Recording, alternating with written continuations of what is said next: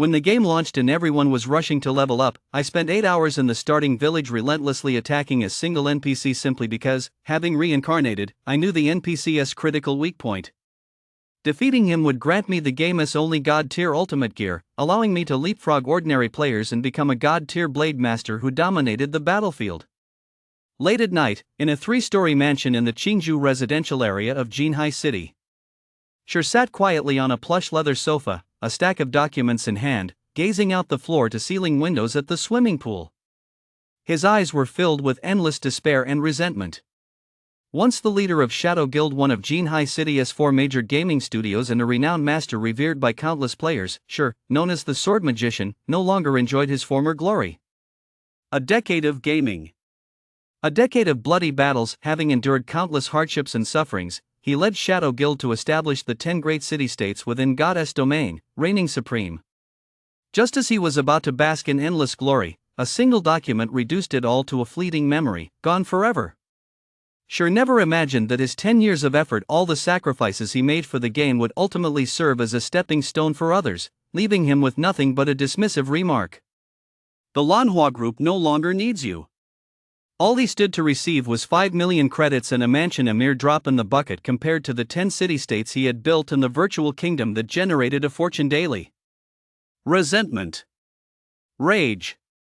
These emotions swelled within Sure.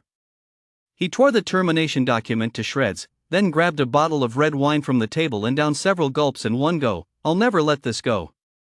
If need be, I'll start over from scratch. Sure's eyes flashed with confidence and resolve. Even without his gear or the support of his team, the skills and knowledge he gained in the game would never betray him. As long as he still possessed those skills, he could rise again in God's domain and build another virtual kingdom of his own. Early morning, the sun was just rising. Beep, beep, beep. His phone rang incessantly. Sure was roused from his sleep and reluctantly got up to answer it, still feeling groggy from last night's drunken slumber. Hello, what's up? Brother phone, it's Blackie. Why are you asking what's up? We agreed to become pro gamers. Today's the day Shadow Guild is recruiting at school. Haven't you always wanted to be a core member of Shadow Guild? Sure was a bit confused. He'd just been fired by the Blue Hua conglomerate. How could he possibly go to the Shadow Guild for an assessment? Bro. Are you listening? The test starts at 10 o'clock. If you don't hurry over, you'll be too late. Blackie, don't joke around. I just got fired by the Shadow Guild. Fired? Brother phone, how much did you drink yesterday? You're still not sober. The Shadow Guild isn't even recruiting. How could you have been fired? Come on, hurry up. Before Sure could process it, Blackie hung up. Still feeling groggy, Sure looked at his phone and realized the speed-up iPhone 6 wasn't his at all. His phone was the latest iPhone 12. He glanced around the room. The small bedroom, less than 15 square meters, was a complete mess. Books on game guides were scattered everywhere, and on the desk in the corner sat a laptop, an outdated, old model. Inside the large wardrobe by the wall, clothes were strewn about, and in the full-length mirror on the wardrobe, a familiar face appeared. Sure was startled by the sight of that all-too-familiar face. How am I so young? Sure immediately got up and walked to the full-length mirror, staring at it again and again before finally confirming that he had indeed become younger. Just yesterday he had been sleeping in a spacious, luxurious bedroom, but now he had woken up in this rundown place and he had even become younger. Sure still had some memories of this place. It was 10 years ago, during his senior year of college, when he had gritted his teeth and rented a small apartment to prepare for his adventures in God's domain. He lived there for over half a year, and after earning some money in the game, he moved into a spacious apartment in the city. Those days had been incredibly tough. His family's financial situation was dire. They had taken on a lot of debt just to send him to college. Even so, his parents worked hard every month to send him enough money to get by, forcing him to endure hardships. Sure was determined to make money to improve his family's situation, but with college graduates everywhere, finding a well-paying job was harder than climbing Mount Everest. So he turned to the most lucrative virtual game. To improve his skills, he splurged on a virtual reality headset, set his sights on becoming a professional gamer, and trained relentlessly in the virtual world. Back then, Sure lived on plain steamed buns and instant noodles every day. To save money, he never attended any of the class gatherings or social events organized by his classmates, so he became a complete nobody in the class, looked down upon by the boys and shunned by the girls. Every time he went to the supermarket to buy instant noodles, he had less than 10 credits in his wallet and didn't even dare to buy a single credit's worth of ham. The female cashier, taking pity on Sure, recommended a special price ham. Sure looked at the tempting ham, felt his wallet, and still gritted his teeth to refuse. One can only imagine how he felt at that moment. Is someone playing a joke on me? Sure looked at the familiar surroundings and his younger self in the mirror, then shook his head, dismissing the thought. Even the most advanced United States didn't have technology to reverse aging like this. Who would play a joke on a down-and-out middle-aged man? Sure glanced at the time on his phone again, April 19, 21:29. Have I been reborn? Sure muttered to himself, staring at the date. Today should have been August 5, 2139. It couldn't possibly be April 2029, just before he was set to graduate from college. At the thought of a rebirth, Sure excitedly opened his laptop. If the time on his phone could be faked, surely the news online couldn't be. A few minutes passed. Everything Sure looked up online confirmed that today was indeed April 19, 2129. Even the official website clearly stated the launch date for the globally popular Goddess domain. The countdown showed it would go live in 6 days, on April 25. I really have been reborn. Have I really gone back 10 years? Sure stared intently at the news reports about Goddess domain, tears of excitement streaming down his face. Sure's emotions at that moment were indescribable, a mix of regret, grief, and joy. It felt as if everything before him were a dream. Yet the chirping of cicadas outside the window and the cool air from the air conditioner reminded Sure that this was all real. Looking at the family photo from his college days on his phone, Sure realized for the first time that his father had gray hair and his mother had wrinkles at the corners of her eyes. They had truly aged and no longer possessed the vitality they once had. It wasn't until a year and a half after Goddess domain launched that Sure noticed his parents had aged. Heavy debt, excessive labor, and overwhelming stress had left them gravely ill, bedridden. Their recovery would require millions of credits, yet at that time, Sure was merely a squad leader in the Shadow Guild. The money he earned was nowhere near enough to cover such exorbitant costs. To raise the money, Sure tried every possible means, but it was still not enough. Even though Sure did everything possible to keep them alive, his parents passed away a few months later. In his previous life, he hadn't taken good care of his parents who could understand the pain Sure felt. Even though Sure later earned millions of credits, this remained an eternal wound in his heart. He never expected fate to play such a cruel joke on him, forcing him to truly start from scratch, with everything returning to square one. Since I've been reborn, I'm going to change all of this. I'll earn enough money to cure my parents' illnesses and spare them the hardships of life. Sure wiped the tears from the corners of his eyes and made a silent vow. Just as Sure was planning his future, Blackie called again, repeatedly urging him to go to the university for the assessment. But Sure took his time, getting dressed and tidying himself up before heading to Jinhai University. Sure still remembered that during his college days, Lan, the eldest son of the Lanhua group, had founded the Shadow Guild. He organized the top students at Jinhai University to battle in Goddess domain, providing substantial funding for the studio.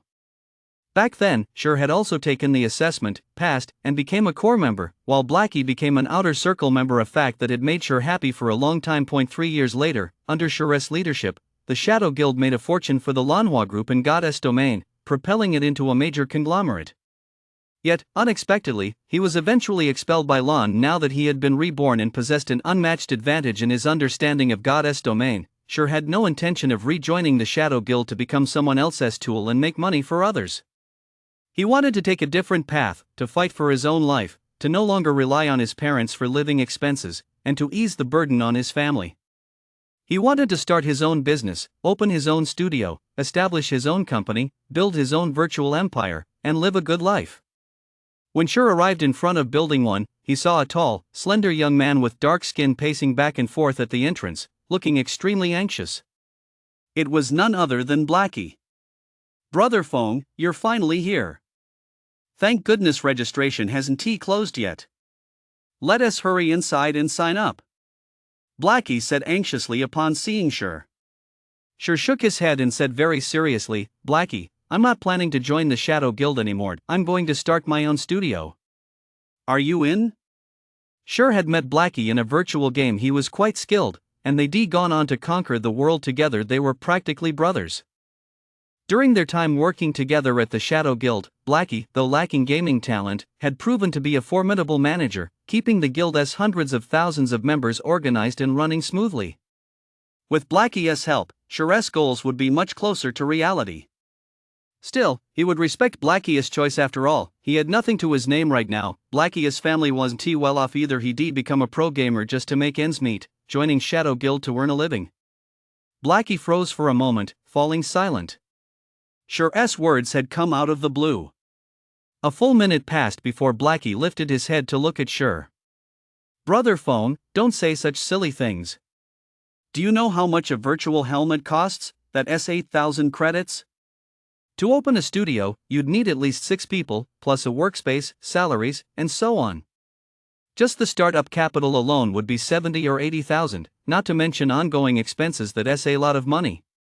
But do you even have that kind of money right now? Blackie knew Sure's situation well. He was aware of Sure's poor family background and wanted to dissuade him from this crazy idea. You're right. I don't even have enough money to buy a Goddess Domain virtual helmet right now. Sure nodded silently in acknowledgement. As Blackie had said, even 70 or 80,000 was an underestimate. He recalled that Lana's 100-person studio had cost over 5 million, and they'd spent even more later on to improve the studio's quality and strength. In that case, why take the risk? Joining the Shadow Guild would be much more stable. At least they can provide virtual headsets. Otherwise, we won't even be able to play, let alone become professional players. Blackie could tell Sure had grasped the crux of the matter and breathed a sigh of relief, then grabbed Sure's arm to head toward the academic building. Sure shook off Blackie's hand, looked at him intently, and said with an extremely serious expression, but I still plan to start my own studio. I don't want to be held back by others. Blackie, are you in? Sure wouldn't force Blackie. After all, he had no guarantees, and he couldn't reveal the secret that he was a reincarnated player. He could only hope Blackie would trust him. Seeing Sure's grave expression, Blackie felt that Sure was acting strangely today, too reckless. Everyone knows you can't make money in the early stages of a virtual game. Does Sure have some way to make money in Goddess Domain? Even if he could, it wouldn't be for months. They didn't have that much time to waste. Blackie hesitated for a long time, then gritted his teeth and agreed, I get it. You're the boss, so I'll join you in starting the studio. But what about the virtual headsets? We can't play the game without them. Sure's furrowed brow instantly relaxed. He slapped Blackie on the shoulder with a smile and said, now that's my good brother. Don't worry about the virtual headsets. I remember Goddess Domain has a student trial offer. They're distributed at every university. As long as you show your student ID, you can get a virtual headset for a free 10-day trial. Let us go check it out. What about after those 10 days? Blackie's dark complexion turned ashen. He felt his future was a bleak, dark abyss. Why had he trusted Sure? Was it really okay to start a business with him? What could he possibly accomplish in Goddess Domain in just 10 days? Once those 10 days were up, he'd surely miss the prime hiring season for major studios. In the end, he'd still have to buy a virtual helmet, but where would the money come from? Earning 16,000 credits in the 10 days he planned to spend in Goddess Domain was impossible even for a team of professional players. Leave the money to me, Sure said, patting Blackie on the shoulder with a confident smile. Earning 16,000 credits in 10 days was a pipe dream, but as a reincarnated player, he possessed the audacity to face and overcome any obstacle, conquering the world. Sure then took Blackie to pick up the trial headset. He spent all his money on instant noodles, stacking 2 huge boxes next to the computer desk in their rented room, enough to last over 10 days. After briefing Blackie on a few matters regarding Goddess Domain, he settled in to wait quietly for the game's launch. At 9 p.m. on April 25th, a few faint lights flickered in the dim, quiet room. Sure lay still on his bed, closed his eyes, and gently pressed the helmet's power button. Goddess Domain, here I come. To accommodate players and allow them to play while sleeping, Goddess Domain operates on a different timescale. 48 in-game hours equal 1 real-world hour. meaning 2 in-game hours equal 1 real-world hour. A day in the game lasts 48 hours, with 30 hours of daylight and 18 hours of night, a very regular cycle. Additionally, real-world nighttime corresponds to in-game daytime, allowing working professionals to enjoy the game. As soon as Shur entered Goddess Domain, he first passed through a colorful tunnel before arriving at a majestic golden temple. A female angel, about the size of a palm and flapping 4 pairs of snow-white wings, flew up to Shur. "Hello, adventurer. Welcome back to Goddess Domain. I am Gabriel, the guide angel.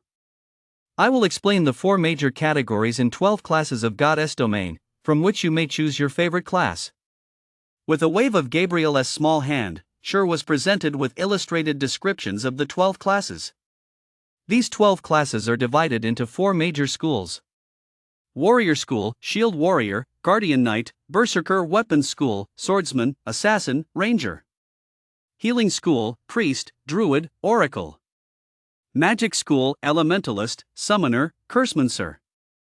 The Warrior School focuses on defense and monster resistance, the Weapons School on physical damage, the Healing School on healing, and the Magic School on magical damage.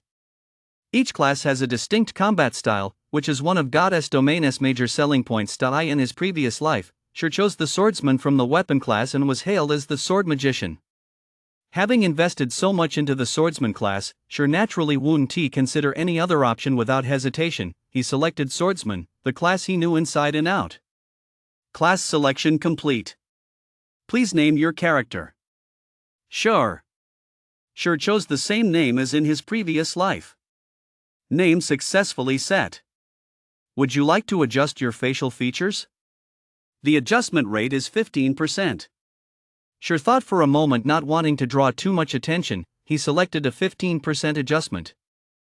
Though he wouldn't be as handsome as he was in real life, others certainly wouldn't recognize him. Please select your birthplace in the Kingdom of Stars and Moons. Instantly, a map of the Kingdom of Stars and Moons appeared before Shur, dotted with dozens of cities. Goddess Domain launched with a global simultaneous release. To accommodate hundreds of millions of players, the land of Goddess Domain was vast beyond measure, comparable to 2 or 3 Earths in surface area, and contained countless nations. However, a player's nation was determined from the start based on their region, and city players could only choose a city within their assigned nation. White River City. Shur didn't plan on choosing any other city. He went straight for the one he knew best, White River City. As the 5th largest city in the Kingdom of Star and Moon and a key hub in its eastern region, White River City was a popular choice for many small guilds looking to develop their presence while avoiding the conflicts of larger guilds. City confirmed. You will be randomly assigned to Redleaf Town, a settlement under White River City. Teleportation will begin in 3 seconds. We wish you a pleasant gaming experience. Suddenly, Shur felt a flash before his eyes and was teleported away. Redleaf Town, with its medieval architectural style, was filled with neatly arranged houses.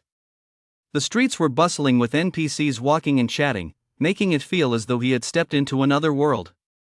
Shur was teleported in front of a church, clad in grey beginner's leather armor with a beginner's sword hanging at his waist, the very picture of a down on his luck swordsman. "So I've made it to Redleaf Town after all." Shur smiled slightly, looking at the familiar town before him with confidence. By now, a large number of players had begun wandering around, talking to NPCs, and searching for quest clues, while a few had already left the town to hunt monsters in the wild. Each of them was full of determination, as if they wanted to split their time in 2. Shur paid no attention to the other players. With a light flick of his finger, his character stats panel appeared. Character, Shur, Human Kingdom, Starmoon title, None class, Swordsman level, 0 HP, 100 attack, 13 defense. For attack speed, 3 movement speed. For attributes, core attributes 5, core attributes 3, core attributes 4, core attributes 2, core attributes 2. Attribute points, for weapon proficiency, one-handed sword proficiency plus 5 apprentice level increases one-handed sword damage by 5%, two-handed sword proficiency plus 5 apprentice level increases two-handed sword damage by 5%, free proficiency points. 0 class attributes, Swordsman attribute 1, sword proficiency plus 5, Swordsman attribute 2. Gain 8 free proficiency points every 5 levels. Swordsman attribute 3, sword skill proficiency increased by 50%. Skill, Chop, action type, requires a sword, deals 8 damage, cooldown 5 seconds, skill level 1 proficiency 0 300. Equipment, swordsman leather armor grey junk, durability 10-10, defense 2, equipment level 0. Training weapon, one-handed beginner-s sword grey junk, durability 15-15, attack power 3, requires 3 core attributes, equipment level 0. Your backpack contains 10 loaves of bread and 10 bottles of water. Eating bread restores 10 HP per second, and drinking water restores 10 MP per second, both lasting 10 seconds. All swordsman players start with the same base attributes. The only difference lies in how they allocate their free attribute points. Every time a player levels up, they receive 4 free attribute points. As their level increases, the way they allocate these points varies, allowing them to develop their own playstyle.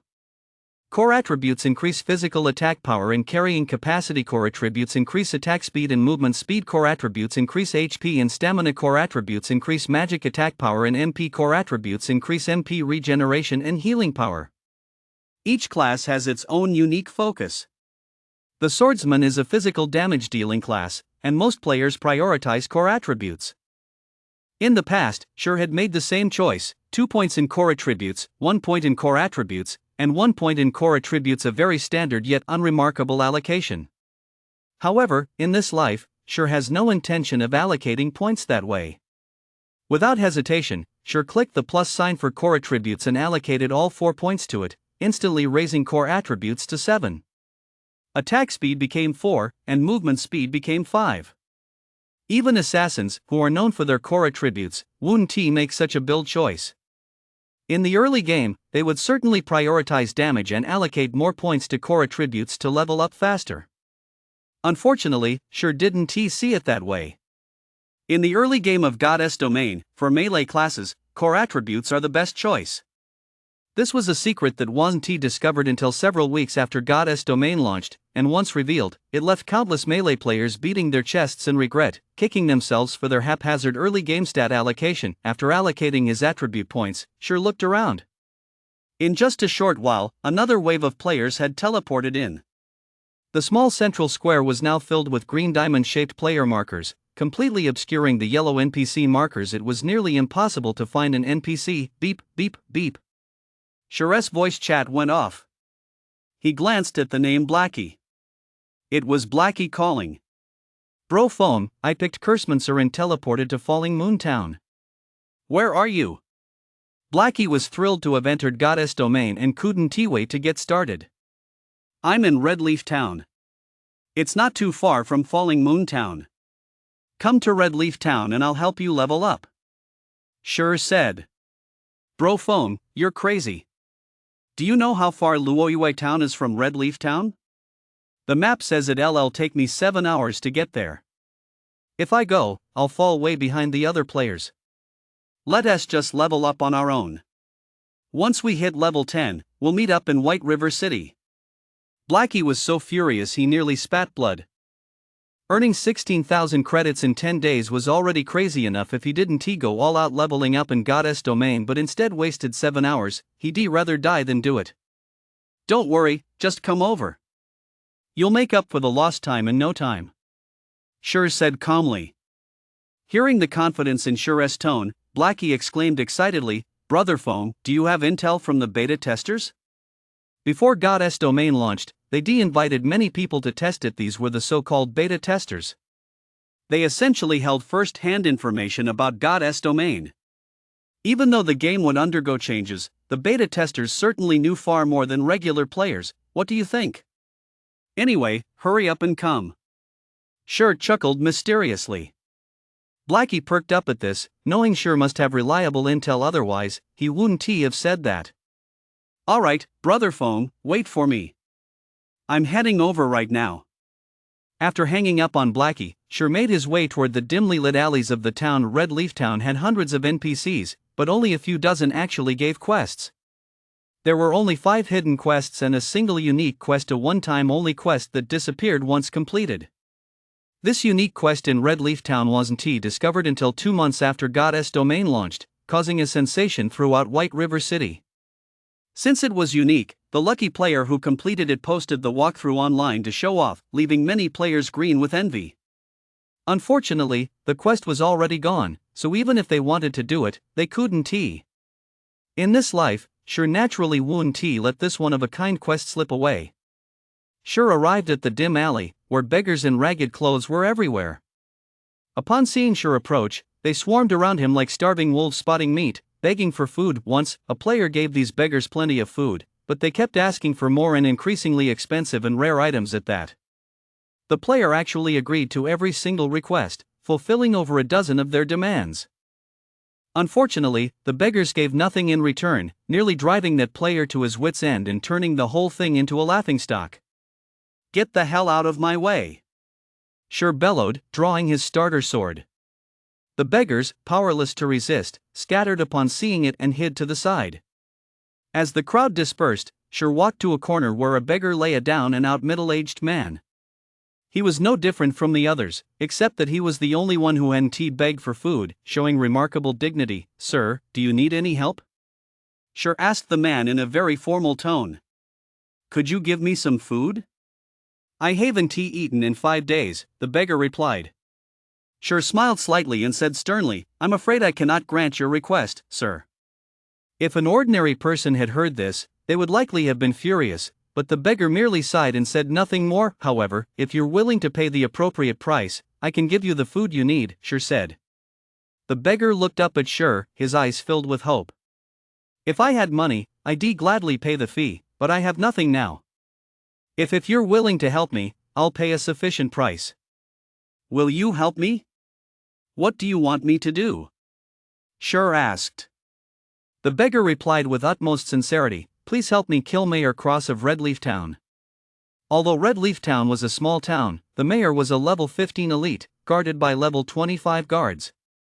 Furthermore, killing an NPC would result in a bounty being placed on the player. Killing the mayor was undoubtedly a reckless move. No player would believe this was a quest. It was practically a death sentence, and no one would agree to such a ridiculous request. "All right, I'll do it." Without hesitation, Sure accepted with a smile. System: accepted. Unique quest. Sherlock's request. Quest details: kill Mayor Cross of Redleaf Town and deliver the mayor's emblem to Sherlock. Player level must not exceed 10. After accepting the quest, Sure turned and headed toward the town hall where the mayor was located. The path to City Hall was absolutely packed. The narrow streets were teeming with players, making it feel like a bustling marketplace, as they chatted up NPCs in hopes of securing quests. Unfortunately, quests in Goddess Domain aren't that easy to obtain. This is mainly because the NPCs have high AI. They engage in one-on-one conversations with players, and players must phrase their requests carefully, otherwise, they might be completely ignored. Add to that the massive crowd of players all vying for the same quests, and it becomes incredibly difficult to secure even a seemingly simple standard quest. In the short 10 or so minutes since Goddess Domain opened, not a single player in Redleaf Town had managed to pick up a standard quest. In contrast, Sure, as a reincarnated player, held a significant advantage. Not only had he secured a quest, but it was a unique quest. Although it was a bit of a letdown, the rewards for a unique quest were incredibly generous. Even top-tier players a month after Goddess Domain opened would drool over the rewards from this quest. As a reincarnated player, Sure had once led the Shadow Guild of Force of Thousands and established 10 major city-states. His knowledge of Goddess Domain far surpassed that of ordinary players, particularly regarding leveling strategies and money-making methods, as these were essential for building a powerful Guild of Thousands. And now that he has been reborn and is playing Goddess Domain again, Sure intends to leverage this accumulated knowledge to gain a massive advantage and lay a solid foundation for future growth. Naturally, he won't spend hours on the streets fighting over a common quest like ordinary players, nor will he, like some professional players, rely on his skills to go straight into the wilderness to kill monsters, especially since there are probably more players than monsters out there right now. Sure's plan is to avoid these crowds of players, which is why he has chosen the extremely difficult unique quest. However, completing this quest requires some money, and Sure currently doesn't have enough. In the early game, every player receives 10 copper coins. While this isn't enough to buy equipment or weapons, it's sufficient to purchase food and drink to address low health and mana issues. Arriving at the town hall on the second floor of a small building, Sure found a long line of players, at least 100 of them. In any game, Whether it's a village chief or a town mayor, they are undoubtedly a symbol of quest giving, and players naturally won't pass up the opportunity. Newbie, if you don't want to cause a public uproar, get in line, a burly male warrior standing midway through the queue said, raising his hand to point several people behind him. I'm not here to accept a quest, Sure replied calmly, glancing at the long line at the town hall. Compared to other quest-giving locations, this place was remarkably orderly and efficient. Although the process was a bit slow, it was still better than not being able to accept any quests at all. Of the warrior eyed Sure warily. Everyone was in a rush to get quests right now. Who would believe someone claiming they weren't interested? I really am not here for a quest, Sure said with a wry smile, noticing the hostile glare and assuming the man thought he was trying to cut in line. But I'd advise you to try somewhere else. Waiting here is a waste of time. How could it be a waste of time? Several people have already taken quests and come out. The male warrior realized Sure had no intention of cutting in line and relaxed. He'd been waiting for over 10 minutes and didn't want anyone cutting in front of him, but Sure's firm tone made him curious as to why it would be a waste of time. Sure smiled but didn't explain. Instead, he changed the subject. You seem like a decent guy, so I'll give you some solid advice: go kill monsters in the wild. It's got way more potential than this. No way. There are too many monsters out there. I can't compete with all those people. This place is better. The male warrior shook his head. He wasn't stupid. He knew the wilderness would be packed right now. With his skills, he probably wouldn't even be able to snag a single monster. He might as well just wait here, that's because you're going to the wrong place. Go where the monsters are sparse naturally, no one will compete with you. Compared to the crowds in the monster-dense zones, the leveling efficiency there is several times higher. Plus, the monsters respawn slowly, so one person can handle them easily. Sure chuckled. Is there really a place like that? The male warrior's eyes lit up at the suggestion. He was deeply intrigued by the idea. Waiting for a quest would take at least an hour, and the rewards were nothing more than experience and a pittance. If he could farm monsters for an hour without any interruptions, the experience he'd gain would surely far exceed what a quest offered. Of course there is. If you want to go to this prime spot, I'll give you a discount 20 copper. Even if we don't count the experience, the materials you'll gather in a day will easily net you over 40 copper. And if you get lucky and drop some gear, you'll make a killing. Sure leaned in close to the male warrior and whispered. You're not pulling my leg, are you? The male warrior looked at Sure with hesitation. A spot like that would definitely give him a huge lead over other players, but 20 copper coins was no small sum. Monsters in Goddess Domain rarely dropped money or gear, so copper coins were extremely valuable. If you don't believe me, you can give me 10 copper coins first. Once we get there, you can try it out and see for yourself. If it's true, you can pay the other 10. I'm only telling you this because I think you're a decent guy. If you don't believe me, forget it. Sure finished speaking and turned to leave. If Sure weren't short on money, he wouldn't have done this. At worst, he could find other ways to make money. Sure had only taken a few steps when the male warrior grabbed him. Master, wait a moment. Let us talk this out. It's just a 10 copper deposit. Take it. I trust you wouldn't deceive me. The male warrior laughed good-naturedly and decisively chose to trade the 10 copper with Sure. Since you seem like a decent guy, I'll give you a good spot. It's a bit out of the way, but it's a level 0 spellcasting green-skinned goblin. Its defense is weak, it respawns quickly, and it has a high chance of dropping money. It's a great spot for a berserker to farm. Sure was delighted to receive the 10 copper and promptly gave him a prime farming spot. The male warrior was relieved to discover Sure was so familiar with the monsters he even knew which minor enemies dropped the most money. He hadn't expected such good luck. He actually encountered a Goddess Domain expert, and not just any expert, perhaps even a closed beta tester. With that thought, the male warrior grew even more excited. Big brother, do you know where I can find the Berserker skill book? With only one skill in the early game, it's really hard to take down monsters. The male warrior grew even closer to Sure, already treating him like an older brother. You can find out if you want, but it's a flat rate of 2 silver coins. Sure smiled. To think he could get this valuable information for just a few words? No way. Without payment, he wouldn't do it. Hearing the price of 2 silver, the male warrior's face turned pale instantly. 2 silver was 200 copper. Even an ordinary guild wouldn't have that much money. Master, let us add each other as friends. My name is Lonely. Once I've raised the money, I'll be able to contact you. The male warrior sent a friend request. All right. Sure accepted Lonely's request. Big brother, I'm off to hunt monsters now. As soon as I've raised the remaining 10 copper coins, I'll send them to you right away. Lonely cheerfully bid Sure farewell, left the long dragon, and ran quickly toward the monster spawn point. Once he had the money, Sure walked over to the fruit stand next to City Hall. Sir, how much are these tomatoes? Sure asked, picking up a bright red one. Fruits and vegetables help players restore health and mana, and they taste good too, but their healing effects are weak. Most players wouldn't buy them, especially in the early game when money is so tight. Buying fruits and vegetables is practically a shameful waste.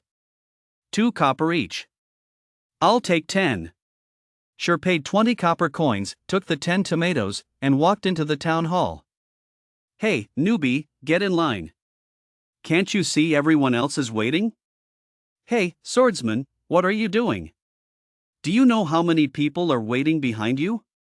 The players in line were furious that Sure had approached the mayor and began to berate him. If attacking players in town didn't result in imprisonment, they would have taken Sure out long ago. Sorry, I'm really not here for a quest, I'm just taking a look. Sure smiled at the players and turned his gaze toward Mayor Cross, a portly, rotund figure. Cross, a friendly level 15 elite, had 2,400 HP and 1,500 MP. At this stage, no player could defeat him, not even a full party. Then Sure pulled out a bright red tomato and began to eat it. What is this guy doing? Damn, that is so extravagant, eating a tomato? Those cost 2 copper each. The players didn't understand what Sure was up to. Coming into City Hall to eat a tomato, was he trying to show off how rich he was? Halfway through, Sure threw the tomato right at Mayor Cross's face. The tomato hit Cross's face with pinpoint accuracy, and bright red liquid gushed down his face. System, Cross's favorability toward you is dropped by 100 points. Sure wasn't satisfied yet. He pulled more tomatoes from his backpack and hurled them at Cross. You hypocrite, you fatso, you bloodsucker, you don't deserve to be mayor. Sure cursed as he threw, causing Cross's favorability to plummet. Cross's entire body had turned bright red, dripping with tomato juice, and combined with his furious expression, the sight was utterly ridiculous. Yet no one in the town hall could bring themselves to laugh. The room was deathly silent. All the players watching Sure's actions stood with their mouths agape, completely dumbfounded. Goddess Domain had been open for just 20 minutes, and yet a player actually dared to attack an NPC, and not just any NPC, but the leader of the newbie zone, the mayor of the town. This guy was completely insane. Wasn't he afraid of being locked up until he died? Didn't he want to keep playing in Red Leaf Town? Even if he wanted to take revenge on society, this was going too far. Just as the players thought Sure was about to be arrested by the guards, or that the mayor would fly into a rage and kill him, none of that happened. What the crowd didn't know was that a player insulting an NPC doesn't count as an attack, so neither the guards nor Cross would attack Sure. However, behavior like Sure's would make the NPCs absolutely loathe him, and he could forget about ever getting quests from them again. After Sure hurled the last tomato at Cross's favorability toward Sure dropped to hostile, his level display turned into a question mark, and the yellow marker instantly turned bright red. You damn bug. I'll send you straight to hell. The now crimson Mayor Cross roared, charging violently toward Sure. Mayor Cross's furious roar echoed throughout City Hall. Cross moved with blinding speed, closing the distance to Sure in an instant and swinging his fist at him. At that moment, all the players cast gloating glances at Sure, eager to witness Mayor Cross's might. Cross was a level 15 elite. A single slap from him could kill any current player, yet Sure had the audacity to provoke the mayor. No one in Red Leaf Town could save him. He was surely destined to be locked up until he died or banished from Red Leaf Town, but Sure remained surprisingly calm, which puzzled the other players. Had he already accepted his fate? Just as Cross was about to strike, Sure, who had remained motionless until then, sprung into action. Like a hunter waiting for his prey to take the bait, he instantly drew his beginner-esque sword and raised it to block the blow, his movements lightning-fast thud. Cross's fist struck the beginner-esque sword, sending Sher flying through the air. Just as he was about to crash to the ground, Sher, like an agile big cat, somersaulted and landed, standing firmly on his feet. However, his health dropped by 84 points instantly, and the beginner-esque sword trembled violently, its durability dropping by 1 point. If the durability reached 0, the weapon would become unusable. Whoa, every player sucked in a sharp breath. They had assumed he was just a noob looking for trouble, but anyone with eyes could tell from Sher's performance that he was exceptionally skilled. Even though Cross was a magic-based class with little physical damage, he was still a level 15 elite. A single attack from him could easily kill most players at this stage. Yet Sher didn't die instead, he parried the blow with his weapon, minimizing the damage. For a magic-based class, those core attributes and speed are simply astonishing. Sher stared at the whimpering beginner-esque sword in his hand, inwardly marveling. Thankfully, he maxed out his core attributes earlier, boosting his attack speed to 4. Otherwise, he'd be dead for sure, and the quest would have to be restarted. Die, you bug! Failing to land a single blow, Cross grew even more enraged. Suddenly, his clothes shattered, revealing pitch black fur all over his body as he transformed into a werewolf with sharp fangs and claws. At that moment, all the players were stunned. They never expected the mayor to be an evil werewolf in disguise. Cross teleported behind Sher, raised his gleaming claws, and lunged at Sher's chest. Sher, with only 16 HP remaining, gave a cold smile. Cross's claws suddenly halted just centimeters away from finishing Sher off, but he was struck by a level 25 guard-esque charge, stunning him for 1 second. Sher used that moment to quickly escape. As soon as Cross regained consciousness, he gave chase after Sher, only to be interrupted once again by another guard. Both level 25 guards were warriors, though not elites. Their damage output was extremely high. A single charge combined with a normal attack dealt over 300 damage to Cross, and the two guards together took away over 600 HP, instantly reducing Cross's health to just over 1,700. No wonder their attack power is truly fierce. Sher teased as he watched the battered Cross from the sidelines. The guards were the town's protectors, tasked with safeguarding the civilians and warding off evil. Now that the mayor had turned into a werewolf, it proved he wasn't human at all, but a spy for the forces of evil. Naturally, the guards wouldn't spare him. They treated him just like a monster to be slain. Sherlock's quest might seem demanding, but in reality, all he had to do was provoke the mayor into attacking and survive the initial strike. Once that was done, the mayor would reveal his true nature, and the rest would be left to the guards. In the previous iteration, this unique quest caused a sensation in White River City precisely because the mayor was a spy for the forces of evil. It led many players to view Goddess Domain in a new light, realizing that NPCs aren't always trustworthy and might actually be disguised agents of evil. At the same time, players were stunned by the technique used to lure the mayor into attacking. However, the player who pulled this off had racked their brain to finally complete the quest. Naturally, upon finishing, they wanted to show off and posted the walkthrough online, which now works to Sher's advantage, and so, Mayor Cross was attacked by two guards. Although the guards dealt heavy damage, Cross's target remained Sher, and he relentlessly pursued him. Unfortunately, he was entangled by the two guards. One used Sever Tendons, and the other used Thunderstrike, drastically reducing Cross's movement speed. Fortunately, Sher had a 5-point movement speed bonus, allowing him to narrowly escape death each time. In this way, Sher whittled away over 2,000 of his health, and it looked like Cross was about to die.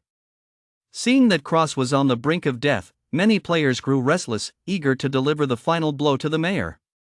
Although they didn't understand why the guards were attacking Cross instead of killing Sher, a level 15 elite mayor was sure to drop some good loot if he died. Sher, hiding in the distance, scoffed at this. The mayor was a target they could go after. Although the mayor had become part of the evil faction, this was a story quest, so other players still saw him as friendly and couldn't attack him at all. Just as Cross had less than 100 HP remaining, all the players sprang into action, charging toward Mayor Cross in unison, eager to land the final blow and claim the loot. Seeing that Cross was just one hit away from death, Sher also rushed over. Unfortunately, Cross ultimately fell to a guard's sword. Not a single player could attack Cross, although Sher could have. He wasn't about to take the risk. After the mayor died, he simply grabbed the mayor's insignia and vanished into the crowd. Even if NPCs in the city are killed, they don't grant experience or drop loot. If it weren't for the quest, sure wouldn't he even have been able to take the mayoress emblem. Damn it, system glitch. Why can't I attack the mayor? I'm filing a complaint. Why didn't the mayor drop anything when he died? Some novice players kept complaining, seething with anger. They simply couldn't accept that a level 15 elite had died right before their eyes, yet they hadn't gained a single benefit. You idiot, don't you know you're on friendly terms with NPCs? Players can't attack friendly NPCs. If you don't even know that much common sense, what are you doing playing Goddess Domain? A few savvy players mocked him before scanning the area for sure. Anyone capable of taking down the mayor must be a pro. They had to make friends with him. But after searching for ages, they couldn't find Sure. They didn't even know his name, and they couldn't help but feel a pang of regret. News of Mayor Cross's death spread throughout Red Leaf Town, sending shockwaves through the entire player base. At a time when most players were still struggling to kill monsters and level up, the town's very mayor had been killed off like this. It was simply mind-blowing. Less than 30 minutes after Goddess Domain launched, a post appeared on the official forum. A mysterious swordsman slays level 15 Red Leaf Town elite mayor. The town's leader was actually a werewolf in disguise. What kind of game is Goddess Domain, anyway? This news instantly sent shockwaves through the entire Goddess Domain player base. Views skyrocketed past 10 million in no time, and everyone became fascinated by this mysterious swordsman. Though, unfortunately, no one knew his name or had any way to contact him. By this time, Sure had already arrived at the dark alley. Mr. Sherlock, here is the mayoress emblem you requested. Sure handed the silver mayoress emblem to the beggar Sherlock. For players who had already accepted the mayoress quest or those hoping to do so, the completion of this task was a tragedy. Cross would no longer respawn even if the quest was completed. There was nowhere to turn it in, and Red Leaf Town would never have a mayor again. But Sure couldn't care less. Thank you so much. Now I've avenged my friend. I hope these items will be of some use to you. Sherlock handed Sure an exquisite little box, then left the dim alleyway with the mayoress insignia in hand. System, unique quest. Sherlock's request completed. Reward, 2000 EXP, 20 free mastery points, and a luxury accessory box. With a whoosh, Sure leveled up to level 1, now just 1000 EXP short of level 2. 30 minutes after Goddess Domain opened, Sure's level had shot to the top of Red Leaf Town. Keep in mind that for an average player, the 1000 EXP required to reach level 1 would take 6 or 7 hours to grind. After all, a level 0 monster only grants 3 EXP, and players must also search for monsters, restore health, and so on. Add to that the fact that new players crowd together, with too many people competing for monsters, and it's normal for it to take over 10 hours to reach level 1. How could the rewards for a unique quest be so generous?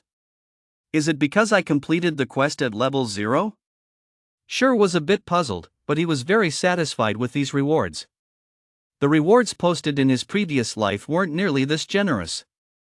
While the experience points were the same, the free mastery points differed. That person only received 10 points and an exquisite accessory box, whereas Sure had 20 points and a luxurious accessory box. In Goddess Domain, free mastery points were precious. Only a very small number of quests rewarded 3 to 5 points, yet this unique quest had granted him 20 points in one go.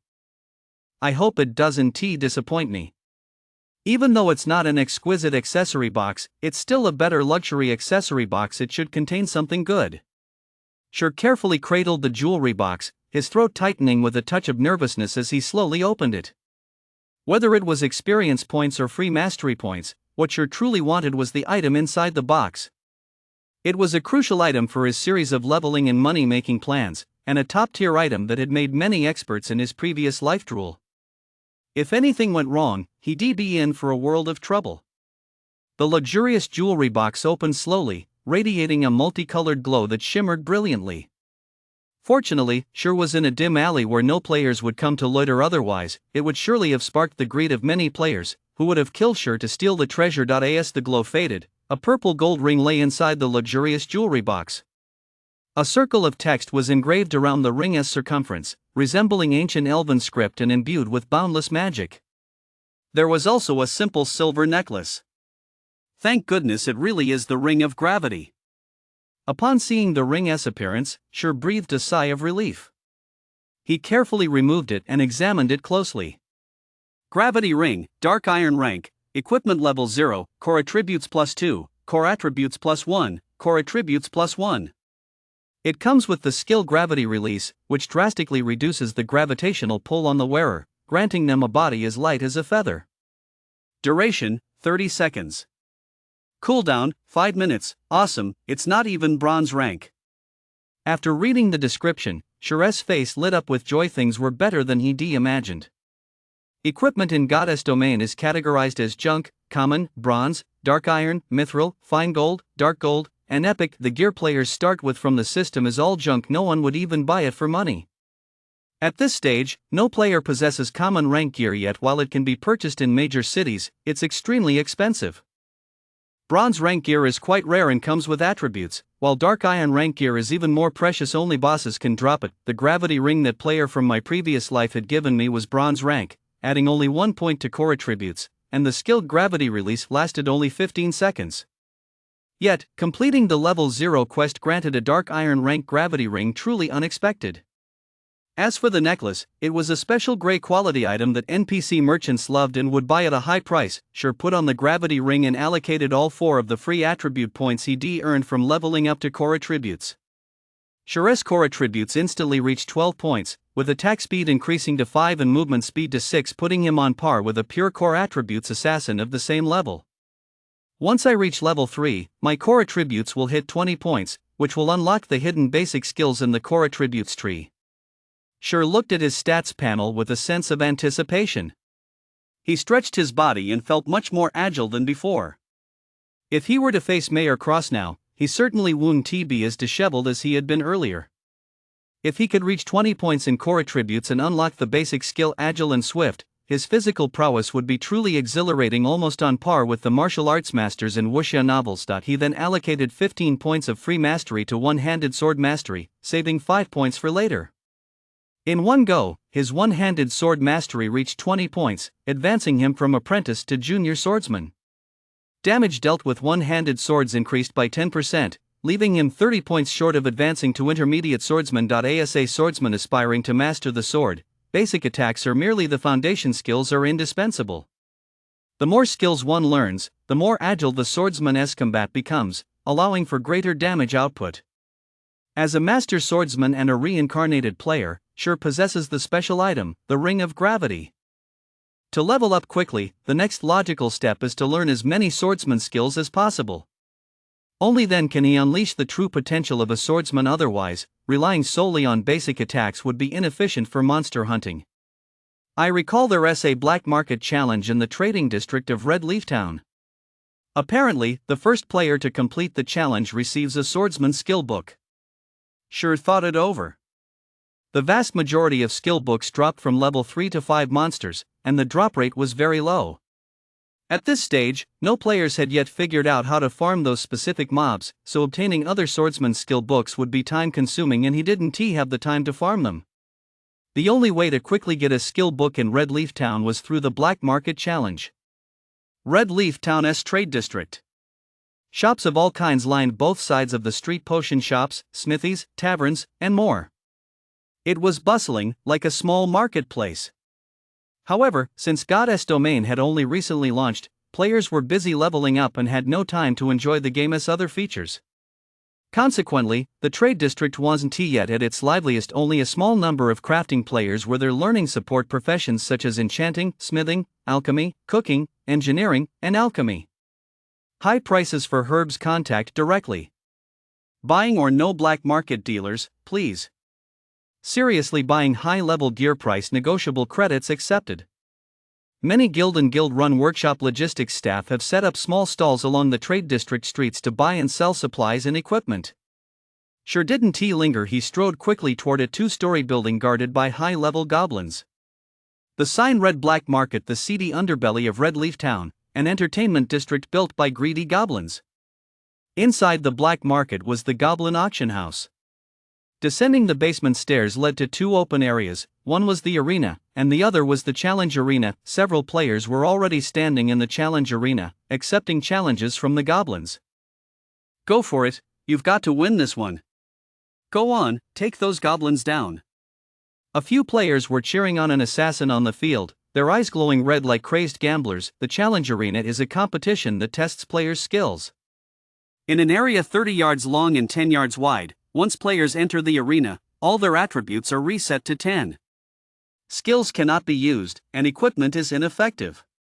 Players can only dodge or block shots from goblin musketeers. Those who reach the finish line are declared the winners. The goblins offer 3 tiers of challenges: bronze, silver, and gold. Each challenge resets every 3 days. Entry fees are 5 copper coins for bronze, 5 silver coins for silver, and 5 gold coins for gold.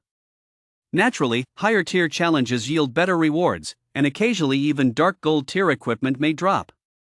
For players in Red Leaf Town completing a challenge for the first time, even the bronze tier is nearly as valuable as the silver tier.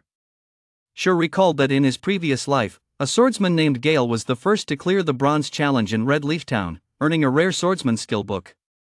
Moments later, the assassin on the field was struck and fell 20 yards away, just 10 yards short of the finish line. Damn it, so close. Do you guys have any more money? I'll definitely clear it next time, the male assassin said repeatedly after respawning outside the arena. A male priest shook his head and replied, "Boss Heartstinger, we've already given you all 5 of our shares. We really don't have any more money." Hearing the name Heartstinger, Sure was taken aback and shifted his gaze to the assassin, dressed in black knight attire. He wasn't very tall and was quite slender, resembling a monkey. Sure found it hard to believe that Cixan, ranked 10th on the Star Moon Kingdom's assassin leaderboard, was this monkey standing before him. The assassin named Cixan turned his gaze toward Sure, sized him up, and revealed a look as if he'd found his prey. Stepping in front of Sure, he smiled and said, "Hello, friend. My name is Cixan, captain of the Assassin's Guild. Lend me 5 copper coins, and I'll pay you back 20 tomorrow. How does that sound?" Cixan was deeply frustrated by his failure. He had been just 10 yards from the finish line. He had already identified some patterns, and with one more chance, he was certain he could succeed. Thus, he intended to use the guild's name to intimidate Sure into lending him 5 copper coins. After all, the Assassin's Alliance was a renowned guild in the virtual gaming world. Any veteran gamer knew the name, and anyone who had risen to become the captain of the assassin class was undoubtedly a legend, an object of admiration for countless players. Ordinary players would surely beg to ride his coattails and hand over 5 copper coins as for repayment. That was out of the question. 5 copper? Sure thought for a moment before replying, "I'll lend you 5 copper, but you'll have to pay back 50 copper tomorrow." Cixan was instantly taken aback. This wasn't what he'd expected. After all, he was the assassin captain of the Assassin Alliance, the legendary Cixan. Wasn't he sure going to show him some respect? Was he some kind of gaming noob? Seeing that Cixan didn't respond, Sure asked again, "Do you still want to borrow it?" "I'll borrow it." Cixan felt like crying. Other players treated him like a legend, but Sure showed no reaction. Still, thinking of the generous rewards, he was willing to pay the 50 copper. "Here is the 5 copper. Let us add each other as friends. Don't forget to pay me back 50 copper tomorrow." Sure traded the 5 copper he'd received from selling the necklace to Cixan, not forgetting to remind him to pay back the 50 copper. After receiving the 5 copper, Cixan's eyes welled up with tears as he said, "Alright, I won't forget." Sure had no idea what Cixan was thinking after the trade. He walked over to the green-skinned goblin administrator. "Sir, time is money." "What do you need?" the goblin administrator said haughtily. "I want to enter the bronze challenge." Sure said, handing over 5 copper. The goblin administrator jingled the coins, nodded in satisfaction, opened the wooden door to the challenge arena, and let Sure enter. "Ladies and gentlemen, we have a new challenger seeking a new trial. Please welcome this brave swordsman," the goblin announced loudly. "Brother Cixan, that kid who borrowed money is also entering the challenge," the male priest remarked. Cixan, who was still recuperating, chuckled. "That kid is nothing but a rookie. Does he really think the challenge is that easy?" Even though it's only a 30-yard distance, once you pass the 15-yard mark, the goblin's attack pattern changes. Their attack frequency increases dramatically. "Even I have a hard time handling it, let alone him." "Of course. If even someone as skilled as you, brother Cixin, could only make it 20 yards, I'd guess that kid 1T last past 5 yards, the male priest nodded and laughed. Inside the challenge arena, the three goblins at the finish line were ready, their flintlock rifles aimed at Sure at the starting line. The countdown timer on the arena began to flash. 3, 2, 1 challenge begins. The moment the countdown ended, Sure leaned forward, bent his knees like a cheetah, and surged forward from the starting line. Whoosh! Sure had already covered 3 yards before the sound of gunfire rang out, striking the starting line. A volley of gunfire followed, with a full 6 bullets fired, blocking Sure's path. Green bullet trajectories flashed all over Sure's body. If his reflexes weren't quick enough, he would have been riddled with holes. Seeing the bullets coming, Sure took a sidestep to the right, dodging nearly a yard away to evade the second round of fire, then charged forward again. Although the three goblins kept trying to aim and fire, their shots coming back and forth, and bullet casings clattering to the ground, Sure, agile as a cheetah, seemed to command the bullets, always evading them a step ahead. By the time the next volley struck, he had already advanced several more paces. No way, he has already covered 10 yards that fast. The male priest watched as Sure crossed the 10-yard line in under 5 seconds, twice as fast as even big brother Stabheart, and was instantly stunned. Stabheart stood silently to the side, watching Sure advance. He had assumed Sure was a greenhorn, someone who didn't even know who Stabheart was, just here to have some fun in the challenge arena. But Sure's performance had been so swift and precise, as if he were a veteran honed by years of competition. Every movement was simple and efficient, something no ordinary newcomer could pull off. Even Stabheart, who had faced countless challenges, knew he couldn't dodge any better. However, Cixin had the pride of a master and refused to believe Sure could be stronger than him. He explained, maybe this newbie is an athlete or has trained in martial arts, which is why he is so agile. But once we pass 15 yards, the goblin's attack pattern will change, and he definitely won't be able to hold out. Big brother is right. Someone even the Assassin Alliance doesn't know about can't be a true master. Once he hits 15 yards, he'll be in for a shock and end up riddled with holes. Yeah, once he passes 15 yards, the number of bullets fired will increase to 12. They won't be aimed at a single player anymore, the spread will be massive. Dodging left and right, 1T caught it. The other members of the Assassin's Guild nodded in agreement. After all, they watched this challenge 7 or 8 times themselves. When Cixin first attempted the challenge, he made it past 15 yards, but in subsequent attempts, he only reached 20 yards, proof enough of just how difficult it becomes beyond 15 yards. He made it past 15 yards, one member of the Assassin's Guild remarked. Instantly, Cixin and the others turned their attention to Sure, eager to see how he would perform. On the challenge arena, the moment Sure stepped past the 15-yard line, the three goblins became furious and began firing wildly, no longer focusing on their aim. Suddenly, a dense web of bullet trajectories filled the space in front of Sure, though only 3 shots were on target. If even one hit him, the game would be over. Finally resorting to dirty tricks? Sure smiled indifferently, drew his starter sword, and charged straight into the hail of bullets. In his previous life, as the leader of the Shadow Guild, Sure had been too busy with work and leveling up to have any time for the challenge arena, though he watched plenty of matches and understood the mechanics well. He knew the goblins would change their attack pattern once he crossed the 15-yard line. The 15-yard distance in the Black Market Challenge could be considered the benchmark for evaluating a player's skill. Only by passing the 15-yard distance at the bronze level could one be considered to have mastered the basics of physical control. However, most players took 2 or 3 months to reach this entry-level standard. A small number passed in a month, and only a select few experts could pass on their first try. Sishin was one of those experts. It looked like the 3 bullets were about to hit Sure in the head, chest, and arm. This kid really is hopeless. There are too many bullets, and they're all over the place. He has forgotten to dodge and is just charging in like an idiot. Seeing Sure charge straight into the bullets, Cixin thought it was utterly foolish. Did he really think the challenge would continue even if he got hit by a bullet or 2? Just then, Sure tilted his head and swung his beginner's sword, sending a flash of white light streaking through the air. Bang! With a perfectly timed swing, the sword effortlessly deflected the bullet aimed at his chest, sending a small spark flying. 3 dangerous bullets were effortlessly deflected by Sure, allowing him to advance a short distance. However, the 3 goblins had no intention of stopping. Their muskets seemed to have transformed into machine guns, spitting fire ceaselessly. The intervals between rounds were extremely short, and in the blink of an eye, Sher was once again facing 5 bullets. With bullets closing in from all sides, there was simply no way to dodge them. Clang! Clang! Clang! Sher swung his novice sword rapidly to block the inevitable bullets while shifting his body to let the bullets graze past. He could even hear the sound of bullets tearing through the air right by his ears. After another 3 seconds, Sher had covered 20 yards, leaving just 10 yards to the finish line. Holy shit, bro, is this kid even human? He's actually blocking incoming bullets with a sword. The male priestess' eyes widened in utter shock. The awe inspired in him was indescribable. Even though he knew the bullets' trajectories, blocking them precisely wasn't something anyone could just talk about. It required extremely precise judgment and reflexes. The margin for error was, quite simply, hair-raising. Cixin was instantly at a loss for words. Using a weapon as a bullet was like walking a tightrope high in the sky. One misstep and you'd plunge into an abyss.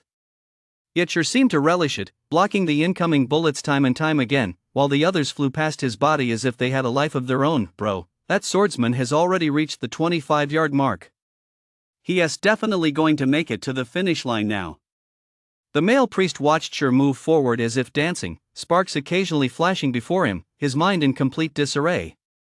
I have eyes of my own. I don't need you to remind me, Cixin said impatiently, deeply captivated by Sher's movements.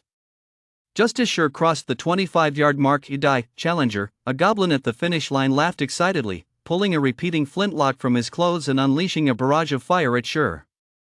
Instantly, the number of bullets per round increased to 24, and at the ultra-short range of 5 yards, the players had nowhere to hide. Damn it, that's cheating.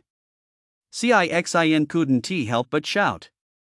Seeing this, the other players' hearts leapt into their throats as they cursed the goblin's shamelessness. Facing such a dense hail of bullets, Sher grew serious for the first time. Although he had long known that the attack pattern would change again at 25 yards, facing so many bullets head-on still made him nervous. Sher bent his knees and leaped like a cheetah, darting through the thinnest part of the barrage to drastically reduce his exposed surface area. He then gripped his beginner's sword tightly and swung it wildly, as if 4 white streaks of light had flashed simultaneously. Bang! Bang! Bang! Bang! After a burst of sparks, Sher cut through the storm of bullets. The moment he hit the ground, he braced himself with his other hand, pushed off, and sprang back to his feet, dashing across the finish line in the blink of an eye. His total time was 14 seconds, shattering the Bronze Award's preset record of 18 seconds. I'm really not used to this frail body, Sher mused as he crossed the finish line. If he had the stamina of a level 100+ character, pulling off 4 consecutive sword strikes would be a breeze. It certainly wouldn't be this exhausting. Ladies and gentlemen, let us give a round of applause to congratulate this swordsman on successfully completing the challenge, the Goblin Administrator announced loudly. System: player is the first to complete the bronze challenge and break the record. Rewarded with 1 silver coin and the swordsman's skill Thunder Flash. No way, they actually rewarded me with the ultra-rare skill Thunder Flash? That's a skill even swordsmen over level 100 can't get. Sher thought he was hearing things, but when he saw the skill book in his inventory was indeed Thunder Flash, he was still shocked. Thunder Flash, action type, requires a sword. Rapidly deals 3 sword strikes in a 10 by 2 yard area in front, each dealing 130% damage and applying a damage over time effect that increases the next attack's damage by 20%. Cooldown, 30 seconds. Since he had obtained the skill, he clicked to learn it without hesitation. The swordsman class primarily relies on single target damage skills and lacks powerful AoE abilities. Thunder Flash is arguably one of the few ultra-powerful AoE skills available to swordsmen, and being able to learn it this early puts him far ahead of all other swordsmen. Only after learning Thunder Flash did Sher feel like he was starting to look the part of a swordsman. You guys keep playing. I'm out. Don't forget my 50 copper. Sher glanced at the dumbfounded Cixin, gave a casual wave, and left the black market. Cixin nodded indifferently. Brother Cixin, he has gone and he took the reward. Should we go after him? The male priest asked. It wasn't until Sher had left that Cixin recovered from his shock. He glared at the male priest and snapped, "Are you an idiot? With a swordsman of his caliber, we should be scrambling to curry favor. Making an enemy of him is asking for death." "No way. I'm reporting this to the guildmaster. Good thing I added him as a friend." "Sure, is it? I've never even heard of a swordsman this skilled. Could it be some master swordsman in disguise?" Cixin didn't think he could pull off such a spectacular challenge, especially that round of attacks after 25 yards. It was practically cheating. How could any player block or dodge that? But Sure had done it.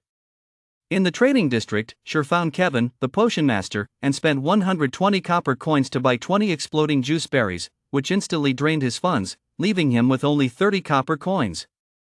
But for the sake of rocket-like leveling, it was worth the expense. Armed with the exploding berries, Sure left Red Leaf Town and ran westward. Currently, all players were level 0, killing level 0 monsters outside Red Leaf Town. However, there were also some skilled players who had formed parties to hunt level 1 wolf cubs, warriors tanking up front, ranged DPS dealing damage, and healers restoring health. They fought in an orderly fashion. Although they split the experience among themselves, their efficiency was high, and there were few players competing for monsters, but Sure had no intention of competing with others for monsters. He ran straight past the level 1 monster zone, then past the level 3 zone, all the way to the level 5 Red Leaf Forest, a zone where no other players had ventured yet. At this stage of Goddess Domain, no player dared to challenge level 5 monsters. Due to the level disparity, their massive health pools, and the huge gap in attack power, level 5 monsters could easily crush level 1 players.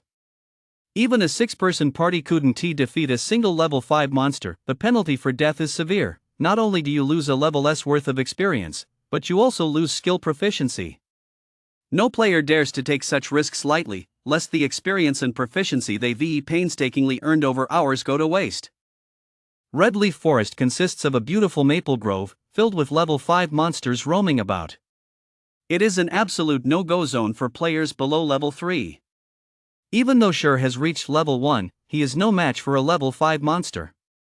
Yet, Sure ran into Red Leaf Forest without hesitation, cautiously making his way deeper into the woods. Every now and then, Sure spotted level 5 forest wolves patrolling the area, their eyes darting about.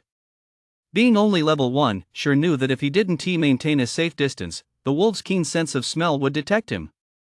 With 400 HP and formidable attack power, a forest wolf could kill Sure, who had only 120 HP, in just 2 bites.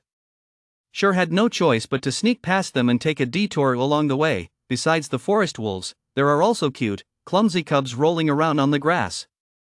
Though they look adorable, they're actually fierce. Even though they're also level 5 monsters, Sure finds bear-type mobs even more annoying in close combat because they have thick health and high defense, making fights more exhausting. Just as Sure used the trees to circle around a cub, he heard a wolf's howl behind him. Damn it, a wolf den! Even the usually calm Sure couldn't help but exclaim.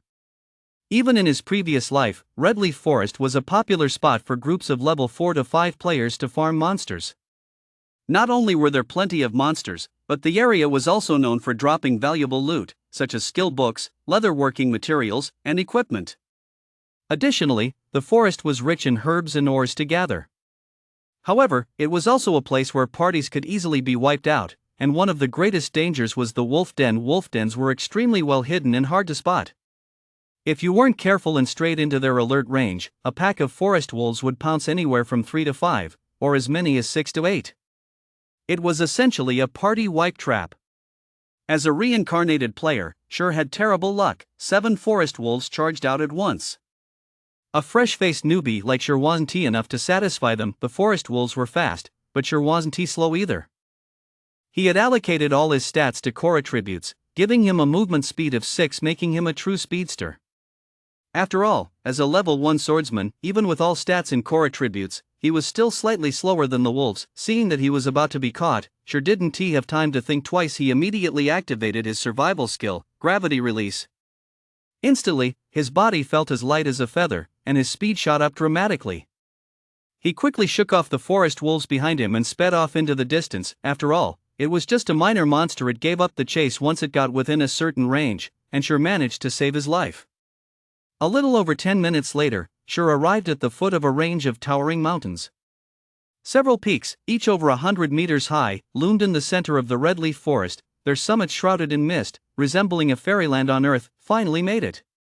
Sure gazed at the majestic peaks, scanned his surroundings, and spotted a small waterfall, so he made his way over. In his previous life, players were already in their 20s, so their stats were naturally high, allowing them to do many things lower-level players couldn't. That's why they loved exploring every corner of God's domain.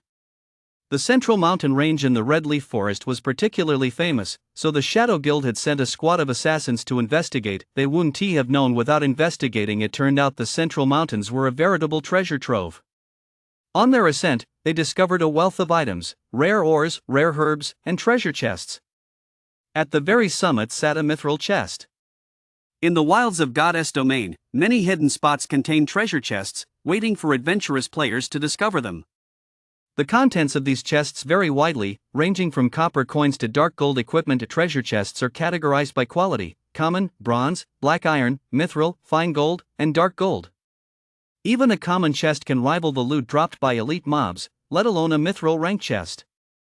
Thanks to this mithril chest, the Shadow Guild instantly became a renowned guild in White River City, amassing considerable wealth in the early stages. The mithril chest contained not only gear but also an alchemy recipe and a blacksmithing blueprint. In the early days of God's domain, the drop rate for alchemy recipes was less than 1 in 10,000, let alone blacksmithing blueprints. Blacksmithing could craft bronze rank gear, which was in extremely short supply among players, so the drop rate for these blueprints was even lower.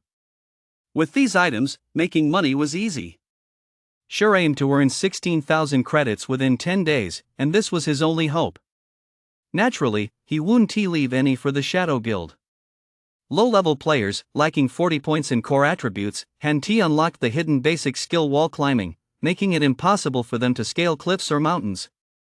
Since there were no paths up the central mountains, the only option was to climb them. Although Sure didn't have 40 points in core attributes, he possessed the gravity ring. Once activated, he could still scale cliffs and mountains. Activating gravity release, Sure climbed with ease, reaching a height of 5 meters in just 2 or 3 moves. Seeing that gravity release would wear off in 5 seconds, Sure found an open spot to rest and wait for the ring's cooldown. Just as Sure was about to sit down, the rock face suddenly shook, and a rock giant emerged, letting out a series of roars. The rock giant was a common monster, level 5, with 550 HP. That was quick, Sure said. Seeing the rock giant approaching, he was already prepared. He pulled an exploding juice fruit from his backpack and threw it with all his might at the rock giant's feet, causing a pool of orange, viscous juice to burst open on the ground. Although the rock giant was a level 5 monster with immense attack power, massive health, and extremely high defense, it was slow to react, had a sluggish attack speed, and moved even more slowly when turning. With just 20 core attributes, one could easily outmaneuver the rock giant. Many assassins loved such clumsy monsters, as they could be killed effortlessly without losing a single point of health. Sure doesn't have 20 points in core attributes, but he has the burst juice fruit. It affects a 3x3 yard area, reducing movement speed by 30% and turning speed by 70% for 1 minute. A godsend for dealing with slow-witted monsters. More than 2 months after God's domain launched, many players have been using this method to kill high-level monsters affected by the slow debuff. However, such monsters are extremely rare in God's domain, so relying solely on this strategy to level up isn't feasible. With the burst fruit active, the rock giant's movement speed plummeted. Sure drew his starter sword and charged behind the rock giant, delivering a single strike. The rock giant took 3 damage, which was negligible compared to its 550 HP. Plus, it regenerates 1% HP every 5 seconds in combat. That is 5.5 HP every 5 seconds, so it's nearly impossible to kill it within a minute. After being struck once by Sure, the rock giant tried to turn around to attack, but its turning speed was already extremely slow.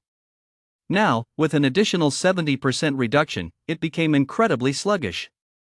Sure landed 2 more normal attacks, followed by a chop, triggering a series of damage numbers, 3, 3, 6, due to the level advantage. The chop's effect wasn't very strong. However, since the rock giant was 4 levels higher, it granted an additional skill proficiency bonus. Combined with the swordsman's talent, the chop's proficiency shot up by 3 points. This is definitely a great place to boost skill proficiency.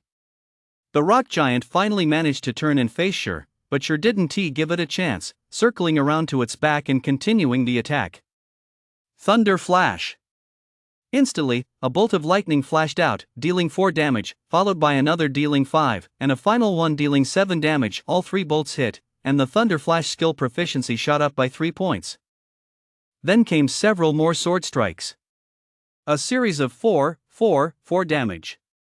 Compared to before, although each strike dealt only 1 point more damage, the total damage added up significantly. The follow-up effect of Thunder Flash was incredibly powerful.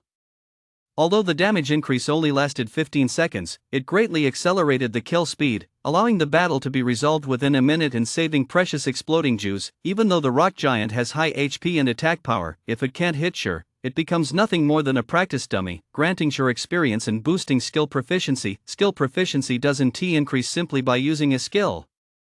Against monsters of the same level, there's a 20% chance to gain 1 point. Against monsters 1 level higher, it's 40% 2 levels higher, 70% 3 levels higher, 100% 4 levels higher, 150% and 5 levels higher, 200%.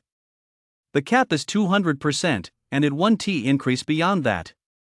Sure is now killing level 5 rock giants, gaining skill proficiency at a rate several times that of others. In less than a minute, the rock giant finally fell.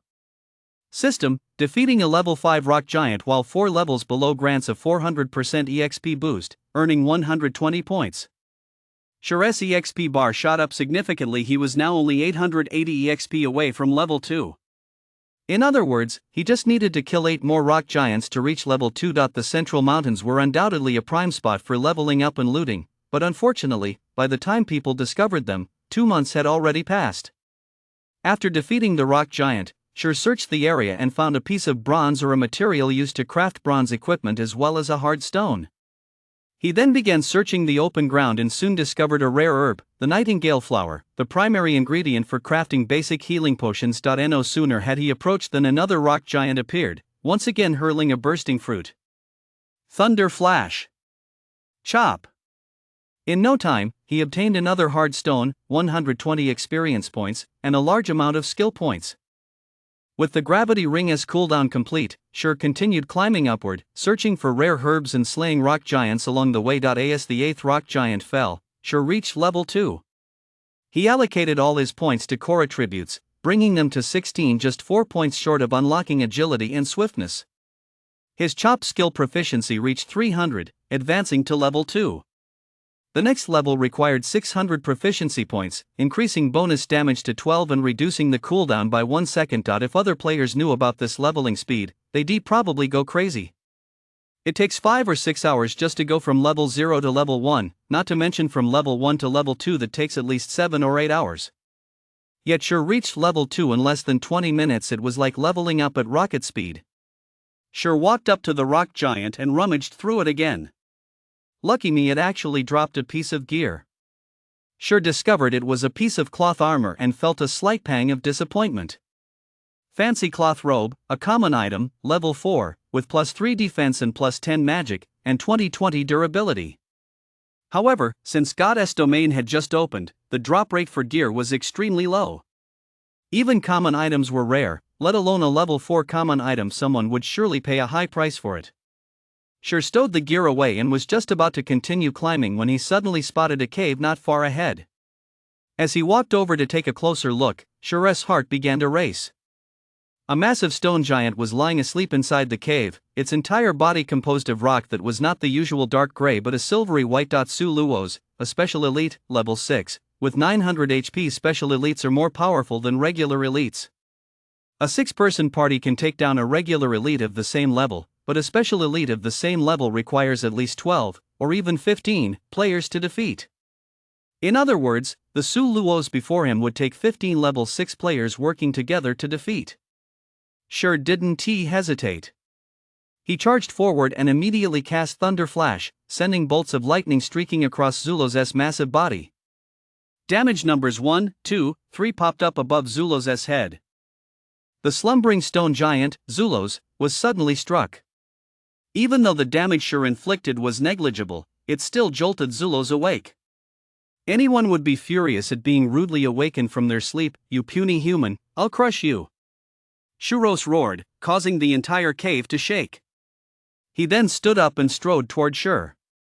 Sure, of course, wasn't he going to give Shiros the slightest chance? He immediately pulled out a burst berry and tossed it onto Shiros' path. Speed has always been the weakness of rock giants, and even special elites are no exception. Compared to ordinary rock giants, Zulos was larger, had stronger attacks, and possessed more varied tactics. His movement and attack speeds were slightly faster. However, after being slowed by the exploding fruit, he was as sluggish as a turtle. With 16 points in core attributes, Shiros' movement and attack speeds were rapid. He immediately circled around to Zulos' back and launched a fierce assault. A string of damage numbers flashed above Shiros' head, 2, 2, 2, 2, followed by a chop that dealt 6 points of damage. It must be said that Shiros' defense was astonishing. Even with the damage amplification from Thunder Flash, a level 2 chop only managed to deal 6 points of damage. A level 1 chop would likely have dealt only 4 points. After a barrage of attacks, Zulos finally turned around, raised his massive foot as big as a small mountain and stomped heavily toward Shur. As a reincarnated player who had endured countless battles in Goddess domain, Shur showed not a hint of panic in the face of Zulos. With a swift step, he darted behind Zulos, dodging the monster's sluggish attack, and then unleashed a flurry of slashes. After 5 seconds had passed, Zulos' health had regenerated by 18 points, leaving him with 886 HP remaining, instantly nullifying half of Shur's efforts. Compared to ordinary monsters, elite and higher tier monsters regenerate 2% of their health every 5 seconds. With 900 HP, Zulos regains 18 points in 5 seconds, far exceeding the damage Shur could deal in a single round of normal attacks. Despite this, Shur calmly swung his sword, steadily chipping away at Zulos' health. An ordinary player faced with such health and regeneration would likely have given up by now, but not Shur. With 16 points in core attributes, Shur could easily dodge attacks while maintaining a rapid attack speed. The damage he dealt was more than enough to offset the health regeneration, though defeating Zulos would take considerable time. Not only did Shur have to constantly dodge, but he also had to attack relentlessly, a tedious task.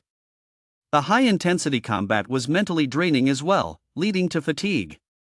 As time ticked by, Zulos' health continued to drop. Then, after 15 seconds of attacking, the damage-boosting effect of Thunder Flash wore off, and the damage Shur could deal plummeted. Each sword strike now dealt only 1 point of damage, and chop could only take away 4 points of health, immediately plunging Shur into a grueling battle. Another 5 seconds passed, and Zulos regained 18 points of health. During those 5 seconds, Shur had only dealt 17 points of damage, not even fast enough to keep up with Zulos' recovery. Shur furrowed his brow slightly. Zulos was indeed a tough opponent to take down without consistent damage. All his efforts were in vain. Should he give up? Just as Shur was thinking this, "I'll crush you!" Zulos roared furiously, stomping his foot violently. Instantly, the cave shook violently, and sharp stalactites rained down from the ceiling, blanketing the entire cavern. "Do you even have a wipe-out ability?" Seeing the danger, Shur quickly moved away from Zulos, dodging the falling stalactites. The number of falling stalactites was immense, and they came down at breakneck speed. If a whole team had been here in this cramped space, they wouldn't have been able to dodge them at all, a guaranteed wipe. Even for Shur, with his agile body in the slightly more spacious area, it was a struggle to evade these falling rocks. After Zulos finished casting his skill, he appeared somewhat fatigued. Shur's eyes lit up, and he charged straight at him. Thunder Flash. Chop. Instantly dealing terrifying damage of 4, 5, 6, and 10 HP. The fatigue status is a vulnerable phase that some minor bosses enter after using a major skill. Not only does their attack power weaken, but their defense also drops significantly. With Zulos in this fatigue state, Shur saw a glimmer of hope for defeating him. Seizing this opportunity, the attacks grew even more frenzied. 4, taking advantage of the weakened state and the increased damage effect, every strike dealt 4 points of damage.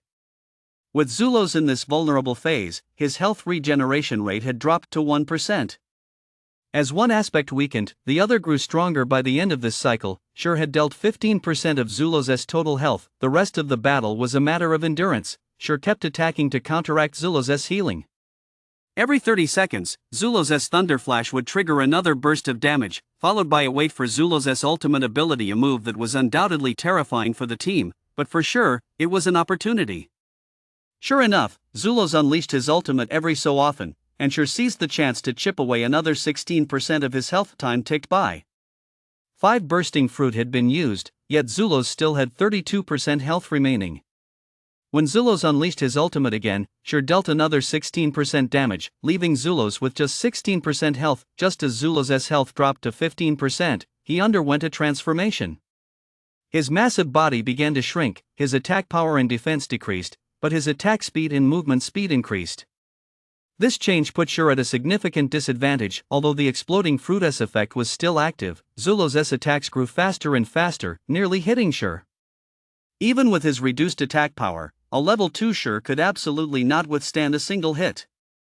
If struck, it would be game over. He'd be demoted to level 1, and his skill proficiency would plummet. This was the last thing Shur wanted to see. "I'll go all out." Shur's eyes flashed with a cold glint as he activated gravity release, making dodging a breeze. With the special elite S health down to 15%, there was no way he was going to give up easily. Shur circled Zulos, slashing furiously. Each strike dealt 3 damage, slowly chipping away at Zulos' health. 14%. 10%. 9%. 8%.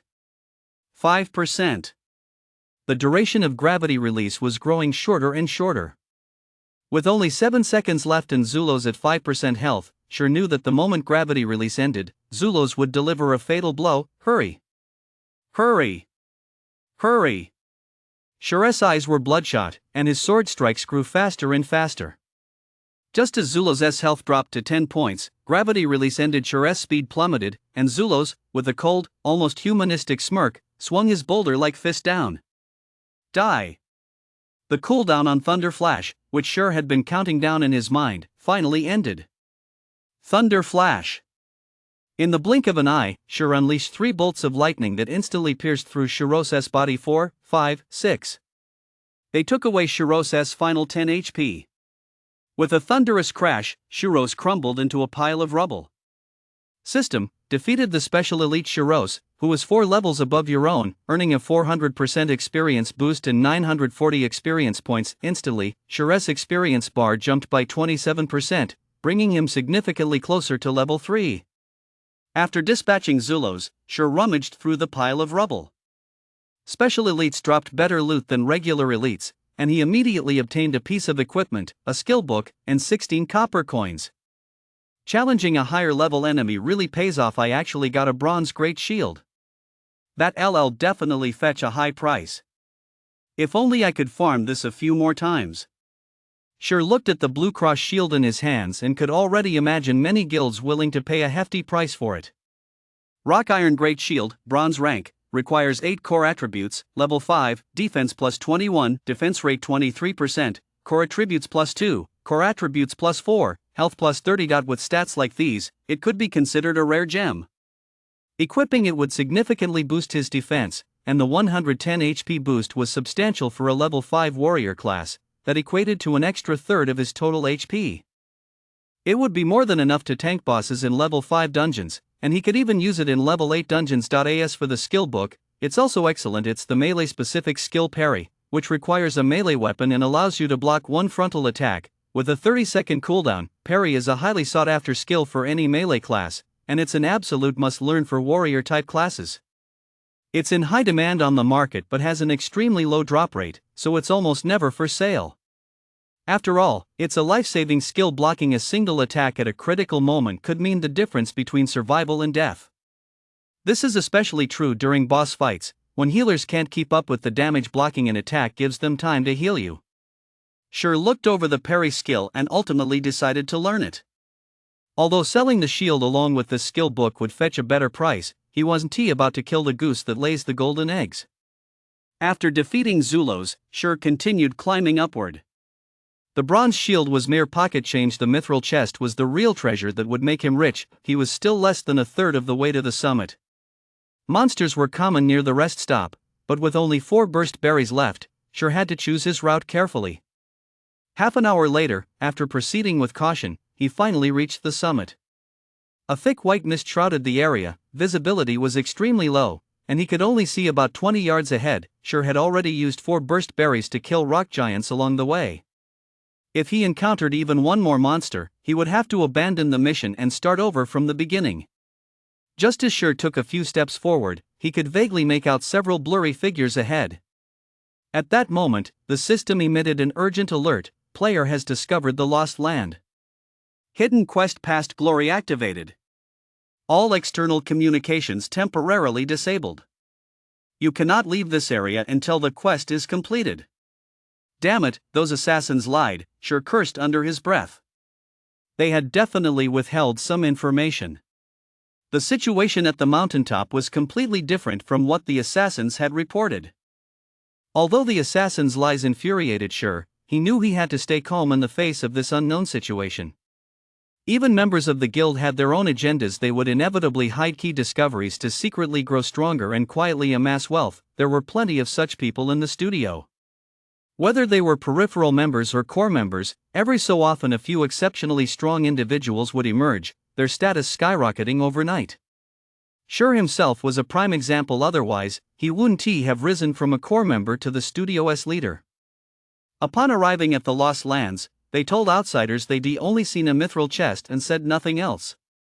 They must have hidden something far more important than the mithril chest. Is this the hidden quest? Sure brought up the system quest interface.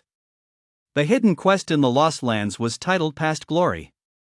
Aside from the name, there was no quest description. He had no idea what he was supposed to do. Is this a region-specific trigger quest? With 10 years of experience in Goddess Domain, Sure immediately recognized the key to this hidden quest. In Goddess Domain, there are some very special quests that can only be triggered upon entering specific areas. Moreover, this quest has no description. Players must figure it out on their own.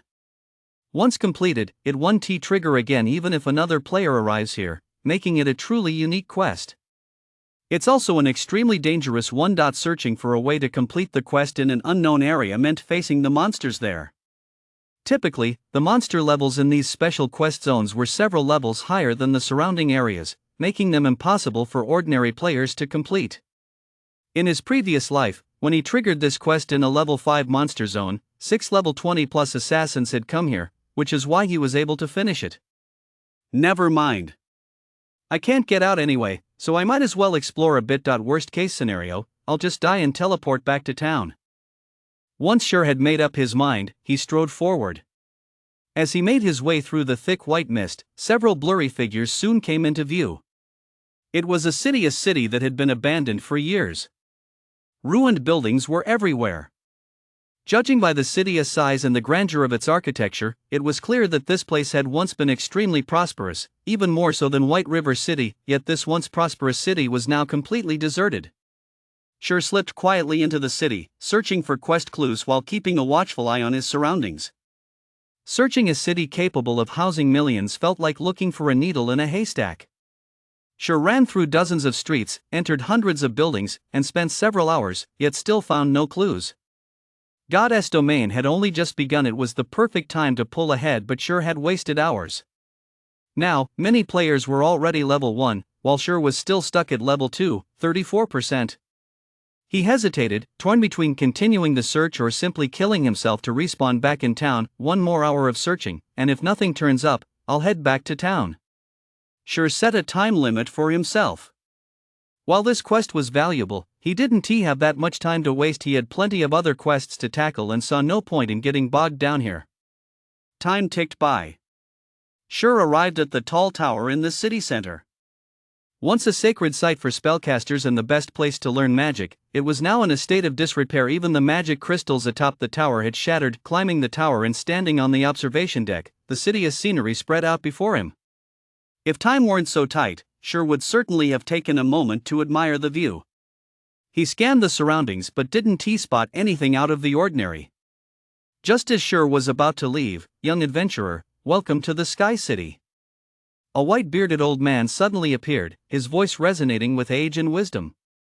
Sure was startled at first, thinking some monster had appeared, but upon seeing the yellow emblem, he breathed a sigh of relief. The Sky City? Thinking of this city, so famous throughout Goddess Domain, Sure was stunned. The Sky City had once been renowned across the continent of Goddess Domain, home to countless legendary professions and presided over by the demigod-level sword Saint Ultia, a figure even the gods feared. Unfortunately, it had fallen and vanished during the Third Divine War, becoming a source of regret for Goddess domain. Honorable Elder, is there anything I can do to assist you?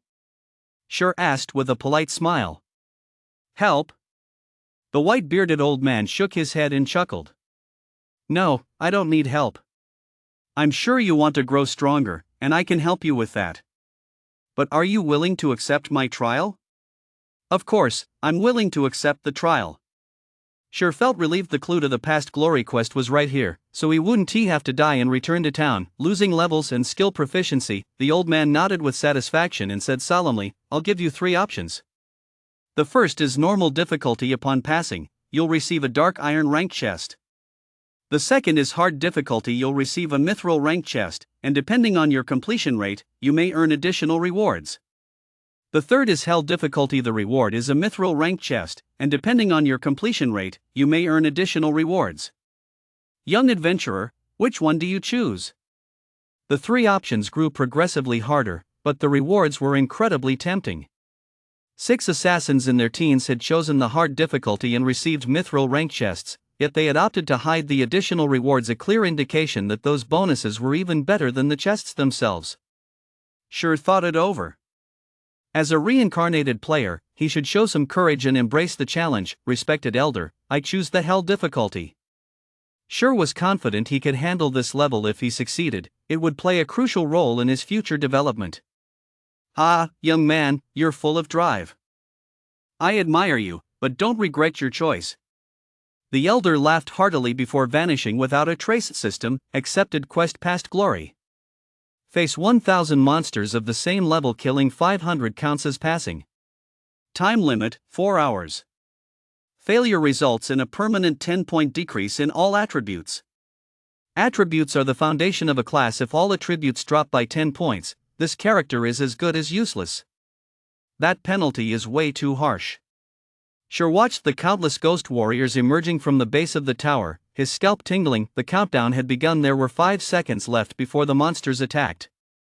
Ghost warriors, common monsters, level 2, 230 HP. Dealing with one was easy, but facing a sea of ghost warriors, even Shur began to feel nervous. Charging straight down would be suicide. He'd definitely be surrounded and killed. The only option was to fight one-on-one. Shur, with his extensive combat experience, quickly ran down the stairs and positioned himself on the narrow landing. This staircase could only accommodate 2 monsters at a time, making it the perfect spot for a kill.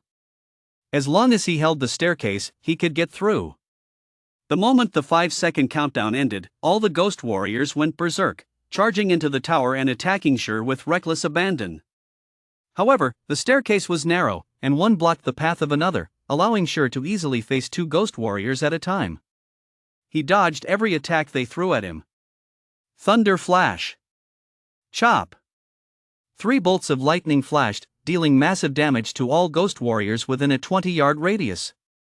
Instantly, over 60 HP was stripped from the ghost warriors, plus an additional 33 damage from Chop. The first ghost warrior's health was cut in half, while the dozens behind lost a quarter of their HP. Previously, when facing high-level monsters with strong defenses, the effects of Thunder Flash and Chop were significantly suppressed. Now, against monsters of the same level, Thunder Flash's devastating area of effect damage is fully unleashed. The damage amplification effect following Thunder Flash allowed Shur to take down the first ghost warrior in just 5 swings. To speed up the process, Shur activated Gravity Release, causing his attack speed to skyrocket once more. With the damage boosting effect, he could take one down in under 3 seconds. Unfortunately, defeating ghost warriors didn't grant experience points, but the skill proficiency would always grant 1 point. Watching the ghost warriors fall one by one and seeing his skill proficiency steadily rise, Shur was overjoyed. The NPCs likely never imagined that a level 2 swordsman would wield such a powerful AoE skill, be completely unfazed by swarm tactics, and even effortlessly dodge attacks while fighting 2 at once. If it were any other player, they'd likely fail the quest, but he could complete it flawlessly. 2 hours had passed, and his Thunder Flash skill proficiency had risen to 300 points, reaching level 2. Damage increased from 130% to 135%, and the cooldown was reduced from 30 seconds to 28 seconds. Chop had also risen to 426,600, just a little more and it would reach level 3. With Thunder Flash upgraded to level 2, Shur's monster clearing speed increased once more. The Ghost Warriors fell in droves with only about 20 left and an hour and a half remaining. He unleashed Thunderflash once more, and the final 20-odd Ghost Warriors were defeated. Well done, young man. Here is your reward. The old man appeared again, smiling warmly at Shure as he produced a refined gold chest and a pitch-black longsworder system, completed the quest past glory. Received a reward of 1 exquisite gold chest and 1 class-specific magic weapon. Obtained the title 1 Man Against 1,000. Title, 1 Man Against 1,000. When this title is active, all attributes of friendly players within a 30-yard radius are increased by 10%, and the player gains the effects of core attributes +5 and core attributes +5. The rewards have been given. You may leave now. With that, the old man gave a light wave of his hand. Shure's vision blurred, and when he opened his eyes again, he had returned to the square in Redleaf Town. Beep, beep, beep. System notifications were blaring non-stop. The one trying to contact him was none other than Blackie. Bro phone, you finally picked up. Why couldn't I reach you earlier? I'm a whole level behind everyone else. What should I do now? Blackie was extremely anxious, but trusting Shure, he spoke patiently. It had taken him over 7 hours just to get here, and now the streets were swarming with level 1 players, while he was still level 0. How could he possibly close that gap? Even if he tried to join a party now, no one would want him. The minimum requirement was level 1, and as a level 0 noob, he'd be told to get lost. Sorry, I've been on a quest the whole time.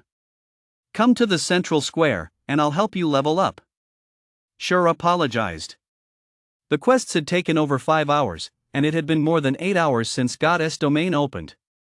By now, many players had already reached level 1, and the pros might even be close to level 2. As a reincarnated player, leveling up Blackie would be easy. It wouldn't take long to help him catch up to the pros. After ending the call with Blackie, Shure glanced around. No players had noticed his sudden appearance, so he turned into a deserted alleyway. Opening a fine gold tier chest was bound to cause a commotion. In a crowded square, boldly opening a fine gold tier chest to show off to other players was something only a newbie would do. Compared to the real world, the game world has no constraints.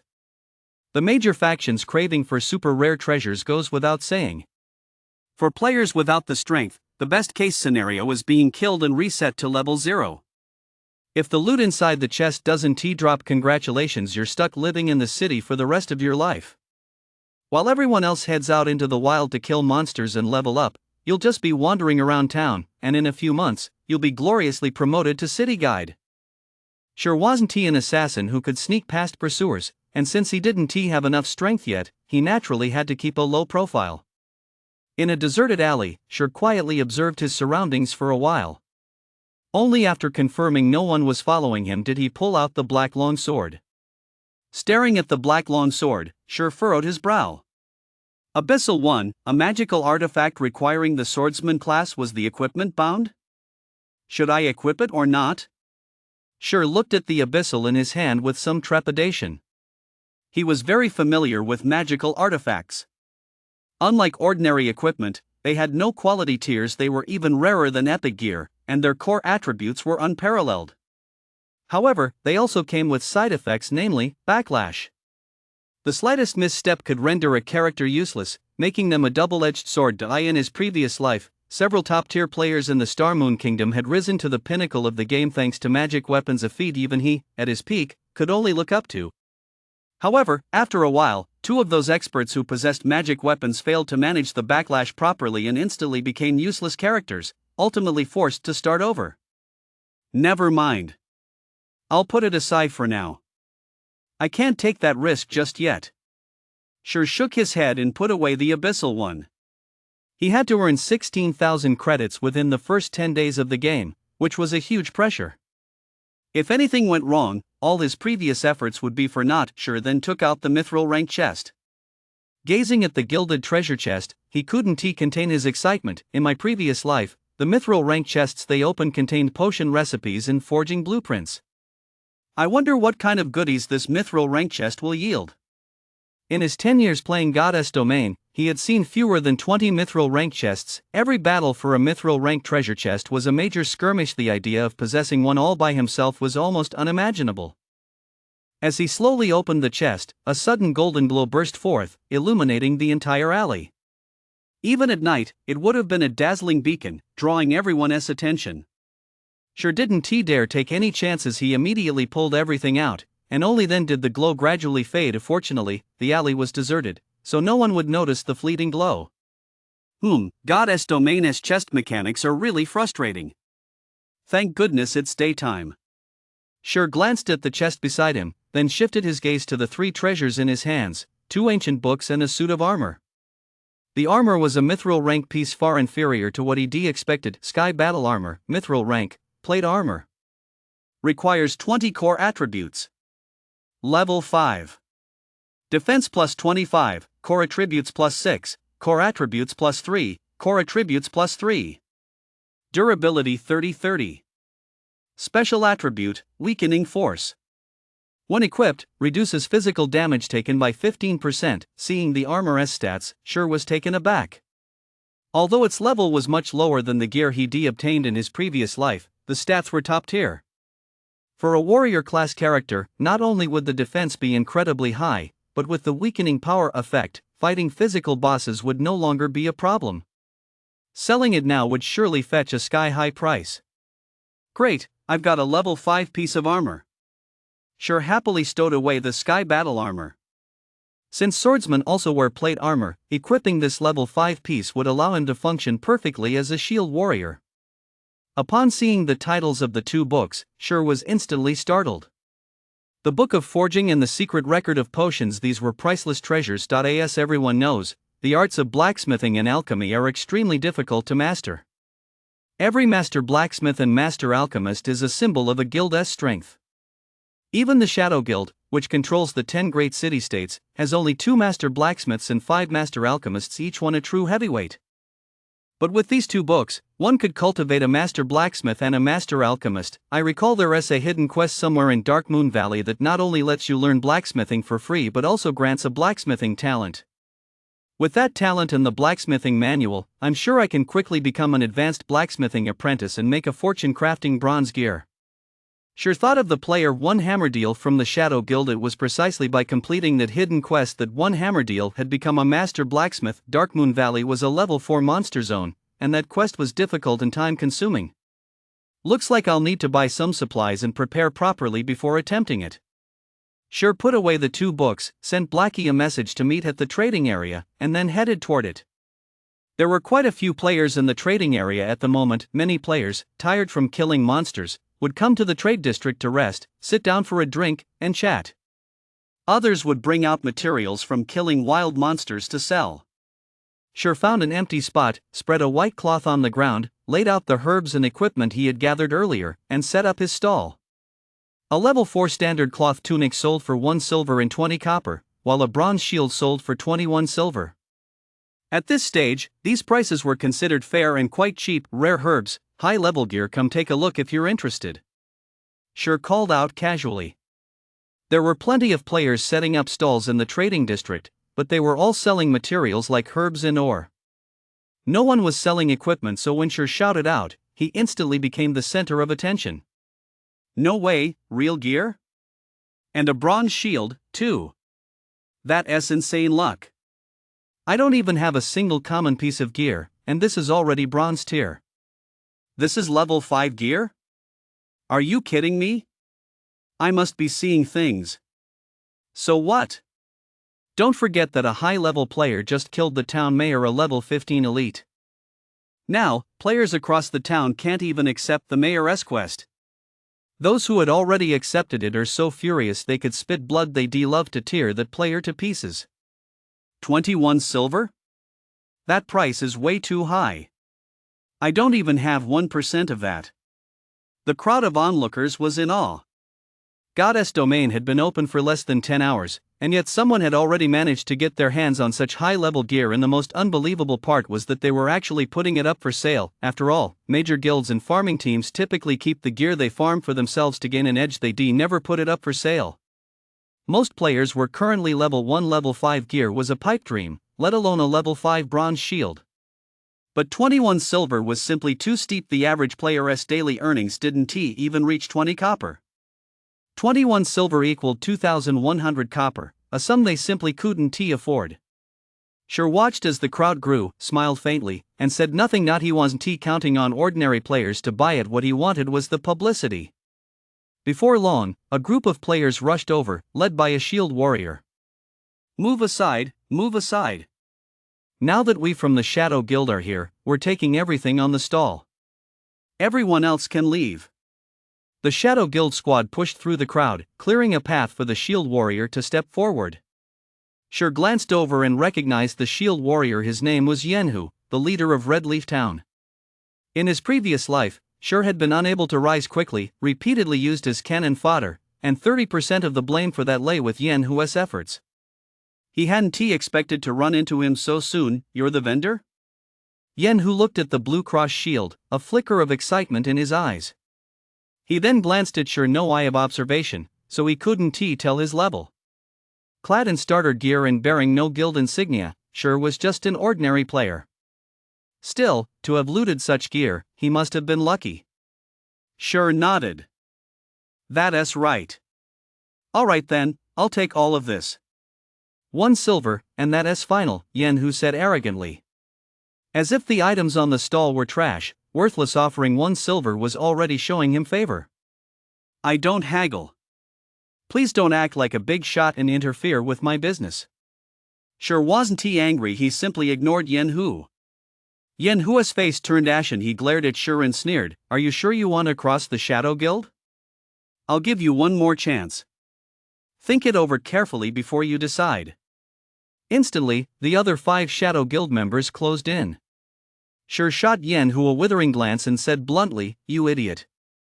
How dare he threaten him in Red Leaf Town? Didn't he know you couldn't fight in the town? You're asking for death." Yenhu roared, his eyes bloodshot, desperate to kill Sure right then and there. Ha, how amusing. A level 5 bronze shield. How could the Assassin Alliance miss out on this? At that moment, over a dozen more people arrived, each bearing the Assassin Alliance insignia. The speaker was none other than Cixin, who froze the instant he saw the vendor. Sure, the expert who had passed the bronze challenge on his first try, was actually here and had even obtained level 5 bronze gear. He must have slain a high-level elite monster. Cixin's admiration for Sure grew even deeper. "Here's 24 silver. I'll take it all. Let us be friends. If you come across any good gear in the future, be sure to consider the Assassin's Alliance." Without a word, Cixin traded the 24 silver.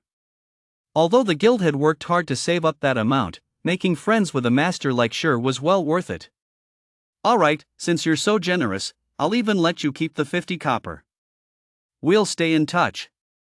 Sure understood that Cixin was extending an olive branch. Partnering with such a major guild wouldn't be a bad move. The surrounding players were all awed by the Assassin Alliance's generosity, spending 24 silver in a single transaction without batting an eye. This was what a major guild looked like, making many players want to join. In contrast, guilds like the Shadow Guild were clearly doomed to fail, and the players cast scornful glances their way. Humiliated by Sure and publicly humiliated by the Assassin Alliance, Yenhu's face flushed crimson and his eyes narrowed with fury. He summoned an assassin and said coldly, "Yulang, keep an eye on that kid. I'll make him learn the consequences of crossing the Shadow Guild."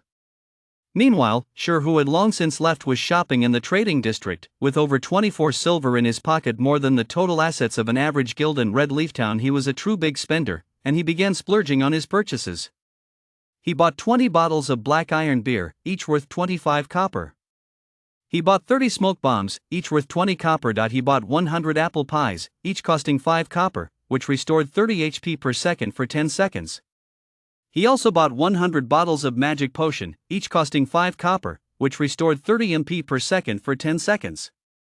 In one go, he spent more than half of his money, leaving him with just over 3 silver. "Bro phone, you finally showed up. What are we doing now?" Blackie, who had been waiting in the trading district, now looked livid, his eyes filled with resentment. Goddess Domain had been open for over 9 hours, and aside from unlocking the Explorer title, they hadn't gotten a single thing. He was nearly driven to despair. "Let us go grind some mobs," Sure smiled and sent a party invitation. They left Red Leaf Town. Sure led Blackie straight to Dark Moon Valley. Bro, we're heading to Dark Moon Valley, that SA level 4 monster zone. Can't we pick a safer spot? Blackie asked, visibly uneasy as he saw Sure's target was level 4 monsters. In Goddess Domain, challenging monsters of higher levels is extremely difficult. Generally, players only go up one level, and going up 2 levels requires a 6-person party at this stage. However, even 6-person parties won't do this, because compared to a level 1 6-person party struggling to kill level 3 monsters, it's more efficient to just kill level 2 monsters. There were only 2 of them. Sure was a level 2 swordsman, so he was fine, but Blackie was a level 0 cursemancer. Facing a level 4 monster was like walking into a trap. For just the 2 of them to take on a level 4 monster was practically a suicide mission. In response to Blackie's concerns, Sure smiled calmly and assured him, "Don't worry. See, I'm level 2 now, right? My friend is a closed beta expert. If we weren't such good friends, he wouldn't have shared this secret with me. Just sit back and watch me level up like a rocket." Sure made no mention of his reincarnation, instead shifting all blame onto his good friend. This way, everything he did in Goddess Domain would be easily explained, and Blackie would believe him without needing a long explanation. After all, being a closed beta tester was the best explanation of all. Bro Fong, you're the man. No wonder you didn't stick with the stable Shadow Guild to make money. With a closed beta pro like you guiding me, I'm sure to rake in a fortune in Goddess Domain. My future happiness depends on you. Blackie felt much more at ease and chuckled. Earlier, when they joined a party and he saw Sure had reached level 2, he was taken aback. At this stage, no player in Red Leaf Town had reportedly reached level 2 yet, not even the elite from the farming studios, but Sure had achieved it. His leveling speed was simply terrifying. Blackie wasn't unaware of Sure's skill level.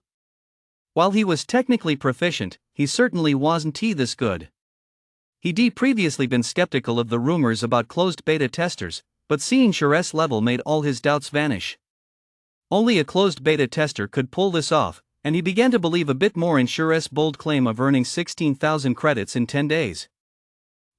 I'm a real man. Sure shot Blackie a withering glance and moved slightly away, but the way Blackie was looking at him was still so impure, making him feel a little uneasy. "Bro Fong, what are you thinking?" "My dream girl is the ice goddess, Snow," Blackie hurriedly explained. The ice goddess? Sure had a vivid impression of this woman.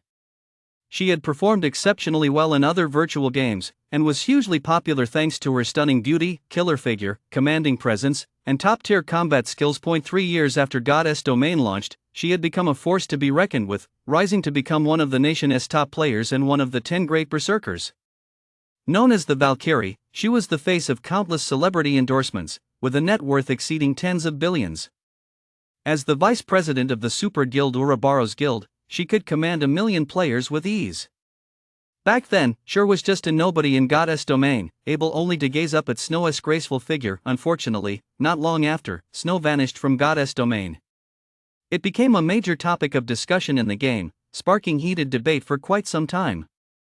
"Bro Fong, look, that's an elite monster," Blackie shouted, pointing at a snow-white fox in the distant rice fields. Sure looked over and saw a white fox in the golden rice fields, a small white rabbit still clenched in its jaws. "Cunning snow fox, rare elite, level 2, 450 HP. Blackie, your eyes and luck are incredible. You even managed to spot this one. We're in for a treat." Sure crept closer and instructed, "You just deal damage from a distance, leave the rest to me." Rare elites are a special type of elite. Their strength is on par with regular elite monsters, but the rewards for killing them are higher.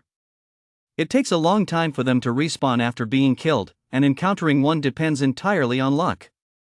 "Bro Fong, you're crazy. That SA level 2 elite, we can't handle it."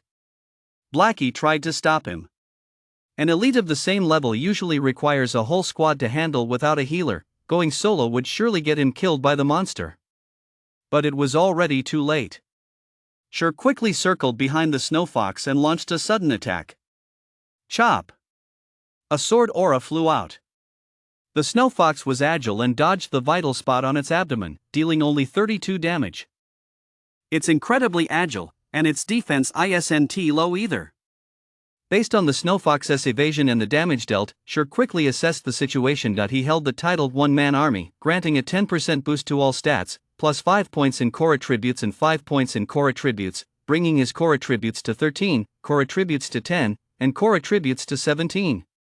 His current attack power was 29, with 260 HP stats that easily outclassed a level 5 swordsman and were more than sufficient to go toe-to-toe with a level 2 elite. The furious Snowfox moved swiftly, lunging directly at Sure's neck to unleash its critical strike skill. However, Sure was no slouch either. With 17 core attributes, he was every bit as fast as the Snowfox. The moment the Snowfox charged, Sure's beginner's sword had already struck the creature's head. There was a loud thud. Sure, with only 13 core attributes, couldn't he withstand the Snowfox's attack. He stumbled back 2 steps as 49 damage flashed above his head, and his beginner's sword lost 1 durability point. The Snowfox, however, took only 5 damage. The gap between them was stark. I'm dead. I'm done for now. Beads of sweat formed on Blackie's forehead. He'd seen ordinary monsters' attacks before, but he never expected the gap between them and elite monsters to be this vast. Sure was lucky to block the attack with his sword and even deal nearly 50 damage. If he'd been hit directly, it would have easily exceeded 100. Sure had barely managed to level up to level 2. If he died now, he'd be back at level 1, and all his hard-won advantage would be lost. Blackie, do something. Sure roared, "You're crazy." Fine. We might as well die together. I'm only level 0 anyway. Blackie gritted his teeth, chanted the spell, and made the hand gestures. A shadow arrow shot out, dealing 5 damage to the Snowfox. Seeing the damage, Blackie sucked in a sharp breath. He'd put all his points into core attributes to boost his spell damage, yet he'd only managed 5 points. The Snowfox's defense was terrifying. Sure, facing the Snowfox, was under even greater pressure. The Snowfox's core attributes were exceptionally high. Every time Sure tried to use his chop attack, it was dodged, leaving him no choice but to rely on basic swings, which only dealt 18 damage. Yet a single bite from the Snowfox dealt over 100 damage. The disparity was completely disproportionate. After more than 10 seconds, Sure's health was down to 31, while the Snowfox still had 244. Too few skills. I really can't go head-to-head with core attributes type elites. Sure looked at the Snowfox, which still had half its health. If this dragged on, he'd definitely die. He had to go all out. He pulled a bottle of black iron beer from his backpack, took 2 swigs, and his vision grew slightly blurry as he felt a bit tipsy. He then activated gravity release, which significantly boosted his speed, allowing him to dart to the Snowfox's side in the blink of an eye. At that moment, Sure noticed the Snowfox's level displayed as 0, while he was at level 2. This instant level advantage boosted his damage output, though it made his body much harder to control. Sure's eyes were cold as ice, and he gripped his beginner's sword even tighter. Thunder flash. Whoosh, whoosh, whoosh. 3 bolts of lightning flashed past the Snowfox's waist. The Snowfox let out a scream as damage numbers of 30, 36, and 42 appeared above its head, instantly wiping out a quarter of its health. Then came another chop, dealing 43 points of damage. The Snowfox tried desperately to fight back, but Sure, having activated gravity release, moved with blinding speed. Even while intoxicated, his years of combat experience allowed him to control his body flawlessly, leaving the Snowfox at a complete disadvantage. Holy shit, Foam, what did you drink? You're killing it. Blackie's eyes nearly popped out of his head. Sure's performance was like he was on a cheat code. The once ferocious Snowfox had become nothing more than a plaything, with not a single chance to resist. Just as the Snowfox's health dropped to 42 points, Sure was about to deliver the final blow. Suddenly, Sure felt a chill on his neck, as if a dagger were pressed against it, causing an unbearable sense of unease. Instinctively, he leaped forward, and a gleaming dagger sliced past him. He narrowly avoided the strike. The figure revealed behind Sure was utterly astonished. He had concealed his presence so well that he hadn't made a single sound. Moreover, having reached level 1, his core attributes were as high as 10, yet his stealth attack had still been dodged. What kind of intuition was this? Friend, we have no grudge against each other. This isn't right. Sure stared at the assassin who had materialized and said coldly, "Blame yourself for provoking the Shadow Guild." It's too late to regret it now. The Shadow Wolf gripped his dagger in a reverse grip, watching Sure's every move with excitement. He had been following them all along, intending to report Sure's location, but never expected to encounter an elite monster. Now, the Snow Fox's target was Sure. Although Sure was a skilled player, with the Snow Fox distracting him, he could easily find an opportunity to finish off the low-health Sure, then kill the Snow Fox, a win-win situation. As for the Cursemonster standing nearby, he was completely useless and not worth mentioning. The Snow Fox, of course, paid no heed to any of this. It knew only one thing: to kill Sure. With a furious roar, its snow-white fur turned fiery red, its body swelled slightly, and its health bar instantly replenished significantly, rising to 20%. It then charged at Sure, unleashing its ultimate ability, Bite, which dealt 50% increased damage and inflicted 30 points of bleed damage over 5 seconds. Go ahead and regret it. I'll take the Snow Fox, said the Shadow Wolf as it charged at Sure, ready to finish him off the moment he dodged. System: player Shadow Wolf has attacked you and is now marked as a yellow named player. This status lasts for 1 hour, and any player who kills a yellow named player will not incur a sin penalty. Caught between Snow Fox and Shadow Wolf, Sure has only 31 HP left and is in dire straits. Despicable. Blackie, standing at a distance, cursed at Ghost Wolf for launching a sneak attack at a time like this. But he couldn't change the situation. The two were too far apart, making it nearly impossible to hit Ghost Wolf. He could only aim at Snow Fox, hoping to take her down first and prevent Ghost Wolf from reaping the benefits. While spellcasters have high damage output and decent accuracy against monsters, hitting other players is extremely difficult unless they stand completely still. The moment a shadow arrow is fired, a predicted trajectory appears. At long range, even players of average skill can dodge it, and for experts, evading it is a breeze. As the Snow Fox and Shadow Wolf charged toward him, a cold smile curled at the corner of Sure's mouth. He knew the Shadow Wolf's strength and habits inside out. After all, he'd spent several years in the Shadow Guild. He then took 2 quick steps back, positioning himself to form an optimal triangle with the Snow Fox and Shadow Wolf. Gripping his beginner's sword tightly against his chest, he stood motionless, waiting for their attack. Have you already given up? Seeing Sure prepare to block with his sword, Ghost Wolf looked down on him a little. While choosing to defend could indeed reduce damage, Snow Fox was an elite monster. Even if he managed to block, he'd still take 50 damage. With only 31 HP left, he couldn't possibly withstand a single hit. Snow Fox lunged forward, snapping at him. Bite. Bring it on. Instead of retreating, Sure charged forward. He thrust his beginner's sword into the Snow Fox's jaws, using a life-saving skill to parry a move that could block a single frontal attack, then mustered all his strength to hurl the Snow Fox away. With no foothold, the Snow Fox was easily flung toward the Shadow Wolf. It all happened too fast. The Shadow Wolf, charging straight at Sure, didn't even have time to react before the Snow Fox sank its teeth into its shoulder. A 164 damage number flashed above the Shadow Wolf's head, and its health dropped to 0 in an instant. How is this possible? The Shadow Wolf was utterly stunned, staring intently at Sure's mocking grin, its heart filled with resentment. It had never imagined a player could pull off such a move. Had it known, it would never have charged in recklessly to its death. No matter how much he resented it, with his health at 0, the Shadow Wolf could only collapse, turning into a scattering of starlight and dropping a piece of equipment. Blackie, watching from a distance, was so stunned he even forgot to attack the Snow Fox. Blackie, don't just stand there. Attack the Snow Fox. Sure shouted, charging toward the Snow Fox once more. Once Blackie snapped out of it, he cast his spells and launched a frenzied assault on the Snow Fox. Without the Dark Wolf's interference, the low-health Snow Fox was nothing more than a sitting duck. In less than 10 seconds, the Snow Fox let out a mournful cry and collapsed, never to rise again. His system defeated the rare elite cunning Snow Fox, earning 130 EXP.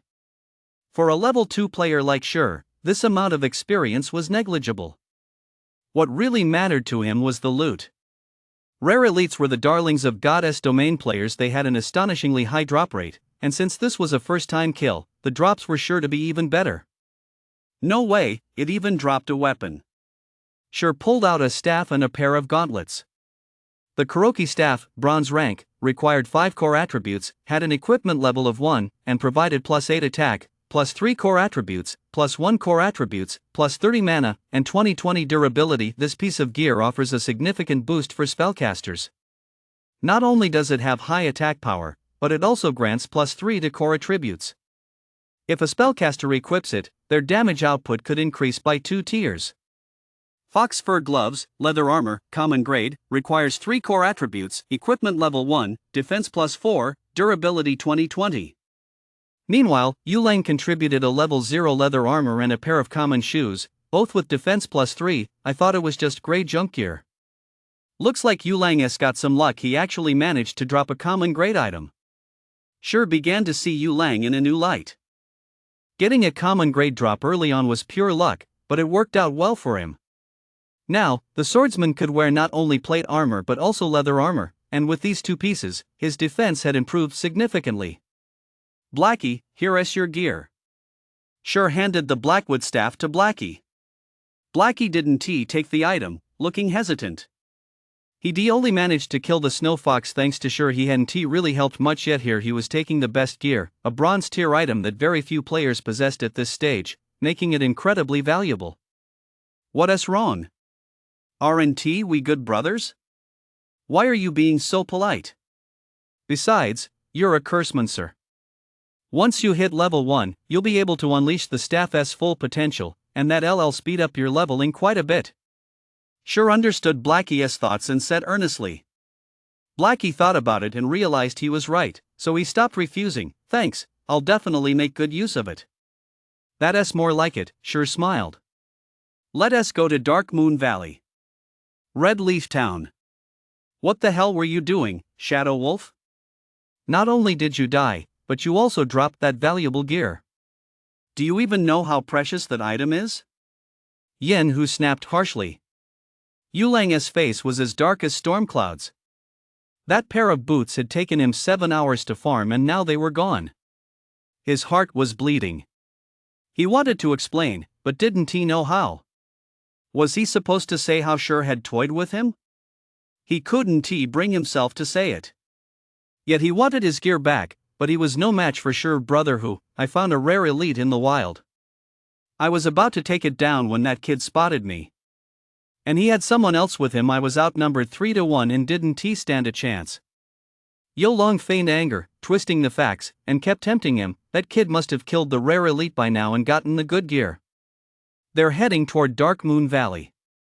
If we chase after them now, we might still catch up. Who knows, we might even get the gear back. A rare elite. Yen Hu's eyes lit up. He stopped questioning Yulang, his interest in the rare elite's loot peaked. Let us go. We're chasing after them right now. Anyone who dares steal this big shot's gear will regret ever playing God's domain. Before long, Yen Hu had gathered all Shadow Guild members from Red Leaf Town and led a group of 11 farm team members to Dark Moon Valley, determined to take down Sure and claim the gear. By this time, Sure and Blackie had already arrived at Dark Moon Valley. In front of the blacksmith's shop by the babbling brook, Sure and Blackie stood quietly, watching a middle-aged, shirtless man wielding a hammer as he repeatedly struck the glowing red ore in his hands, producing a clanging sound. Time ticked by a brophone. Do I have to keep waiting? It's been half an hour already, Blackie whispered. We have to wait. If we don't have patience, he won't give us the quest, Sure affirmed. In his previous life, one-time deal had happened to pass by here and discovered a blacksmith, but no matter how he tried to speak to the blacksmith, the man would ignore him. Which infuriated one-time deal. He decided to wear the blacksmith down, standing there and staring him down relentlessly. To his surprise, after a while, the blacksmith actually spoke to him first and even gave him a hidden quest, allowing one-time deal to master the forging talent and become a legendary master blacksmith. Just think, with the forging talent in the Book of Forging, advancing to advanced forging apprentice would be a breeze. By then, gold coins would be pouring into his pockets. After waiting another 10 minutes or so, are you interested in forging? The middle-aged blacksmith suddenly asked. Yes, sir. I've loved forging since I was a child, Sure replied immediately. The middle-aged blacksmith nodded with satisfaction. Since you love blacksmithing, I'll teach you. But could you go to the Red Star mine to the west and retrieve 100 pieces of starfall ore for me? Of course, I'd be happy to help. Sure replied respectfully. System, accepted. Hidden quest: the path of forging. Requirement: retrieve 100 pieces of starfall ore from the red star mine for Master Blacksmith Jack. The red star mine is a level 4 gnome lair. Gnomes are obsessed with, or they spend every day mining inside the cave, which makes them naturally incredibly strong and agile. Living long-term in the dimly lit caverns has limited their vision to only 35 yards, which happens to be the maximum attack range for spellcasters. At the mine entrance, roving goblins are everywhere. Attacking just one will draw out a whole pack. Goblins, level 4, 420 HP. Come on, let us eat and drink our fill before we get to work. Sure pulled out some black iron beer and apple pie, then handed Blackie 100 bags of mana potions. Blackie didn't understand why, but since Sure had asked him to do it, there must be a reason, so he sat down to eat as well. 10 seconds after eating the apple pie, all his stats suddenly increased by 1 point, lasting for 30 minutes. After drinking the black iron beer, Blackie felt a bit dizzy, but he noticed that the level 4 ogres in the distance had suddenly dropped to level 2. Their level had decreased by 2. Alright, let us get started. The intoxication effect from a bottle of black iron beer only lasts 30 minutes. Sure stood up, pulled out a smoke grenade, crept over quietly, and tossed it in front of the cave entrance, where there were over a dozen level 4 dog-headed men. The smoke grenade drastically reduced visibility within a 10 by 10 yard radius for 1 hour. The smoke bomb reduces monsters' vision by 10 yards. It's not very useful against other monsters, but it works great against dog-headed men, instantly reducing their vision to 25 yards. As long as spellcasters attack from over 30 yards away, the dog-headed men can't see them at all and can only stand there waiting to die. Attack! Sure pointed at the ogre in the smoke and said. Blackie was a bit skeptical, but he trusted Sure. He chanted the spell, and a shadow bolt shot out, hitting the ogre in the front directly. The dog-headed man in the smoke was hit, and a damage number of 21 popped up on his head. Suddenly attacked out of nowhere, the dog-headed man was furious. He scanned the area with bloodshot eyes that gleamed like searchlights, causing the other dog-headed men to look over warily. Back in the woods, Blackie's heart was racing, and he was on edge. The dog-headed man appeared to be level 2, but their stats were definitely those of level 4. Drinking the black iron beer had merely boosted his courage. It was just a drunken effect that made all enemies he saw appear 2 levels lower, but it didn't lower the dog-headed men's actual stats. If they charged at him, he was as good as dead.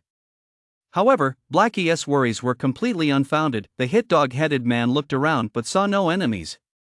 He just whimpered a few times before returning to normal. The other dog-headed men paid no further attention to their deranged comrade and continued wandering.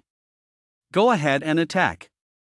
As long as we stay 30 yards away, they won't attack us, Sure said confidently, patting Blackie on the shoulder. He had planned all of this long ago, otherwise, he wouldn't have spent so much money on gear. Encouraged by Sure, Blackie grew bolder, continuously casting spells and firing shadow arrows. With only 420 HP, the dog-headed man couldn't withstand Blackie's barrage. After more than 20 shadow arrows struck him, he met his end, while the other dog-headed men nearby didn't bat an eye. Seeing the first dog-headed man fall, Blackie grew excited. This was killing a monster 4 levels higher than him. Although they were in a party of 2 and the experience points were split, the reward was still incredibly generous, of 5% level up in one go. In other words, killing 20 dog-headed men would level him up and he could do it safely, without taking a single hit. With a constant stream of monsters, the leveling speed was downright terrifying. Leveling up to level 6 this way would be incredibly efficient.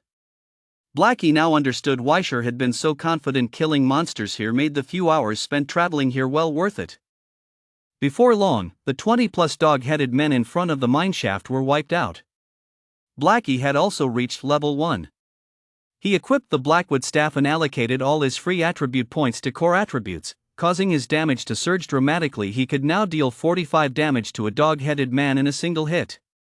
The 20-plus dog-headed men dropped 12 copper coins, a level 3 common cloth armor piece, and 5 starfall, or a pretty good haul. As far as Sure knew, the drop rate for meteorite or from dog-headed men was quite low, only 1 in 10. It would take roughly 1,000 kills to get 100 pieces, but now, just over 20 had yielded 5 meteorite ore along with common gear. Blackie's luck was truly exceptional. After collecting all the loot, Sure kept pulling mobs. Thanks to his 16 core attributes, Sure was slightly faster than the dog-headed men. He pulled over 30 of them at once, maintaining a distance of just over 20 yards but under 25 yards, until he had herded them all into the smoke bomb.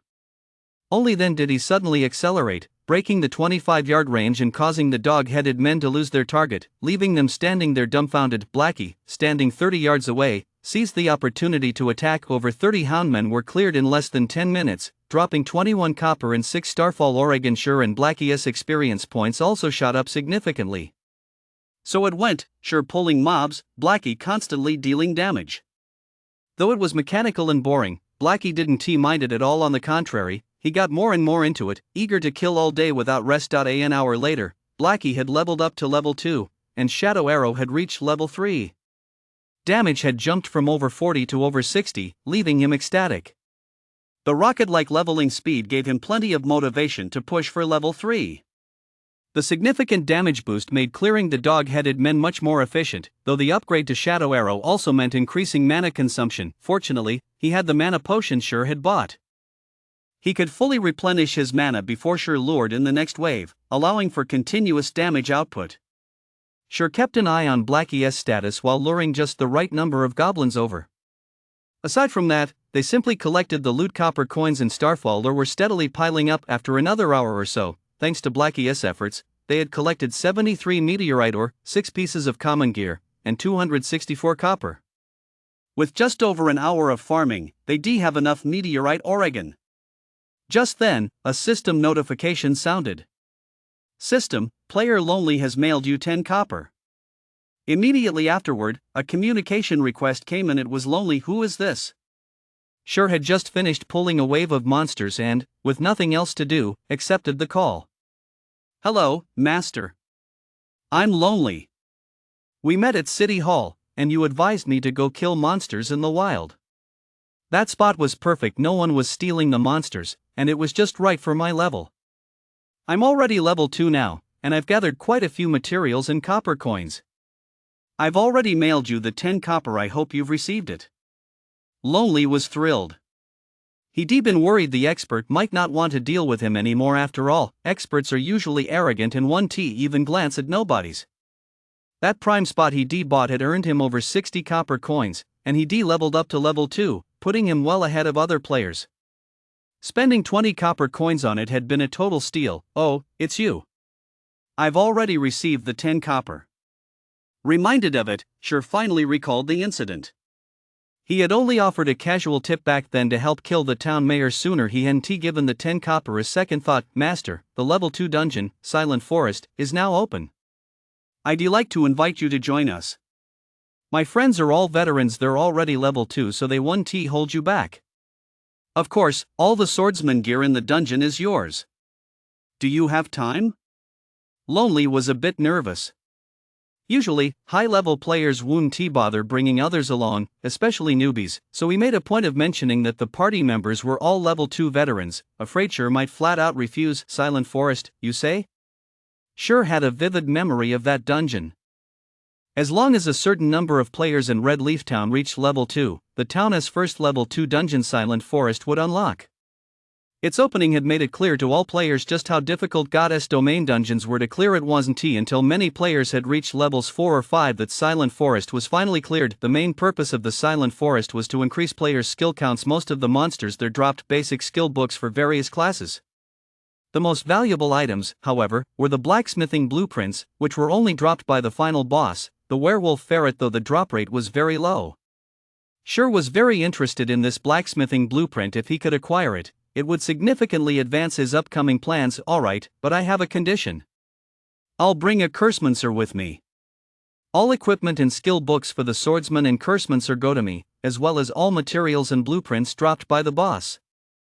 If you're willing, I'll join you. Sure casually claimed the lioness share of the rewards without batting an eye. Well, Lonely broke out in a cold sweat. Top players command a high price, but considering the power of these experts in the closed beta, he gritted his teeth and agreed. Alright, I accept. I'll talk to them. When can you come, expert? In a little over 2 hours. Meet me at the dungeon entrance. Sure estimated Blackie's kill speed in just over an hour. They definitely secure 100 Starfall Oregon. Alright, I'll go get ready right away. See you at the dungeon entrance, expert. Lonely hung up the phone, feeling a huge weight lifted off his shoulders. At that moment, 3 others stood beside Lonely, each at level 2. What did that expert you mentioned say? Asked a handsome male ranger. Lonely repeated the exact words he heard to the group. What a load of crap about a pro. He is just here to scam gear and take advantage of us. Why would we group with him? We can find 2 other level 2 DPS players and clear the dungeon just fine. A shield warrior, seething with anger, shouted angrily. The male priest standing nearby also curled his lip in displeasure and grumbled, so what he is saying is, all the magic gear goes to his friend, right? Lonely tried to reason with them, that guy really is a pro, and he is a closed beta tester. He must know the dungeon inside out. Maybe he can lead us all the way through. Don't you guys want to clear the silent forest? So what if he is a closed beta tester? He just played Goddess Domain for a month and has a rough idea of it. Even if he knows a lot about the silent forest, the data and mechanics will have changed by the time the game launches. How much of that will actually be usable? The shield warrior scoffed, believing those beta testers were just lucky and might not even be as skilled as they were. Let us wait for them to show up first.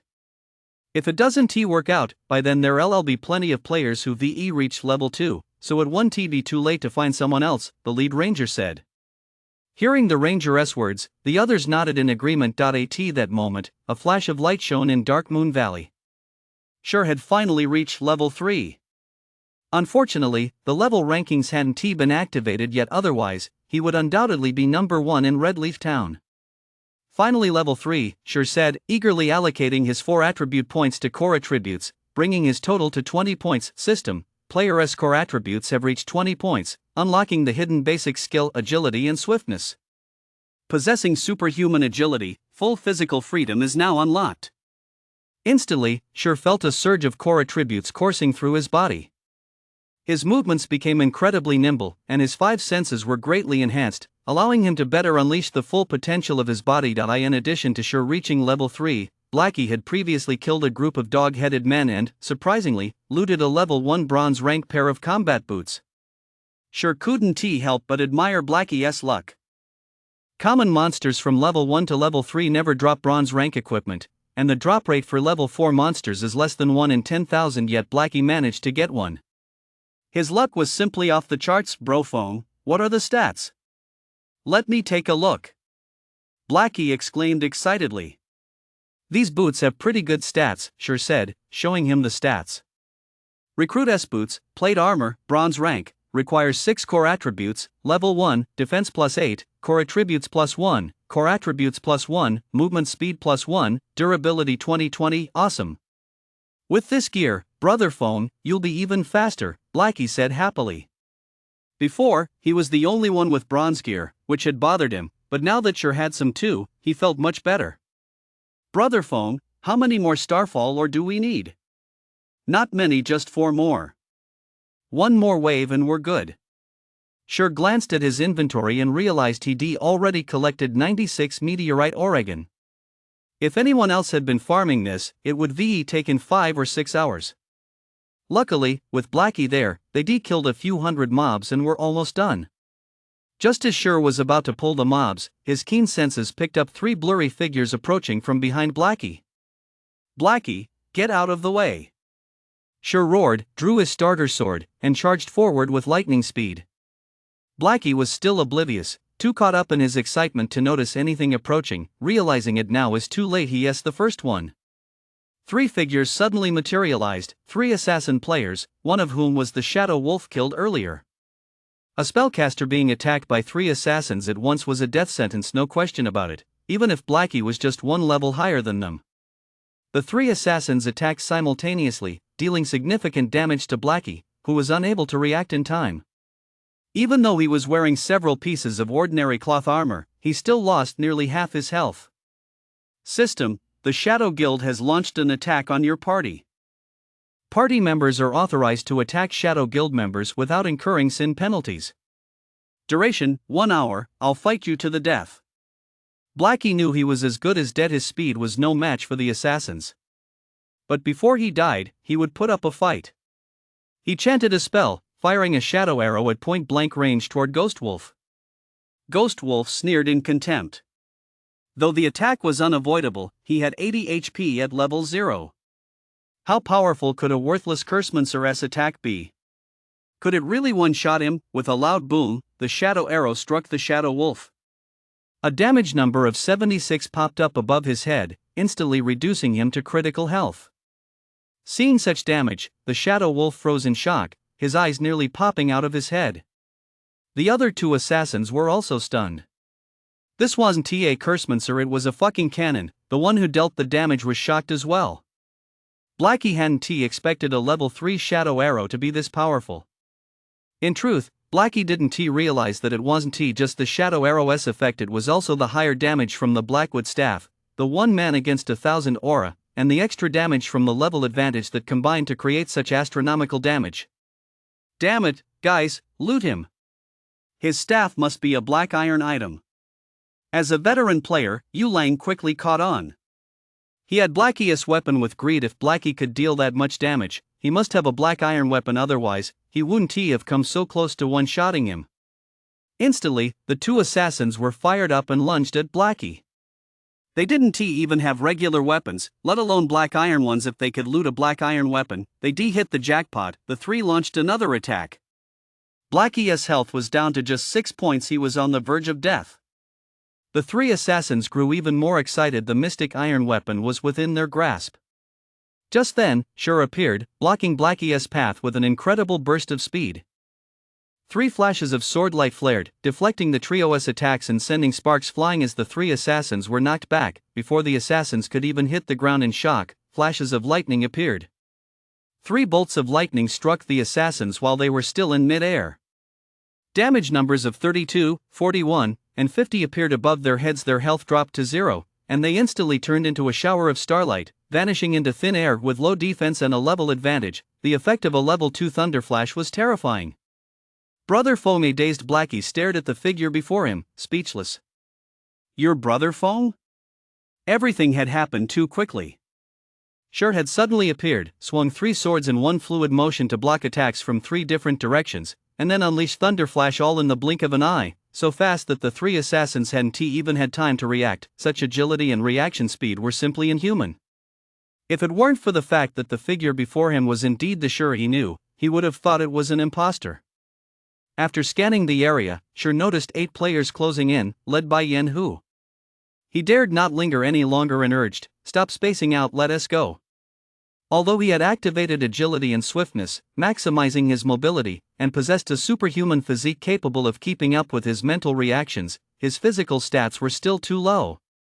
Controlling his body was difficult and consumed a massive amount of core attributes. He could manage a couple of high bursts, but he simply couldn't sustain it for long. Facing so many plate armor classes and healers, his only option was to flee. Blackie nodded repeatedly. "Everyone, charge in. We've got to loot my bronze gear and take over this mine." Yen Hu licked his lips, brimming with excitement, completely unconcerned about the 3 dead assassins. Spending several hours searching for Shur and his companion in Dark Moon Valley had caused their leveling to fall far behind. Yen Hu had been seething with rage, but then he happened to spot the 2 of them killing monsters. He intended to surround and kill them immediately, but when he saw Blackie using the smoke at the cave entrance to kill a level 4 gnome without taking a scratch, Yen Hu nearly died of excitement. His hatred for Shur melted away by more than half, and he even felt grateful to Shur for leading him to such a prime spot. It's notoriously difficult to kill monsters several levels higher than your own. If he could defeat level 4 monsters without taking a scratch, his leveling speed would be absolutely terrifying. In less than 10 hours, he could outpace all other players, establish a massive lead, and unifying Red Leaf Town would be within reach. By then, he might even become the leader of the Shadow Guild. With the launch of Goddess Domain, countless virtual game companies had gone bankrupt, and billions of players had flooded into the game. Numerous enterprises and conglomerates had rushed to establish a presence in Goddess Domain to secure their share of the profits.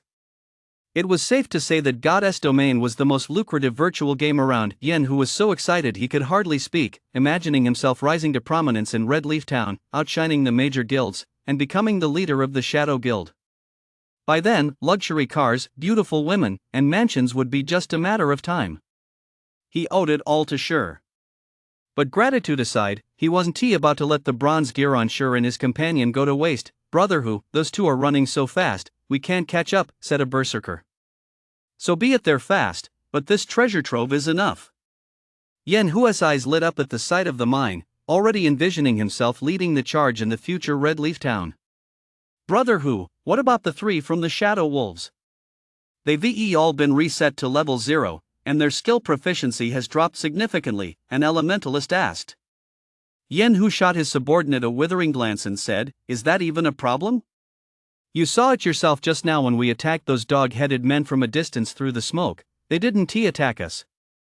Those are level 4 monsters, leveling them up will be a breeze. Tell them to hurry over. Brother Who is truly brilliant finding such a prime spot. Now you're definitely the top dog in our Shadow Guild. The elementalist began to suck up. Get lost. Top dog of the Shadow Guild? I'm the top dog of Goddess Domain, Yen Hu snapped angrily. The other Shadow Guild members nodded in agreement, mocking the elementalist for his clumsy flattery. Before long, under Yen Hua's command, the 3 spellcasters stood at a distance dealing damage, while the others lured the monsters into the smoke, methodically slaughtering the dog-headed men. This is so satisfying, absolutely amazing. Killing just one dog-headed man gives so much experience to split among us, and our levels jump up by 2% at a time. Brother Who, this is amazing. These monsters drop a ton of gold and ore, and the ogre respawns so fast. We can farm this endlessly until we hit level 6. By then, the Shadow Guild will definitely be the top guild in Red Leaf Town. The Shadow Guild members were grinning from ear to ear. It wouldn't take long for everyone to reach level 6, and then they'd crush every other guild in Red Leaf Town. Just thinking about it was exhilarating. Consider yourselves lucky to be following this master. Those other captains don't mean a thing. By then, I'll be the leader of the Shadow Guild. Yen Hu was in high spirits, his experience points were skyrocketing. He could reach level 2 in less than an hour, making up for his previous losses. Meanwhile, not far from the Red Star Mine, Blackie was gritting his teeth in frustration. Bro Foam, are we just going to let this slide? That was information we barely managed to get from the closed beta testers. Now we're letting these guys have the upper hand. It makes me so angry just thinking about it. Those Shadow Guild members are utterly shameless. Thank goodness I didn't join them. Sure shook his head, glanced at the time on the system screen, and smiled calmly. If they dare steal what's mine, let them enjoy themselves for now. In a little while, they'll learn what it means to have their joy turn to sorrow. Time ticked by. Sure and Blackie weren't idle either. They were hunting level 4 roaming goblins not far from the Red Star Mine. Wandering goblins, standard level 4, 400 HP. Compared to goblins, wandering goblins focus more on core attributes. They're great at dodging, but their attack and defense aren't much to speak of. Plus, Dark Moon Valley hasn't been developed yet, so there are relatively more mobs here, and no one competing for them. There's no need to go out of your way to find monsters to kill. Sure was already a level 3 swordsman, and Blackie was a level 2 cursemancer. With Sure distracting them up front, the roaming goblins' daggers couldn't even touch Sure, who had agility and swiftness active. Meanwhile, Blackie, having downed a black eye and beer, unleashed a barrage of attacks from the rear, making it easy to take down the roaming goblins, a process even more efficient than farming goblin hounds. In front of the Red Star Mine, batches of dog-headed men lay dead at the mine entrance, with various ores and copper coins scattered all over the ground. Bro Tiger, this place is awesome. In just over half an hour, we're all level 2, and we've looted so much money. Ha ha ha, keep it up, everyone. You 3, draw in more mobs. As long as we keep farming here, we'll hit level 3 in less than 3 or 4 hours. Yen Hu excitedly directed the 3 assassins who had just arrived, telling them to lure more dogheads. Now that the spellcasters were all level 2, their speed in killing dogheads had increased significantly. Luring 30 or so at a time was no challenge at all. Bro Tiger, there's a drop here, a berserker shouted, holding a book in his hand. Bring it over here so I can take a look. Seeing it drop, Yen Hu licked his parched lips and grinned. He took the book and burst into laughter. Awesome, absolutely awesome. Not only have I taken over the spot that kid worked so hard to find, but if he knew the swordsman's rare skill book is in my hands too, I'd love to see the look of regret on his face. Brother Hu, I saw that kid when I got here. They're still hunting roaming goblins in the area. I bet they're really fixated on this place and can't accept losing it. Why don't we go kill them and prevent any mishaps? Yulang's eyes flashed with a cold glint, brimming with murderous intent. He harbored deep resentment toward Shi for killing him twice. Yen Hu waved his hand dismissively and sneered, "Let them just watch then. Let them watch us level up fast and rake in the cash, becoming the rulers of Red Leaf Town, while they can only stand by and watch, filled with nothing but resentment and regret. Ah, just thinking about it gives me a thrill." Although Shadow Wolf grumbled a bit about this, the thought of Shi's resentful expression forced to toil outside killing roaming goblins brought him a wave of satisfaction. Just wait. Once I reach level 6, that'll be the day you die. Dark Wolf hadn't given up on killing Shi. On the contrary, the thought of the thrill of taking him down once he reached level 6 filled him with anticipation. Meanwhile, in the woods 60 yards south of the Red Star Mine, Shi used the trees for cover as he kept a close watch on Yen Hu and his group. "Brofoam, do you think the two of us can handle this?" Blackie asked with some concern. These 11 people weren't ordinary players. They were elite fighters who had passed the Shadow Guild's trials, and there were even 2 healers among them. With just the 2 of them, it was simply impossible to take them all down. "Don't worry. Time's almost up. Let us just sit back and watch the show." Shi glanced at the timer and said calmly, "In a moment, you stay in the back. Take out whoever's low on health. Don't let a single one get away." "The time's almost up?" Blackie was confused. Shi pointed at the smoke billowing from the entrance of Red Star Cave and chuckled. Yen Hu thought taking on monsters above his level would be a piece of cake. "The smoke bombs we set off before leaving have a timer. It's only 2 minutes until the hour's up. Did they think they could just keep having fun after stealing my turf? Now I'm going to teach them a lesson." Blackie suddenly understood, and his admiration for Shi grew even more. "You're the man, Brother Foam. Those bastards from the Shadow Guild are finished now." Blackie grinned widely. "The only reason they'd been able to kill the dog heads without taking a scratch was because of the smoke bombs. Without them, it would been impossible. Just thinking about what would happen if the smoke bombs ran out was terrifying." 2 minutes later, the smoke in front of the Red Star Mine began to slowly dissipate. "Brother Hu, why is the smoke clearing up?" An elementalist noticed the vanishing smoke and asked Yen Hu. "The smoke's gone? No way." Yen Hu, who had been lying down asleep, suddenly sat up and looked over. Sure enough, the smoke at the cave entrance had dissipated. "If it's gone, it's gone. The smoke might be cyclical, don't worry about it.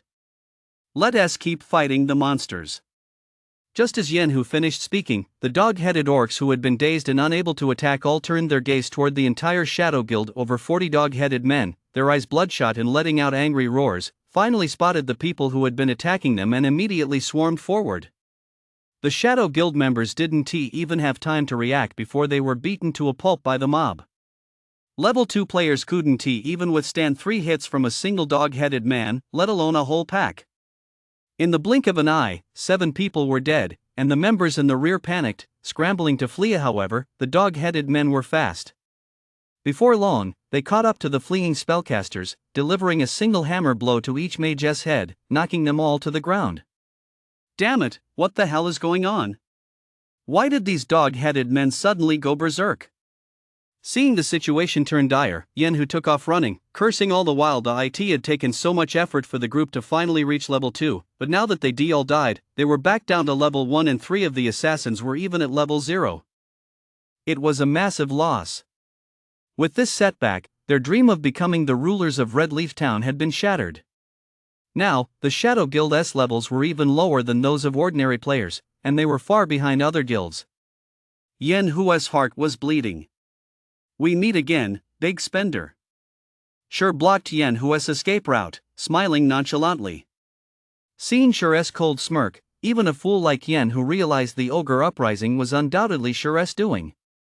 You're a dead man, kid. How dare you scheme against this big shot?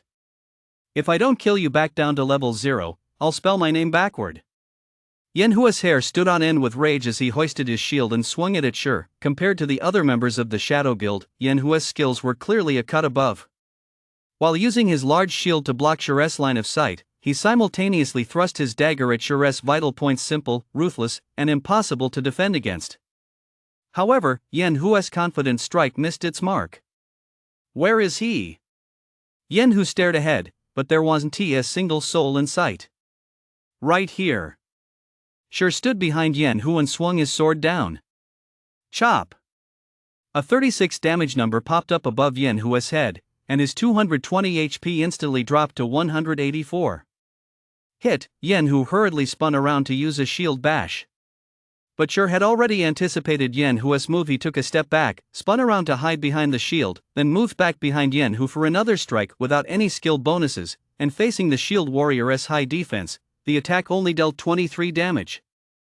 You coward! If you've got the guts, don't hold back, I'll take you down in a heartbeat. Yen Hu kept missing the agile Sure, while his own health continued to drop, now down to just 83. With no way to counter Sure's attacks, he began taunting him, hoping Sure would get angry and give him a chance to finish him off. Alright then, I'll just stand here. Come at me. Sure didn't hesitate, he agreed immediately. Yen Hu smirked inwardly. He hadn't expected Sure to be so gullible. A simple provocation, and he'd fallen for it instantly. Watch how I'll finish you off. Yen Hu raised his shield and charged at Sure. If Sure didn't dodge, he'd have to take the hit head on, and in terms of core attributes, Yen Hu wasn't about to lose. But Yen Hu was disappointed. Just as he closed to within 2 yards of Sure unleashed Thunder Flash. 3 bolts of lightning pierced through the shield and into Yen Hua's body. 28, 35, 41. 3 massive damage numbers popped up above Yen Hua's head, and his health dropped to 0 in an instant. You're a coward. Yen Hu glared at Sure, spitting blood in rage. If he hadn't charged over on his own, there was no way that skill would have hit him at all. Are you okay, rich guy? I told you to stand still, but I never said not to fight back. Why are you so naive, charging right at me like that? Sure shrugged his shoulders, implying it was a complete accident. By the way, I really have to thank you, big spender. You've mined so many ores for me, it saved me a lot of trouble. The flame tiger pointed at Sure, as if he wanted to say something, but his body had already dissolved into starlight and vanished. He couldn't utter a single word, leaving behind only a pile of ores and a book. In the bustling square of Red Leaf Town, flashes of white light flickered, and one by one, figures materialized, the resurrected members of the Shadow Guild. Their expressions were downcast, and they were deeply dejected, and nothing is more painful and agonizing than gaining something only to lose it immediately.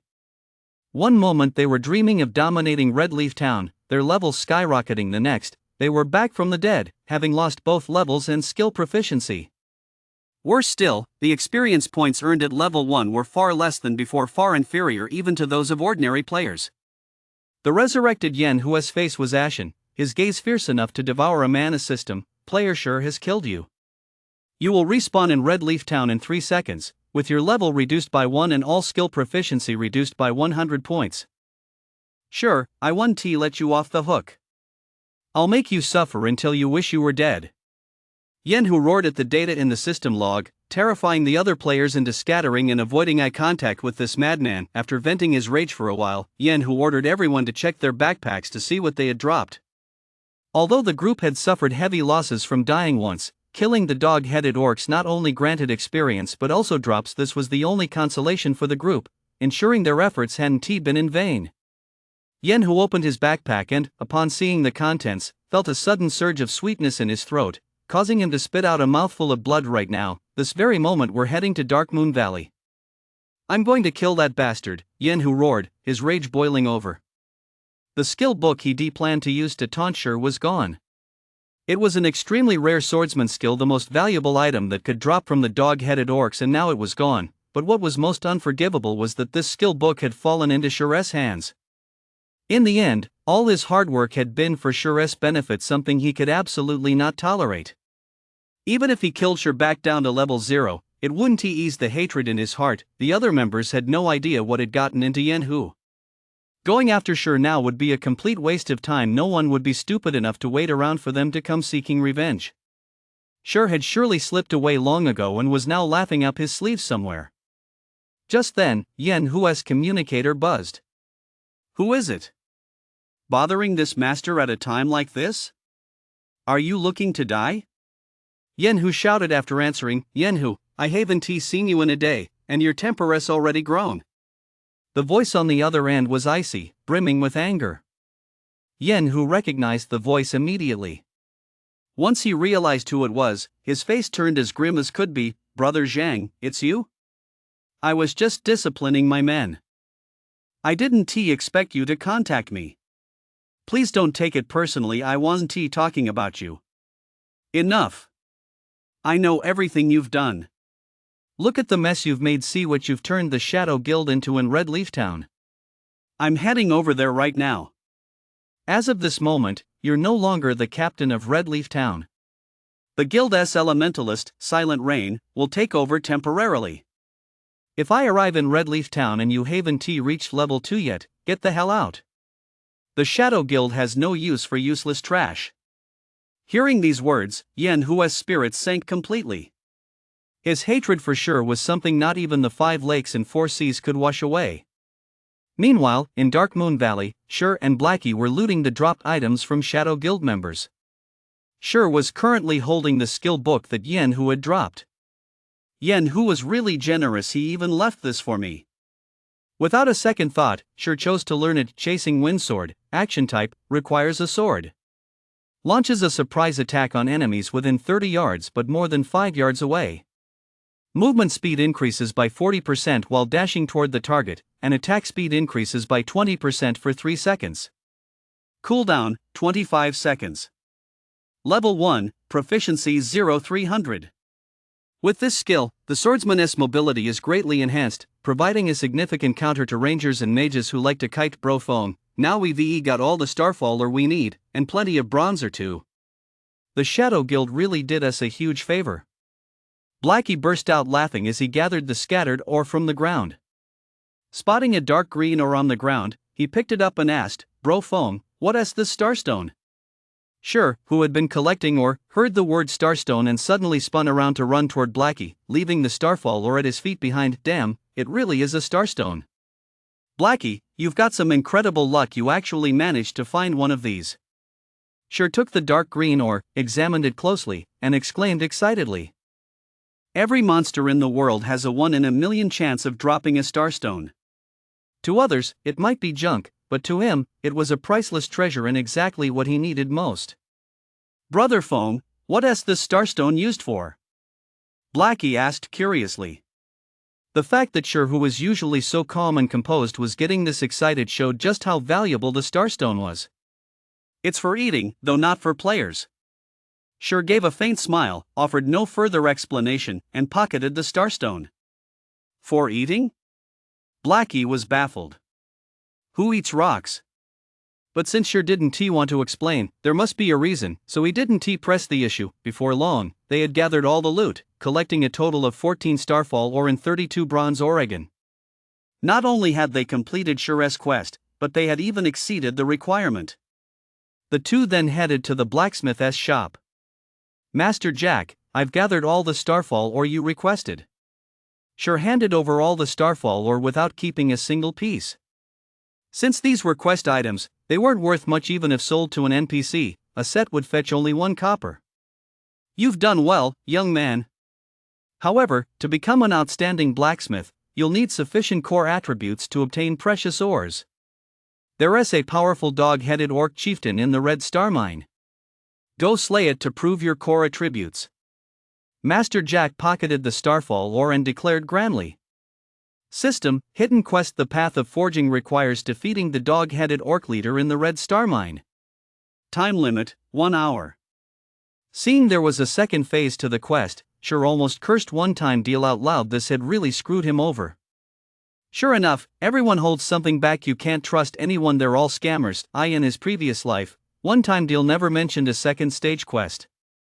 Now a timed second stage quest had popped up, requiring him to take on a boss monster, not just any elite mob, but a boss stronger than a special elite, equivalent to a dungeon boss.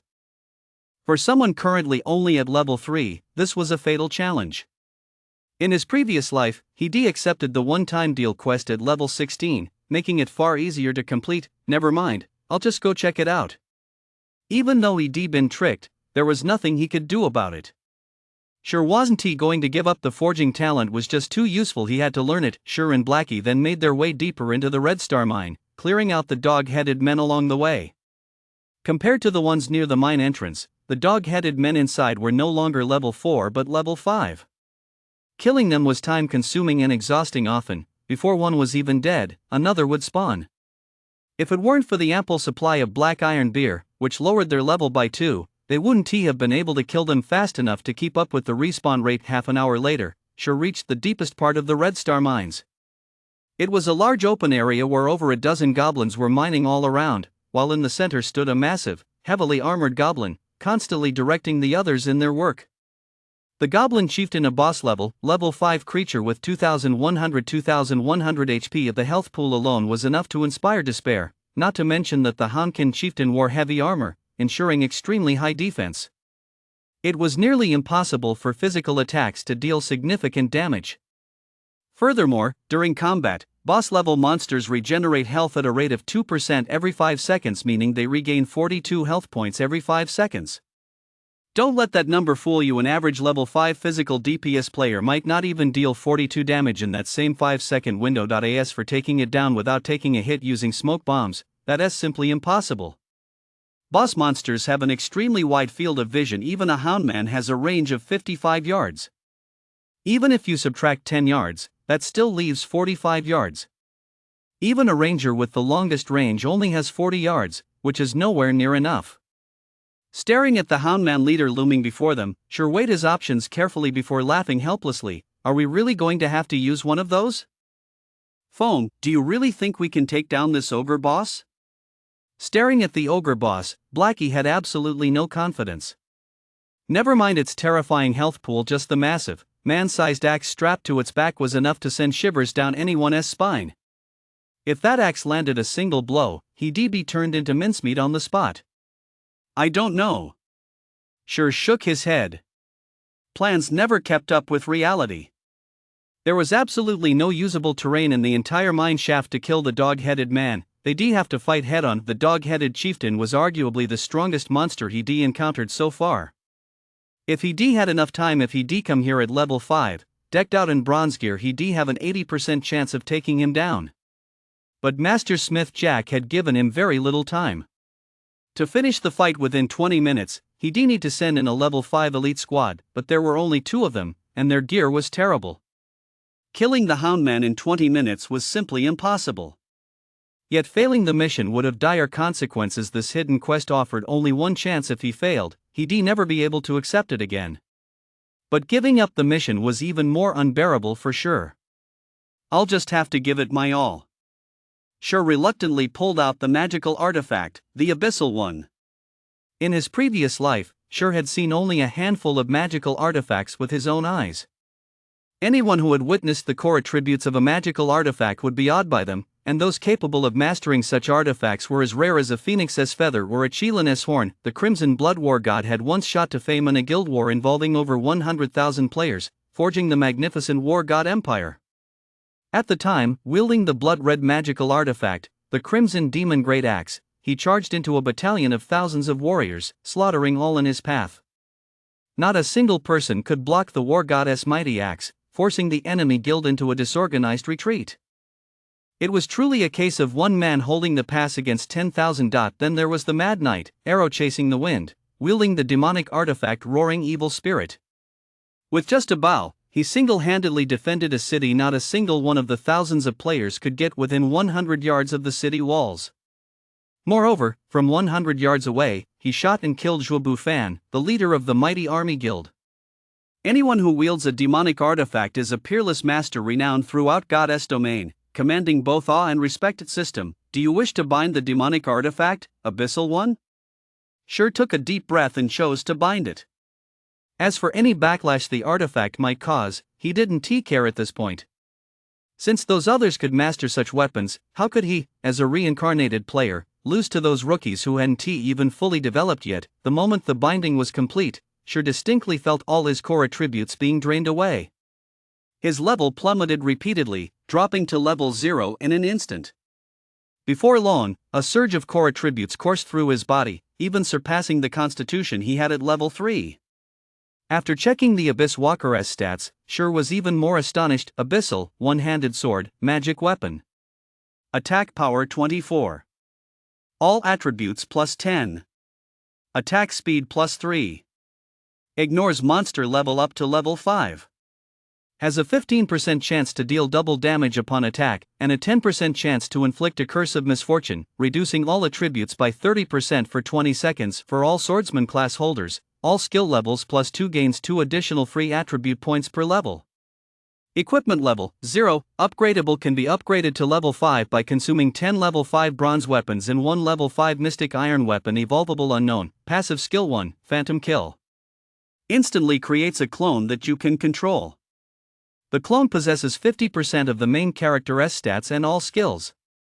The main character and the clone can switch places. Duration 30 seconds. Cooldown 5 minutes. Passive skill 2, Abyssal Bind. Binds the enemy, preventing movement and reducing defense by 100%. Duration 3 seconds. Cooldown 1 minute. Passive skill 3, 9-headed Dragon Strike. Instantly creates 9 Phantom Abyss bound swords for the wielder to use. Each Phantom sword deals 30% damage. Duration 20 seconds. Cooldown 5 minutes. The Abyss Bound is a legendary sword personally forged by the master craftsman Orisis using the fangs of the Black Dragon King as material. It is one of the 36 legendary swords of Goddess Domain, ranked 31st. However, this sword is cursed by the Black Dragon King. Aside from granting the wielder astonishing core attributes, it will backfire on the wielder at regular intervals. If the backfire cannot be suppressed, the wielder will be afflicted by the Black Dragon King's curse, causing all attributes to permanently decrease by 50%. Additionally, the sword cannot be dropped or traded. With stats like these and so many passive skills, it's practically a divine artifact. But there are still 35 other legendary swords, and the Abyssal one ranks at the very bottom. It's hard to imagine what the number 1 legendary sword must be like. Bro Fong, don't scare me. How did you drop to level 0? Blackie, standing nearby, looked at Sure in shock. Dealing with the Houndman chieftain was already troublesome enough. Now that Sure had dropped to level 0, how were they supposed to fight this? Don't worry. You clear out the other minions with smoke bombs first. I'll handle the ogre chieftain. Sure pulled up his stats panel and allocated all 6 free points to core attributes, bringing his total to exactly 20. This activated agility and swiftness, and now he couldn't wait to test his sword on the ogre chieftain. Character, Sure Human Kingdom, Starmoon title, 1 against 1000 class, swordsman level, 0 HP, 460 attack, 72 defense, for attack speed, 10 movement speed, 8 attributes, core attributes 24, core attributes 22, core attributes 22, core attributes 13, core attributes 13. System, core attributes reach 20 points, unlocking the hidden basic skill, Bare-Handed Stone Shatter, which allows him to destroy junk weapons with his bare hands. System, core attributes reach 20 points, unlocking the hidden basic skill, Robust Physique, which allows him to perform extraordinary actions for extended periods. Unlocking the hidden skills associated with core attributes allows Sure to unleash the full potential of his body, no longer just a 3-second hero. Although he is level 0, his attack power and stats far exceed those of a level 3 character, and his health pool is massive, comparable to a level 5 shield warrior, not to mention the array of high-level skills he possesses. He is fully capable of taking on the gnome chieftain. Just as Sure was getting used to his new body, Blackie had already cleared out all the surrounding dog-headed men, leaving only the leader. Wait for me to draw aggro, then go all out, Sure ordered, taking a step forward and charging toward the dog-headed leader, wind-chasing sword. In the blink of an eye, Sure was right in front of the ogre chieftain. Before the chieftain could even react, 2 black streaks slashed across his neck. Blood spattered everywhere, and the chieftain let out an agonized scream as two terrifying damage numbers appeared above his head, 63, 128. The dog-headed chieftain finally snapped to attention and raised his massive axe, but another sword beam sliced through his unarmored flesh. Chop! Another 105 damage points appeared. The core attributes of a level 4 chop were truly staggering. By the time the axe came crashing down, leaving a massive crater in the ground, Shur had already retreated and cast another level 4 thunder flash. 3 frenzied bolts of lightning pierced the ogre chieftain's massive frame, dealing 84, 101, and 123 damage.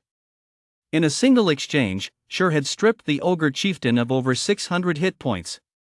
Even Shur himself was stunned by the terrifying core attributes of the legendary sword, Abyssal. Blackie, standing in the distance, was completely dumbfounded. The ogre chieftain, severely wounded by Shur's surprise attack, was enraged. The blood flowing from his wounds served as a stimulant. Raising his massive axe as tall as a man, he relentlessly pounded Shur, strike after strike. During Shur's earlier ambush, the dog-headed chieftain Han-Ti had time to react and could only attack instinctively, so his strikes weren't particularly fierce. But now, both the speed and power of his attacks were on an entirely different level.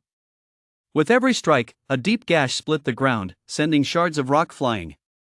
Axe after axe, the barrage was relentless, leaving Shur no time to react. The dog-headed chieftain's frenzied assault would instantly kill even a level 5 shield warrior or a paladin.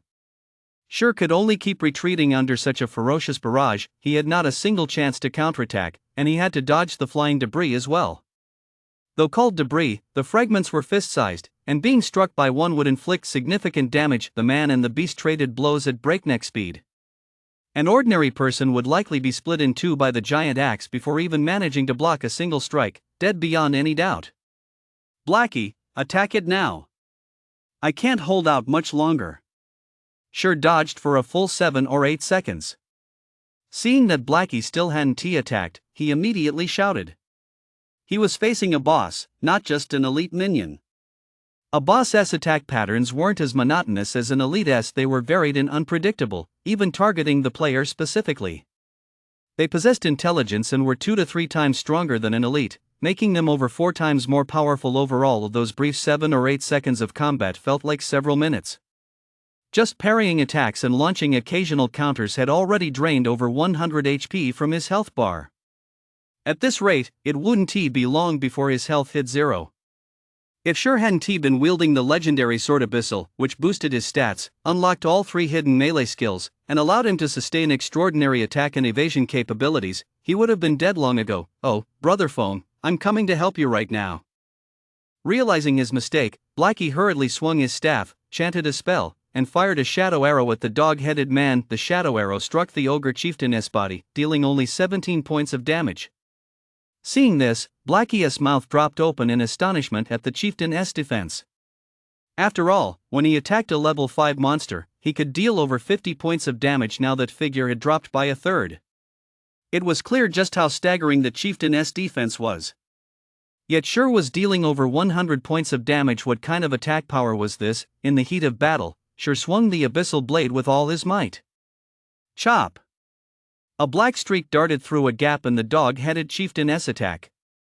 With a thud, Shur stumbled back 3 steps before regaining his balance, taking over 30 points of damage. The chieftain's massive axe merely lifted slightly, pausing briefly. It worked! Looks like my core attributes are just barely enough. Shur was very satisfied with this attack. In Goddess Domain battles, players fighting monsters can not only defend and dodge but also interrupt the monster's attacks, causing them to pause briefly and halt their offensive. This was an advanced combat technique that had only emerged 6 months after Goddess Domain launched. Especially in boss fights, if the tank hadn't mastered this skill, the result would be a wipe because no player could withstand the boss's frenzied barrage of attacks. This split-second pause left the ogre chieftain exposed. Shur charged forward without hesitation, channeling all his core attributes into his right hand as he gripped the abyssal blade and swung it relentlessly.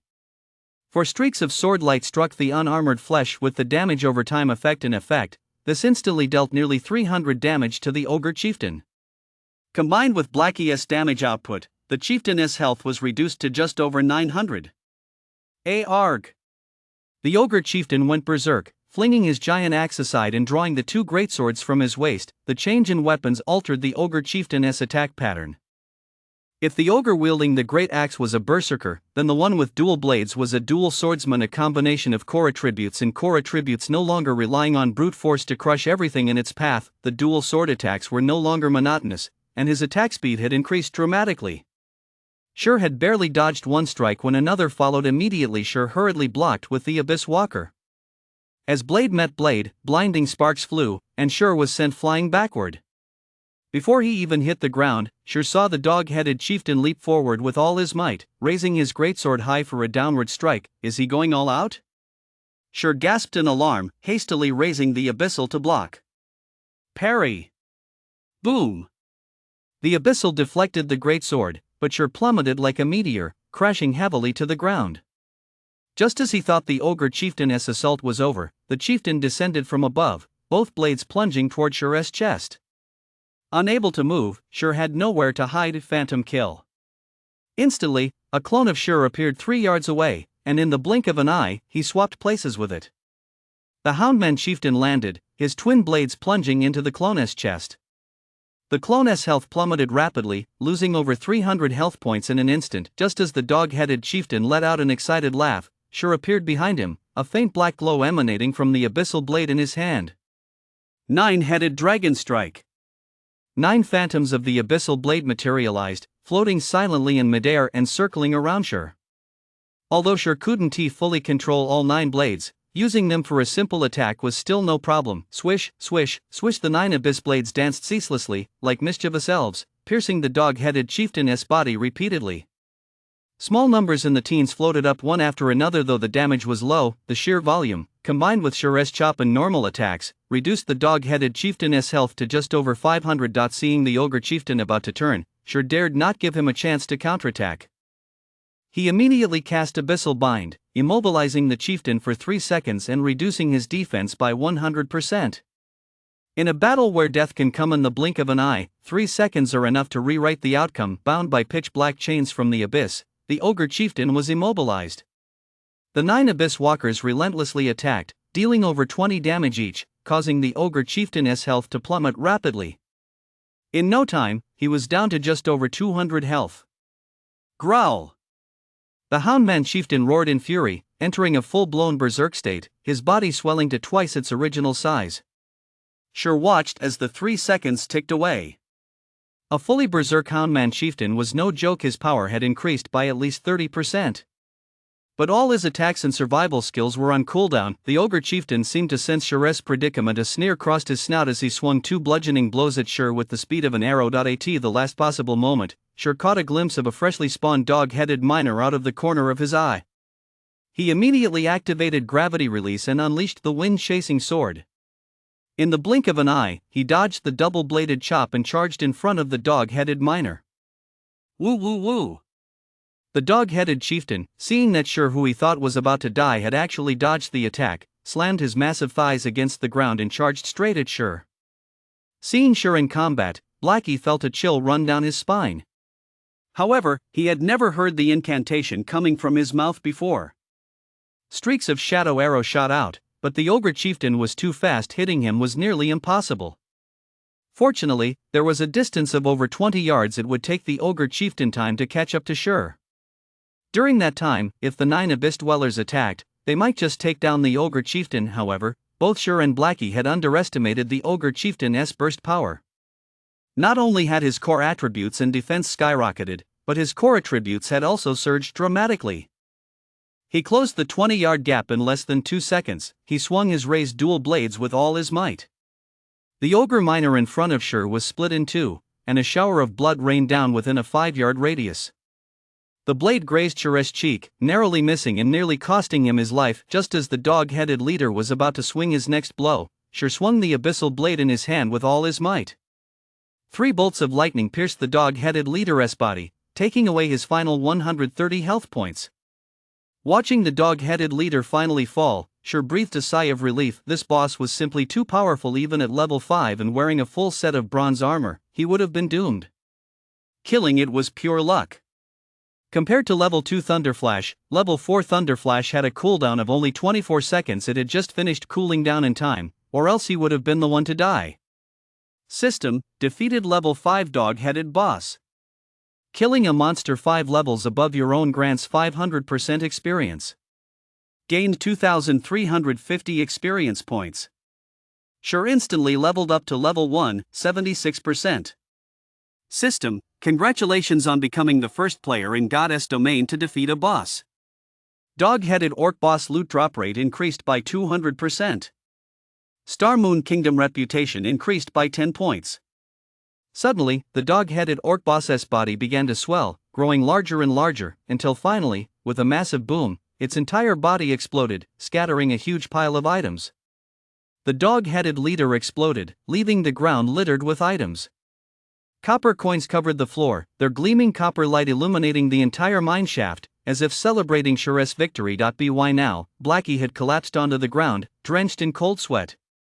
It was as if all his core attributes had been drained, leaving him completely drained of strength.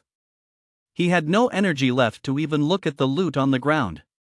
This battle had been incredibly grueling. It hadn't given him a single moment to catch his breath, with every second a heart-pounding, nerve-wracking ordeal. Every second of the battle was a heart-pounding ordeal without nerves of steel. One simply couldn't endure it. It was hard to imagine what kind of heart Sure possessed, having fought the ogre chieftain for so long. Awesome, we won. Fong, you're my absolute idol. Blackie shouted excitedly, his eyes brimming with admiration as he looked at Sure, who remained completely calm. Although Sure had always been skilled, his technique far surpassed that of the average player, and even professional players didn't seem out of his league. And although his temperament used to be quick to flare up, even arguing endlessly over a piece of ordinary gear like a drawn blade, the Sure of today was vastly different from before. He seemed like a completely different person, always unflappable, and exuded a sense of calm that gave others a feeling of security, like a dormant dragon that remains silent until it roars, stunning the world when it finally does. Blackie, isn't Snow your idol? Sure asked with a faint smile. Snow is definitely my idol, but Brother Fong, you're pretty amazing too. You usually don't say a word, but now you've skyrocketed to fame. You even took down that formidable goblin chieftain. Even true professional players wouldn't do much better. How could I not admire you? As they say, it's nice to rest in the shade of a big tree. Brother Fong, please teach me how to play the Cursemancer. I dream of becoming a top-tier player. The look in Blackie's eyes as he looked at Sure was as if he'd found a gold mine. At the same time, he felt happy about his choice. If he'd joined the Shadow Guild, he'd likely still be an obscure gold farmer, without even a chance to meet any top players, let alone become one himself. All right. Sure smiled wryly. Blackie's personality was just that straightforward. In his previous life, when he was fired, Blackie had quit without a second thought, giving up a job that paid $1 million a year to share in his hardships. Naturally, Sure wouldn't let Blackie down. He'd teach him everything he could. Although he hadn't played Cursemancer himself, he'd seen plenty of top players and knew the general direction of the class's development more than enough to guide Blackie. Bro Fong, what do you think I should do with my stat points early on? Should I put them all into core attributes? Blackie asked. Sure shook his head, thought for a moment, and said, putting all your points into core attributes early on is a good idea. However, to become a truly formidable Cursemancer, core attributes are essential. Besides increasing movement speed, they also boost casting speed. Cursemancers have very few survival skills and are slow-moving, with many cast-based abilities. And their spells aren't very powerful. Most skills rely on draining the enemy's health through curses. To unleash their full damage potential, they need time, unlike elementalists, who are essentially stationary turrets. So, after maxing core attributes to 20, allocate half of your remaining points to core attributes. This ensures your safety while also boosting your damage output. In a previous game, there was a Cursemancer who was incredibly powerful. He broke with traditional stat-building conventions by investing heavily in core attributes.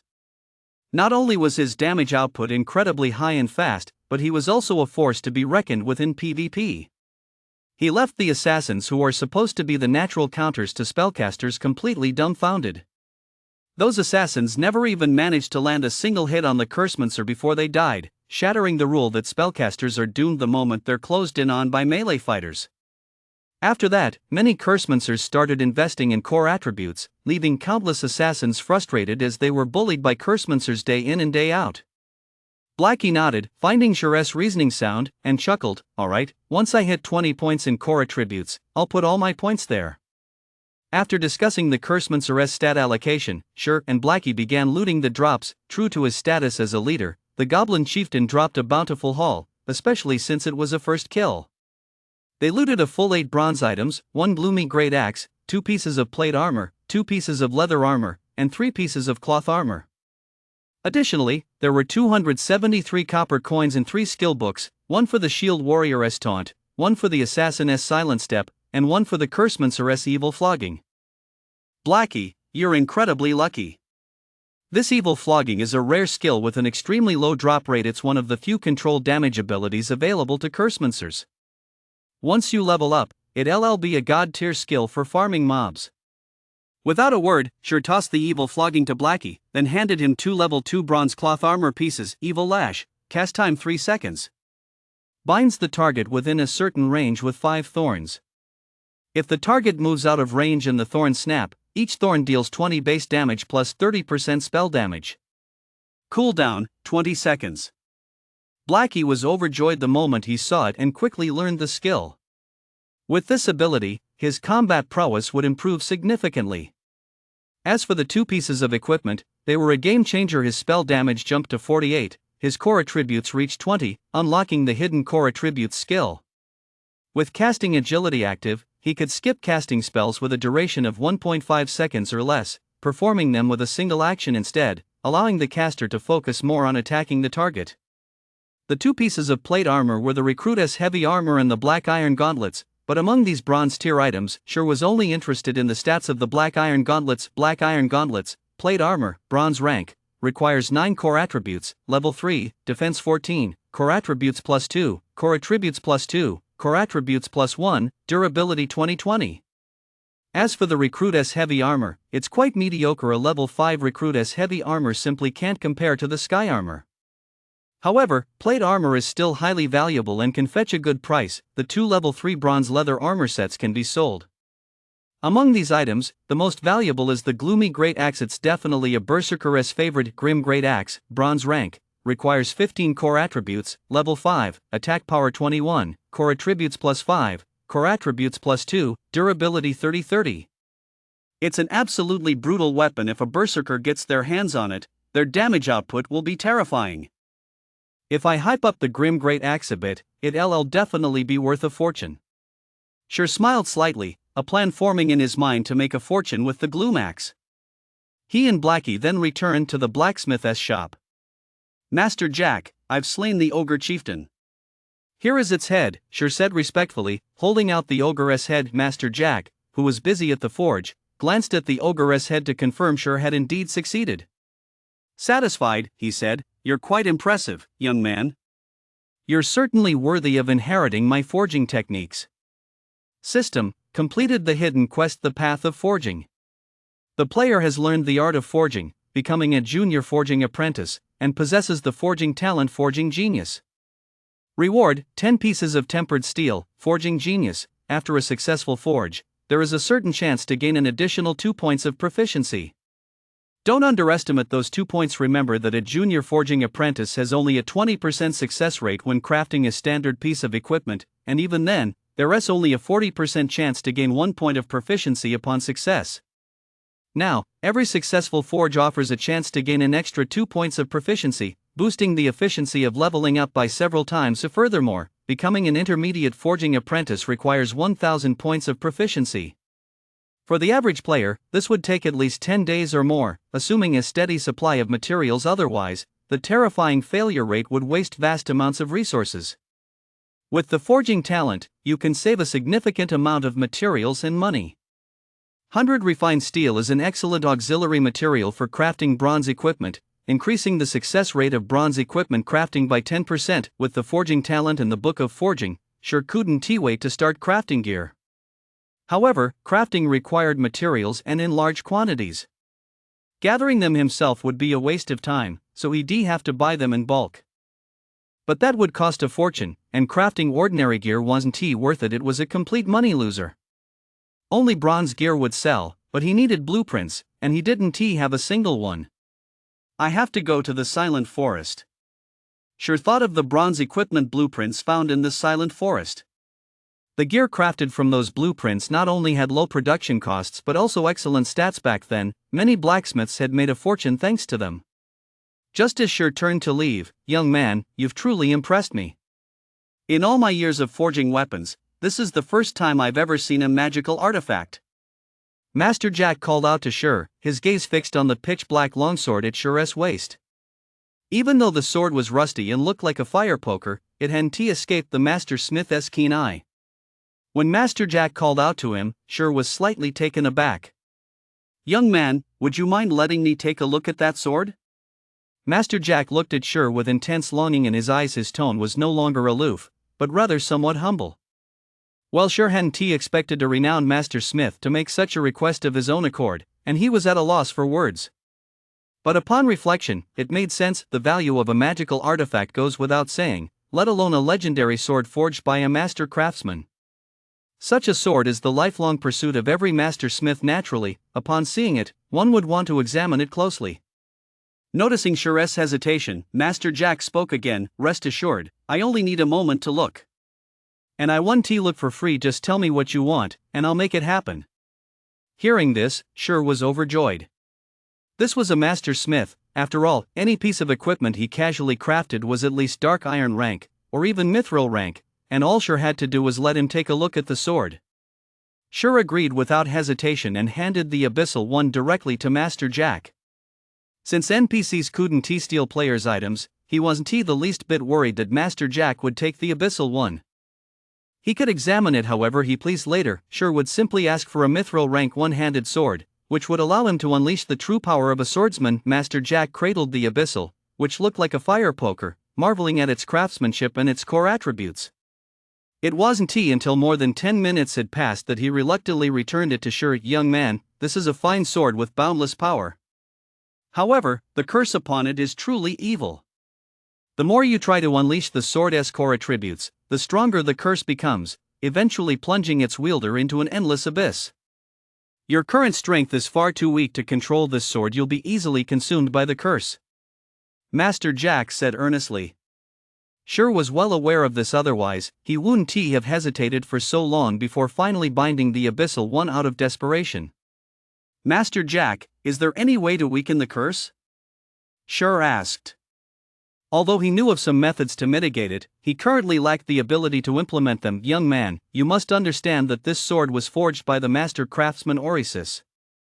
There is only one of its kind in all of Goddess domain, and only 35 others can rival it. To endow these legendary blades with unparalleled core attributes, countless terrifying beings were slain, beings far more powerful than you can imagine. After their deaths, their core attributes were harnessed by the master craftsman and sealed within the sword. Without immense power, it is impossible to suppress them." Master Jack spoke with profound reverence, then smiled. "However, there is a way to weaken this curse." "What method is that?" Sure asked eagerly. "To suppress these powerful core attributes, you need another set of equally powerful core attributes. The core attributes sealed within the sword are a curse. To weaken it, you must possess sufficient luck," Master Jack said with a sigh. "On the continent of Goddess Domain, there are stones that have gathered the good fortune of Goddess Domain. These stones are called lucky stones. With a lucky stone, you can counteract this curse. Although these stones can be found anywhere on the continent, very few people have ever obtained one. Not even I have seen one. Finding one is incredibly difficult. If you can find such a stone, I can help you weaken the curse on this sword." Seeing Sure's dazed expression, Jack shook his head and offered comfort. "Young man, you must understand that lucky stones are extremely rare. It's perfectly normal not to find one. There's no need to be so disheartened. After all, those who find a lucky stone are blessed by the heavens. We simply can't compare." "Master Jack, is this the stone you're talking about?" Sure pulled the dark green starstone from his backpack and smiled faintly. "Yes, that is the lucky stone." Master Jack glanced at the dark green starstone and nodded, but soon froze, staring at Sure as if he were a monster. Sure shrugged, indicating it was no big deal. His earlier stupor stemmed from the fact that Jack could use the lucky stone to suppress the abyssal one. After all, while there were many master smiths in the Star Moon Kingdom, those capable of using a lucky stone to counteract the curse of a demonic artifact were extremely rare, fewer than one could count on one hand. He never expected that Jack, standing right before him, was one of them. Master Jack, can you weaken the curse now? Sure asked eagerly.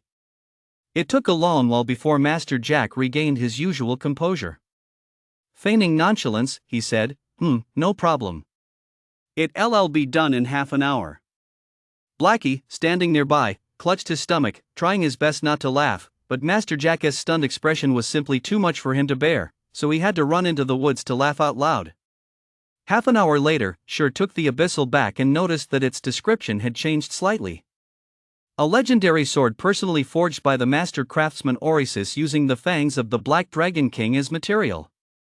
It is one of the 36 legendary swords of Goddess Domain, ranked 31st. However, this sword is cursed by the Black Dragon King. Aside from granting the wielder astonishing core attributes, it will backfire on the wielder at regular intervals. However, Jack modified it by adding Starstone, significantly reducing the core attributes lost during the backlash. If the backlash cannot be suppressed, the wielder will be cursed by the Black Dragon King, suffering a permanent 50% reduction in all attributes, and the sword will become undroppable and untradeable. Reading this description, Sure felt much more at ease. At least the backlash wouldn't be too severe in the short term. Sure put the abyssal one away and suddenly noticed that Lonely had sent him a flurry of messages, all asking why he wasn't there yet and how much longer it would take to reach the Silent Forest. Blackie, let us run a dungeon, Sure replied in a message, saying he'd be there soon. Because of the abyssal one, he'd completely forgotten their agreed upon time, making Lonely wait over half an hour, but he planned to make it up to him in the Silent Forest. Sounds great. I've been dying for a chance to show off my new spells, Blackie said cheerfully. When Sure and Blackie arrived at the Silent Forest dungeon entrance, the area was already packed with people. Level 2 players were everywhere, and many were forming groups to run the dungeon. Silent Forest group open. Need a heavy DPS. For spots, 2 open. Silent Forest efficiency run, just need 1 strong healer, guaranteed clear. Sure saw the posts, shook his head slightly, and walked toward Lonely, who was waving at him. In his previous life, they'd been stuck in Silent Forest for ages. It wasn't until most players had reached level 5 that they finally cleared it. Big shot, you're finally here. My friends are getting impatient. Let us hurry over. Lonely was burning with anxiety as he watched Sure stroll over at a leisurely pace. He then led Sure to the party's meeting point. Lonely, so this is the expert you were talking about? I thought he'd have some kind of superhuman abilities, but he has nothing special after all. The male priest, Buyu Xiai, saw Sure wearing beginner gear, with a fire starting stick as his weapon, a piece of junk he'd probably picked up somewhere and couldn't help but sneer. Brother Buyu, how can you speak to Master like that? He is a full-fledged closed beta tester. He must have something special about him.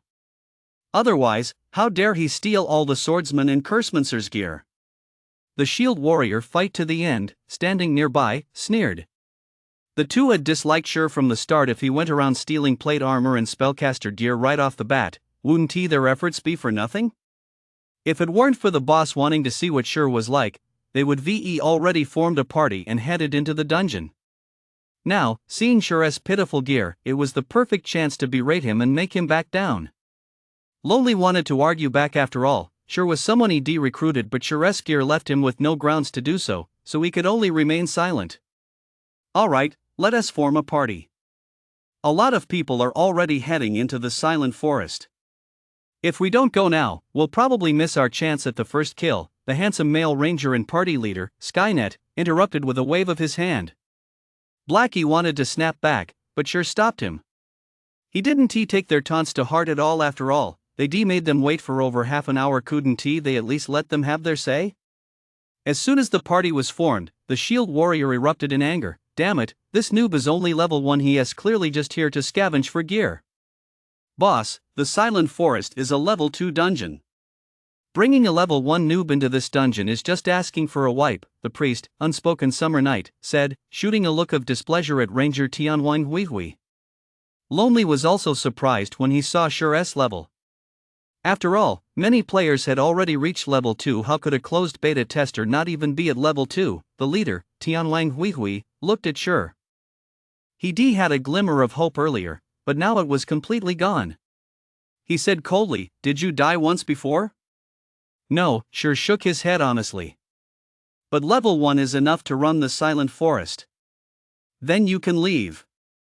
We don't need experts like you here. I hope you understand. Skynet furrowed his brow slightly and said coldly, "Leader, there must be a misunderstanding. Why don't we give it a try first?" Lonely explained. Give it a try? The priest, Silent Summer Night, sneered. Who is responsible if someone dies? You should know that even if you die in a dungeon, you lose experience points, albeit a small amount, but still 10%. Can this noob afford that loss? Don't be hard on Lonely, Ranger Skynet Hui interjected urgently. Lonely, I know you're sticking up for the swordsman, but I have to be responsible for the team. I only take veterans into dungeons. I won't waste time grouping with newbies. You have two choices now, either join us in the dungeon, or leave the team with them. I'll just leave the party then. Sure didn't want to embarrass Lonely, so he simply left the party and turned to walk away. Blackie, let us go find a new group to run the dungeon. All right. Blackie chuckled and left the party without another word. Humph, his expert act was exposed. He knew he couldn't scam any gear, so he left on his own. Pretty self-aware of him, the shield warrior sneered with a smirk. Lonely, you're so naive. Only you would fall for a noob like that. You'd better stick close to Skynet from now on and learn a thing or two. Lonely's face turned ashen, but he didn't believe he misjudged the situation. Sure was definitely a pro. Boss Skynet, I'm sorry.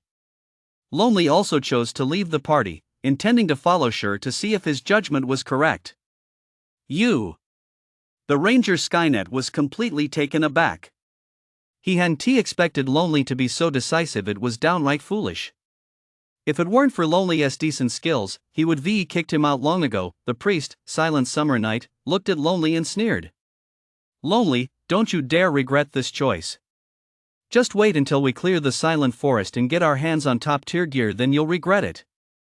You'll regret it for 10 years, 20 years, for not following Skynet's leader. Faced with the priest Silent Summer Night's words, Lonely offered no rebuttal.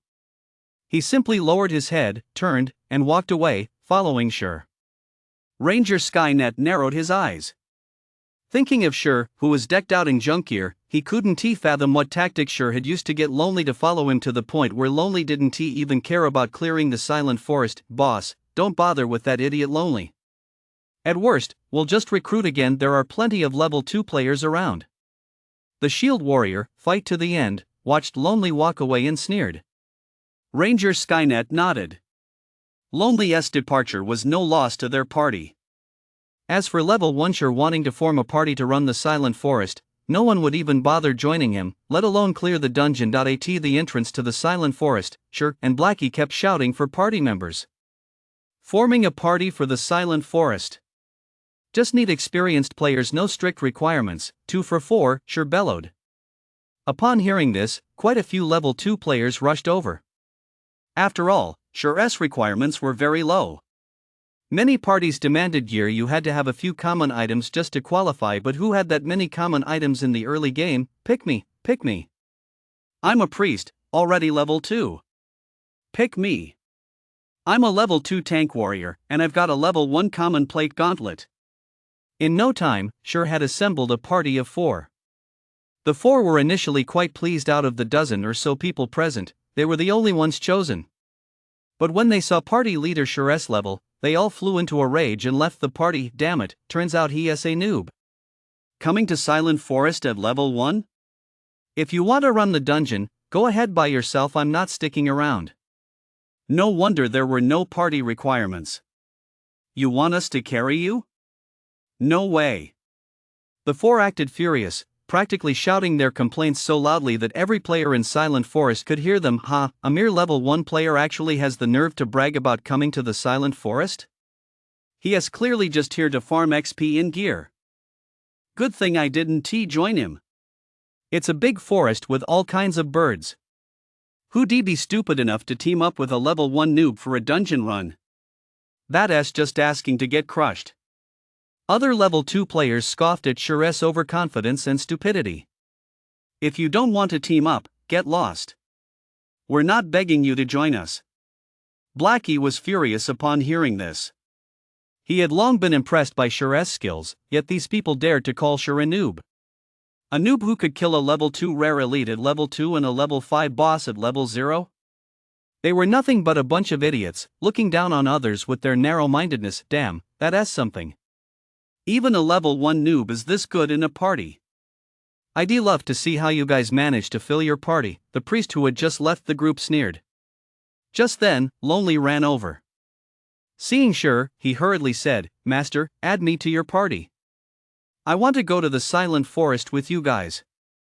I've got 2 common plate armor pieces with 24 defense." All right. Shure immediately sent a party invite. Blackie hadn't expected Lonely to leave his original group and come over to them. He instantly took a liking to Lonely, patted him on the shoulder, and laughed heartily. "You've got good judgment. Don't worry, you won't go wrong hanging with Brother Phone." Not at all, not at all. Lonely still had some lingering doubts. He couldn't understand how Shure had casually pointed out a monster spawn point that allowed him to quickly reach level 2, while Shure himself hadn't even reached level 2 and was wearing extremely poor gear. The players watching from the sidelines were dumbfounded. Someone had actually teamed up with a level 1 noob to run a dungeon, and this person was well equipped. The brand new plate armor and boots he wore were definitely common grade gear, not junk. Although Lonely had joined the party, Shure had been recruiting for over 10 minutes without a single other player showing up. Trying to run a dungeon with just 3 people was impossible. Just then, the ranger Tianwang Hui walked over with a group of people. Master still hasn't managed to find a party? We've actually recruited 3 more powerful teammates. Each of them has 2 or 3 level 1 common grade items, the priest, Bu Xiayi, said sarcastically, glaring at Shure. The ranger Tianwang Hui merely glanced at Shure before shifting his gaze to Lonely and said, "You have no future following him. You can think it over while we run the dungeon. Join us, and I guarantee you won't regret it." Tianwang Hui then turned to Blackie, who had been standing nearby. His attention had been entirely on Shure earlier, so he overlooked Blackie.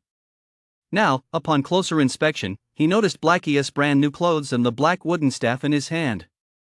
His gear seemed decent level 2, no less, and his skills likely weren't half bad either. "You're not bad either. Why not join our squad?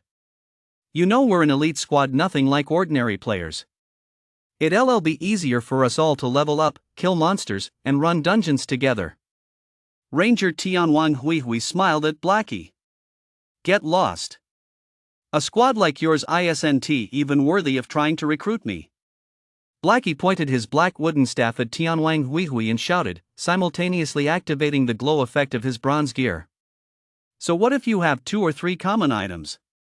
"I've got 3 bronze items and 2 common ones." Skynet and his team were stunned. They hadn't expected Blackie to be this powerful. He was actually equipped with 3 bronze items. These days, having 2 or 3 common items already made you a high-level player, and possessing even a single bronze item meant you were a true expert, someone guild raids would fight over. Yet here was Blackie, sporting 3 bronze items. The rest of the Skynet squad was also stunned. Seeing the aura effect of the bronze gear, their eyes nearly popped out of their heads. No wonder Shure was so impressive. It turned out he latched onto a master's coattails and was acting with utter confidence. Meanwhile, Lonely, standing beside Blackie, gaped in disbelief. He thought Shure was a rare master, but it turned out Blackie was the true expert. "Bro, teaming up with noobs like this is just dragging you down. You'll probably fail the dungeon and die anyway. Why not join us? You can pick any magic gear that drops." Though humiliated, Skynet's Hui was still angry, but recruiting Blackie for the dungeon would greatly increase their chances of clearing it. "I agree with you. Running a dungeon with a bunch of noobs like you would definitely hold me back," Blackie said with a smirk. "You Skynet." Hui's face flushed red with anger as he snapped, "Then let us see who clears the Silent Forest first."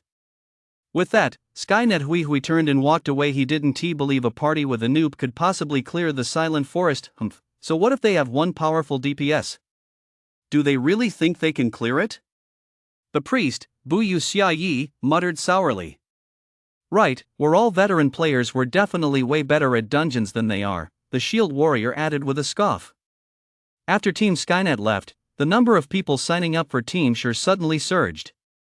This was mainly due to the gear Blackie was wearing. At this stage, bronze gear was an absolute mark of a skilled player. Even with a rookie leader, having a player with 3 pieces of bronze gear meant that one person could be worth to a far greater advantage than an ordinary squad.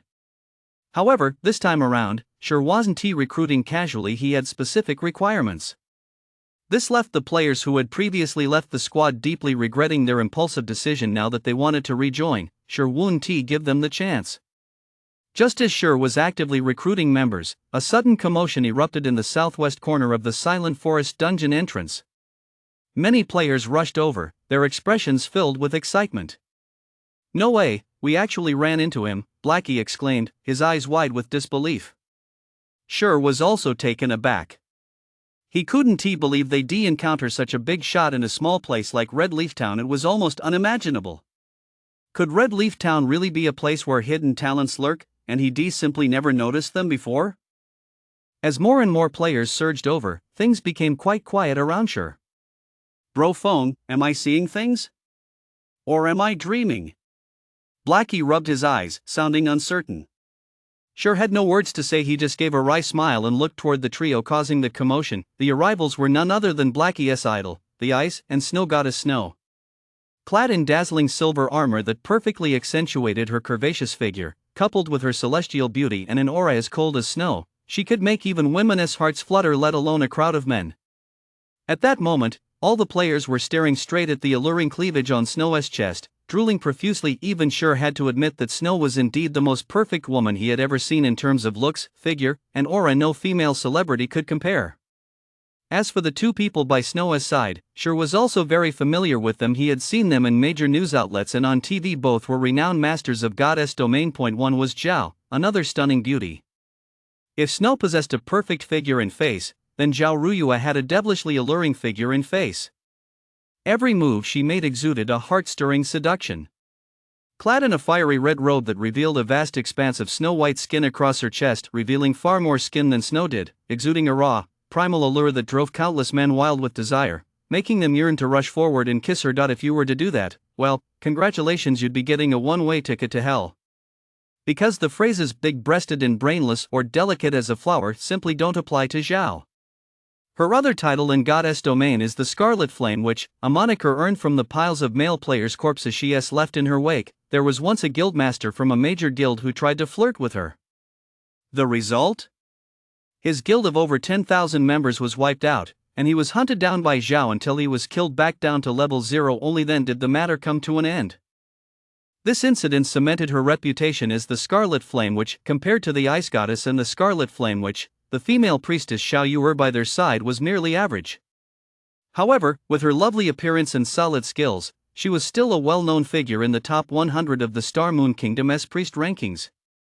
2 stunning beauties plus 1 gorgeous woman added a dazzling sight to the deadly Silent Forest. Hundreds of players gathered on both sides, hoping to get to know the trio, but unfortunately, the 3 beauties didn't even glance their way. Sister Yuru, these people are so scary. Should we go back and level up instead? The timid Xiao Yu whispered. Hee, don't be afraid, Xiao Yu. With Qing Shui here, these annoying perverts wouldn't dare come near us even if you gave them 10 times the courage. Zhao proudly thrust out her chest and giggled. Snow said nothing, merely nodding. She didn't give these drooling perverts a second glance. Although the drops from elite monsters are decent, the drop rate for skill books is higher in the Silent Forest. If we don't farm a few more skill books, leveling up later will be very slow, Snow said softly. Zhao nodded in agreement. Although the 3 of them had killed quite a few elite monsters, skill book drops had been scarce. So far, the 3 of them hadn't even learned 3 skills, which was seriously affecting their performance and monster killing efficiency. Silent Forest Efficiency Team, looking for a healer and a tank, level 3. Sure glanced at them briefly before calling out. Although Snow and Zhao were indeed alluring, Sure was no longer a child. He had seen plenty of beautiful women, especially since becoming the leader of the Shadow Guild, where many beauties had thrown themselves at him. Women like Snow and Zhao were just for eye candy. These stunning beauties were beyond his reach, and his current mission was his top priority. However, Sure's call went unanswered. Not a single player even glanced his way. They were all completely fixated on Snow and her two companions, drooling over them. Even Blackie was no exception. His eyes nearly popped out of his head. Sure sighed, shook his head in exasperation, and continued calling for a party. Damn it, what's this idiot babbling about? Does he really think anyone's going to join him on a suicide run? Get lost, you level 1 noob. Don't bother this master while I'm checking out the babes.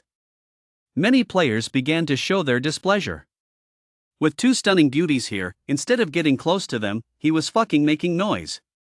What if he scared the girls away? That guy is so funny. He actually managed to stir up so much hostility. Did he do something really despicable before?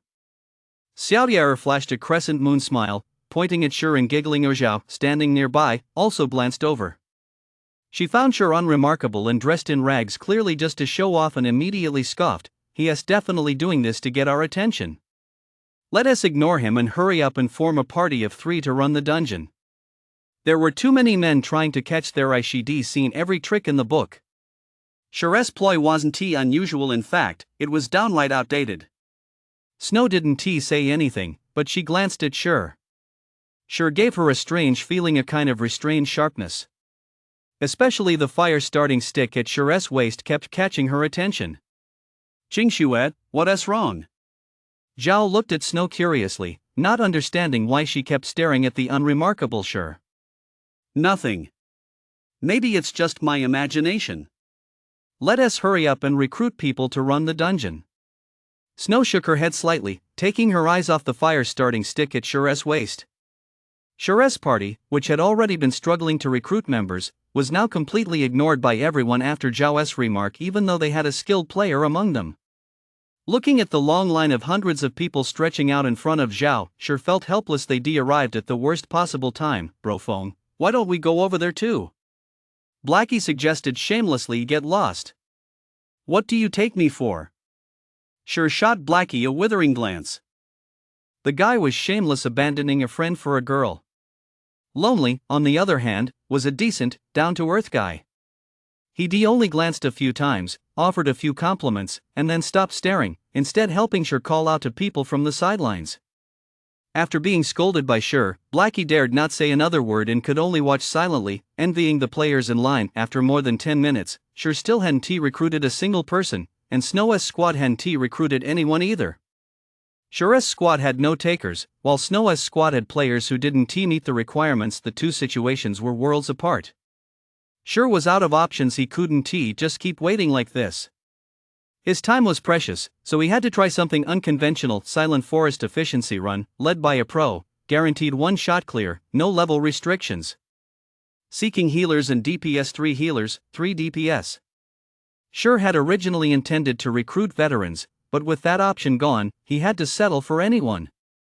While there weren't many level 2 players, level 1 players were everywhere. He was sure he could find people. However, Shi's post drew scornful glances from many players. To attract attention, he couldn't be that shameless. There were already dozens of level 2 players who had just died, all claiming that the Silent Forest was impossible to clear. Yet Shi had said no level restrictions. Didn't that imply that anyone could clear the Silent Forest? Was that even possible? Still, Shi's lack of standards did catch some people's attention, and before long, a crowd of level 1 players came running to sign up. With dozens of level 1 players showing up, things got lively in front of Shi's party. This guy is a total nutcase. He is so desperate to run the dungeon that he'll take anyone, even level 1 noobs. Doesn't he know that a level 2 elite party just died and came back from the Silent Forest? Who cares? Noobs are just noobs. We can't possibly understand how they think. The level 2 players lined up in a long queue, all sneered at Shi's actions, eager to see him make a fool of himself. That guy is really something. Even I don't have much confidence in clearing the Silent Forest, yet he is trying to get through it with a bunch of level 1 players. Zhao glanced at Shi, the corners of her mouth curving slightly as she smiled sweetly, her tone laced with a hint of mockery and disdain. Snow also cast a glance at Sure in the distance. Sure's expression was calm and confident. He didn't get angry at the crowd's mockery. His every move was mature, much like some of the goddess domain experts she had met before, but she couldn't fathom where Sure's confidence came from. As the first dungeon in Red Leaf Town and everyone's first encounter with goddess domain dungeons, its difficulty was unknown. Even the guild's elite squads would be extremely cautious when selecting members, yet Sure didn't seem to care at all, as if simply gathering 6 people was enough. Maybe I'm overthinking it. He is just a level 1 player, how could he possibly clear the silent forest? Snow ran a hand through her hair, putting Sure's strange behavior out of her mind as she studied the player stats displayed on her screen. Level 2 Summoner, 28 magic damage, 150 HP, 8 defense, 4 movement speed. Unqualified. Next, another Cursemancer stepped forward, nervously sending his stats to Snow, the Ice and Snow Goddess. Meanwhile, Sure was also reviewing player data. Although he hadn't logged off, he had his limits. The level 1 players here were far inferior in gear and level compared to the level 2 players Snow's squad was recruiting, but they were players nonetheless.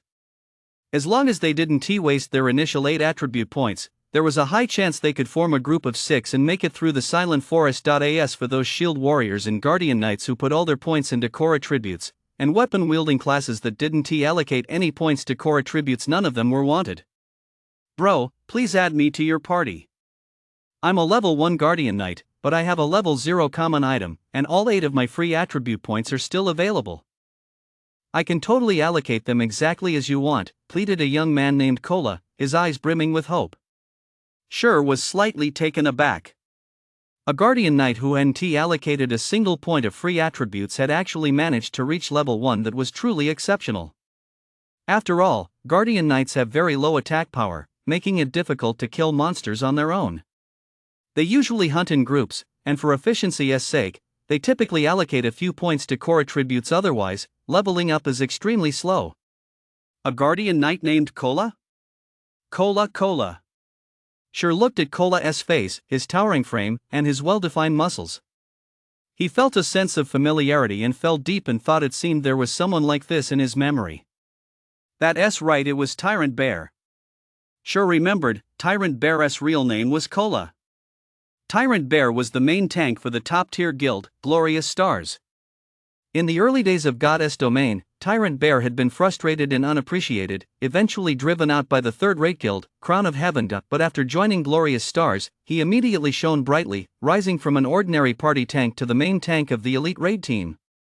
He ranked 15th among Guardian Knights in the Star Moon Kingdom and was renowned for his ability to both tank and deal damage. Sure never expected Tyrant Bear to come over on his own, and he was so shy, completely different from the Tyrant Bear he'd become 10 years later. Suddenly, an idea struck Sure. Right now, Tyrant Bear hadn't joined Crown of Heaven yet, let alone Glorious Stars. If he could recruit him to be his own tank, wouldn't running dungeons be a breeze from then on? Brother, I promise I'll follow your every command in dungeons. Please, give it some more thought. Kola's tone was pleading. Sure almost burst out laughing. The mighty Tyrant Bear actually groveling like this, all for a spot in a dungeon party. But he managed to hold it in. All the level 1 players here were here on a whim. Even level 2 players couldn't clear the Silent Forest with other parties, let alone these level 1 players. If they could run the Silent Forest and, with a bit of luck, snag a piece or 2 of gear, it would be a huge boost to their future progress and make joining a major guild much easier. Alright, I'll add you. Sure's expression turns serious. But you need to know, taking a level 1 noob like you into the Silent Forest isn't easy. I can't just lead you through the dungeon only to have you grab some gear and immediately leave to join some other elite party. That would make all my hard work for nothing. As soon as Sure finished speaking, quite a few level 1 players shot him disdainful glances. Aren't you a level 1 noob yourself? But Sure paid no heed to their feelings and continued, I'm looking to put together a stable team. Even when recruiting, stability is my top priority. If you want to run dungeons, you need to be prepared for the long haul. When I call you to run a dungeon, you must come. You can't refuse because of other commitments. What's your decision? Hearing Sure's words, the crowd fell silent.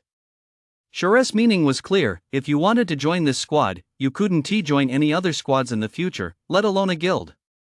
Everyone knew that joining a guild was the best way for players to quickly improve their strength. Right now, they weren't qualified to join those top-tier guilds, so they were here trying their luck, hoping to snag a piece or two of gear maybe that would get them in. Why would they give up the chance to join a good guild just for the sake of the next dungeon run? Cola hadn't expected Sure to make such a demand. It was downright harsh, though fair enough. After all, you couldn't expect them to train you only for you to walk away the moment you got stronger. Still, Sure's words lacked a certain persuasiveness. At that moment, Blackie stepped forward, fuming, "With you noobs, nobody even wants you in dungeons right now, and you're still thinking about joining a top guild later to leech off their perks? Do you really think you're experts, or do you just see us as suckers?" A hesitant Cola felt that expert Blackie had a point. Even this level 2 expert with 3 bronze items was in this party. What right did he, a newbie noob, have to complain? "Thanks for the advice, expert. I'll definitely do my best." Cola looked at Blackie and hurriedly thanked him. Being thanked by Cola and called a pro made Blackie feel a bit uneasy. He was a complete fake pro, but being called that made him even more determined to become a true goddess domain pro. "Blackie, nice work." Sure gave him a thumbs up and praised him quietly. He hadn't expected the tyrant bear to be tamed by Blackie so easily, and to even call Blackie big brother with such reverence. Blackie was momentarily confused. He didn't understand what he'd done to deserve such praise from Sure. Still, he was happy at least he'd done something for Sure, even if he didn't know exactly what it was. Another 10 minutes or so passed, and Sure finally assembled a full party of 6, ready to start the dungeon run. Although Sure's party was now complete, the level 2 players watching the spectacle couldn't help but laugh. It wasn't because the new players Sure had recruited were all level 1, but because the mix of classes was so bizarre it was downright hilarious. "This noob is really something else. I'm almost impressed. It's practically a suicide squad. I really feel sorry for that expert who agreed to bring along such a weirdo and let him be the party leader." The level 2 players in the queue began to gossip, and many of them were holding their stomachs and laughing out loud. "He's just trying to get attention." Zhao furrowed her delicate brows slightly, glanced at Sure, then turned her head away, feeling a bit annoyed. In the past, she had always been the center of attention wherever she went, but today, everyone was focused on Sure, this unremarkable newbie. Even though it was all mockery, it was still the spotlight. "Alright, Yuru, let us hurry up and round out our team. If we waste any more time, we'll fall behind the top-tier players." Although Snow sensed that Sure was a skilled player, considering his level, character selection, and other factors, he was far from deserving the title of expert. She had already abandoned the idea of inviting Sure to join their guild. The Ouroboros guild only accepted experts. "Got it." Zhao turned to the swordsman player in front of her and said bluntly, with a hint of spite, "Your stats aren't bad, but unfortunately, we don't want swordsmen." The swordsman's expression immediately fell. How could he not understand what Zhao meant? He turned and glared at Sure in the distance, his eyes filled with hatred. Meanwhile, the oblivious Sure was in the process of entering the silent forest. "System, please select difficulty as system, normal, hard, hell." Without a moment's hesitation, Sure selected hell. Instantly, the teleportation portal before the silent forest shifted from silver gray to pitch black, and a skull with a gaping maw could be seen flickering in and out of view. At the same time, all members of Sure's party received a message: a system, hell level silent forest has been selected. Death penalties increased by 100%. Instantly, the team members' faces turned pale. A 100% increase in death penalties meant that dying in the dungeon would result in a 20% loss of experience points, and it would take them 1 or 2 hours of hard work to make up for that. "Bro foam, you picked the wrong one. Weren't we supposed to run the normal dungeon?" Blackie hurried over and whispered. "Exactly, it's hell mode. Why else would I be here if not for hell mode?" Sure retorted irritably. The drop rate for crafting blueprints was extremely low.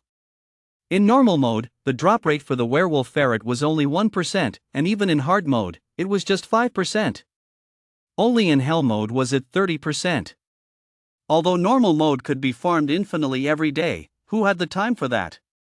Hard mode was limited to 5 runs per day, and the drop rate wasn't too high either. Hell mode was limited to 1 run per day, but it offered the best chance. Phone brother phone, what are you talking about? Hell level silent forest? Just look at our party, we barely make it through normal, let alone hell. Blackie panicked. He'd already seen several elite squads die there. According to them, the monsters in Silent Forest were incredibly strong and highly intelligent. Unless you were at least level 4 or 5, you stood no chance, so everyone had given up and left. For a bunch of noobs like them to attempt a hell-level dungeon right now would truly be a trip to hell. Don't worry. I wouldn't do this if I wasn't confident. Sure smiled faintly, patted Blackie on the shoulder, and said confidently, alright, let us go in. Sure led the way, followed by Blackie, while Lonely charged in headfirst, determined to see it through to the end. As for the remaining 3, they hesitated for a long time. We should go in too. If the pros are going in, what do we level 1 newbies have to lose? Besides, going into the hell level Silent Forest is something to be proud of. Cola said. The other 2 found this reasonable and followed suit. Meanwhile, the area in front of Snow's squad fell silent. All the level 2 players were stunned, not in awe, but utterly flabbergasted. A level 2 elite squad couldn't even clear the normal difficulty, yet a squad composed mostly of level 1 players dared to enter the hell level Silent Forest. Jingxue, I'm not seeing things, is that the hell level? Zhao asked. Snow nodded, her beautiful eyes fixed on the skulls that flickered in and out of view, her expression turning extremely serious. That guy must have given up on himself. He figured he couldn't clear normal level Silent Forest, so he went for hell level. Let us wait and see how they manage to get out of there, Zhao said with a chuckle. We don't have time for that. Our party is already set up, let us go in too. Snow headed toward the Silent Forest dungeon first and set the difficulty to normal. If normal was no problem, they tackle the hard difficulty Silent Forest later. Inside the dungeon, a gloomy forest stretched out before them. Cold gusts of wind blew intermittently, sending shivers down their spines, while thick black clouds hung low in the sky, crackling with lightning and thunder as if the world were coming to an end. In Team Sure, aside from Sure, who stood a bit farther from the dungeon entrance, everyone else huddled tightly right at the entrance, not moving a muscle, terrified of attracting any mobs that might wipe them out. Bro phone, why do I keep feeling a chill running down my spine? Blackie said anxiously. Blackie, you need to act like a pro if you want to become one. It's just hell mode, nothing more than higher AI, more complex combat patterns, and more health and defense. Oh, and more monsters, too. That's about it. Sure thought for a moment, deciding there was nothing else to add. Instantly, everyone in the squad shot him a look of disdain. In dungeons, even the slightest difference in attack, defense, or health could lead to a wipe. Yet here was Sure, brushing it off casually. And what did he mean by slightly higher intelligence? Those who fought monsters in Goddess Domain knew that with the same stats, higher intelligence meant their power was 1 or 2 times greater. Alright, don't sweat the small stuff. Now I'm going to go over the strategy for this dungeon. You'd better listen carefully. If you don't follow it, you'll die. Sure waved his hand, preparing to begin his explanation of the dungeon strategy. Suddenly, a strong wind swept through the gloomy forest, causing the trees to sway violently. Arg! After the gale passed, another ferocious roar echoed throughout the Silent Forest, sending countless birds and beasts scattering into the sky in terror. Blackie and the others were completely stunned by the sheer force of it. They were just young people in their early 20s, having never faced any major hardships or life and death trials. This was their first time encountering such a heart-wrenching, blood-curdling roar, more terrifying than even the legendary roar of a tiger in the mountains. This is what we need to watch out for, Sure remarked calmly. The biggest difference between Hell Tier and Hard Tier was this roar. Although it had no specific name, players from his previous life all referred to it as the Hell Roar. P.S. Second update is here, please favorite and recommend. We're almost at the top, let us give it one more push. Sure's words left everyone baffled. It was just a roar, what was so noteworthy about that? Seeing the dismissive looks on their faces, Sure couldn't help but grow serious. Listen up. The Hellas Roar isn't as simple as you think. In a moment, follow my instructions exactly. If anyone messes up, don't blame me for kicking them out of the group. After being scolded by Sure, everyone took things seriously. No one wanted to be kicked out of the group. In a moment, Cola and I will lead the way. Lonely, you'll protect the oracle in the middle. Blackie, you and the summoner will bring up the rear. Remember, no matter what happens, do not break formation.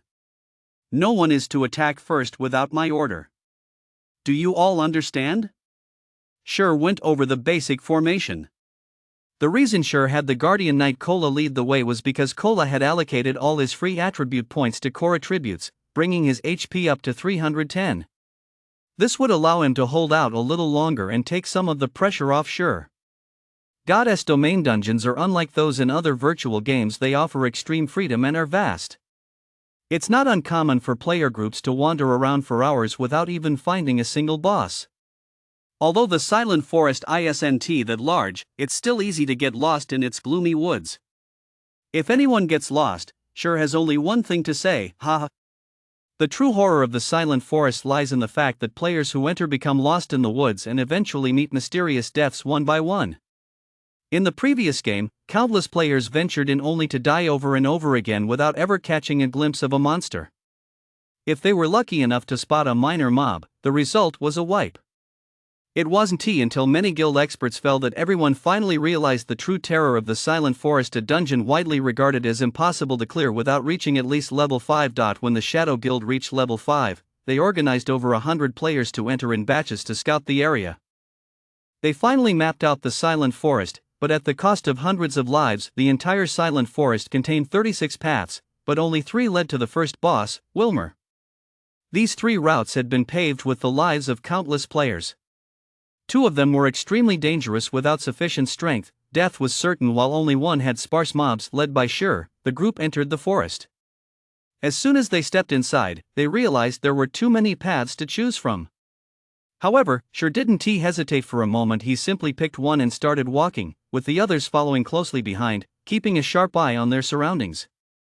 After about 5 minutes, they encountered their first monster, and everyone immediately tensed up. Don't act rashly. Follow my commands, Sure shouted. It was merely a level 2 elite night rabbit, but due to the dungeon buffs, its attack, defense, and health had all been significantly boosted. Its health alone was a whopping 700 points. Cola, you go lure it over. Oracle, focus on healing. The rest of you, don't attack until I give the order. Sure issued his orders quickly. The Guardian Knight Cola swallowed hard and cautiously stepped into the Night Rabbit's attack range, while the others were on edge. Although it was only a level 2 elite, this was a hell-level dungeon. However, their anxiety was entirely unnecessary. The towering Night Rabbit, upon spotting Guardian Knight Cola, charged straight at him. Cola successfully lured the Night Rabbit over without panicking. As he retreated, he blocked its attacks with his shield. Although every strike hit the shield, the damage was terrifying, 42 points per hit. By the time Cola returned to the front of the party, his health had already dropped by a third. The oracle named Sloth had excellent reflexes. As soon as he was within casting range, he immediately cast a healing spell. However, each heal only restored 24 HP, which was nowhere near enough to stem the loss of health. Brophone, aren't we going to attack yet? Blackie was getting impatient. Cola now had less than a third of his health remaining. Bringing an oracle into the dungeon was a mistake among healing classes. The oracle has the weakest healing capabilities. But since Sure had made that choice, he had no choice but to accept it.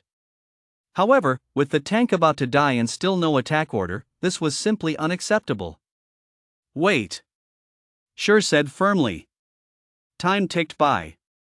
Cola kept using his shield to block the Night Rabbit's claw strikes, his health dropping lower and lower until only 20% remained, yet Sure still hadn't given the order to attack. Just as everyone thought Sure was about to abandon Cola, an arrow flew out of the woods, striking the Oracle Sloth in the party. Before Lonely could even react, Sloth was hit in the chest, and a massive 123 damage number popped up. Sure roared, "Sloth, use life payment to transfer the damage you take to Cola." Blackie, tie up the Night Rabbit so Cola can heal. Lonely, follow me. Everyone else, attack the Night Rabbit. Oracles are indeed the weakest healers, but they have high health and are hard to one-shot. Plus, they start with 2 skills, Life Prayer and Life Payment. Life Payment allows the caster to convert damage taken into healing, transferring it to others. For a healer with few skills and no gear in the early game, the Oracle has a significant advantage over other healers in the Deadly Forest, which is why he chose the Oracle over the Priest. After speaking, Shur charged into the woods. "You think I'd let you get away?" Shur sneered, watching the dark figure sprinting through the woods. Wind-chasing sword. Shur transformed into a phantom and gave chase. The reason he hadn't let the others attack the night rabbits was to use Kola as bait to lure out the mastermind behind the scenes. These night rabbits may seem terrifying, but for an elite squad, facing 2 or 3 of them is no problem. However, in his previous life, even a level 5 elite squad was wiped out entirely because of the shadow before him.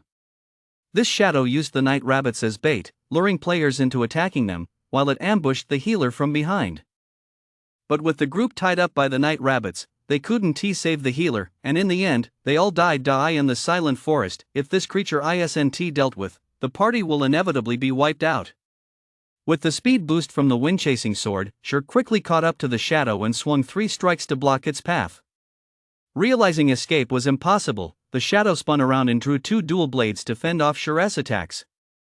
Clang! Clang! Clang! As a renowned abyss swordsman, Shur's core attributes were staggering, forcing the shadow to retreat 3 steps in a row. With each step back, over 10 points of damage flashed above its head, until its form was finally revealed in the moonlight. Night Ranger, Level 2, Special Elite, HP 1458 1500. Seeing the Night Stalker pushed back, Shur wasted no time casting Abyssal Bind. 9 pitch-black chains shot forth, restraining the Night Stalker and immobilizing him for 3 seconds while reducing his defense by 100%. Thunder Flash. Chop. 2 strikes landed, each dealing staggering damage, 81, 98, 119, 124. In an instant, a quarter of the Night Ranger's health was wiped away. Bound by the 9 chains, no matter what skills the Night Ranger possessed, he couldn't break free and could only endure the blows in silence for a full 3 seconds. Shur showed no mercy, thrusting sword after sword into the Night Ranger's vital chest area until the Night Ranger finally broke free, with less than 700 HP remaining. "Damn humans," the Night Ranger roared in fury, swinging his dual blades like a gale to sweep toward Shur. Just then, Lonely arrived, charging in to stun the Night Ranger once more and simultaneously breaking his gale blade. Shur seized the opportunity to unleash a chop, slashing at the Night Ranger's neck. Lonely also swung his great axe at the Night Ranger. The Night Ranger finally came to, though he was already on his last legs. He swung his dual blades violently, sending Lonely flying and dealing 64 damage. He turned his attention to Shur and swung his blades again, aiming for a horizontal slash across the neck. With a clang, Shur parried the attack with his sword, denying the Night Ranger any chance to counter. He shoved the Night Ranger back, then landed a few more strikes, finishing him off. He casually picked up the 2 dropped items and immediately ran over to support Kola. Watching Shur's agile movements, Lonely, lying nearby, was stunned so much so that he forgot to follow for backup, his mind filled with shock. Is this really how you kill monsters? By the time Shur returned to the party, the elite Night Rabbit's health was down to just 1/3. The team's coordination was excellent. Kola held the front line alone while the others unleashed heavy damage. To manage aggro, Blackie didn't go all out but used evil flogging to keep the enemy in check, giving Kola a chance to catch his breath. Kola performed very well, tanking steadily and managing aggro effectively. Clearly not a newbie, though he still had a long way to go before reaching expert level. Kola, don't just rely on your shield to block. This isn't some other virtual game. You have to hold the line. You can also dodge attacks to reduce the pressure on the healers.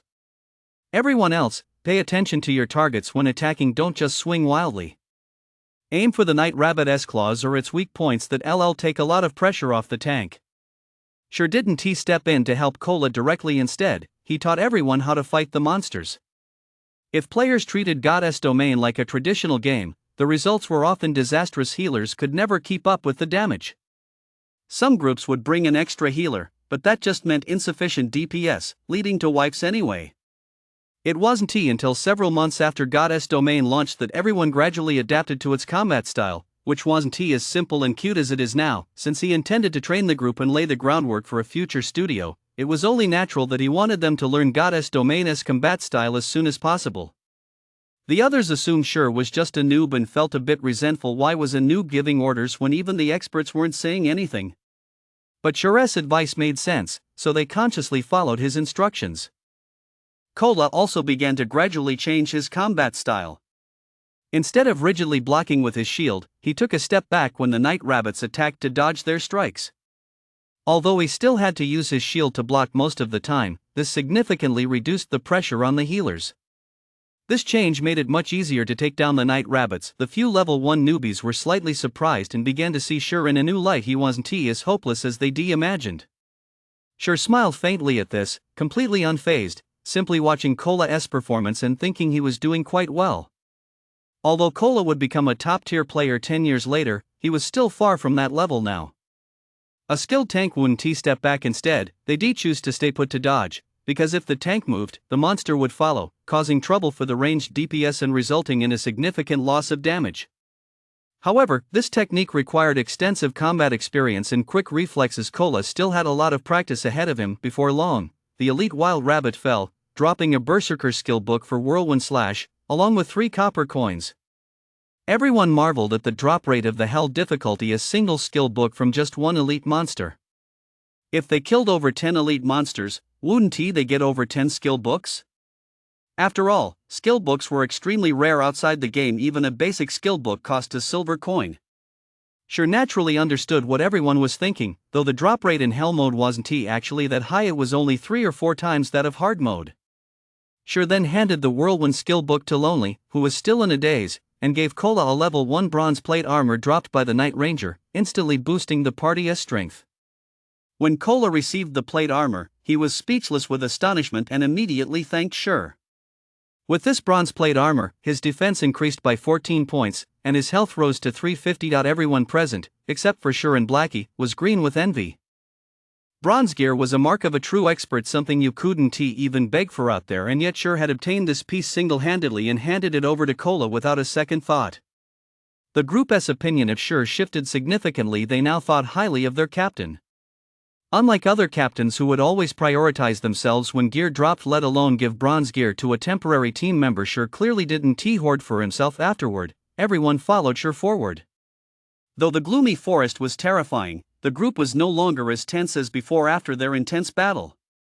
When 1 or 2 elite night rabbits on patrol would occasionally appear, they could handle them quickly. Cola would tank one, while Sure and Lonely charged in to kill the other, and the ranged players prioritized taking down the night rabbit in front of Sure. With 700 HP, it was wiped out under a barrage of attacks. They then helped Cola take down the other night rabbit. Before long, both were dead, and they looted a healing skill, Recovery. With a 2-second cast time, this skill restores 37 HP in one go when learned by an oracle, far superior to Life Prayer. Plus, it shares no cooldown with Life Prayer, so using both together can completely block the damage from elite night rabbits. Sloth kept thanking Sure and the team for letting him learn this skill book. It was crucial for dungeon runs. If sold, it would fetch at least 2 or 3 silver coins. Don't worry about it. Skill books are meant to be used. Let us keep going. Sure replied with a smile. Healing skill books are the most valuable and rare items aside from AoE skill books. However, Silent Forest was designed to help players build a foundation in Goddess Domain. On Hell difficulty, the drop rate for basic healing skills is quite high. In his previous life, he had obtained 4 healing skill books during his next run through Hell level Silent Forest, so they weren't particularly rare. A little over an hour later, Sure's party finally encountered their first boss on a flat grassy plain. Wilmy, a leader-class monster, level 3, with 6,000 HP. Wilmy is a ferocious night rabbit, standing as tall as 2 people. Its paws are equipped with sharp steel claws, and it takes great delight in treating its victims to a bloodbath. If caught, it will rip out your heart and lungs, leaving a river of blood in its wake. Countless players have met a gruesome end at the hands of these claws. Not far from Wilmy, 7 elite wild rabbits stood guard. The 7 rabbits huddled close together. Attacking just one would cause the others to swarm in, and there was a high chance they would even lure the boss over. Facing 7 night rabbits alone was more than even Sure could handle, let alone with a boss on top of that. But without taking out the 7 elite night rabbits, there was simply no way to fight the boss. Bro foam, what do we do now? There are way too many night rabbits here, they're leaving us no way out. Blackie looked frantic. With the boss right in front of them, the system had thrown this curveball at them. The difficulty was off the charts, truly a hell-level dungeon. Without absolute power, there was no way to get through. The group was also furious at the system's design. Who could possibly withstand 7 elite night rabbits? Even a level 5 guardian knight likely couldn't manage it. You guys go wait behind those rocks over there. Cola, get ready to pull the mobs. The rest of you don't attack until I give the order. Sure, of course, knew there were 7 elite night rabbits here. He pointed to a large rock not far away and gave the order. The group obeyed Sure's command without question. Throughout their journey, they had relied entirely on Sure's command to kill monsters, taking down quite a few night rabbits. Everyone had obtained 1 or 2 pieces of bronze gear, and Blackie had even acquired 5 pieces. The squad's current strength definitely surpassed that of other elite squads, and this achievement was undoubtedly due to Sure's command. Sure ran to a spot 40 yards away from the 7 night rabbits, quietly hiding in the grass and watching their every move. Everyone understood that Sure intended to lure the monsters, but the 7 night rabbits were too close, and since Sure was a swordsman with no ranged attack capabilities, how was he supposed to lure them? Time ticked by, and everyone grew anxious. If Sure messed this up, it would mean a wipe. Yet Sure remained calm, motionless, his gaze fixed on the night rabbits in the distance. Just then, a gentle breeze swept through, carrying fallen leaves from the treetops. As the leaves drifted toward the night rabbits, Sure picked up a small pebble from the ground and tossed it gently. The pebble flew straight toward the night rabbit closest to the boss. We're done for. Everyone realized what was about to happen. The boss and 7 night rabbits would surely charge in and slaughter them. Just as the pebble was about to hit the night rabbit, a falling leaf landed between them. The pebble struck the leaf, which then bounced off and hit the night rabbit. The night rabbit suddenly spun around, looking around in confusion. It realized it was just a leaf, but why did that leaf hurt so much when it hit it? It then broke away from the main group of night rabbits and began surveying its surroundings, looking left and right as if searching for something. Before they knew it, it had drifted more than 20 yards away and was moving further and further away. That's incredible. Lonely's eyes nearly popped out of his head as he couldn't help but exclaim. The others nodded silently in agreement. What kind of precise judgment and accuracy would it take to hit the falling leaf just as it struck the night rabbit, throwing the rabbit's aggro into chaos and causing it to search blindly for a target? Calling it a masterstroke wouldn't be an exaggeration. Was Sure really just a rookie? Could it be that some gaming legend had come to toy with them? Summoner, it's your turn to show what you've got. Sure walked over to the rock, looked at the summoner, patted him on the shoulder, and smiled.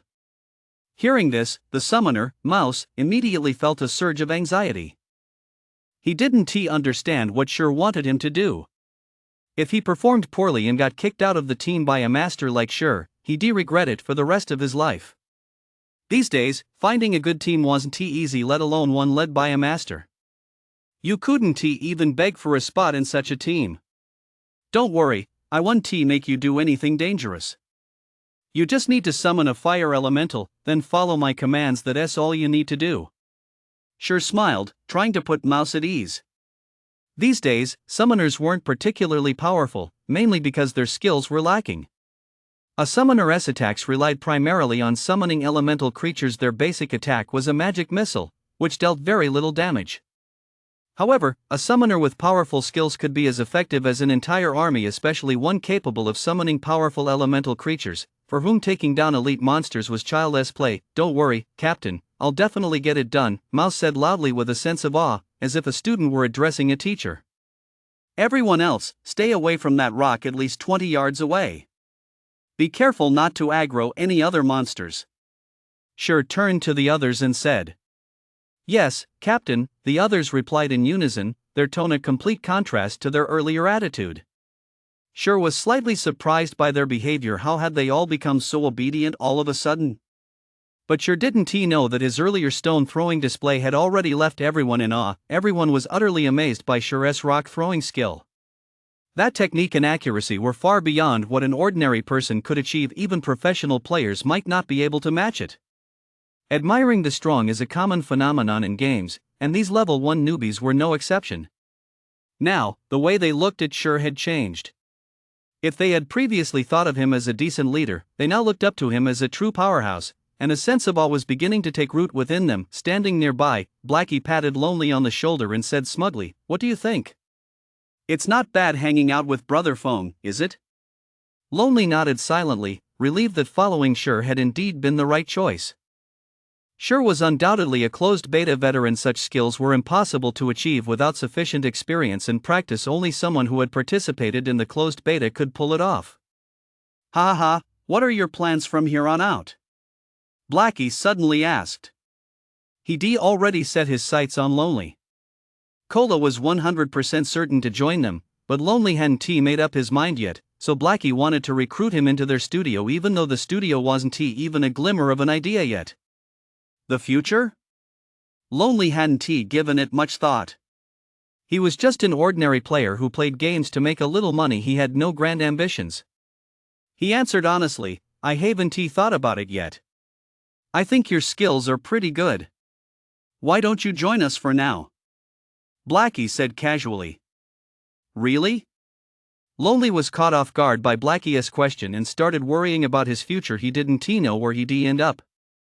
If he could team up with a pro, that would be the best possible outcome. Of course, but it'll depend on your performance.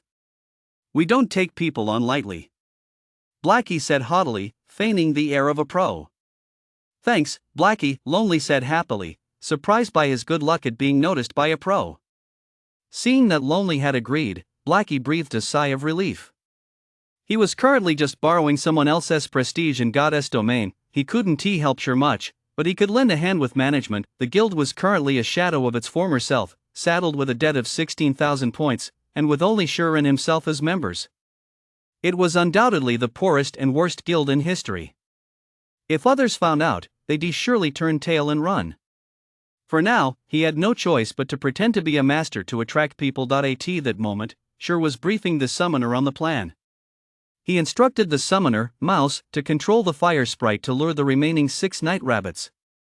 Since the one closest to the boss was already out of the way, luring the others wouldn't draw the boss's attention, so they could safely proceed. As for the night rabbit that had just left the group, he told Cola to lure it to the side and take it out. The fire sprite was extremely fragile, with a pitiful 50 HP. A single hit could take it down.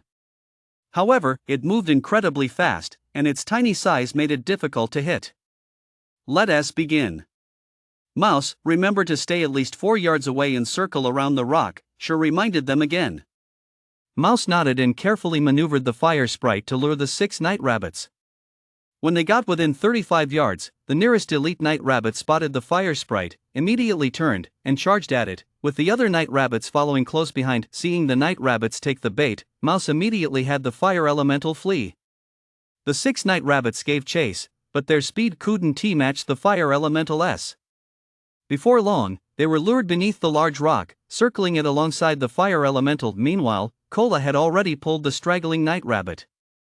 While fending off attacks, he used his newly acquired Holy Strike ability. Thanks to the effects of 2 bronze tier items, Holy Strike dealt a whopping 26 damage per hit, far exceeding the 11-12 damage of a regular attack. Plus, Holy Strike generated additional aggro, making it much more reliable for pulling mobs. Before long, the stray night rabbit was taken down, dropping 5 copper. With that one dealt with, only the 6 night rabbits circling the large rock remained. I'll lure the night rabbits. Cola, focus on pulling aggro. Sure picked up another small stone and threw it at the night rabbit running at the back of the pack. The night rabbit hit on the head, rubbed its head, turned to look behind it, and spotted Sure, who had thrown the stone. Enraged, it sprang into action, bounding toward Sure. The other night rabbits hadn't even noticed their missing companion and were still happily chasing the fire elementals. Take the aggro! Sure shouted as the night rabbit moved 20 yards away from the group.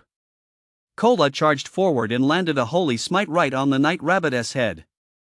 The night rabbit immediately shifted its aggro and swiped at Cola's head with its claws, but Cola reacted quickly, dodging the attack with a sidestep and then using retribution to further increase the aggro. Everyone, focus fire. Seeing Cola's performance, Sure silently applauded. He hadn't expected Cola to be such a quick learner after only a dozen or so engagements. He'd already figured out the Night Rabbit's attack pattern. No wonder he'd become the main tank of a top-tier guild 10 years later. His potential was limitless. In less than 20 seconds, the Night Rabbit in front of Cola fell, dropping a swordsman's skill book for double slash. Sure didn't he hesitate and learned it immediately. Double slash, action type, requires a sword. Rapidly deals 2 hits, each dealing 120% plus 15 damage. Also applies a 20% bleed effect lasting 10 seconds, stacking up to 5 times. Cooldown, 8 seconds. Level 1, Proficiency 0300. This book significantly boosted Sure's burst damage. As for getting used to the skill, that wasn't an issue for Sure at all. Having played the swordsman for 10 years, every single skill was ingrained in his very bones. As long as he acquired a skill, he could maximize its effectiveness. Sure lured out the remaining 5 Night Rabbits one by one and eliminated them in succession. As the last Night Rabbit fell, a golden light emanated from Sure's body, and he leveled up to level 2. At the same time, the 5 Night Rabbits contributed a bronze rank plate armor piece for the Guardian Knight to the party, boosting Cola's HP to 390 and his defense to 56, significantly increasing their resilience against the Night Rabbit leader, Wilmy, who stood before them. All the elite guards were dead, leaving only the boss, Wilmy, on the open lawn. At that moment, Wilmy was lying on the ground asleep, occasionally scratching his back, completely unconcerned about his vanished minions. Everyone, take a moment to recover. I'll explain the strategy for defeating Wilmy in a bit. Sure decided to let everyone relax first. Dealing with Wilmy wouldn't be easy. It would require intense concentration, and a single mistake could mean certain death for the entire group. Upon hearing Sure's order, everyone sat down to eat, drink, and recover their stamina. With a flick of his finger, Sure summoned his stats panel. Having just reached level 2, he had 2 extra free attribute points thanks to the Abyssal, giving him more flexibility in his stat allocation than the average player. For a swordsman at this early stage, 20 points in core attributes was sufficient, but he planned to raise it to 30 first. Reaching 30 points in core attributes would also provide a noticeable boost to agility. He then allocated the remaining points to core attributes to better withstand the boss's attacks. With 3 pieces of bronze-grade equipment, a dark iron rank ring, and a magical weapon, his stats largely met Sure's requirements. Character, Sure Human Kingdom, Starmoon title, 1 against 1000 class, swordsman level, 2 HP, 525 20 attack, 88 defense, 39 attack speed, 15 movement speed, 13 attributes, core attributes 32, core attributes 30, core attributes 24, core attributes 13, core attributes 13. With these stats, Sure felt a bit more confident about taking on Wilmy. Once everyone had recovered, Sure began to explain. Wilmy has 2 major skills. One is Feast of Slaughter, which ignores aggro and randomly attacks multiple nearby players. Blackie and Lonely, you need to watch your positioning. The other is Death Claw. For this skill, Cola, you must move away from the boss in advance, and Lonely, make sure to interrupt it. I'll give you a heads up when the time comes. One more thing, Wilmy is smart, so don't stick to a single attack pattern. That's about it. Ready? Cola, go pull the boss. Brofoam, ISNT, there anything else we need to watch out for? Blackie stepped up to Sure and asked in a low voice. This was the hell-level Silent Forest, and they weren't exactly experts. Yet Sure's explanation was so simple that even he felt defeating this boss would be easy, but so many elite teams had died on normal mode. How could hell level possibly be simple? Captain, aren't there any details we should watch out for? The others were worried too, all looking at Sure with hopeful eyes, hoping he'd say a few more words and explain the finer points. They were newbies after all. There was a lot they didn't understand. Things that Sure, as a pro, assumed everyone should know weren't so obvious to them. Elites aren't the same as bosses. Other elite squads that wiped out certainly died at the hands of the boss. Although their gear was better than those squads, they were level 1 newbies, and they knew exactly what they were capable of. You're overthinking it. Relax, everyone. I'll tell you exactly what to do and when. Don't worry. Cola, go pull the mob. Remember to dodge a lot. 1 healer 1T, be able to keep up with the boss's damage. Sure smiled wryly, finding these teammates quite amusing. They were even more serious and meticulous than he'd imagined. In his previous life, as the leader of the Shadow Guild, he'd run countless hell-level dungeons, including many 100-player raids. How could he possibly fail to guide a rookie through a small boss fight? Cola had no choice but to charge in. The moment he entered Wilmy's detection range, Wilmy leaped to its feet, fixating on Cola with drool dripping from its mouth. Its two steel claws clashed, sending sparks flying. Cola had clearly ignited Wilmy's bloodlust. The beast raised its claws high and charged toward him with unbridled fury. Healers, start casting. All DPS, prepare to attack Wilmy's arms, Sure shouted repeatedly as he saw the ferocious Wilmy charging toward them. No sooner had Sure finished speaking than Wilmy was already upon Cola. Before Cola could even react, a claw came crashing down from above, slashing toward his head. With a loud thud, Cola instinctively raised his shield to block the steel claw, sending 3 brilliant sparks flying and leaving 3 deep scratches on the iron shield. Due to the immense force of the impact, Cola was sent reeling 5 or 6 steps back before regaining his footing, with a massive 103 damage number flashing above his head. Before Cola could even attack Wilmy, Wilmy swung his steel claws again, completely knocking the shield and Cola along with it off his feet, dealing 105 damage. Just then, a heal landed, restoring 43 HP, a mere drop in the bucket compared to the damage taken. Everyone was stunned. The boss's speed and damage were simply terrifying.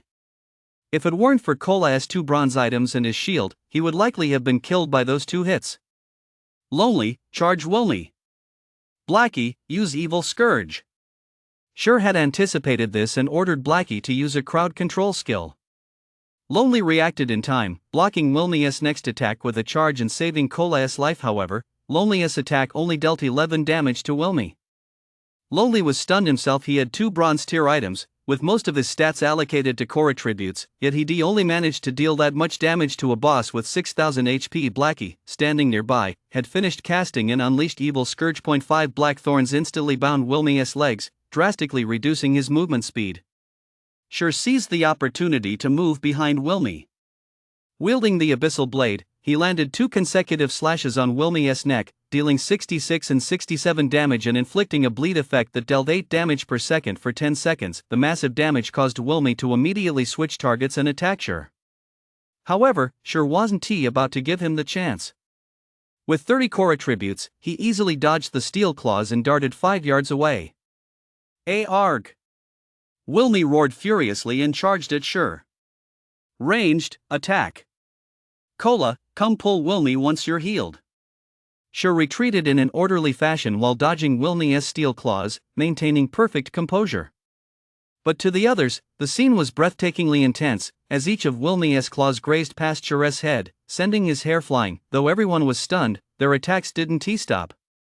One after another, spells dealt damage, and Lonely unleashed a whirlwind from behind. Though none of the hits exceeded 20 points of damage, Wilmy's health bar gradually dropped. Occasionally, Sure would land a couple of hits, causing his health to plummet in one go. Before long, his health had dropped to 90%. Enraged, Wilmy began wildly swinging his claws, unleashing death claws, which sent his attack speed soaring. Sure nearly got hit, but thankfully reacted quickly and blocked with abyssal, taking only 130 damage. At that moment, Cola, with full health, charged in. A holy smite slammed into Wilmy's head, followed by a judgment. Only after a flurry of attacks did Wilmy transfer aggro to Cola. The aggro transfer simultaneously interrupted Deathclaw, returning Wilmy to its normal state. Seeing Wilm's target shift, Sure unleashed Thunder Flash. 3 bolts of lightning pierced Wilm's body, dealing 92, 116, and 137 damage respectively, while also applying a damage over time effect that boosted everyone else's damage by 20%, making the fight against Wilm much easier. Blackie unleashed shadow arrows one after another without interruption, dealing over 50 damage each, while others also managed to deal over 20 damage. Just as the wounded Wilmy turned to attack Sure, Cola used Holy Smite in retribution to pull Wilmy's aggro back. Wilmy turned again, and Sure landed another chop. Sure and Cola took turns luring Wilmy back and forth, preventing him from attacking the players. His health steadily dropped until it reached 30%, at which point Wilmy went berserk and grew slightly larger. Melee, stay away from the boss. Blackie, use Fell Lash. Healers, heal me. Sure shouted. In this state, Wilm was certain to unleash his ultimate ability, Feast of Slaughter. As soon as Lonely and Cola heard Shure's command, they immediately moved away from the boss, leaving Shure to face it alone. Just as the two stepped out of the 10-yard range, Wilm vanished. No1 understood what was happening. When Wilmy reappeared, he was already behind Shure, his steel claws slashing down. Shure was prepared and blocked the attack with his sword, but the moment he parried the strike, Wilmy vanished and reappeared behind Shure again. In just 2 seconds, Wilmy attacked Shure from behind 7 times. Fortunately, Shure's core attributes were at 30, allowing him to barely keep up with Wilmy's speed. However, each attack dealt significant damage, and the healers were constantly restoring his health. 96, 97, plus 46, 96, 97, plus 48, plus 32, 96, 97, plus 46. If Shure had 520 HP to block every steel claw, he would have died 100% for sure under Wilmy's killing spree. At this point, Shure's HP was down to less than 100. Take it down! Shure shouted. Wilmy would be weakened after using its ultimate move. This was the perfect opportunity to finish it off. The group kept attacking Wilmy until they finally whittled his health down to 30%, causing him to drop 4 items. Just as everyone was about to breathe a sigh of relief, Shure glanced at their status bars. He saw that Healer Sloth's mana was below 20%, and the other spellcaster's mana was also under 10%. He hurriedly said, "Everyone sit down and heal immediately." The group was confused. The boss was dead, so why the rush? Still, they obeyed Shure's order and sat down to recover. They hadn't even been sitting there for 5 seconds when a furious roar shook the entire silent forest, followed by a dark figure leaping out of the woods. The shadow was a massive werewolf. It glanced at the dead Wilmy, then turned its gaze toward Shure and the others. Its dark eyes instantly turned blood red. Just as it was about to let out a howl, Shure charged forward with a wind-chase sword strike, immediately casting Abyssal Bind. 9 chains bound the werewolf and clamped shut its jaws, silencing it. Only then did the group notice the werewolf's stats. Its health bar was a full 2 bars. Werewolf Ferret, level 3 Lord, HP 12,000. Damn it, why another Lord boss? Blackie cursed. They barely had time to rest after taking down one boss, and now another Lord was here. Lords were a whole tier stronger than regular bosses. This was simply unbearable. Everyone, remember, we absolutely cannot let the werewolf ferret howl again, Shure hurriedly reminded the group. However, the group was clearly terrified, not because of the werewolf ferret's size or health pool, but because of those terrifying bloodshot eyes, which made it difficult for them to move. P.S. A humble request for bookmarks and recommendations. More and more level 2 players were gathering at the entrance to the Silent Forest dungeon, and groups of players were streaming in one after another. With so many level 2 players arriving, quite a few had set up stalls to hawk their wares. Top quality level 0 common gear, don't miss out. You need good gear to tackle the Silent Forest. Supplies are limited, hurry and grab yours. Small vials of instant health potions restore 90 HP at a time. An essential item for battle. You deserve to own one. God's domain had been open for over 10 hours. Everyone present was a seasoned level 2 player. After more than 10 hours of combat, they had looted quite a few valuable items. Many level 2 players planned to sell the gear they didn't need to acquire items that would be useful to them, which is why business at the Silent Forest was exceptionally brisk. Although the number of players in front of the Silent Forest was growing, the number of organized parties heading into the dungeon was dwindling. Only a few uninformed parties were still gathering to venture into the Silent Forest. However, after getting a proper taste of the Silent Forest, they suddenly realized how naive their previous thoughts had been. So they obediently stood at the dungeon entrance, chatting with other parties about life, watching new groups walk into the dungeon with a smile, and discussing intelligence about the Silent Forest with veteran teams who had already run it, all to refine their strategies together. As wave after wave of players fell one after another, the Silent Forest eventually became a source of dread for all Red Leaf Town players. Everyone who had run the dungeon shared a single impression: it's terrifying.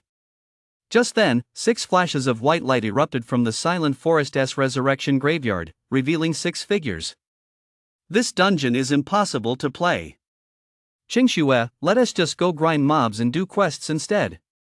Zhao, who had just been resurrected, was so angry her chest heaved as she stomped her little feet. Her petulant yet adorable expression instantly drew the attention of a large crowd of male players. Snow shook her head and mused, "We've had some great loot in the Silent Forest, so we can't just give up.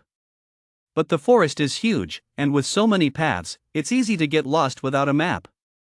However, I suspect that among all those paths, there must be a few that lead to the boss area, while the rest are just traps meant to confuse us, which is why we keep getting ambushed by night rabbits, and they just keep multiplying. Let us gather some intel first and to see if we can refine the map of the Silent Forest." The group agreed that Snow's theory made sense, especially since, whenever they attacked the night rabbits, a cold arrow would occasionally fly out of the woods to strike the priest, Xiaoyu'er. If it weren't for Xiaoyu'er's excellent reflexes in dodging them, they would have been wiped out long ago. Moreover, the deeper they ventured into the woods, the more night rabbits there were. Eventually, their numbers became overwhelming, and they simply couldn't hold out any longer. That's why they had to respawn.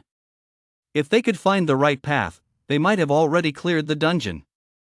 Zhao had no choice but to nod in agreement. After all, Snow was the team leader, and her predictions were always spot on. She had no reason not to trust her. So Snow and Zhao called out a few times, announcing they were looking to exchange intel on the Silent Forest. It must be said that the call from these two beauties had a remarkable effect, instantly setting the entire Deadly Forest player base ablaze. One after another, they rushed over, eager to be the first to sign up. For many male players, this was a golden opportunity to speak with a goddess. Perhaps she'd take a liking to them, and they could live a happy life in the future. Meanwhile, in the hell-level Deadly Forest, darkness had fallen, birds soared through the sky, and a deathly silence reigned. The werewolf ferret was no ordinary monster. He was a notorious werewolf who had once slaughtered countless people in Red Leaf Town, nearly turning it into a ghost town. Enraged, the Star Moon Kingdom dispatched an army to hunt him down. Eventually, Ferret was severely wounded by the great swordmaster Hilton and fled into the Silent Forest to recuperate, which is how the Silent Forest dungeon came to be. The Hell Tier Ferret possesses 3 signature moves. The first is the Death Gaze. Any enemy it stares at will suffer a drastic reduction in attack and movement speed. If their will is weak, they may even be rendered completely immobile. Aside from Shur, whose core attributes reached 30 points and had unlocked 3 hidden basic skills granting him some resistance to the Death Gaze, everyone else's reactions became sluggish. So Shur kept Ferret at bay while Sloth continuously healed him, though his casting speed had slowed by nearly half. The melee fighters couldn't help at all, not because they didn't want to, but because they were powerless to do so. Ferret's attack speed was too fast, so fast that they couldn't react in time. It was just like a duel between martial arts masters in a wuxia novel. Mere mortals simply couldn't intervene. Charging in would only make things worse. It was better to watch from the sidelines. At this point, only the ranged mages were dealing damage, but the damage output was far too low. Even Blackie's Shadow Arrow only dealt 24 damage. Lonely, interrupt the howl. Shur saw Ferret take a sudden, deep breath and shouted immediately. Lonely, who had been ready all along, charged straight at him, stunning Ferret for 1 second before quickly pulling back. Shur seized the opportunity to unleash Thunder Flash, Double Slash, and chop, each attack landing squarely on Ferret's chest, leaving him no time to catch his breath. He spat out a mouthful of blood, taking a terrifying 500 damage. In an instant, the werewolf Ferret's health dropped to 78%. The group watched in stunned silence, applauding Shur's agile movements and marveling at his insight for spotting such a weakness, further confirming that Shur was no ordinary player. However, Shur didn't look particularly pleased. Although he had interrupted Hell's roar and prevented a wipe, it had backfired. The werewolf ferret, having coughed up blood, seemed to feel much better. He turned and swung his claws at Shur, his claws moving even faster than before, leaving a trail of claw shadows filling the air, but he was no pushover. Core attributes, core attributes, core attributes. He activated all 3 hidden skills of the core attributes. This meant his physique was no longer that of an ordinary player, but a superhuman one, capable of entering a superhuman state at any moment to perform feats beyond the reach of ordinary players. This was his greatest asset in venturing into the Hell-tier Silent Forest. It remained to be seen whether Shur could emerge unscathed from the storm of claws, dancing through the shadows as if they were mere dance steps, occasionally parrying unavoidable attacks with his sword. This was the supernatural state of the 5 senses become hypersensitive, and the mind focuses with extraordinary intensity, unleashing the body as full potential, something an ordinary player could never achieve. However, maintaining the supernatural state is mentally draining. Had Shur not been accustomed to it, he would have lasted only a few seconds on his first attempt. Claws and swords clashed, sparking countless dazzling sparks. Both sides' health bars steadily dropped, but thanks to Sloth's timely healing, Shur managed to hold on. Then, under Shur's commands, Lonely intermittently interrupted Hellas' roar. Kola pulled the werewolf ferret back when Shur was in danger, and Blackie used Evil Lash to keep him in check. In this way, the werewolf ferret's health steadily dropped, 70%. 60%. 30%. Everyone line up in a straight line facing the boss, quick! Shur shouted urgently as werewolf ferret's health neared 30%. The moment werewolf ferret's health dropped to 30% was the most terrifying phase at this point. Hellas' roar could not be interrupted and had to be endured. The group didn't hesitate for a moment. They all knew the boss was about to unleash its ultimate, so they sprang into action, lining up in a straight line 30 yards away from werewolf ferret. Just as werewolf ferret's health hit 30%, its fur began to change color, turning snow white in an instant. 2 streams of blood flowed from its eyes, and its chest began to swell rapidly, like an inflated frog. Shur immediately activated gravity release and swiftly moved to the front of the group. Kola, cast Protection Blessing on me. Shur shouted. Protection Blessing reduces damage taken by allies by 50% for 6 seconds and has a 5-minute cooldown. It was the perfect moment to use this life-saving ultimate, the Guardian Knight's Blessing of Protection and the Shield Warrior's Shield Wall. These 2 skills have an extremely high drop rate in the Hell-level Silent Forest. The reason Shur had spent time clearing out some night rabbits that didn't need to be killed was precisely to obtain the Blessing of Protection skill. P.S. Phew, thanks to everyone who has recommended and bookmarked this. Writing a book isn't easy, please support me. At Shur's command, Kola, who had been standing by, began chanting divine runes. Streams of golden runes shot straight toward Shur. Protective Blessing. Instantly, Shur was enveloped by countless golden runes, radiating a dazzling golden glow. At the same time, Sloth in the back row continuously cast Restoration and Prayer of Life, fully restoring Shur's health and bringing him back to peak condition. Brace yourselves for the impact. You must not leave my side under any circumstances. Shur saw the werewolf ferret's gaze turn toward them. He held the abyssal one across his chest and spoke urgently. Hearing Shur's words, everyone grew tense. Their already weak hearts began to race wildly even before the werewolf ferret had unleashed his skill. Cold sweat was already beading on their brows. Suddenly, the werewolf ferret moved. His swollen chest began to rise, moving up past his neck and toward his mouth. Roar! Roar! Roar! In that instant, it felt as though everyone's heart had stopped beating except for Shur's. The world seemed to fall silent, turning a gloomy gray, and even the birds and beasts soaring through the sky froze in place. Everyone could clearly see dark gray ripples spreading out from the werewolf ferret's body, one after another, constantly expanding. The dark gray ripples quickly reached the group, yet they couldn't even move, not because they didn't want to, but because their bodies couldn't keep up with their thoughts. Everyone could feel that time was moving exceptionally slowly in that moment, yet they all understood that although it seemed slow, it was actually moving at the peak of speed. Just like when master swordsmen clash in a duel at the instant of contact, time passes with extraordinary slowness. At that moment, only Shur shifted slightly. Phantom kill. Just a split second before the dark gray ripples reached him, Shur's clone stepped in front of him and executed a parry. As the dark gray ripples made contact with the clone, they were blocked by the parry. The clone stumbled backward, colliding with Shur's main body before regaining his balance. No sooner had the clone steadied himself than another wave surged toward them. This time, the wave passed right through the clone's body, instantly dealing 300 damage to its HP. The original Shur behind it took 30 damage, and the person behind him lost 20 HP as well.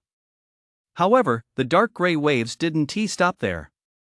When the third wave passed through the clone, it disintegrated immediately, and Shur took 100 damage. The dark gray ripples followed one after another. 100, 100, 100, 100. Shur's health plummeted, dropping to just 90 points. Just as he was about to be finished off by the final ripple, Shur activated his parry with a loud boom. Shur took a huge step back but suffered no damage. The people behind him were also unharmed, though after several shockwaves, everyone's health was below 50%. Just then, Sloth's heel landed on Shur, bringing his health back up to 140. Then came another life pay, restoring another 130 health points and bringing Sure's health back up to over 50%. That roar was insane. I thought we were done for. Blackie wiped the cold sweat from his forehead.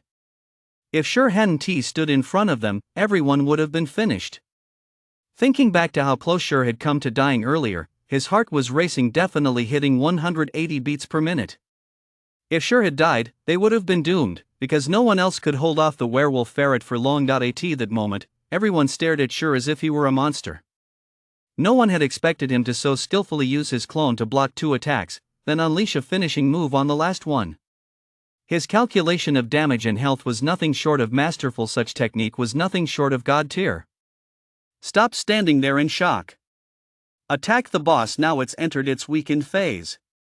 Sure shrugged slightly at the group's reaction but didn't let his guard down. In a few years, many skilled players would be able to pull off such a move. Right now, the boss was the top priority. Only he knew that werewolf ferret wasn't going to be easy to deal with. Wind chasing sword. Activating gravity release, Sure instantly appeared in front of werewolf ferret, gripping the abyssal blade as he delivered a series of strikes to ferret's chest. Thunder flash. Double slash. Chop. Hundreds of damage points popped up above werewolf ferret's head one after another. The others were also dealing over 20 damage, quickly reducing ferret's health to 15%. Seeing that ferret was about to go down, everyone broke into excited smiles. Don't let your guard down. Blackie, use evil scourge. Loneliness, prepare to charge and sever the tendons. Sure commanded while dodging ferret the werewolf's attacks. Hearing Sure's warning, everyone's heart sank. A death gaze and a hell's roar were already unimaginably terrifying. Any other team would have been back in the graveyard by now. Could Ferret the werewolf still have another ultimate move? Just how terrifying was this hell tier boss? Sure kept a close eye on werewolf ferret's health bar. Just as his health dropped to 10%, the third ultimate ability struck, Death Rage. This ability increased werewolf ferret's attack speed by 100%, movement speed by 40%, and attack power by 100%, lasting until his death. Because of this ability alone, countless elite squads had cursed the werewolf's mother. Once Death Rage activated, ferret's fur began to turn red, soon becoming a vivid crimson. Combined with his blood-red eyes and sharp fangs, he looked every bit the blood demon. His terrifying appearance caused everyone to instinctively take a step back. All could clearly sense the danger radiating from Ferret. After using double slash twice to stack blood flow to level 5, Sure turned and ran. With Death Rage activated, Ferret could not be stopped by anyone below level 5, not even Sure with his magical artifact. The only option was to kite him, slowly wearing him down until he died. Just as Sure had fled 10 yards away, Ferret's massive thighs swelled to nearly twice their size. With a violent kick, he shot forward like a blood-red arrow, charging straight at Sure. Sure was about to reach the large boulder, but Ferret's speed from behind was too great. There was simply no time. He had no choice but to spin abruptly, executing a 90-degree turn. Boom!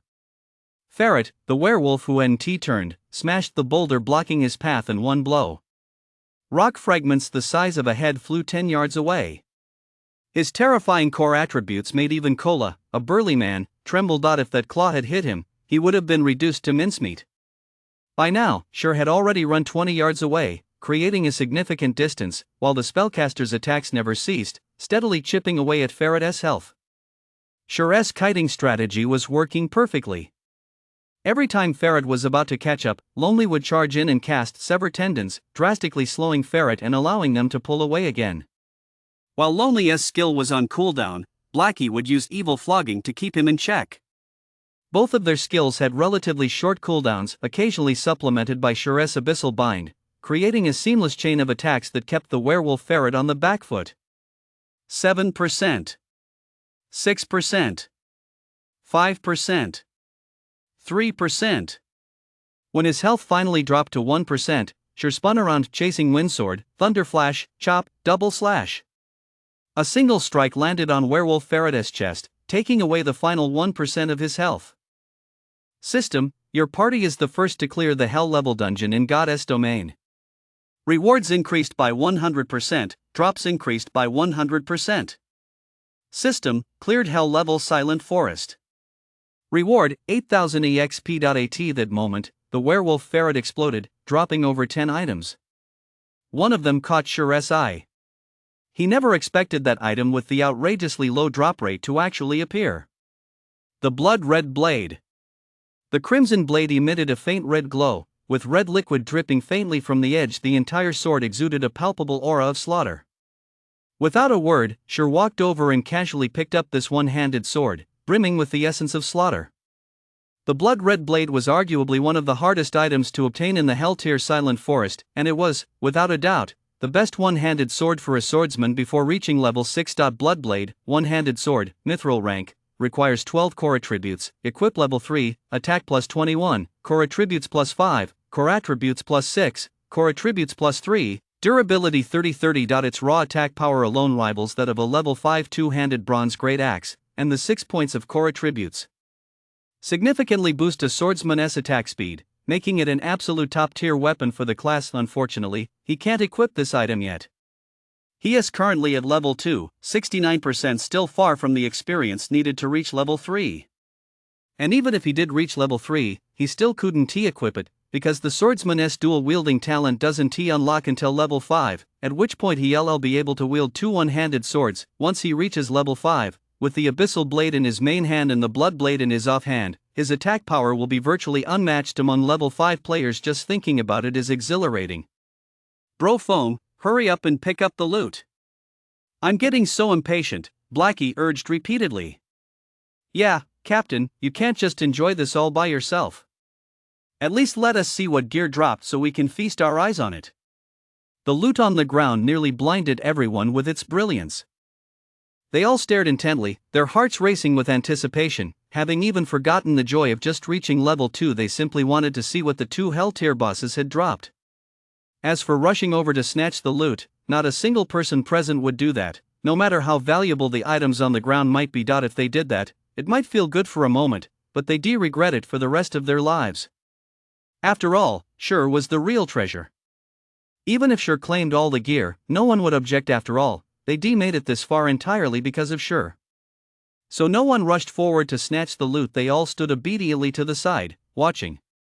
Alright, don't rush. Sure smiled faintly and began quickly picking up the items on the ground, pleased with everyone's behavior. Unlike in his previous life, when Sure occasionally ran dungeons with others, the moment the boss dropped, a crowd would rush in to snatch the loot, then vanish as soon as they were done, leaving Sure speechless with anger. The reason he hadn't set the party to leader loot was to test them. It's always better to spot those treacherous scoundrels early on. Now that no one had swarmed in to grab the loot, he felt more at ease with the group. In no time, Sure had collected all the dropped items, a total of 19 items and 5 silver coins. This haul was comparable to the entire assets of a major guild. After briefly organizing his inventory, the corners of Sure's mouth turned up slightly as he spotted a blacksmithing blueprint for the Guardian's armor.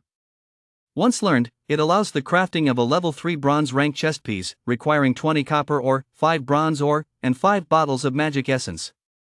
This piece of gear is top-notch.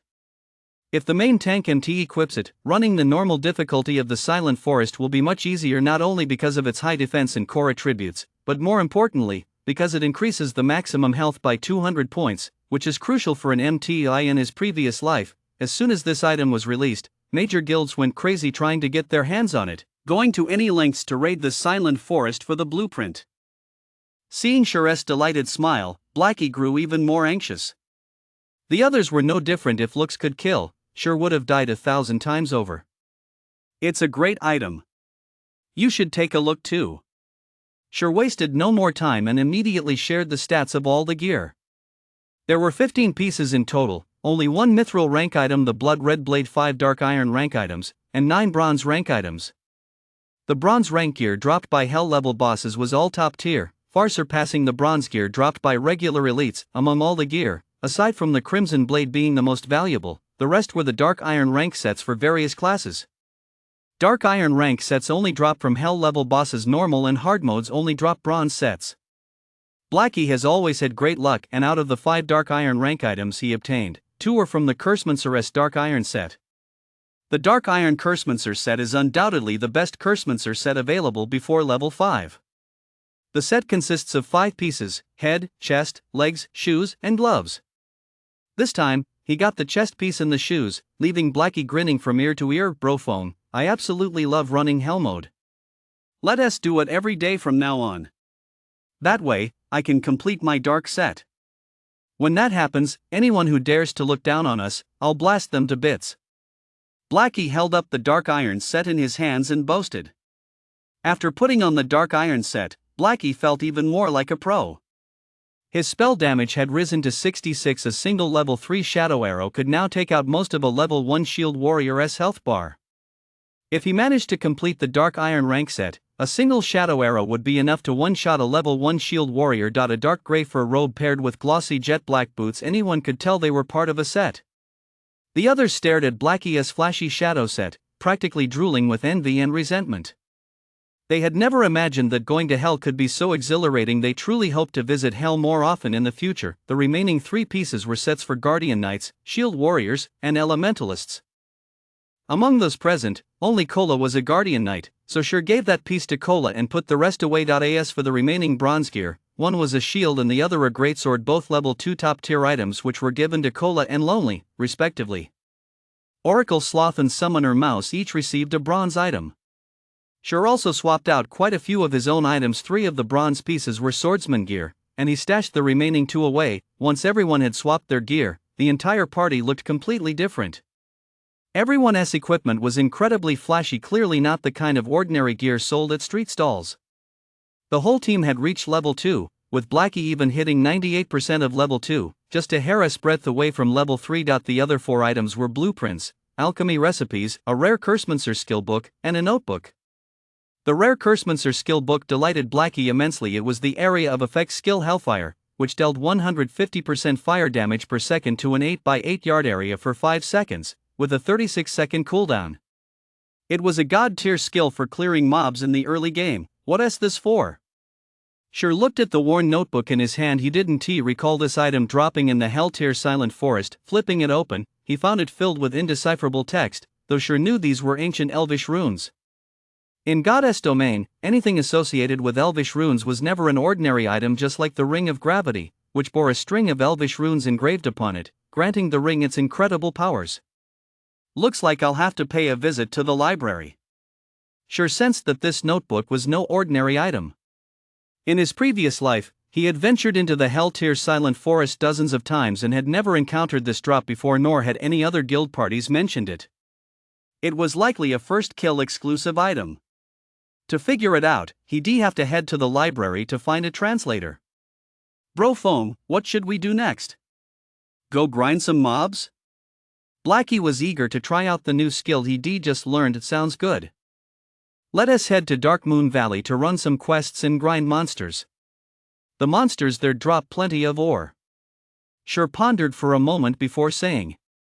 With the blueprint in hand, all that remained were the materials, but he needed a lot of them. Now that he had Blackie's Hellfire, farming goblins and goblins should be quick, and he knew of a few excellent spots that were perfect for using Hellfire. So Sure turned to the others and asked, "Are you coming with us, or do you want to run your own quests?" Brother Foam, how could I miss out on grinding? I'm planning to stick with you from now on. Cola stroked his new shield and grinned sheepishly.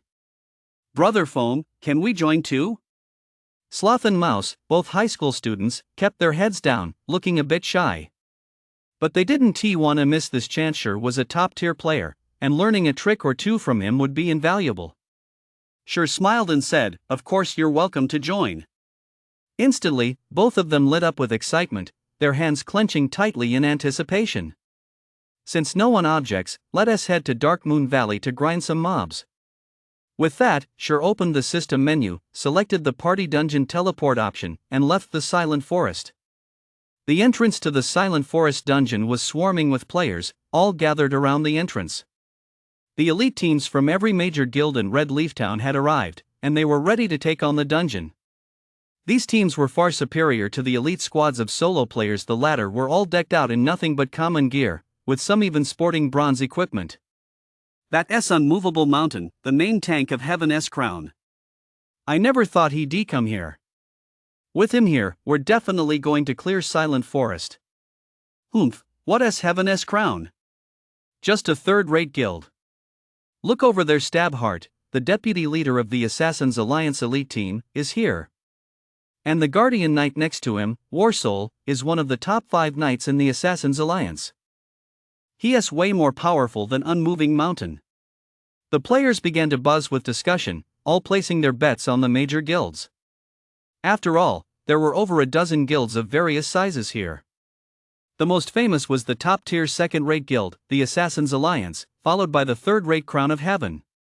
The rest were mostly unknown guilds, but these smaller guilds shouldn't be underestimated. Behind every one of them stood a gaming studio, and the players within those studios were highly paid experts, not comparable to ordinary high-level players. To establish a reputation in Red Leaf Town, the Silent Forest as the first dungeon to appear there became the obvious target for conquest. The major guilds were fully prepared, having spent considerable funds on gear and potions, as well as acquiring extensive data on the Silent Forest. They were brimming with confidence in their ability to clear it. Skynet, the guild raid's gear is so flashy, we're definitely going to clear the Silent Forest this time. The priest, Unspoken Summer Night, said with a hint of sadness in his voice. Ranger Skynet waved his hands, crossed his arms, and nodded slightly, his words tinged with resignation. Who could have imagined the Silent Forest would be this difficult? We were wiped out before we even saw the boss. As a result, a small party like ours has become a scouting force for these guilds. What's so great about guild experts? Boss, it's not that our skills aren't good enough, it's that this dungeon is too terrifying, and the gear requirements are way too high. The shield warrior, fight to the end, pouted and said disdainfully, still looking down on those guild experts in his heart, convinced that failing to clear the dungeon was solely a gear issue. Exactly, boss. If our party had gear like that, we would have cleared the Silent Forest ages ago, Bu Xiaoyi said with confidence. Speaking of dungeons, Bu Xiaoyi thought of Team Sure and said with a mischievous grin, besides, we didn't come away empty-handed. We took down 2 night rabbits and even got a berserker skill book. We're way better than that squad led by that noob leader. They haven't shown up yet, probably ran off in shame. Poor Lonely, though. If he joined the boss, that skill book would been his. If he found out, he'd probably regret not coming on this run with us. Exactly. Lonely is such a sourpuss. He must be kicking himself right now for not joining the boss's raid. Fight to the end roared with laughter. Lonely's skills are actually pretty good. It's just that the rookie somehow managed to tag along with that pro named Blackie. But even if that pro is a master, with a deadweight dragging him down, they'd probably have wiped anyway. They're probably too embarrassed to show their faces now. If they join us, we might even cleared the Silent Forest by now. Skynet waved his hand smugly, secretly delighted. Boss, look, the guilds are about to go in, Silent Summer Night said.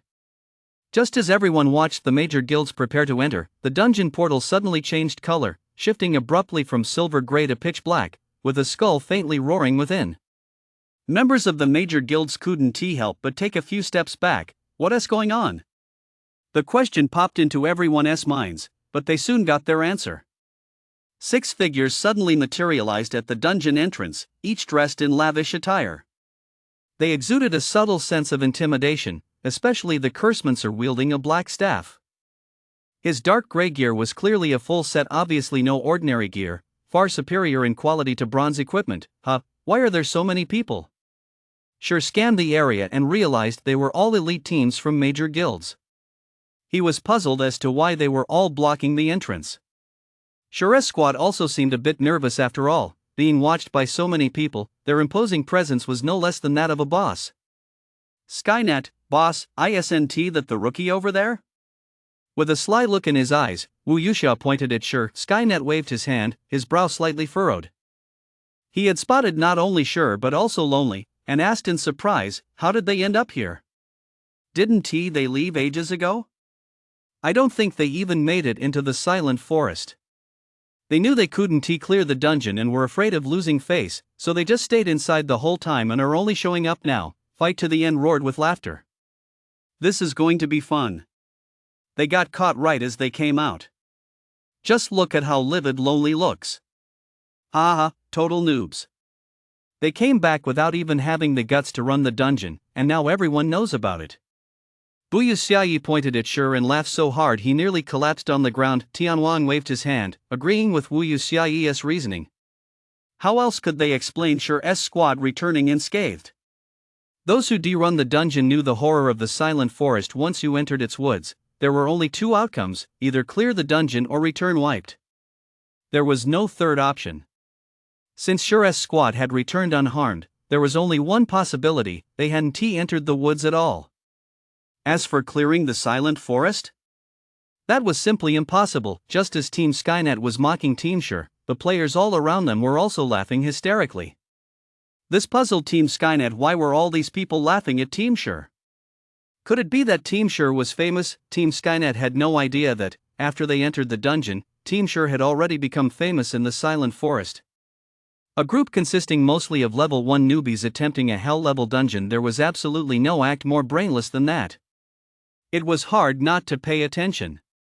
After all, good news doesn't travel far, but bad news travels 1,000 miles. Haha, that weirdo's back.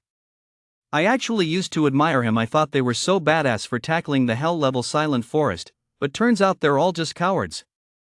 I can't take it anymore, my stomach hurts so bad. The players around them all understood Team Shi's situation. Knowing how foolish it was to attempt a hell-level dungeon, they hadn't ventured deep into the silent forest at all. Instead, they'd been hanging around the dungeon entrance, waiting for a chance to slip out unnoticed. Unfortunately, even the heavens weren't on their side. They happened to run into major guilds running the dungeon, and everyone saw them. Brofone, what's wrong with these people? Blackie scratched his head in confusion as he looked at the players lying on the ground laughing hysterically. Have they all lost their minds? Why are they all sprawled on the ground, clutching their stomachs and laughing? Who knows? Maybe they're having a brain spasm. Looks like you shouldn't play Goddess Domain for too long on your first try. Sure didn't think their behavior had anything to do with his group's arrival. Let us just go. It's kind of creepy. The rest of the party nodded in agreement. The players in the entire silent forest were acting too strangely. Excuse me, sir, please wait a moment. Just as Shi's party was leaving the dungeon entrance, a clear voice rang out. They saw a beautiful, innocent-looking woman dressed in a pure white robe walking toward them. Shi recognized her. Xiaoye, a top 100 priest in the Star Moon Kingdom. She approached Shi, looking a bit shy, a faint blush spreading across her fair cheeks. She whispered, "Hello, I'm Xiaoye from the Ouroboros Guild. We met before entering the dungeon. Our team leader would like to discuss the Silent Forest dungeon with you. I wonder if you'd be interested?" Xiaoye's appearance had already stunned everyone. Every player present knew who she was. After all, she was the goddess's teammate, and with her innocent beauty, she was unforgettable. But who would have thought that such a pure, stunning beauty would go out of her way to invite a noob? Even more surprising was that it wasn't her who invited the noob, but the goddess Snow herself. Who is Snow? She is the universally recognized goddess of ice and snow in the virtual gaming world, the object of desire for countless rich, handsome men. One wealthy heir even offered 10 million credits just for Snow to have dinner with him, but the result could be summed up in one word: get lost. The rich kid was naturally furious, so he schemed to get revenge and win Snow over. But just a few days later, he was left speechless. His father, a self-made tycoon, suddenly became penniless. All the company's assets were seized overnight, and when his father found out, he nearly beat the rich kid to death. From then on, everyone realized just how terrifying Snow was. Yet after this incident, Snow's fanbase only grew larger, for she truly seemed like a legendary goddess, sacred and untouchable. And now, the goddess had actually taken the initiative to meet with this noob. How could that not be shocking? At that moment, everyone had lost their desire to mock her. All that remained was jealousy and resentment. What possible merit could a mere noob have to deserve a conversation with the goddess? Damn, this noob really hit the jackpot. I'm this handsome, and the goddess won't even say a word to me. What gives him the right? I'm dashing and a top-tier player in Goddess Domain. Why won't the goddess chat with me about life? Is it because I'm too handsome, or does she prefer something a bit wilder? She must be trying to get intel on the Hell-tier dungeon. That's why she approached him. Who knew a noob would get such a perk?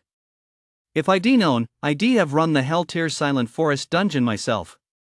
The crowd buzzed with gossip, glaring at Sure with contempt and jealousy, wishing they could strangle him right then and there. Skynet boss, I didn't hear that right, did I? That noob actually got invited by the goddess? I must have heard wrong. Silent Summer Night pinched his thick-skinned face and said blankly. It should be right, but it's probably just that the goddess has something she wants to ask him. He.s. just lucky. The arrogant Skynet waving dismissed Sure's success as mere luck. How else could he explain Sure chatting with the goddess? Stick to the end, standing nearby, nodded in agreement with Skynet's assessment. Snow was a figure they looked up to from afar. She wasn't even from their world. Just being able to be in the silent forest with Snow made them feel incredibly lucky, let alone actually chatting with her. Just as everyone assumed Sure would eagerly accept the invitation, he gave them an unexpected reply and no interest. I'm in a hurry. With that, Sure turned and walked away, paying no attention to Xiaoyuer standing before him, let alone Snow's invitation. Now that he had the blueprints in hand, the only remaining hurdle was securing the ore. The sooner the Guardian armor was produced, the higher the profits would be. If he missed this prime opportunity, he stood to lose a fortune. He had no time to spare for small talk. He had to forge the Guardian armor immediately to settle the pressing debt looming over him. Blackie had been incredibly excited at the prospect of getting up close to the goddess, but Sure's response nearly drove him mad. He couldn't fathom what had gone wrong in Sure's head to make him refuse. It wasn't just Blackie who was dumbfounded. Even Xiaoyuer was stunned. It was the first time she met a man who would turn down Sister Qingshui's invitation, an invitation that countless men would beg for. Could this guy really be a complete idiot? Come on, what are you staring at? Sure noticed no one was following him and turned to ask the team member who couldn't seem to move. Brother phone, this is an invitation from the Ice and Snow Goddess. Aren't you going to reconsider? Blackie was nearly frantic with anxiety as he urged him, silently praying that Sure would agree quickly. An opportunity this good might never come again. I told you, I don't have much time. Seeing Blackie's pleading gaze, Sure chuckled helplessly. Blackie was great in every way, but his worship of the goddess was one thing that would never change. Just then, Snow and Zhao walked over.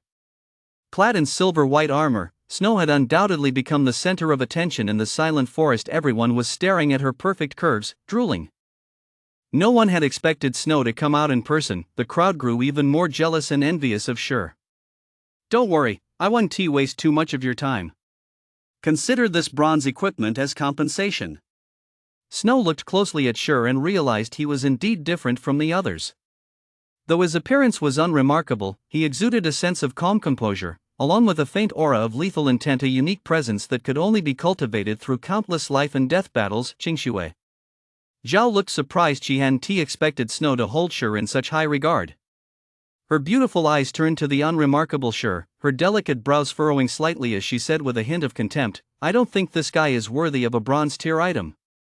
At most, he is worth a low-quality gray tier item. Inviting Sure over for a chat was already a massive favor to him, yet not only did he fail to appreciate it, he outright refused. If anyone else had been invited, they would have rushed over to curry favor long ago. This was the first time she encountered such an unremarkable-looking man acting this way, leading her to conclude that Sure had ulterior motives and was no good. No need for a bronze tier item, I already have one myself. Sure waved his hand dismissively. He hadn't thought much of the witch to begin with, and he hadn't expected her to say something like that. Still, he wasn't some penniless beggar. He didn't need handouts. Zhao's beautiful eyes appraised Sure, and she couldn't help but smile faintly, her tone laced with amusement. You've got some backbone, don't you? You clearly want it badly, but you're just putting on a tough act. That Qingshui of yours is quite the troublemaker, isn't she? You rue. Snow shot her a disapproving glare, signaling Zhao not to go too far. After all, they were the ones who made the first move. Looking down on others now wouldn't do them any favors. Zhao pouted, shot Sure a sidelong glance, and thrust out her ample bosom. With no other choice, she turned her head away. She didn't believe this penniless kid had anything they wanted anyway. I'm sorry. Please accept this piece of equipment as an apology. Snow pulled out a level 0 swordsman's bronze belt and traded it to Sure, hoping to put the matter to rest. Seeing Snow's sincerity, sure didn't he refuse. If he had, it would have made him look petty, and Snow might have thought he didn't want to make amends. He couldn't very well turn down a kind gesture. Besides, he didn't actually have a bronze belt, and it would come in handy. Haha, I thought you were some big shot, but in the end, you still needed it. Zhao muttered disdainfully from the side, inwardly regretting the loss of the bronze equipment. Their squad had worked hard to kill a rare elite monster just to get this piece, and now it had gone to Sure for free. It was a huge loss. Sure frowned slightly. Being belittled with such sarcasm would be hard for any man to take, let alone him, a reincarnated player. Since Miss Bai has given me a bronze piece of equipment, I'll return the favor. Consider this little trinket my gift in return. Snow's bright eyes sparkled. Seeing that Sure was about to give her a gift as well, she felt a bit surprised. She found Sure quite interesting, not as unapproachable as she imagined, and actually quite likable. You, of all people, want to give Qingshuo a gift? Do you really think she'd accept it? Zhao couldn't help but turn her head again. Her crimson lips curved into a seductive smile, her eyes brimming with derision as she silently scoffed at Sure's overconfidence. What hadn't Qingshuo seen in her life? Even luxury cars worth tens of millions didn't faze her, let alone in-game items. At that moment, Sure pulled a piece of paper out of his backpack, a blueprint for one of the boss's drops, and handed it to Snow nonchalantly. Seeing that Sure had offered nothing more than a scrap of paper as a gift to Qingshuo, Zhao couldn't help but retort coldly, "Are you trying to make a fool of us?" "Not at all," Sure replied earnestly. "Light Snow gave you a bronze tier item, and what do you give her? You're trying to pull the wool over her eyes with a piece of scrap paper." Do you really think a scrap of paper is worth more than a bronze tier item? If this isn't playing games with people, what is it? Zhao grew even more furious upon hearing this. Blackie and the others behind Sure broke out in a cold sweat. Even if he didn't want to chat with others, he couldn't go around toying with the goddess like this that was asking for trouble. The deadly forest had clearly dropped plenty of deer, giving her just any one of them would have easily resolved the situation. If the goddess got angry, even if she didn't act herself, the surrounding players would wipe them out. Just as things were about to go south, Blackie was about to hand over the bronze staff he was carrying, but Snow happily accepted the scrap of paper Sure had offered. Suddenly, Blackie and the others' mouths dropped open in shock, forming perfect O shapes. The goddess actually accepted it. What on earth was going on? Thank you for the gift, I really like it. Now can we go somewhere less crowded to chat? Snow smiled gently and expressed her gratitude. Sure smiled back and nodded in agreement. Watching Snow's smile, truly, a single glance was enough to captivate anyone. It was like brilliant sunshine, warming the heart and unforgettable for a lifetime. Qingshuo, are you just going to forgive his rude behavior like that? Zhao looked at Snow in confusion. It's fine, you. This is lovely, I really like it. With that, Snow turned and led the way for Sure. Zhao was dumbfounded. He simply couldn't understand what Sure had done to Snow. Was a mere scrap of paper really enough? What exactly was that piece of scrap paper? Qingshuo, what on earth did that guy give you? Zhao asked in a low voice.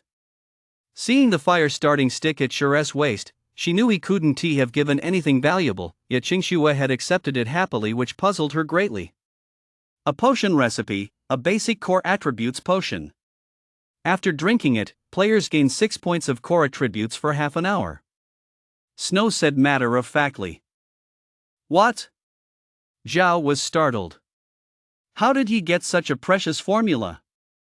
Alchemy was difficult to master, and formulas were notoriously hard to obtain. Never mind rare ones, even common formulas were scarce. The entire Ouroboros guild possessed only a handful. And he'd never seen a formula that could boost a player's core attributes by 6 points for half an hour. If a level 2 player could gain an extra 6 points in core attributes, that would mean an additional 12 points in attack power. This would have a massive impact during dungeon runs. For a guild that frequently tackles dungeons, the value of this recipe far exceeds that of dozens of bronze tier items. As soon as the basic core attributes potion hit the market, it would surely be in short supply, yet this Sure had simply given it away. Could it be that he didn't realize the importance of this recipe? Zhao shook his head in denial. Judging by Shure's confident expression earlier, he must have known exactly how valuable the recipe was to their guild. Zhao turned to look at Shure, her cheeks flushing slightly. Thinking back on what Shidi said earlier, she felt utterly embarrassed. Shidi actually called such a rare recipe a worthless scrap of paper. Recalling Shure's smile, she was sure he'd been mocking her for not recognizing its true worth. That guy was so infuriating. Now you know. I told you he wasn't ordinary. Snow smiled at Zhao. Just as Snow, Shure, and the others left, the surrounding players were still in a daze. What on earth was going on? A noob actually caught the goddess's attention. Was this person really just a noob? Skynet boss, that noob left with the goddess. Bu Yu Xiaoyi felt a pang of resentment. Seeing how polite the goddess was to Shure, even an idiot could tell that Shure was definitely no ordinary player. Don't worry about it. I heard from others earlier that the noob apparently took on the hell-level Silent Forest. The Ice and Snow goddess must be really curious about the difficulty of the hell-level dungeon, which is why she came over to invite him. Skynet waved his hand dismissively, still refusing to believe he could have misjudged someone. Sure had to be a noob. He must have just gotten incredibly lucky. First, he latched onto a top player's coattails, and now, for some reason, he managed to get under the goddess's wing. A small stone pond over 200 yards southeast of the Silent Forest. The scenery was elegant and the stream gurgled softly. Snow and Shure sat facing each other, with everyone else standing on either side. No one came to disturb or eavesdrop, making it the perfect spot for a quiet chat. I wonder what Miss Bai needs from me? Shure asked calmly. The Silent Forest. Snow cut straight to the chase. I want the guide to the Silent Forest. Name your price. Miss Bai, I'm afraid you're overthinking this. How could I possibly have a guide to the Silent Forest? I've only been through the dungeon once. Shure would certainly never admit to having a guide that would only arouse suspicion. After all, Goddess Domain was built by the Supreme God System, and even beta testers couldn't possibly know the dungeon's detailed strategies. He might be able to fool Blackie and other novices, but deceiving Snow was out of the question. If he were to blurt it out, trouble would surely follow.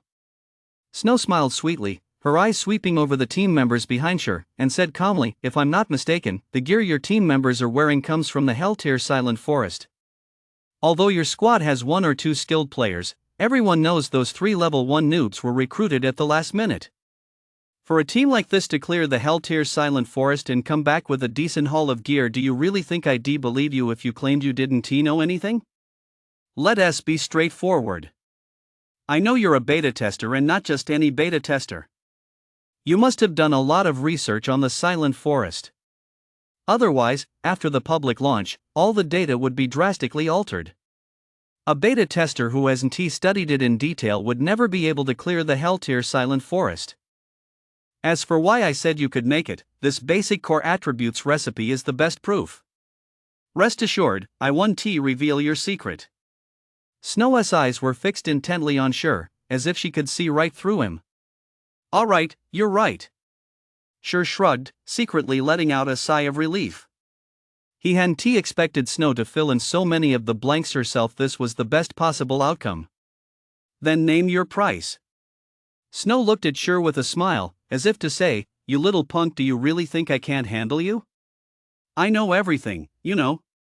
Seeing Snow's confident smile, Shure was already chuckling to himself. The money comes from the rich, so naturally, the best way to make money is to take it from the wealthy, and the top-tier Ouroboros Guild was undoubtedly an excellent choice.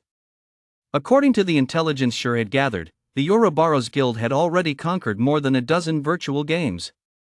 However, the emergence of Goddess Domain had caused a sensation in the virtual gaming world, hailed as humanity's second world, causing other virtual games to go out of business one after another. Subsequently, countless major conglomerates rushed into Goddess Domain like mad, cultivating their own guilds and establishing their own power bases, all in an effort to secure a foothold in the virtual financial world. Naturally, the Ouroboros Guild also entered Goddess Domain, hoping to grab a slice of the pie from the countless financial titans. Moreover, the Ouroboros Guild wasn't just backed by capital, it also had formidable connections. It commanded a force of over 1,000 elite gamers, whose reputation within Goddess Domain was legendary. They were known as the Godslayers. It was precisely because of these 1,000 elite players that the Ouroboros Guild was able to build a substantial virtual empire, ruling over more than 80 major cities in God's domain, each with a population exceeding 1 million. It was the true overlord of God's domain. At its peak, the Ouroboros Guild's territory was equivalent to the size of the entire Star Moon Kingdom, whereas the Shadow Guild, at its height, had established no more than 10 cities with populations under 1 million. Even so, the Shadow Guild was already a colossus in the real world. The Ouroboros Guild's stature was simply unimaginable. It's important to note that the Star Moon Kingdom is not small among the hundreds of kingdoms in God's domain. It can be considered upper middle tier, which shows just how formidable the Ouroboros Guild truly is. With such a powerful and wealthy guild, how could Shur not want to collaborate? However, partnering with Snow carried too great a risk. Snow possessed an immense amount of intelligence on God's domain. After all, his background was far from ordinary, so Shur had to proceed with caution. That was why he had deliberately left some loopholes, particularly regarding the formula for the basic core attributes potion, to gauge Snow's reaction. If things took a turn for the worse, he could simply wash his hands of the matter. However, the current situation was undoubtedly exactly what Shur had hoped for. Since you've put it that way, my price isn't high 20 silver coins, Shur said nonchalantly. For a small guild, 20 silver coins represented their entire assets. Even for an ordinary guild, it was a significant financial blow. Even a 100-person gold farming group would need 2 or 3 days to save up that much, and the earnings from a single run through the Silent Forest were usually only 1 or 2 silver coins. Yet he felt the price was quite reasonable. The Silent Forest was a unique dungeon, and clearing it would lay a solid foundation for the future. Hearing Shur casually demand 20 silver coins, Zhao sucked in a sharp breath, nearly jumping out of his skin in anger. He glared at Shur and snapped, "Why don't you just go rob someone? That'd be faster." "If I could get that much money by robbing people, I'd do it too," Shur chuckled. "You have to understand, this is the Silent Forest. It's full of skill books that can equip players and help them level up quickly. If we can clear the Silent Forest first, the benefits for our future development are obvious." Can't you make it a little cheaper? That's 20 silver coins. Even our Ouroboros Guild couldn't come up with that much money all at once. Zhao had grown thoroughly fed up with Shur, but considering the importance of the Silent Forest, he relented and spoke up. "Sorry, but the price is non-negotiable. If you don't agree, I'll have to consider partnering with another guild." Shur stood his ground. He had already shown Snow considerable goodwill. If this didn't work, he'd have to turn to the Assassin's Alliance. The Assassin's Alliance was also deep-pocketed. They previously spent over 20 silver coins to purchase a level 5 bronze great shield. "I understand. Let us make it 20 silver coins. But we'll need time to raise the funds. After all, the Ouroboros Guild's sphere of influence isn't near White River City. It's centered on the royal capital, Star Moon City. We don't have many members in the White River area. Give me a day. Here are 7 silver coins as a deposit, and I'll pay you the remaining 15 as compensation in a day's time." Snow hadn't expected Shur to ask for such a huge sum. 20 silver coins was a stretch for him. However, clearing the Silent Forest was too important. He had to secure it as soon as possible. He also knew that silver coins were worth more in the early game, so he threw in a little extra. "Alright, here's the map of the Silent Forest, along with some notes on what to watch out for when fighting the boss." Shur knew Snow was telling the truth. It wasn't easy to come up with 20 silver coins on the spot. He didn't want to reveal that the Assassin's Guild held considerable influence in White River City, where their funds far outstripped Snow's. He promptly sent Snow a message containing a detailed guide to the Silent Forest. Given Snow and his party's strength, they should be able to breeze through the normal difficulty. After receiving the guide, Snow skimmed through it and was secretly taken aback. He hadn't expected the Silent Forest to be so terrifying. There were 36 paths alone, and 33 of them were dead ends. On top of that, a night ranger lay in wait. The guide also provided detailed descriptions of the boss's moves and their timing. 20 silver coins were definitely worth every penny. If they had sent people to scout and map the area bit by bit, the cost would have far exceeded 20 silver. Instantly, Snow's opinion of Shur changed again. She sensed that Shur was no ordinary player, definitely a master. Only a true master could possess such a profound understanding of the dungeon. However, in her memory, she couldn't recall any swordsman master who resembled Sher. In 3 days, Aurora Barrow's guild is planning to run the first level 520 player raid, the Tomb of the Dark Moon. I was wondering if you'd be interested in joining us? Snow turned her beautiful eyes toward Sher, extending an invitation to the raid. She had already acknowledged Sher's strength, and with Sher by their side for the level 5 raid, things might just go a little smoother. Blackie, standing nearby, stared wide-eyed, utterly awestruck by Sher. He never imagined Sher could be this formidable. He charmed the goddess in the blink of an eye, and now she was inviting him to run a dungeon with her. What an immense honor! How many men dreamed of running a dungeon with Snow? Zhao, however, was in a foul mood upon hearing this. Sher was merely a closed beta tester at most. He spent a few extra days experiencing life in Goddess Domain and was somewhat familiar with the Silent Forest. But the 20-player dungeons wouldn't appear until the open beta. They didn't exist in the closed beta at all. There was no way Sher could know anything about them. Besides, Sher wasn't exactly a top-tier player. What use would he be? It would just be a waste of a slot. Sher thought it over. 20-player raids dropped a lot of good loot, especially the Dark Moon Graveyard, which yielded plenty of top-tier swordsman gear. Raid gear's stats were definitely superior to those from open-world bosses. Still, he couldn't round up 20 players on his own, so going with Snow wouldn't be a bad idea. Fine, but you have to save a few spots for me. And all swordsman gear and crafting blueprints I get first dibs. Sher nodded in agreement. Can't you be a little more humble? Zhao glared at Sher, feeling he'd gone too far. When Qingshui invited others, they all agreed without hesitation, some even turning down the gear. But Sher?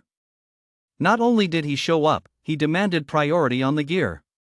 He wasn't being polite at all. Snow hadn't expected Sher to be so different from the others, not the least bit pretentious, and his straightforward manner was actually quite entertaining. She glanced at the party members behind Sher. Though they were a bit underleveled, their gear was decent enough to handle a 20-man raid. Alright, let us add each other as friends so we can stay in touch. Sure. Just contact me a few hours before the raid starts, and I'll be there on time. Sher accepted Snow's friend request.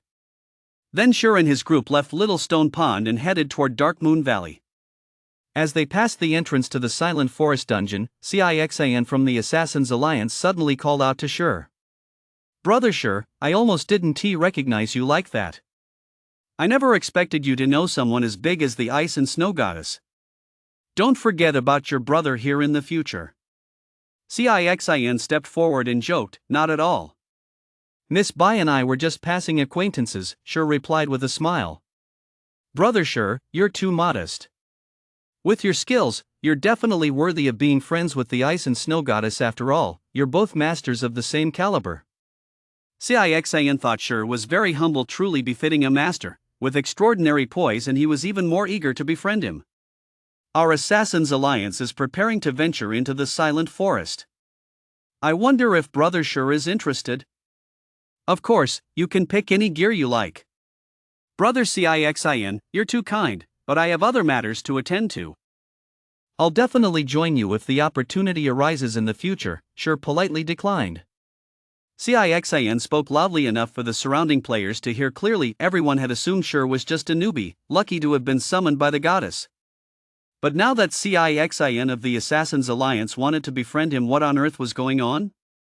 The Assassin's Alliance was a renowned guild near White River City, and Cixan was the deputy leader of their elite squad.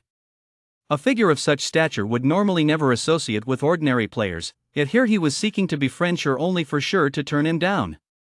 That was incredibly bold. If Sher were a noob, no one would believe it. There must be something fishy going on. Everyone speculated that Sher must be a reclusive master, unknown to ordinary players. Otherwise, why would all these big shots be lining up to meet him? Skynet boss, that Cixan actually wants to be friends with that noob. I'm not dreaming, am I? Bu Yu Xiaoyi was stunned.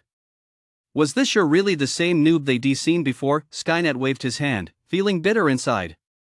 He still held out hope, but now it had all been shattered by that big shot. Stabheart. Sher wasn't a noob, he was definitely a master, just as Lonely had said, and perhaps even more formidable. Following Shur would surely guarantee a bright future in Goddess domain, yet they driven him away, missing out on a golden opportunity to befriend a master. Boss, why don't we go apologize? A master like him is sure to be magnanimous, he might just forgive us. Then we'll be able to ride his coattails, suggested Fight to the end. Silent Summer Night nodded in full agreement. Just as Shur's squad was heading toward the exit, Skynet waving and the others ran over. Big Brother Master, there was a misunderstanding earlier. We apologize and hope you'll forgive our ignorance. Here us as silver coin as a token of our sincerity, please accept it, Tianwang Huihui said with a grin, all traces of his former arrogance gone.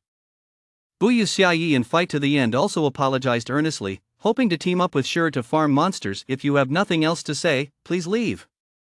I'm busy and don't have time to waste on you. Shur turned and walked away. He didn't take Tianwang Huihui and the others' behavior to heart, but there was no way he was going to take them along. Lonely simply watched Tianwang Huihui and the others, then shook his head. If only they'd known this would happen, why did they act that way in the first place? Seeing Lonely follow Shur away, Buyu Xiaoyi curled her lip and said bitterly, big deal. Someday, this lady will be a top-tier player too. Only Tianwang Huihui knew that Lonely was destined for great success and would eventually be in a completely different league from them. After leaving the Silent Forest, Shur's squad raced straight to Dark Moon Valley. At this stage, many players had reached level 2. Aside from running dungeons in the Silent Forest, they were either hunting level 2 cheetah cubs in Brook Hills. Only a handful of elite players would go to level 4 Dark Moon Valley to level up, but as everyone's levels rose, it wouldn't be long before Dark Moon Valley was overrun. After spending over half an hour returning to Dark Moon Valley, things turned out exactly as Shur had predicted. Several elite squads, uninterested in dungeons, were farming the level 4 goblins roaming the valley's outskirts. These squads were highly skilled, they pulled 2 or 3 at a time. The tank would stand firm at the front, blocking the goblins from reaching the spellcaster healer, while the healer kept healing from the back, barely keeping the tank alive. The others would unleash their full damage potential. After one wave, the tank would be down to a sliver of health, and the healer would have used over a third of their mana, forcing them to sit down to eat, drink, and rest. Although this method was quite taxing, the rewards were decent. 3 goblins dropped 2 copper and some stone. In Goddess domain, only level 3 or higher mobs drop skill books and bronze gear. Although the drop rate is only 1 in 10,000, players still flock to the area. Bronze gear is very valuable right now, not to mention skill books. With these incentives, even if it's a bit dangerous, skilled players will still come in droves. After glancing around a few times, Shur turned and headed deeper into Dark Moon Valley. The other members of the party were still quite nervous facing the unknown depths of Dark Moon Valley, especially seeing level 4 monsters everywhere. Their breathing grew a bit rapid. However, Blackie remained completely unfazed by these level 4 dog-headed orcs. After all, he'd already killed hundreds of them, and unlike the other team members who were visibly nervous at their first encounter, he simply followed Shur into the depths of the valley. As for the elite party farming the goblins, they were taken aback when they saw Shur's party heading deep into the valley. They hadn't expected a new party to be so bold. Dark Moon Valley was currently sparsely populated and hadn't been fully explored yet. The valley was teeming with goblins. The deeper one ventured, the more there were. Sometimes, over a dozen would gather in a single group, making farming there extremely dangerous. Plus, you'd have to face at least 4 or 5 at a time. If you died even once, it just wouldn't be worth it. Unfortunately, these players had no idea that Shur was even more reckless than they imagined. Shur didn't just venture deep into the valley, he headed straight for the heart of Dark Moon Valley, where there was an excellent farming spot. Not only were the mobs numerous and respawned quickly, but most importantly, the ore drop rate was exceptionally high. When it came to Dark Moon Valley, Shur was practically the local expert. He knew exactly what monsters inhabited those areas, how many there were, and their respawn intervals. In his previous life, Shur had spent a great deal of time researching this, all to ensure his party's farming efficiency and to elevate his standing within the Shadow Guild. Life is truly interesting. The actions Shur took for the Shadow Guild in his previous life have actually helped his current self, allowing the team he has assembled to level up quickly while also ensuring a high ore yield. As they made their way along the rocky path, 4 or 5 level 4 dogheads would pop up from time to time, but with Shur's team's gear, they were a piece of cake. Guardian Knight Kola could now easily withstand 4 goblins, whether in terms of health or defense. Healer Sloth effortlessly kept Cola's health above 80%. If a monster slipped through, Lonely would tank it, while the others unleashed a barrage of attacks. Sure could deal over 100 damage with a single swing of his sword, and Blackie's shadow arrow dealt 88 damage. It was incredibly easy to eye in no time at all. All 5 dog-headed orcs were taken care of. They were far stronger than the elite squads outside. Sure casually picked up the dropped stone and ore, then pressed deeper into Darkmoon Valley. It took them over an hour to reach the foot of a massive mountain over 100 meters high. The area around the mountain was swarming with wandering goblins, no longer goblins, who were constantly digging at the mountain's rock face with small shovels. Numerous goblin overseers, wielding whips, patrolled the area. Bro phone, there are way too many mobs here. Are we really going to farm here? Blackie scanned the area, a shiver running through him. He realized there were at least several hundred wandering goblins spread across the vast mountain slope, along with a few level 5 goblin overseers. Compared to the dozen or so murlocs huddled together outside, this place was a veritable battlefield. Cola swallowed hard, worried. Captain, I don't mean to brag, but I can only handle 6 or 7 at most. I really can't handle this many. It wasn't just Blackie and Cola, the others were worried too. The entire mountain was swarming with wandering goblins, and they were packed so tightly together that a single misstep could trigger a fight against hundreds of level 4 monsters, far more terrifying than a Lord-class ferret. I know you can't handle it, but who said you'd have to take on hundreds of goblins? Sure shot the group a withering glance. He knew their capabilities inside out. Dealing with 10 at a time was practically their limit. There was no way they could handle hundreds all at once. If hundreds of level 4 monsters swarmed them, even a level 10 player would be finished. But as the saying goes, if you can't beat M, can't you just run from M? With his core attributes in the high 30s and bronze rank boots, his movement speed far outpaced that of level 4 goblins. He could easily kite them while Blackie unleashed his Hellfire AoE ability, making this strategy several times more efficient than soloing. Sure then explained the plan to the group. Blackie was to time his attack perfectly to maximize the Hellfire's effect, while the others would focus on finishing off the low health goblins. After choosing his position, Sure grabbed a handful of rocks and charged toward the goblin overseer nearby. As soon as he got within 20 yards, the goblin overseer began bellowing, drawing the attention of many roaming goblins in the area. Sure waited a moment, dodging the overseer's long whip, allowing the surrounding goblins to gather. Once more than 30 had gathered, Sure turned and ran to another spot, then threw a small stone that struck another goblin overseer. That goblin overseer also roared and charged at Sure with over 20 minions. Having drawn in nearly 60 monsters, Sure wasn't satisfied yet. He began circling the mountain to lure more. In less than 5 minutes, hundreds of wandering goblins and over a dozen goblin overseers appeared behind him, chasing Sure relentlessly in a massive horde. Unfortunately for them, Sure's gear was top-notch. His speed was at least 30% faster than theirs. Combined with his exceptional skill and control, he could toy with these goblins however he pleased. Blackie, get ready to cast, Sure warned, watching Blackie in the distance. Got it, Blackie replied, equally excited. This was his first time using an area of effect spell, and he had no idea how effective it would be. As Blackie's fingers traced patterns in the air, shimmering magical runes appeared, forming a dazzling magical array that radiated immense power. As Blackie uttered the final syllable, the ground shook, and emerald green flames shot skyward, engulfing the entire goblin army. Damage numbers in the hundreds popped up one after another within 5 seconds. Hundreds of goblins had each taken over 200 damage, leaving their health at less than half. However, the goblin's target had shifted, no longer Sure, but Blackie. Sure abruptly halted, drew Abyssal Blade, and charged forward. Thunder Flash. The level 4 Thunder Flash not only had a shorter cooldown but also an attack range increased to 15 yards, covering nearly the entire goblin army. 3 bolts of lightning streaked through the goblin horde, dealing over 120 damage each and consuming the goblin's last remaining health. The stragglers were quickly pulled in by Cola, and Lonely charged in with a whirlwind, finishing them all off. Hundreds of goblins were wiped out, dropping loot all over the ground. Everyone's experience points skyrocketed, with dozens of XP points popping up one after another. It was practically blinding. With a whoosh, Blackie leveled up to level 3. That was awesome! Blackie shouted excitedly. This is just the beginning. They'll all respawn in a moment, Sure chuckled.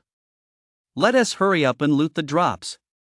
Instantly, everyone sprang into action. With drops from hundreds of goblins, even with 6 people looting, it would take quite a while, but just as they started, a goblin piloting a massive robot suddenly appeared. The goblin's face was crimson with rage as he charged straight toward Sure's squad.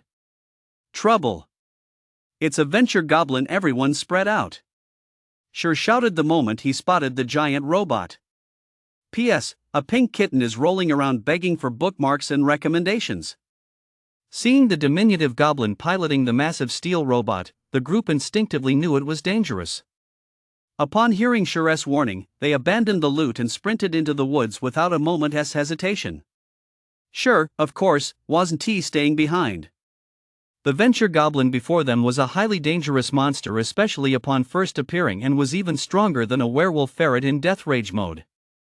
Venture Goblin, Special Elite, Level 5, HP 1600. It has a very small chance of appearing after clearing out the wandering goblins and goblin overseers, and its appearance is a nightmare for players. There is a saying in God's domain, don't underestimate a goblin's intelligence just because of its small stature. If you provoke them, they can wipe you out in a matter of minutes. In a previous life, sure happened to encounter a venture goblin once. It was during a raid where an elite group was farming, or after slaughtering a whole field of goblins, the venture goblin appeared. The group was thrilled at the chance to face such a rare special elite and charged in with excitement, only to meet a tragic end. Don't be fooled by the venture goblin's 1600 HP, its defense is anything but ordinary. With 80% damage reduction, a level 4 Berserker's axe swing only chipped away 2 HP. And the venture goblin's attacks were even more devastating. A single burst of bullets sent the entire group back to town for free. Although Team Sure did their best to flee, the venture goblin clearly despised the evil deeds Team Sure had committed. The rockets on the robot's back suddenly ignited, causing the over 3-meter tall steel machine to accelerate rapidly as it charged straight toward Team Sure. During the chase, Blackie fired a shadow arrow while running. Although it hit the venture goblin, it only dealt 4 damage. Seeing that damage, Blackie's little eyes widened considerably, and he muttered in disbelief, "That's disgusting. If that goblin wasn't wearing armor, I could taken him out in a second." Don't worry about that now. Run as fast as you can and dodge the bullets. As long as we get more than 1,200 yards away from the mountain, the venture goblin will go back. Sure hadn't expected that after his explanation, Blackie's skills had improved so much that he could hit targets while running. Still, going head-to-head with the venture goblin was incredibly foolish. Blackie understood Sure's meaning and quickly cast Malicious Lash, trapping the venture goblin, which had just caught up in 5 thorns. Its speed was drastically reduced, allowing the group to pull far ahead once again. Just as the venture goblin broke free from the 5 thorns, a string of massive damage numbers 23, 24, 23, 23, 24 suddenly appeared above its head, instantly reducing its health to 1,479. The damage dealt by Evil Whip was simply outrageous. Blackie was taken aback himself. A level 3 Shadow Arrow had previously dealt only 4 damage, while Evil Thorns had dealt over 100. The difference was staggering. Could it be that the venture goblin was particularly vulnerable to this? As the venture goblin's health plummeted, Sure saw a glimmer of hope. It turned out the venture goblin wasn't immune to plant-based attacks. He immediately commanded, "Everyone hold your ground. Cola, go draw the venture goblin's aggro face away from the group. The rest of you attack, but watch your positioning. The moment the venture goblin raises its gun, get out of the line of fire immediately. As soon as Blackie's Evil Thorns cooldown is up, attack right away. We have a chance to take it down." Trying to run out of the 1,200-yard range now was a gamble we might not even survive. Better to fight it head-on. We might just take down this venture goblin. In the previous life, no player had ever defeated a venture goblin. If we succeeded, who knows what great loot might drop. At this moment, the venture goblin's aggro target was Blackie, but Lonely charged in first, landing a whirlwind that dealt 3 damage.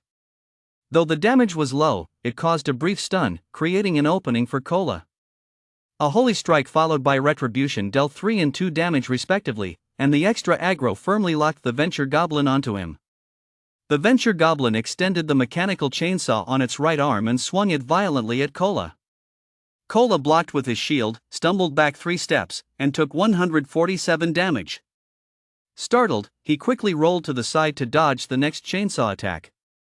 Sloth immediately cast 2 heals, restoring nearly 100 health points. That's some serious damage.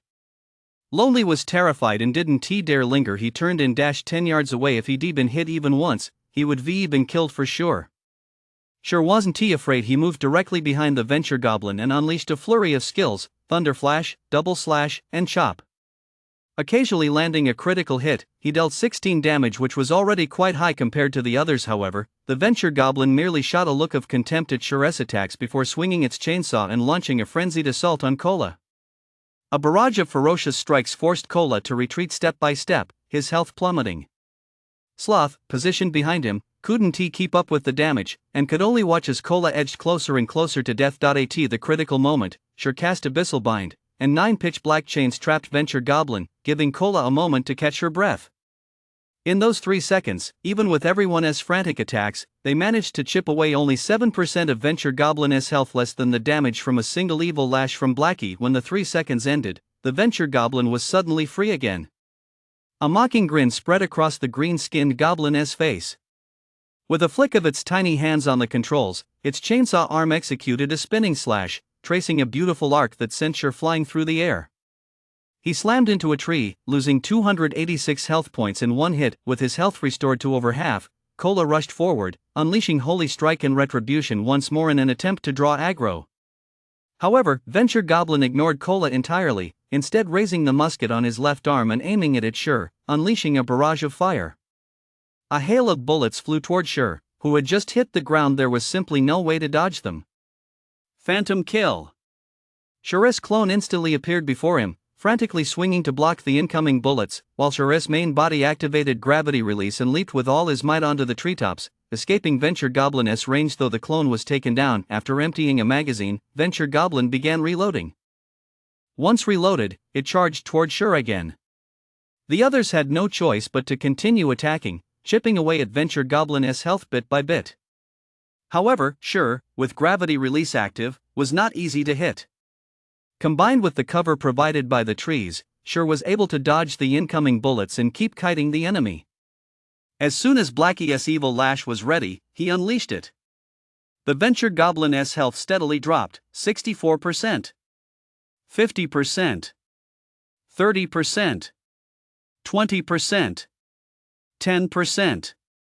Just as its health hit 10%, the Venture Goblin burst out of the steel robot, donning rocket boots, and began to flee. No way, a monster actually runs away? Blackie exclaimed in surprise as he watched the Venture Goblin dash toward an uninhabited area at breakneck speed. The others were also taken aback. They hadn't expected this goblin to be so clever, knowing to run when it couldn't win. "We can't let him get away, or all our efforts will have been for nothing." Cola immediately gave chase. He'd been thoroughly bullied by the Venture Goblin and was seething with anger. There was no way he was going to let the Venture Goblin get away with it. "No way you're getting away." Sure charged forward with a whirlwind slash. But the Venture Goblin remained unfazed. After sticking his tongue out at Sure, he pressed a button on his waist, and his rocket boots spewed a torrent of crimson flames as he prepared to fly away. Venture Goblin's shameless rocket boots left everyone stunned. They had never seen a monster so skilled at making a getaway, and its human-like expressions and movements didn't seem like an NPC at all. It was practically a kid pretending to be an NPC. 2 streams of crimson flame billowed upward as Venture Goblin began to rise slowly into the air. The group was filled with frustration, but it was too late to stop it. They could only watch as the Venture Goblin escaped. The spellcasters were more than 40 yards away, and Lonely was over 30 yards away out of charge range. Moreover, once the target was airborne, the stun effect of a charge became ineffective, leaving it to simply boost movement speed. At that moment, only Sure was close enough, just 15 yards away. However, Sure had no means of ranged attack. Even if he ran over, the goblin would likely already be more than 20 yards off the ground. In the end, he could only watch helplessly as the Venture Goblin departed. 9-headed Dragon Strike. Sure knew he couldn't catch up, so he swung the abyssal blade wrapped in black mist. In an instant, 9 streams of black mist shot out and raced after it. He wasn't about to let such a clever Venture Goblin slip away right before his eyes. He had assumed the Venture Goblin was just an ordinary special elite, but he never expected it to be so human-like. After 10 years of battling in Goddess Domain, such a clever goblin was a rare sight. The main god system wouldn't casually grant a minor monster high intelligence. Such intelligence usually carried deeper significance, like those human heroes and legendary creatures, each a colossal, awe-inspiring presence. Although this venture goblin's intelligence didn't reach the level of those heroes and legendary creatures, it was far smarter than a typical boss. Taking it down might just yield unexpected rewards. Just then, the venture goblin's display changed, suddenly showing Akexia. Akexia, Lord Class, Level 5, HP 600. Sure recognized the name. It sounded familiar, as if he'd heard it somewhere before, but he couldn't quite place it. Still, facing a goblin with only 600 HP, he was confident he could finish it off with a 9-headed dragon strike. But just as the 9-sword shadows were about to pierce Akexia, she pulled several iron balls from a small pouch on her back and hurled them directly at the Abyssal One's phantom. The moment they made contact, a blinding flash of fire erupted. Boom, boom, boom! A series of explosions sent the Abyssal's phantom flying.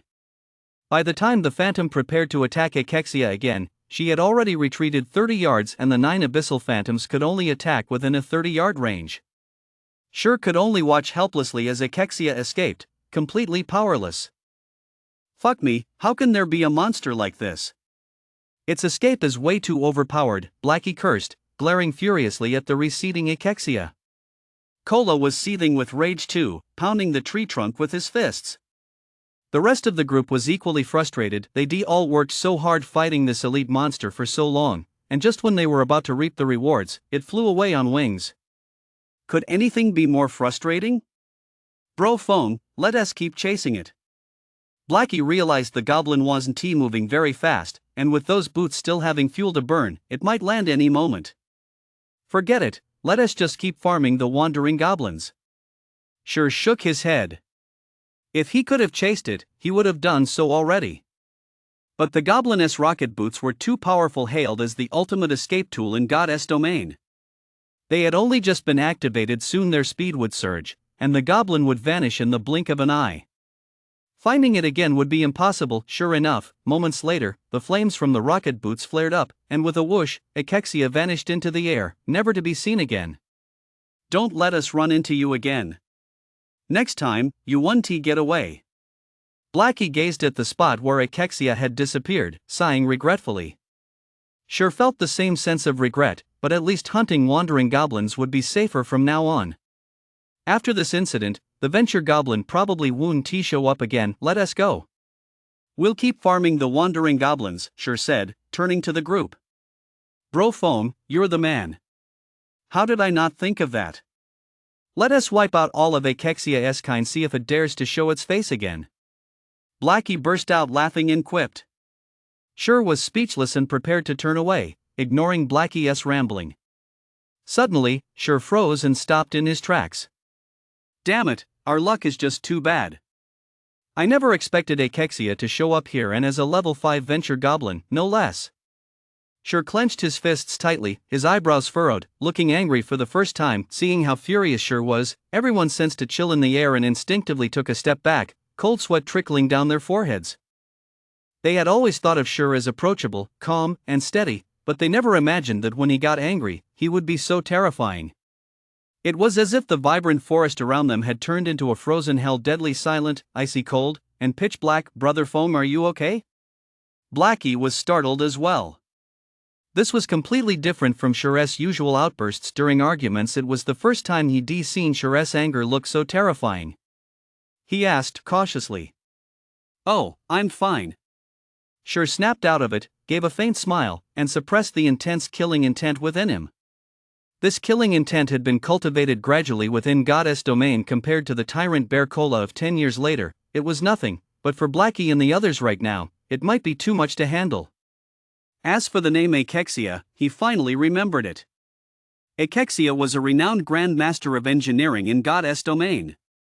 3 years later, Akexia had constructed the Sky Fortress Ring of the Twin Serpents, striking fear into the hearts of nations, establishing the Goblin Empire, and launching God's domain's famous expansion pack, Rise of the New World. At that time, countless super guilds had launched campaigns against the Sky Fortress Ring of the Twin Serpents, only to be utterly annihilated, and Akexia was the one responsible for all of it. Yet here was such a prominent figure standing right before him, and ENT even recognized her, let alone seized the opportunity to take her down. How could Sure not be furious? Is Captain, there's a box here. Is this the one Akexia dropped during the explosion? Mouse, who had been silent until then, spotted a metal box on the grass, picked it up, and asked. Sure took it and saw that Akexia's name was engraved on one side of the metal box. He immediately opened it and laughed. Excellent, Mouse, you did well. At least our fight wasn't in vain.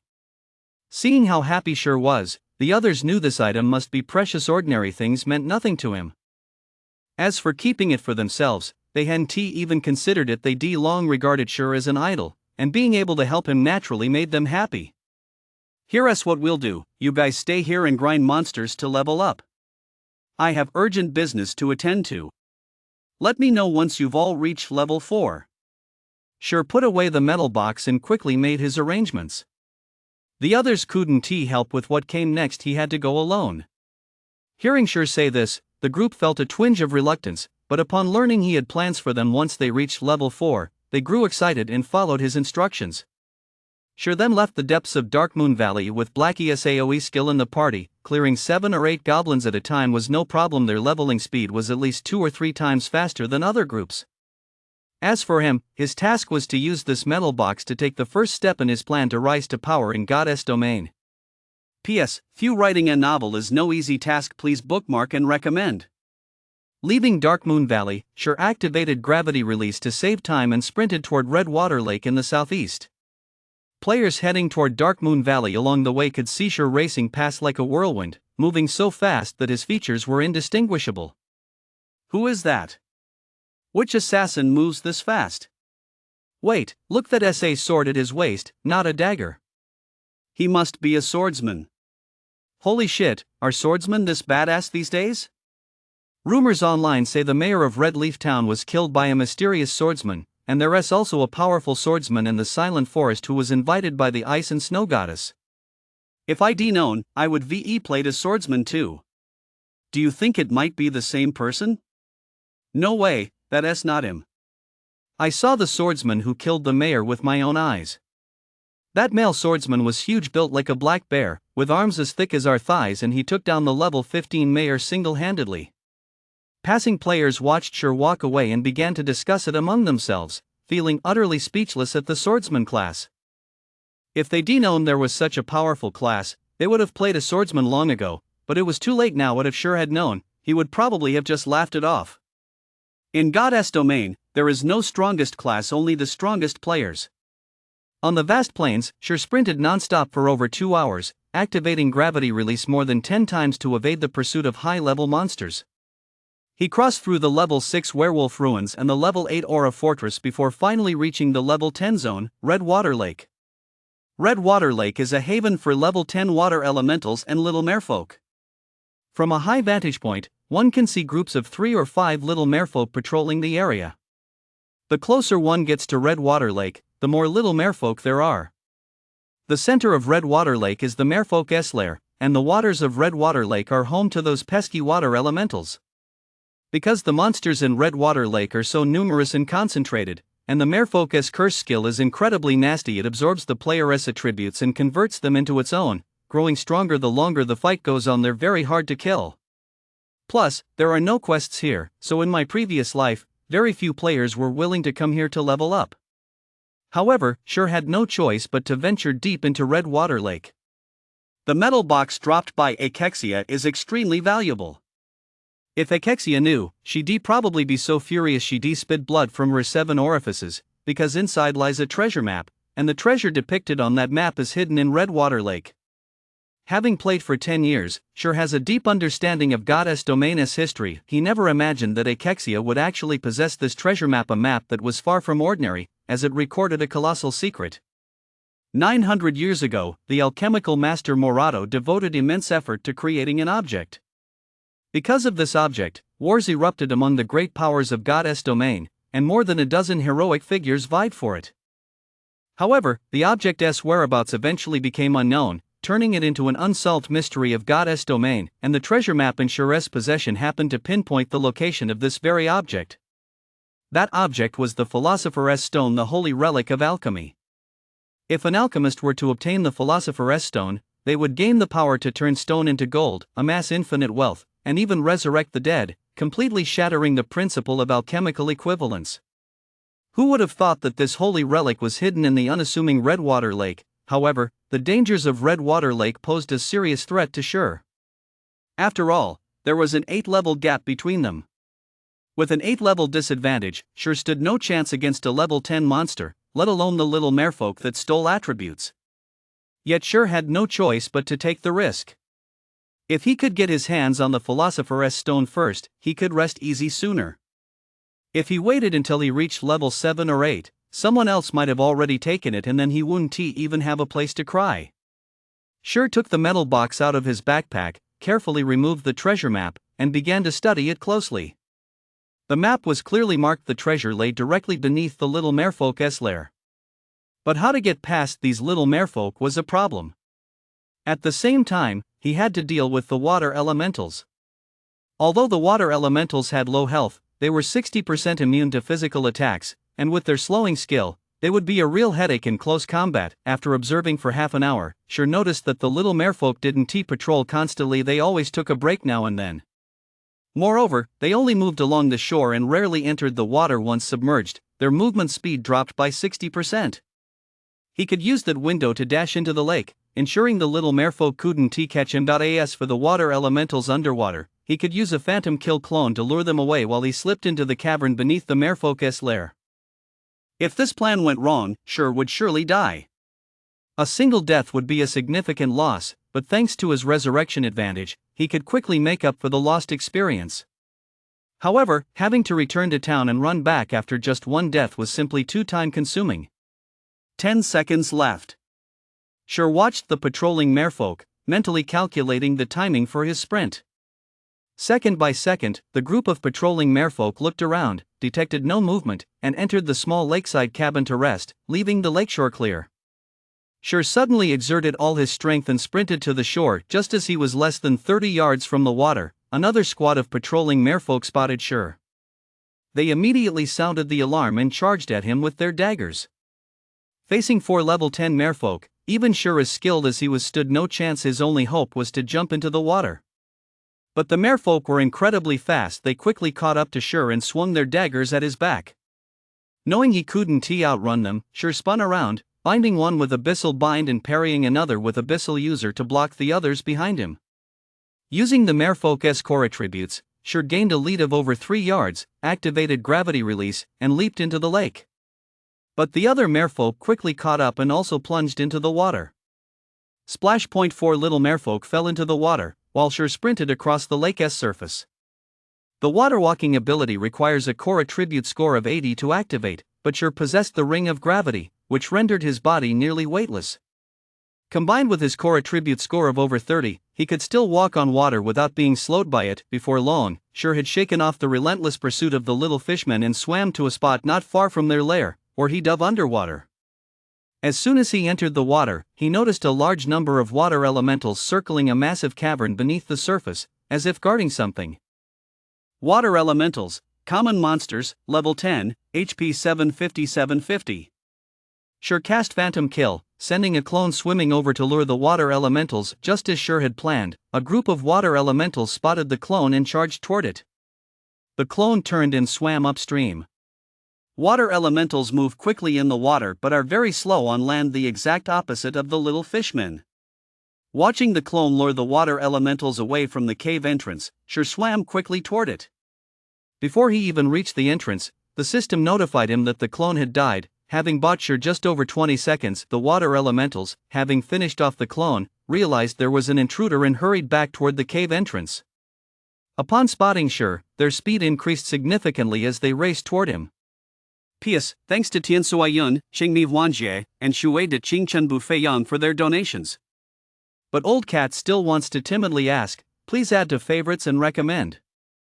On the Crimson Lake, waves churned up by the swarm of speeding water elementals crashed against the little merfolk's nest. Waves over a man's height swept through the entire settlement, destroying countless small wooden huts. Hundreds of little merfolk inside the nest went wild, screaming and shouting as they grabbed their weapons, jumped into the water, and rushed toward the underground caverns beneath the nest. Playing it safe? Sure glanced back and was startled. As if hundreds of water elementals weren't enough, hundreds of little merfolk were following close behind. Even 2 or 3 elite raiding parties wouldn't stand a chance against them. Sure had no choice but to accelerate and dash into the cave. It was his only hope for survival. However, his speed underwater was slow. Unlike a druid's seal form, which grants a 50% boost to underwater movement speed, his speed was actually reduced by 50%. He was just 20 yards from the entrance, but the enraged water elementals were closing in rapidly, closing the gap.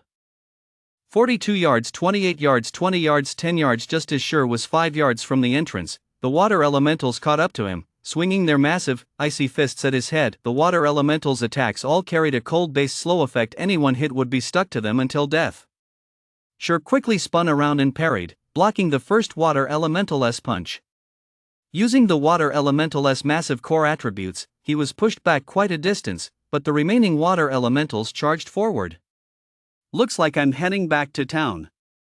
Seeing hundreds of water elementals before him, Sure felt helpless. Just as he was about to give up, he drifted into the cave entrance, where he spotted a humanoid ghost wandering about, roughly 30 yards away. Sure didn't think twice. He'd die as far away as possible. At least he'd gain some loot and prepare for his next visit. With a chasing wind sword strike, he charged forward, his speed surging dramatically. Like a whirlwind sweeping through, he shook off the water elementals at the last possible moment and dashed onto the cave's shores. Out of the water, the water elemental's speed plummeted, leaving it utterly unable to keep up with Sure's frenzied charge. Once out of the water, Sure quickly closed in on the humanoid ghost. Just as the abyssal blade was about to slice across the ghost's neck, Sure suddenly realized that this translucent humanoid ghost wasn't attacking him. Instantly, he redirected the blade, letting it graze the ghost's body without drawing its aggro. That was close. Sure broke out in a cold sweat upon seeing the data displayed for the humanoid ghost. Hero Freud, Grand Lord, level 25, HP 360,360,000. If he had actually attacked this hero and drawn its aggro, even 100 lives wouldn't have been enough to save him. In Goddess domain, a hero's power is second only to that of a heroic, and their status within the kingdom surpasses even that of a marquis. They are major figures second only to dukes. Even in death, transformed into a ghost, such a figure remains a Grand Lord level monster, a dominant force among monsters. Without a 30-level elite 100-man squad, this ghostly hero was simply unbeatable. Could he be the Guardian? Sure wondered silently as he looked at the hero, Freud. Generally, wherever there is a treasure, there is a guardian. As for the little merfolk and water elementals outside, they were at most watchdogs not worthy of guarding important treasures. Sure didn't dare linger, especially with a horde of monsters chasing him from behind, so he hurried deep into the cave. The cavern was vast, with a staircase leading straight down into the depths. Following it should lead him to the Philosopher's Stone. Just as Sure reached the foot of the stairs, he found a massive wave of water elementals and merfolk charging toward him, seemingly determined to fight him to the death. How dare such lowly creatures defile this sacred place? All shall face divine retribution. The hero Freud's eyes suddenly blazed with fury. He drew the dark gold greatsword from his back, radiating a surging aura of malevolence, as if he alone ruled the heavens and earth. Raising the dark gold greatsword high, the air around him grew thick and heavy. With a mighty roar, the hero Freud swung the sword with all his might. A gale swept through the air, and a blade of light sliced through the bodies of all the water elementals and merfolk, reducing them to ashes, while the cave entrance crumbled and collapsed. How powerful! Sure exclaimed in awe. He had vastly underestimated this hero's strength. A single strike like that could wipe out even a 30-level elite squad of 100 men. It would likely take a 300-man elite squad just to put up a fight. He hadn't expected those water elementals and little merfolk to be so utterly useless. They weren't even fit to serve as guard dogs, getting wiped out instantly. Sure wiped the cold sweat from his forehead. Thankfully, he was human, not some lowly creature. Otherwise, his fate would likely have been the same as those water elementals and little merfolk. That was brutal. I guess I'll just have to keep going down. Sure glanced at the collapsed entrance. Not even an earthworm could squeeze through. The staircase leading underground was spiral-shaped, and some kind of light magic on the rock walls illuminated the entire path. However, the staircase was incredibly long. Fortunately, there were no dangers along the way. Sure walked for a full half hour before finally reaching the spacious hall at the very bottom. The hall was the size of a soccer field, resembling a temple gilded and resplendent. Both sides were carved with numerous images and inscriptions, and at the very back of the hall stood an altar. Upon it rested a golden chest, flanked by two golden statues holding greatswords. System: player has discovered the Temple of the Sun. The Temple of the Sun? Sure had never heard of it before. In his previous life, there had been no information about the Temple of the Sun. Presumably, no player had ever unlocked it, so it had never appeared on the official website. However, judging by the situation, it must be very dangerous. But sure didn't he care about any of that. He walked toward the golden altar. His goal was the Philosopher's Stone, and the golden chest before him should contain it. As Sure stepped onto the altar, he distinctly felt a chill. This chill emanated from the massive golden statues on either side. He didn't know what the consequences of retrieving the Philosopher's Stone would be. But he had no choice. The entrance had been blocked, so he had to take the Philosopher's Stone first and worry about the rest later. He slowly opened the golden chest. A golden radiance burst forth, illuminating the entire temple. As the light gradually faded, 3 items were revealed inside. Without a word, Sure pocketed them all. Damn it, no way. How did the Philosopher's Stone turn out like this? Sure stared at the blood-red stone, no bigger than his thumb, filled with regret. Philosopher's Stone fragment. Epic tier special item drops upon death. An alchemical relic capable of turning stone into gold, resurrecting the dead, and performing countless other miraculous feats. However, it was shattered into 5 pieces by the Sword Emperor Shunet. Despite this, the Philosopher's Stone possesses great core attributes. Gathering all 5 fragments will restore its full core attributes effect. Due to the damage, it possesses less than 1/10 of its original core attributes and can only perform alchemical transformations and elemental refinement. Although its effects have been significantly reduced, Sure was still satisfied these 2 functions alone were enough to allow him to accomplish many things. The remaining 2 items were a level 10 golden greatsword of exquisite gold quality and a magic teleportation scroll. What a treasure trove! Sure gazed at the golden greatsword in his hand, overcome with excitement. This was undoubtedly the finest equipment available aside from magical artifacts. If he equipped this greatsword, he would surely be unstoppable among level 10 players. Just then, the statues on either side began to tremble, their eyes glowing red as they locked onto Sure. Sure immediately activated the magic teleportation scroll. Golden magical runes instantly enveloped him. The spellcast in 3 seconds would teleport him to the coordinates he specified. Although this magic scroll was extremely rare, there were very few of them, and all of Goddess domain dying here would be a massive loss. As the golden statue swung its massive sword toward him, Sure vanished with a whoosh from the temple. P.S. Thanks to Just Bookworm for the tip. Red Leaf Town, Fountain Square. As the sun set, a pale red hue bathed the entire square. Many casual players had set up food stalls by the pond, selling snacks unique to Goddess domain. These treats were delicious, far tastier than real-world cuisine, and priced at just 2 or 3 copper coins, making them a true bargain. Many players, after a hard day of combat, would come here to rest and sample the delicacies of Goddess domain. After all, they could earn dozens of copper coins a day even after covering their expenses. They still have over 10 copper coins left over, so treating themselves was no problem. Many couples sat on stone benches chatting, munching on the snacks they bought while savoring the lovely moment. Suddenly, all players in Red Leaf Town received a system message. A system. A player has triggered a special storyline, unlocking the quest, The Merfolk Uprising. Red Leaf Town has launched a campaign mission. Players can claim this mission at the Adventurers Guild. Completing the mission will grant generous rewards and guild honor. Instantly, all players were thrilled. In Red Leaf Town, where quests are scarce, a campaign mission had appeared, and with such generous rewards, it was almost too good to be true. Who was so skilled that they managed to trigger a special storyline? This player had caught the attention of Red Leaf Town's community. Everyone could imagine the massive rewards this player had reaped. After all, triggering a storyline was an extremely rare occurrence, so the rewards were bound to be substantial. Many players began plotting to take down the player who had triggered the storyline quest, but unfortunately, the system announcement did not reveal their name. Compared to ordinary players, the major guilds were already in an uproar. At this stage, aside from clearing dungeons to earn guild honor, there were no other quests that could increase guild honor. Guild honor is essential for leveling up a guild. The first guild to reach level 2 would gain corresponding benefits, giving it a significant lead over others. By this point, the system notification had reached not only Red Leaf Town but also several small towns around Redwater Lake, and major guilds began planning their campaigns against the Little Fishmen. Meanwhile, sure, the very culprit who triggered the storyline was sitting in the auction house. The auction house is a very convenient place. Items listed by players are visible not only throughout Red Leaf Town but also in the hundreds of towns and small cities under White River City's jurisdiction, where they can be viewed and purchased.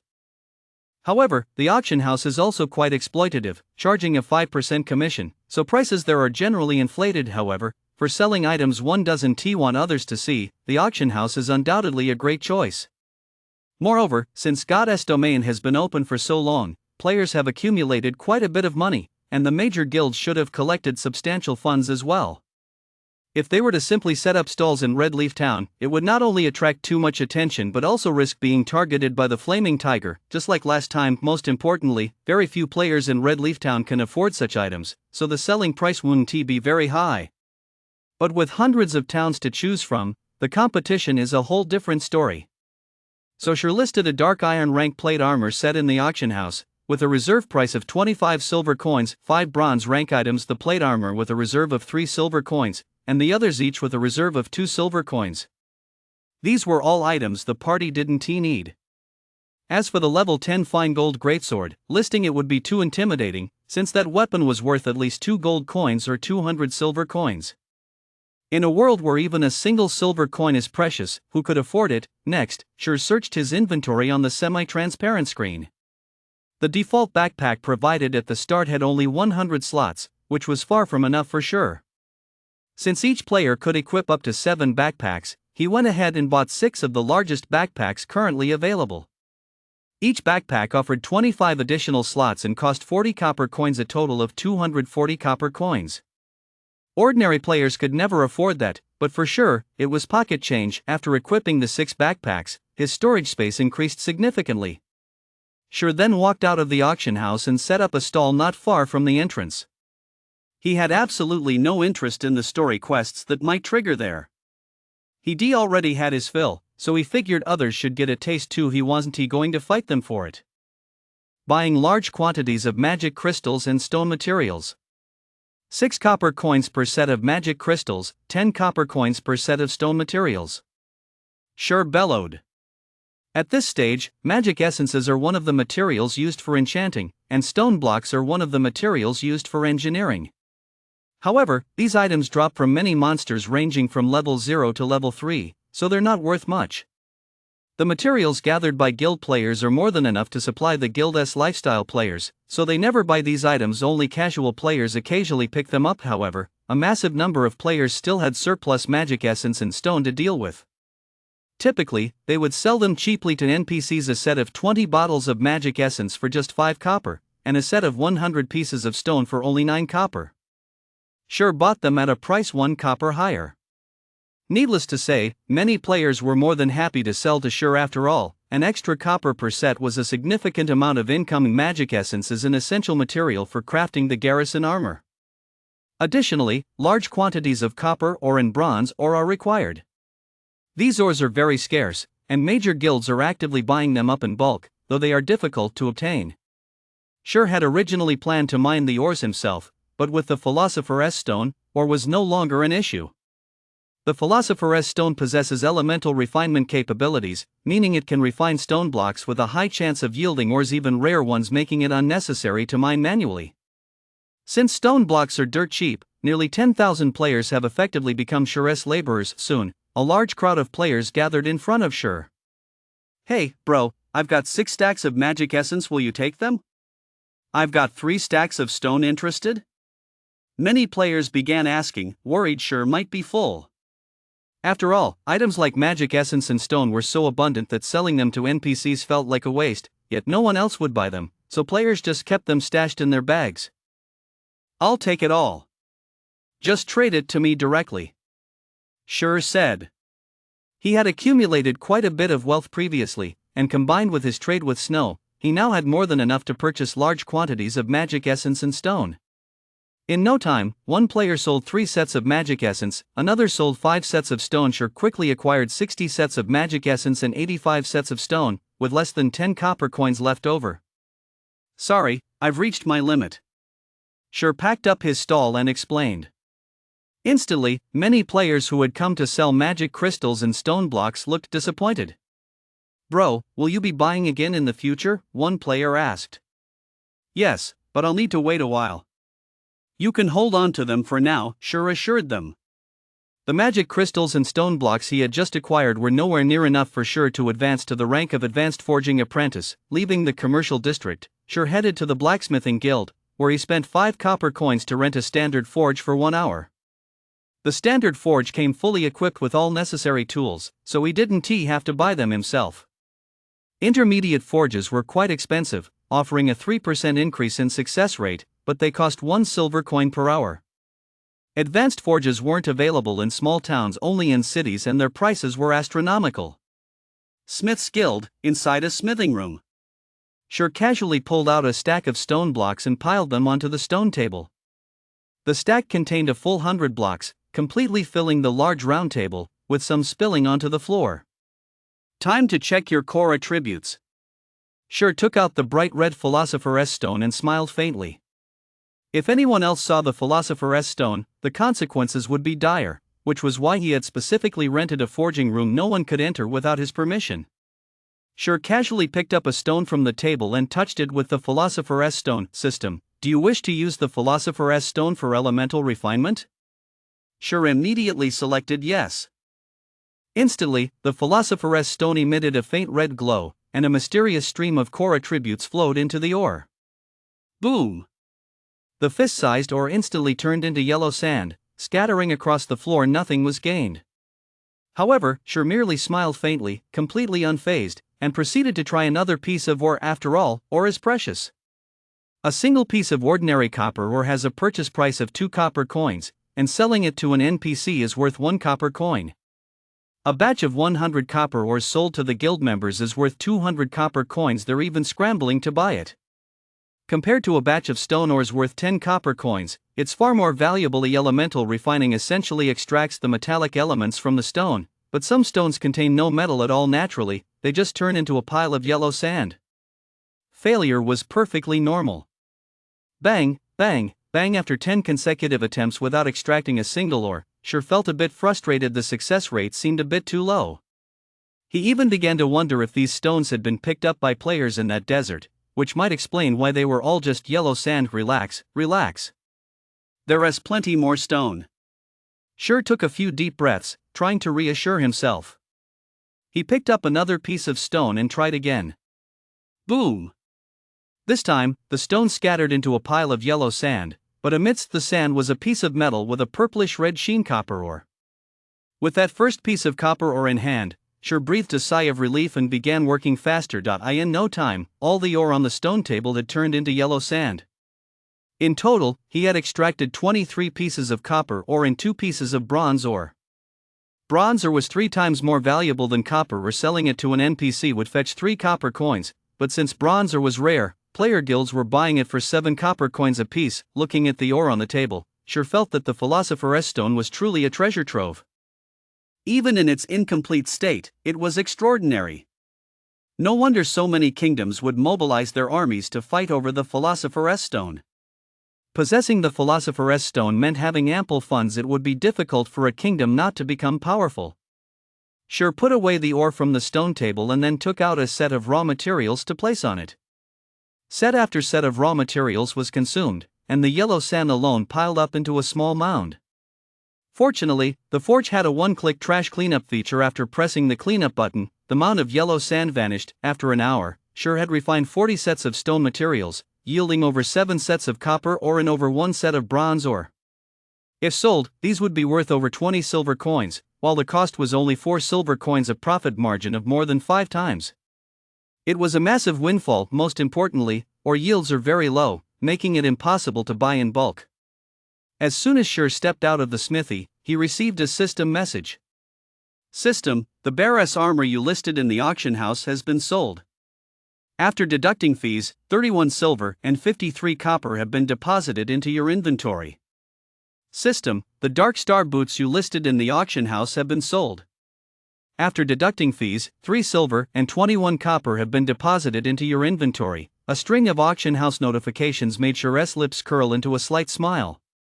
Sure enough, the more people there are, the more competition there is, and the higher the prices go.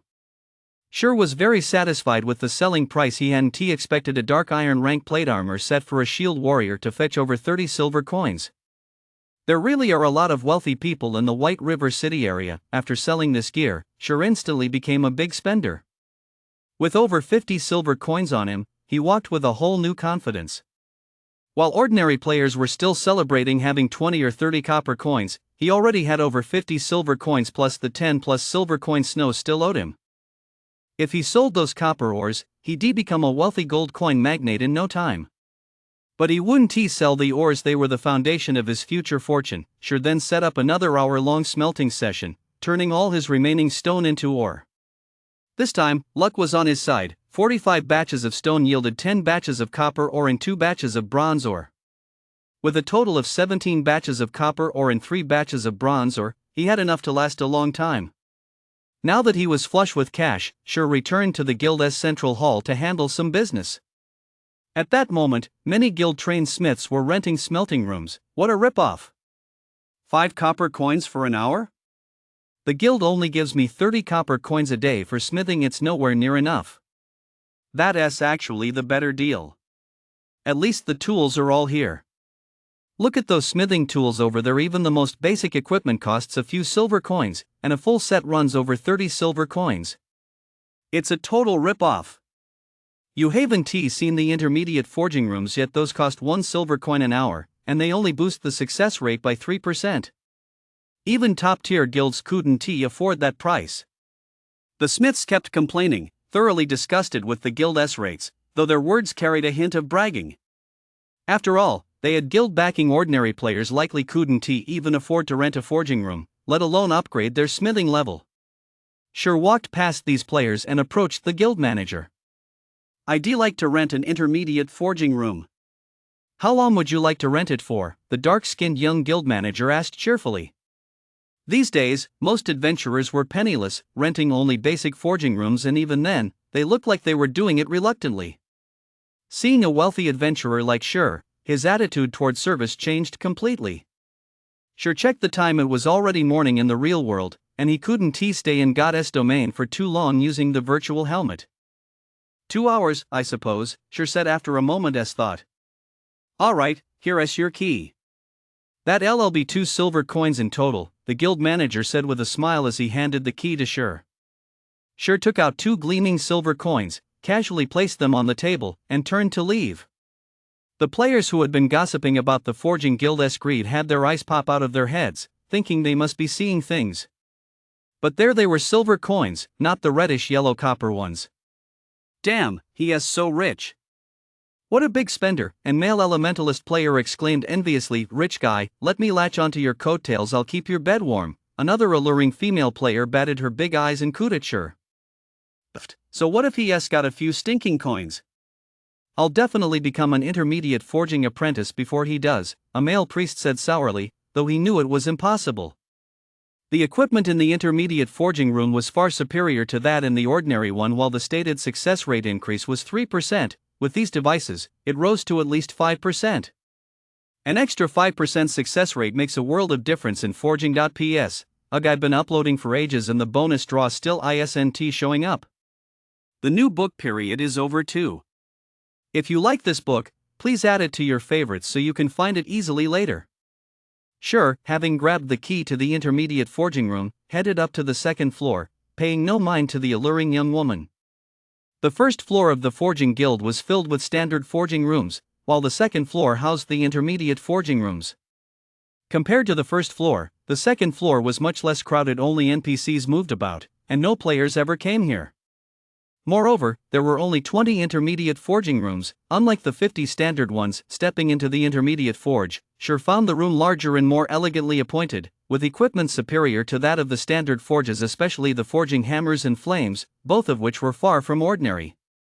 Sure casually picked up the small silver white hammer resting on the iron mat. 100 refined hammer bronze rank forging item. Increases success rate by 3% when forging items usage requirement for core attributes. This 100 refined hammer alone is extremely difficult to obtain at most. One can buy a common iron hammer from an NPC, which provides no success rate bonus. As for taking this 100 refined hammer away, it's simply impossible. Items belonging to the forge room cannot be removed by players. The flames here are also extraordinary. They burn not in a crimson yellow hue, but a crimson blue, not ordinary fire, but heavenly flame. Sure immediately scanned the area. Crimson Demon Fire first tier heavenly flame, a special item, possessing extremely high temperatures. It refines materials to a purer state, increasing success rates when crafting potions and forging items. Mystical fires are powerful flames of the heavens and earth, extremely rare. They are classified into 9 tiers based on their power, with tier 1 being the weakest and tier 9 the strongest. Even a tier 1 mystical fire is not something players can easily obtain. In Goddess domain, due to their rarity, they are inherently of immense value. Furthermore, since both alchemy and blacksmithing require mystical fires, their value is even more staggering. Once, a single 4th tier strange fire sparked a fierce battle among over a dozen top tier guilds. After millions of players were killed or injured, it was finally secured by Dominate the World. Shortly thereafter, one of their alchemy masters ascended to the rank of alchemy grandmaster, significantly boosting the guild's power. Watching the burning strange fire, Sure felt an intense longing. It was the very aspiration of any blacksmith. Just as Sure was lost in deep thought, a sudden memory came to mind. In the 2nd month after Goddess Domain launched, the 3rd tier guild Divine Radiance had discovered a 2nd tier exotic flame, the Ice Blue Demon Flame in the 100 Ghosts Forest, a find that made countless guilds green with envy. At that time, many casual players signed up for Divine Radiance, causing the guild's strength to surge dramatically and making it the dominant force in the small city. Many guilds secretly inquired about the exotic flame, hoping to obtain it, and the Shadow Guild was no exception. They had learned the location and method of obtaining the heavenly flame from within Divine Radiance, but unfortunately, this particular heavenly flame had appeared only once and never again, leaving many guilds with nothing to show for their efforts. Thinking of the Ice Blue Demon Flame, Sure immediately set his sights on it. If he could get his hands on it, it would be a huge boon for the future development of his guild and would greatly aid his own advancement as a forger. However, to obtain the Ice Blue Demon Flame, Sure would need to plan carefully and prepare a great deal before he could even hope to acquire it. Without wasting any more time, Sure took out the blueprint for the guard armor and selected it to learn. System: you have learned to forge guard armor. He then placed all the materials on the stone table, took out his incredibly precious forging manual, and began the forging process. As a junior forging apprentice, Sure's success rate for crafting level 0 common gear was only 20%, with a 40% chance to gain 1 point of proficiency upon success. If he were to craft level 3 bronze gear, the defense armor, the success rate would be less than 5%. However, bronze gear provides an additional proficiency bonus, guaranteeing 2 points upon success. However, to advance to an intermediate forging apprentice, 1,000 points of proficiency are required, which demands a massive amount of resources to support something a single lifestyle player simply cannot afford. Guild crafting players all start by crafting basic gear. No guild would dare let these players attempt bronze equipment right from the start, not only because they lack the blueprints, but even if they had them, it simply wouldn't be feasible. The success rate is too low, the materials are too expensive, and a single failure costs over 1 silver coin, a cost no guild can afford, nor can they gather that many materials. However, Sure has no such concerns. With the Philosopher's Stone, he has no shortage of resources. Moreover, the materials for the guard's armor are very inexpensive, requiring only 5 bottles of magic essence, 5 blocks of bronze ore, and 20 blocks of copper Oregon. The cost is just 80 copper, which is over 20 copper less than other bronze equipment. The gear's stats are excellent, making it very popular and ensuring it will sell without any trouble. Most importantly, there was the Book of Forging. Possessing the Book of Forging increased the success rate for crafting ordinary gear by 70%, bronze gear by 50%, dark iron gear by 30%, mithril gear by 20%, fine gold gear by 10%, dark gold gear by 5%, and epic gear by 1%. Thanks to these stats, players could easily advance to Master Forger without a hitch. A junior apprentice already has a 20% success rate for crafting common gear. Adding 70% to that brings the total to 90%. Combined with the equipment in an intermediate forge, and accounting for the possibility of errors, the success rate is over 99%. Unless you're a complete klutz, failure is virtually impossible. This demonstrates just how terrifying the Book of Forging is. As for the garrison armor, sure had a 5% success rate to begin with. Combined with the Book of Forging's 50%, the equipment's 3%, and the effect of the exotic fire, the success rate reached 60%. Even a 60% success rate for ordinary equipment would drive any blacksmith wild, let alone for bronze gear. This is something no blacksmith could ever have imagined. Sure then began crafting the defense armor according to the blueprint's specifications.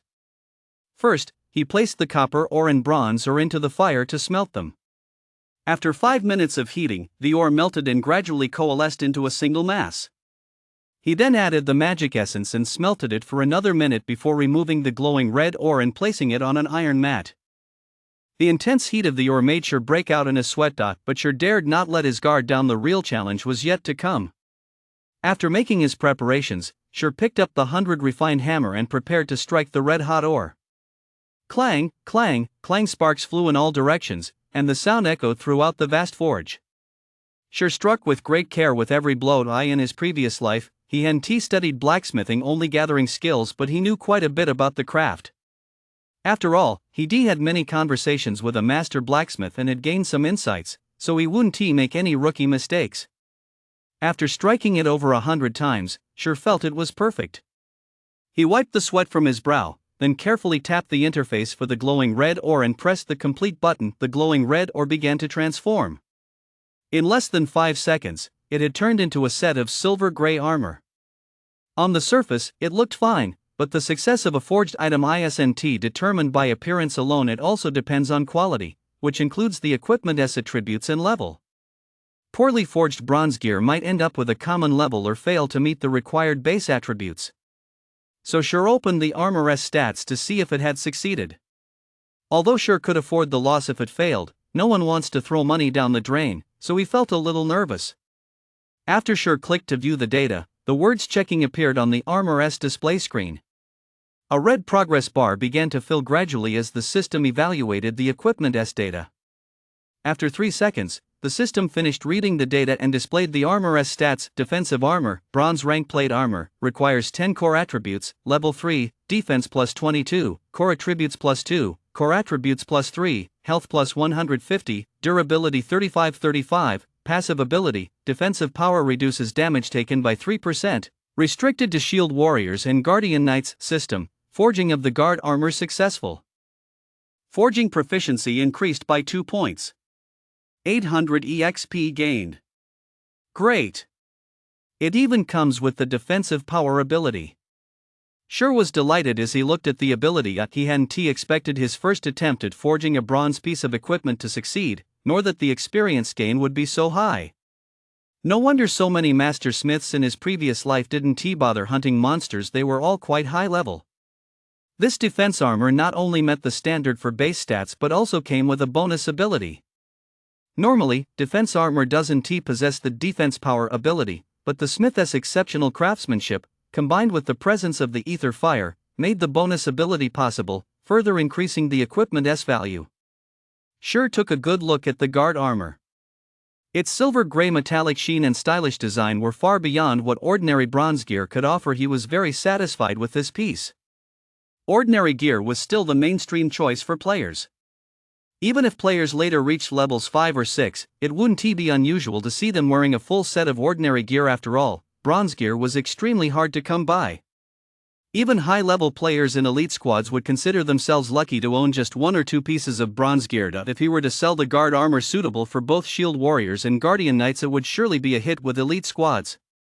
After all, the quality of a tank's gear can make dungeon runs significantly easier. Even if Sure priced it at 4 silver coins, these squads would buy it at any cost. As for the guard armor with its defensive power, the boost it provided to tanks was self-evident. Sure wouldn't sell it for less than 5 silver coins. Armed with the experience of his first successful forge, Sure began crafting another set of defense armor. This time, however, he used refined steel, curious to see what kind of gear it would produce. In less than 10 minutes, the second set of defense armor took shape. Its color, however, differed from the previous one. It was dark black rather than silver gray. After a 3-second system scan, the stats appeared once more. Defensive heavy armor, bronze rank plate armor, requires 14 core attributes, level 3, defense plus 25, core attributes plus 2, core attributes plus 4, health plus 150, durability 40-40, passive ability, defensive power reduces damage taken by 5%, exclusive to shield warriors and guardian knights. System, successfully forged the heavy defense armor. Gained 2 points in forging proficiency and 1000 experience points. System, gained an additional 2 points in forging proficiency due to the forging genius talent. Sure had already forgotten about the extra proficiency from his talent. He stared intently at the heavy defense armor. These stats were on par with level 3 mystic iron gear, and the price would be at least 10 silver coins. He hadn't expected adding refined steel to make such a huge difference. He had to admit that items given by a master smith were truly extraordinary. Unfortunately, he only had 9 pieces of refined steel left. Since refined steel had such a powerful effect, sure naturally wouldn't he wasted. He'd save it for crafting other high-quality gear in the future. 2 hours passed quickly. Sure kept crafting the defense armor, obtaining a total of 23 pieces, though 4 of them failed. Still, Sure was quite satisfied. The loss of 4 pieces of guardian armor was easily offset by the profit from a single successful piece. At the same time, Sure's level had risen to level 3, bringing him much closer to the top players. Moreover, his forging proficiency had increased to 44 points, a rate of improvement more than 4 or 5 times faster than that of the guildless other forgers. Sure then left the intermediate forge and headed to the auction house. He immediately listed the 11 sets of defensive armor without defensive power, setting a reserve price of 4 silver coins. As for the sets with defensive power and the heavy defensive armor, he decided to hold on to them for now, letting the guilds and elite squads take a bite out of them first. That way, the remaining sets of defensive armor would fetch a better price. After that, Sure set up a stall in the trading district. With just a casual shout, a large number of players came running to sell stone and magic essence. After collecting stone and magic essence for half an hour, Sure checked the time. It was almost evening in God's domain. At night, monsters would become significantly stronger, and the difficulty of killing them would increase exponentially, making it unsuitable for leveling up. Besides, it was time for him to rest. He was still using a virtual helmet rather than a virtual rest pod. It could provide the energy and nutrients his body needed at any time and stimulate his muscles, preventing the physical weakness that comes from playing God's domain for extended periods. Sure swiped and tapped his finger casually to bring up the system interface and selected logout. At that moment, in his cramped rental room, sunlight was already streaming through the window, and the temperature inside was beginning to rise. Sure removed the virtual helmet, sat up slightly, and stretched. After more than 10 hours of inactivity, lying in bed the whole time, his body had gone numb. He needed to move around properly.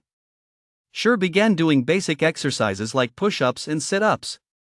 In today's highly materialistic world, physical exercise has become an indispensable part of life. Decades ago, scientists achieved tremendous success in their ongoing research on physical enhancement and life extension projects.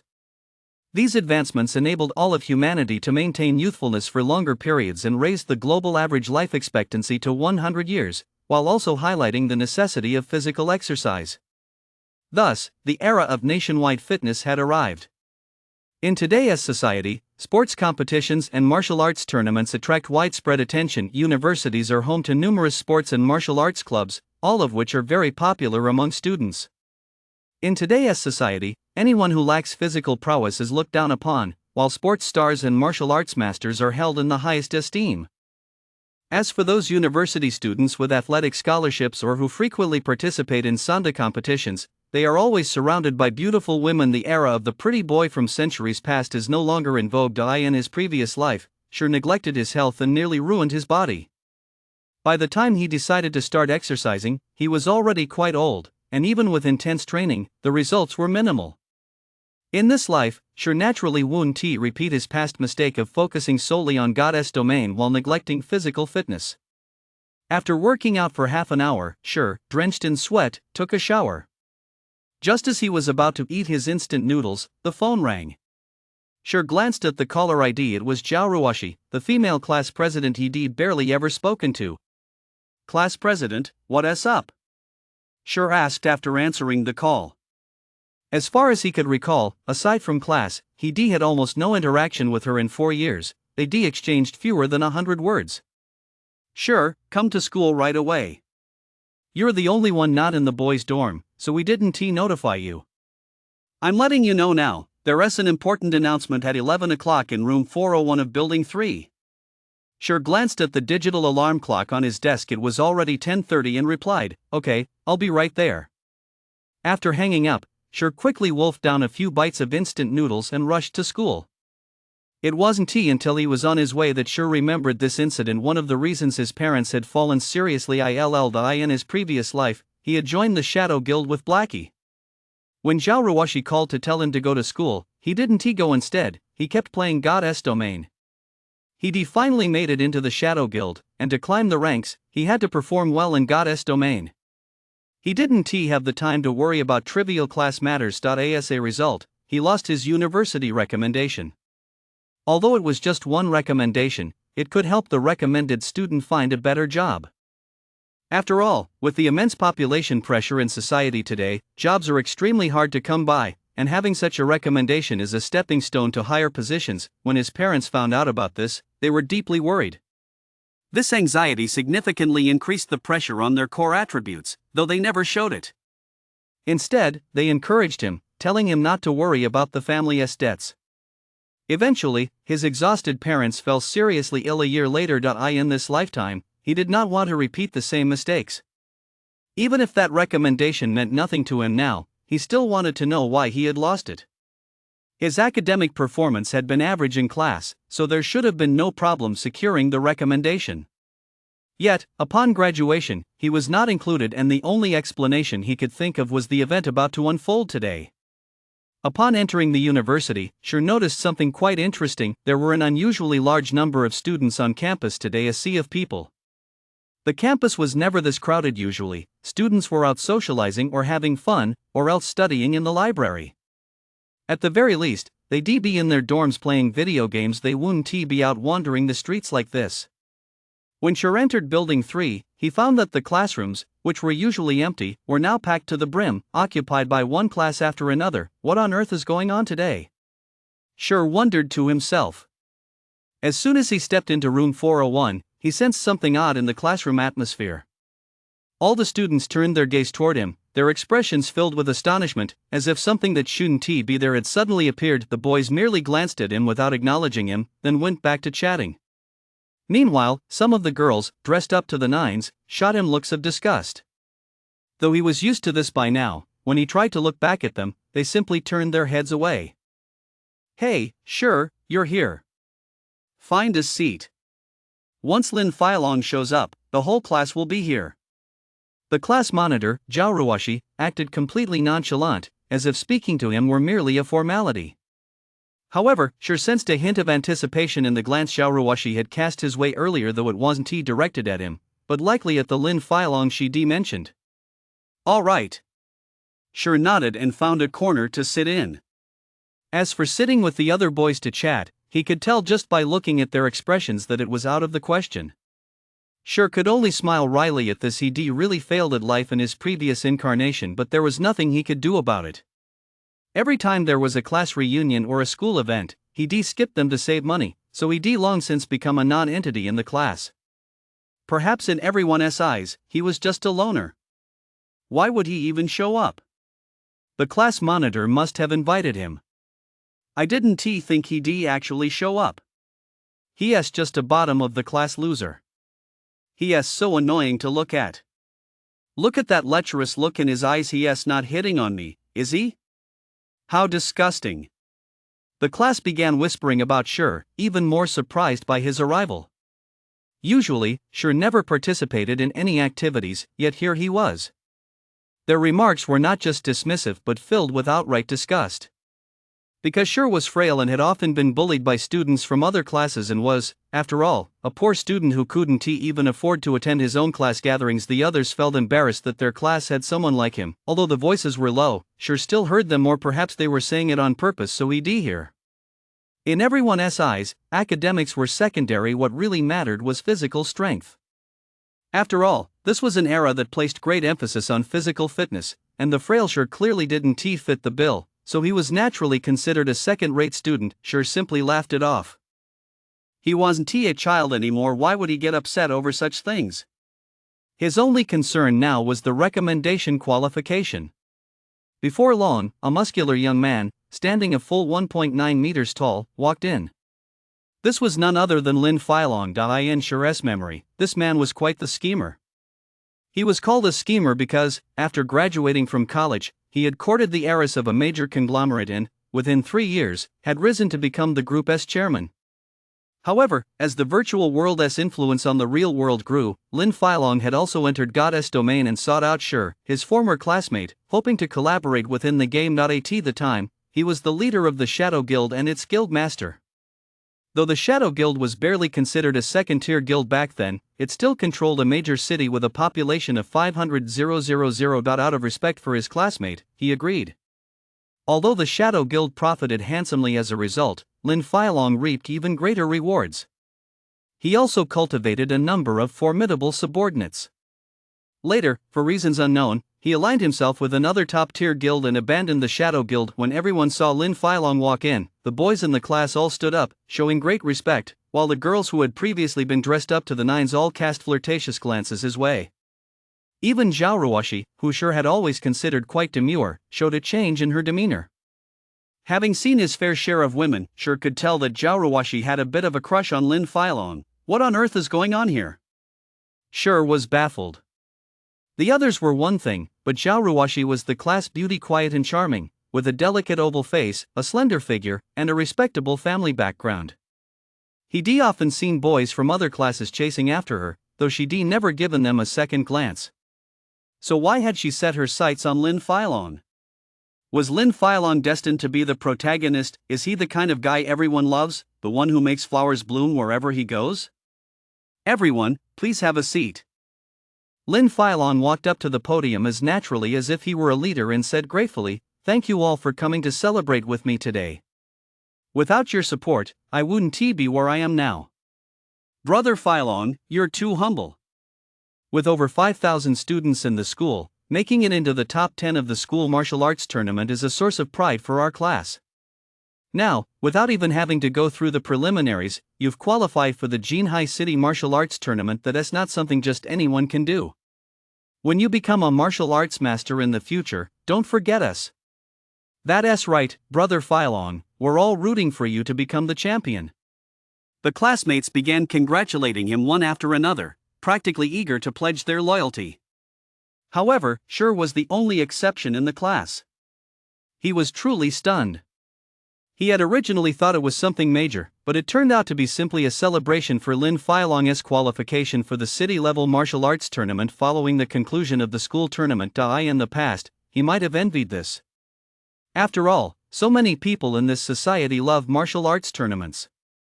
Even competitors in the city-level tournament are more popular than some big-name celebrities, because qualifying for the city-level tournament is no easy feat. There's a strict selection process, and if 3 or 4 out of 10,000 make it, that is considered a success. If they perform well, they might even sign with major corporations, become brand ambassadors, and land a slew of celebrity endorsements. It'd be hard not to make money. Their future prospects were truly limitless.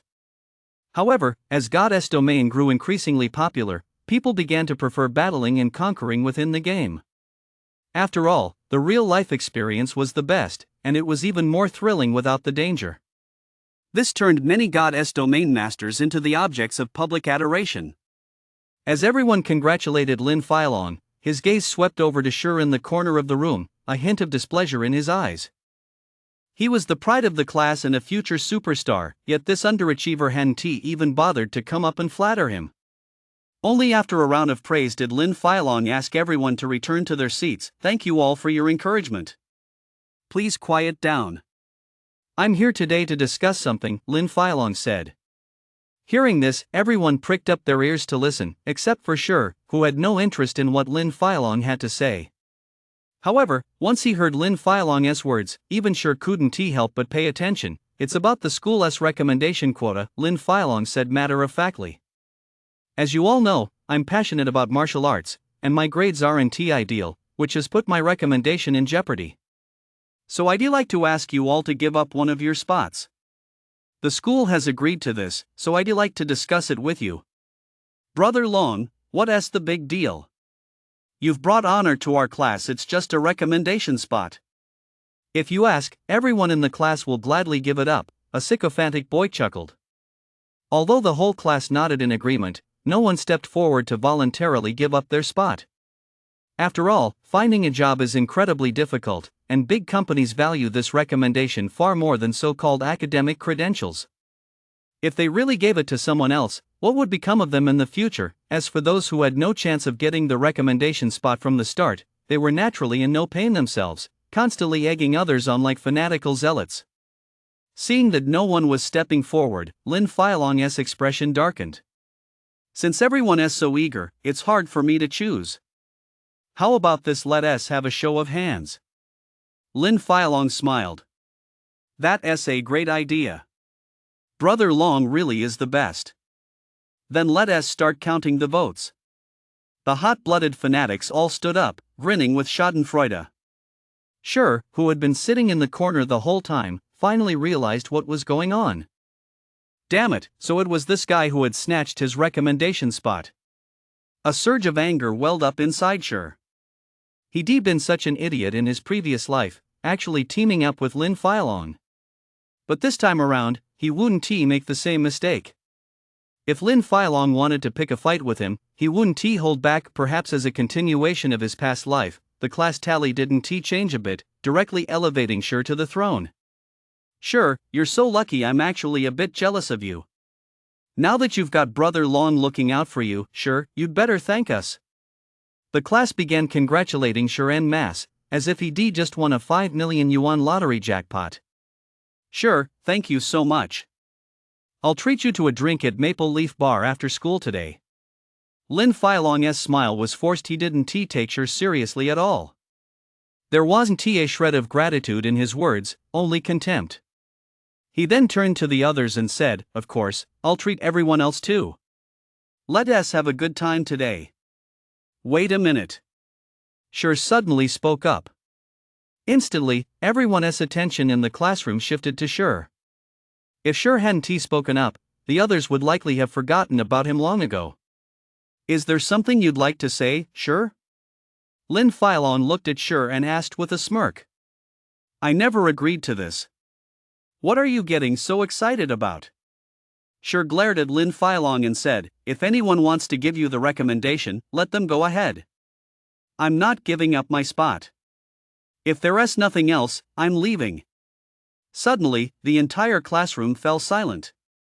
No one had expected Sure, who was often bullied by students from other classes, to stand up to Lin Filong. This was completely out of character. Wasn't he Sure afraid Lin Filong would come after him? Lin Filong was also taken aback not by Sure's actions, but by his stupidity. Did he really think that by refusing, he could keep the recommendation spot? This was the result of a class-wide vote. Even if Sure refused, it wouldn't make a difference. The school would still grant him the recommendation spot. Knowing full well the outcome wouldn't change, Sure still foolishly chose to oppose him. Was Sure just stupid, or was he missing a few screws? Just as Lin Filong was about to make his move, an impatient voice came from outside the door. Is Little Dragon done yet? Brother Zhang doesn't like waiting. A tall, burly young man with blonde hair walked in, followed by a sexy, alluring girl in a short dress, a sight that made many of the boys in the class green with envy. Sure glanced over and realized it was an acquaintance. The tall, burly young man with the blonde hair was Yinhu, whose real name was Zhou Yu. Like him, he was a senior. He was highly skilled and had achieved third place in the university martial arts tournament. Sure also recognized the alluring girl by his side. Her name was Qin Shuyu, and she had once been his classmate, the class beauty back in high school. He must have been blind back then. In his youth, he was naive enough to fall for the alluring Qin Shuyu and even confessed his feelings to her. Naturally, he was rejected. After entering college, Qin Shuyu became Zhou Yuhu's girlfriend. She had even brought up his confession to him, which annoyed Zhou Yuhu.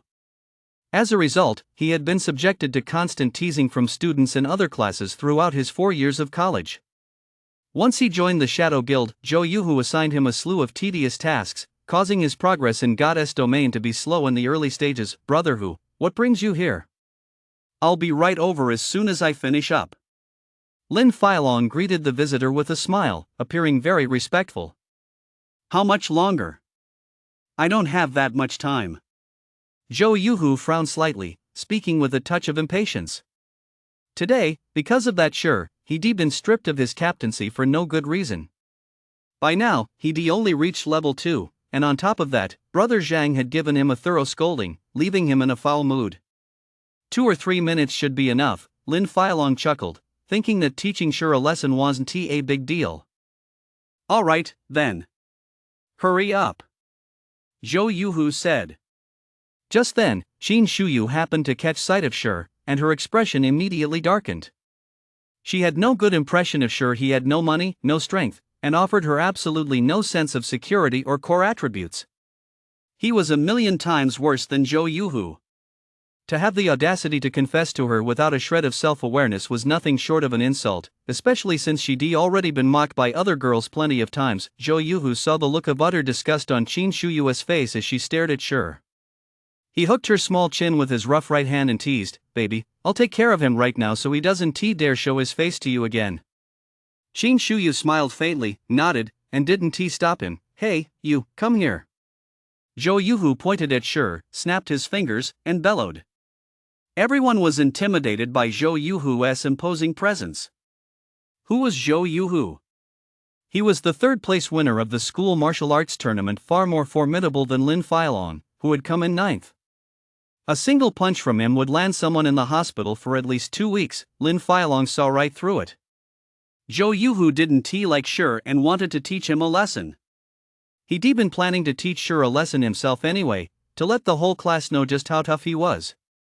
If he took care of Shi now, he'd not only be helping himself but also doing Zhou Yuhu a favor, killing 2 birds with 1 stone. Why not? So he stepped forward and volunteered, "Brother Hu, there is no need for you to get your hands dirty. I was just about to teach this kid a lesson anyway. 30 seconds will be plenty." "So that is what you were talking about, little dragon," Zhou Yuhu said, looking down on Shi with disdain. He licked his lips and sneered, "I'll handle this. I could use a good stretch myself." With a cold smile, Zhou Yuhu strode toward Shi. Zhou Yuhu strode toward Shi with a menacing air, intent on teaching him a lesson. He'd always sent others to deal with Shi before, but Shi hadn't learned his lesson. Today, he was determined to make sure Shi remembered this deep in his bones. Everyone present could already see what was coming for Shi. In a society that promotes physical fitness for all, friendly sparring among students was perfectly normal. Even getting a few scrapes was to be expected as long as it didn't go too far. Nothing serious would happen, however. Judging by Zhou Yuhu's demeanor, Shi would likely be hospitalized for at least a month, and by then, he'd have to stand on the podium in a cast to receive his diploma. "Hold on, Zhou Yuhu. This is our class. Who do you think you are, an outsider, to bully one of our classmates?" Zhao Ruoxi's delicate frame suddenly stepped in front of Shi. Far from being intimidated by Zhou Yuhu's menacing presence, she rebuked him instead. Zhao Ruoxi's actions undoubtedly surprised everyone. Usually quiet and demure, she appeared quite fragile, so no one expected her to stand up for the class underachiever, let alone challenge Zhou Yuhu. Her inner strength was truly remarkable. "Ruoxi, don't cause trouble. Brother Hu just wants to give Shi some guidance. It's actually a blessing for Shi. Shi is always getting bullied. With Brother Hu's guidance, he might actually grow and learn how to behave." Lin Filong explained with a smile. Because of Zhao Ruoxi's exquisite looks and alluring figure, he had long regarded her as his personal possession. He never expected her to stand up for Shi, which instantly made him even angrier at Shi. However, he couldn't let it show, so he simply grabbed Zhao Ruoxi's fair little hand, intending to pull her away and keep her out of the way. "Lin Filong, as the pride of our class, are you just going to stand by and watch while students from other classes bully our classmates?"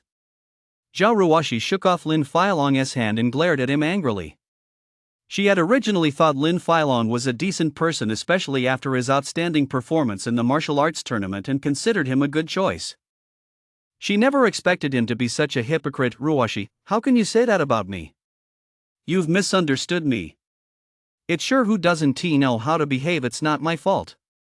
brother who is just teaching him a lesson now, which will benefit him when he enters society later.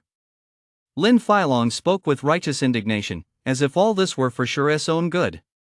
You! Zhao Ruoshi was furious with Lin Filong and immediately turned to Shi, saying, "You go. I'll hold him off. This little vixen is interesting, she's got some spunk." "I like that," Zhou Yuhu said, his eyes appraising Zhao Ruoshi. He found her quite appealing, which made him involuntarily curl the corners of his mouth into a sly grin. He reached out to touch her cheek, having already lost interest in Shi, but before his lecherous hand could touch Zhao Ruoshi, it was suddenly slapped away by another hand. "Zhou Yuhu, since you want to spar, I'll agree. But just sparring is so boring, let us add a little stakes." Shi stepped forward, grabbed Zhao Ruoshi's slender arm, pulled her aside, and looked at Zhou Yuhu with a calm smile. Zhao Ruoshi hadn't had time to react. It wasn't until she was pulled behind him that she looked up in shock at Shi, who wasn't particularly tall. When had Shi become so manly? Still, she thought he was being foolish. How could he possibly spar with Zhou Yuhu? That would just give Zhou Yuhu an excuse to teach him a lesson. Zhou Yuhu rubbed the back of his hand, which had turned red from the slap, and flew into a rage. He glared at Shi, only to suddenly realize that Shi was acting calm and composed, completely unlike his usual self, who would fly into a rage at the slightest provocation and be ready to fight to the death. It was as if he were a different person entirely. Not only was he not agitated, but he was actually grinning. Did he take a blow to the head? Lin Filong was furious to see Shi actually dare to reach out and touch Zhao Ruoshi.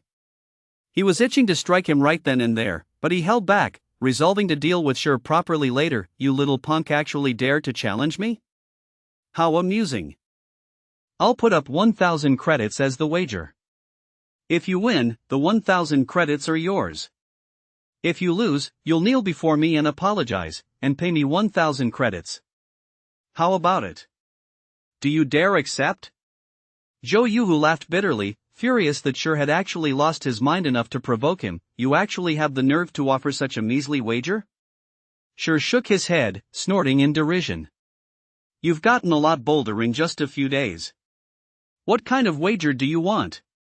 Zhou Yuhu was instantly amused by his anger. He knew Shi's family situation. Shi couldn't even afford 1,000 credits, yet he dared to raise the stakes. It seemed he wasn't eager enough to die. Clearly, his brain had been crushed in a door. "You won a membership card to the Beidou Fitness Center in the school martial arts tournament, didn't you? Let us use that as the prize. If I lose, I'll pay you 10,000 credits in a month. If you don't dare, forget it." Shi challenged him. In his previous life, Zhou Yuhu had even bragged about this membership card in front of others. Now it would be perfect for working out. The Beidou Fitness Center was very famous in Jinhai City, with an elegant atmosphere and a full range of exercise equipment. Ordinary people weren't even allowed in, and VIP memberships were extremely hard to come by. One was worth nearly 8 or 9,000 credits. "Even if I pulled out this card, I doubt a penniless bum like you has that kind of money." "I don't buy empty promises," Zhou Yuhu sneered. As Zhou Yuhu said, Shi didn't have a single penny to his name, let alone 10,000 credits, which was why he suggested a month's delay. But Zhou Yuhu clearly wasn't buying it and was mocking him. Instead, it looked like the whole thing was going to fall through. "Sure, I know your situation all too well. You're so broke you can't even afford a decent meal, yet you're pretending to be a big shot," Qin Shuyu said disdainfully, glancing at Shi.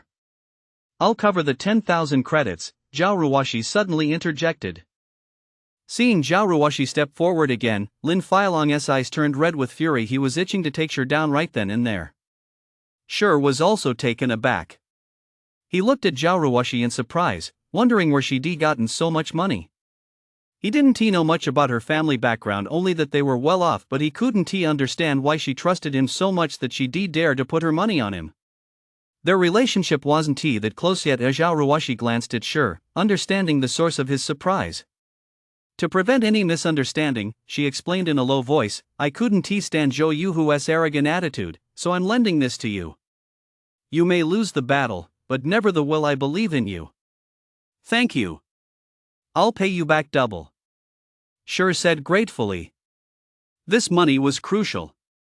Now Zhou Yuhu would definitely agree to the duel.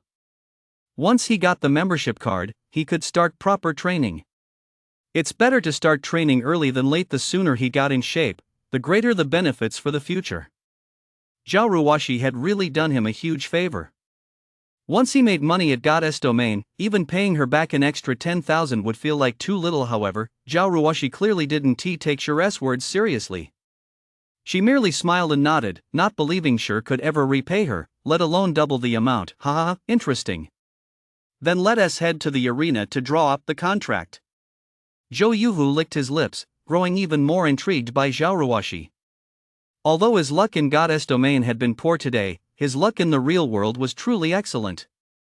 Not only had he found a very attractive young woman, but he also managed to teach Shire a lesson and pocket 10,000 credits. Truly a case of every cloud having a silver lining. The group soon arrived at the school's arena. Under the Central AI's supervision, they drew up a contract, one recognized by the Central AI and, by extension, legally binding. Moreover, a notary was present to witness the proceedings. These notaries were typically the school's martial arts instructors, skilled fighters capable of intervening immediately if anyone sustained serious injuries during the match. The rest of the class stood below the ring, mocking Shire as a fool. They wondered why he hadn't just stayed in nobody like usual. Instead, he'd gone completely mad. Not only was he going against Lin Filong, but now he'd even provoked Zhou Yuhu, who was even more terrifying than Lin Filong. They predicted he wouldn't have an easy time of it from now on. Qin Shuyu looked at Shire, who stood calm and composed on the ring, a completely different impression from before. He gave off a vague, inexplicable sense of security. She even felt that this frail Shire had suddenly grown taller. She shook her head and sneered, a weakling who hasn't even learned martial arts, how could he possibly be strong? Daring to challenge brother who now? He really doesn't know when to quit. Not a single student below the ring disagreed with Qin Shuyu's words. On the contrary, they found her reasoning sound. After all, Zhou Yuhu was the third-place winner of the school-wide martial arts tournament. Even some of the martial arts instructors spoke highly of him, predicting he'd make a name for himself in the city-wide competitions. Defeating the frail-looking Shire would be like using a sledgehammer to crack a nut. He's acting so tough now, but I bet Shire will be on his knees begging for mercy in a minute.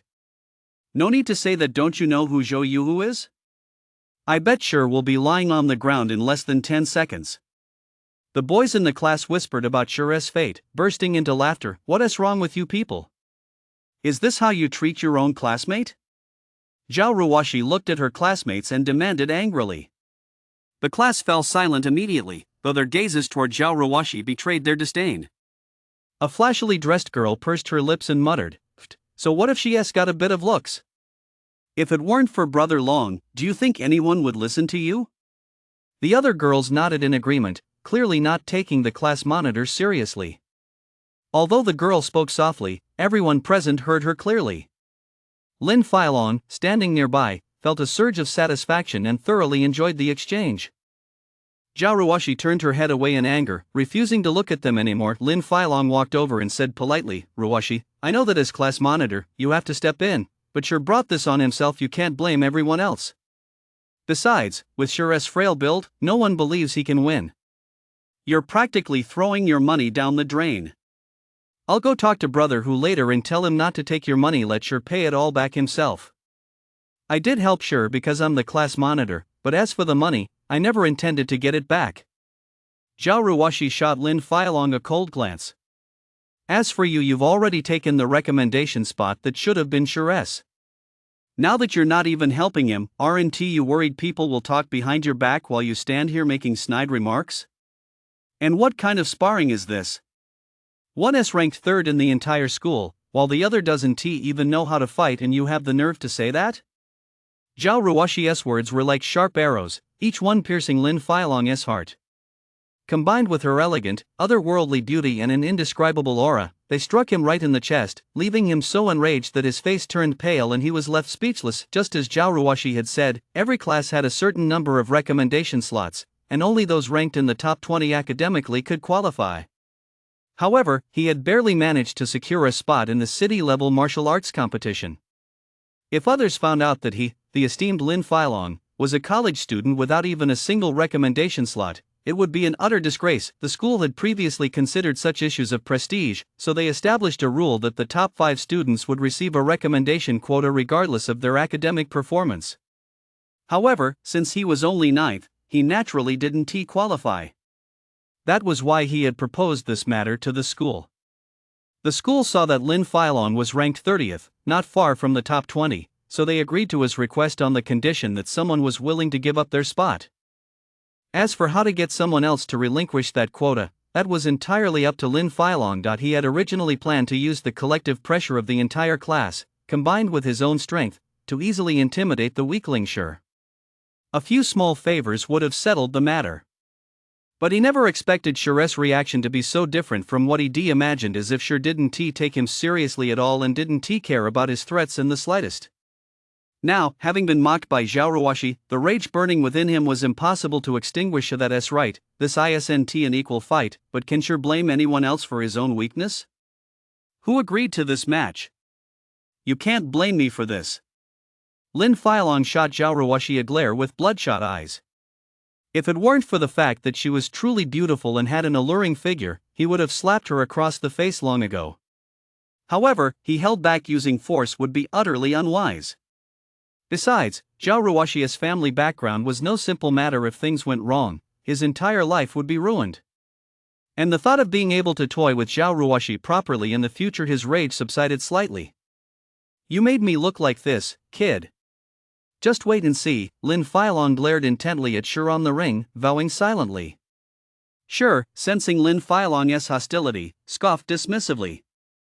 Yet he acknowledged the truth in Lin Philon's words. This was no equal match to in his previous life. Although his physical conditioning didn't match that of top-tier fighters, he could still knock them down. He relied on the life and death battles he fought in God's domain. That's what it means to be a battle-hardened hero. Surviving 100 battles makes it nearly impossible not to become a master, just like many martial arts masters who train on the edge of a 1,000-foot cliff using that life or death tension to temper themselves and improve, though such methods are far too dangerous. Ordinary people must never attempt this. It's easy to lose control and meet a tragic end.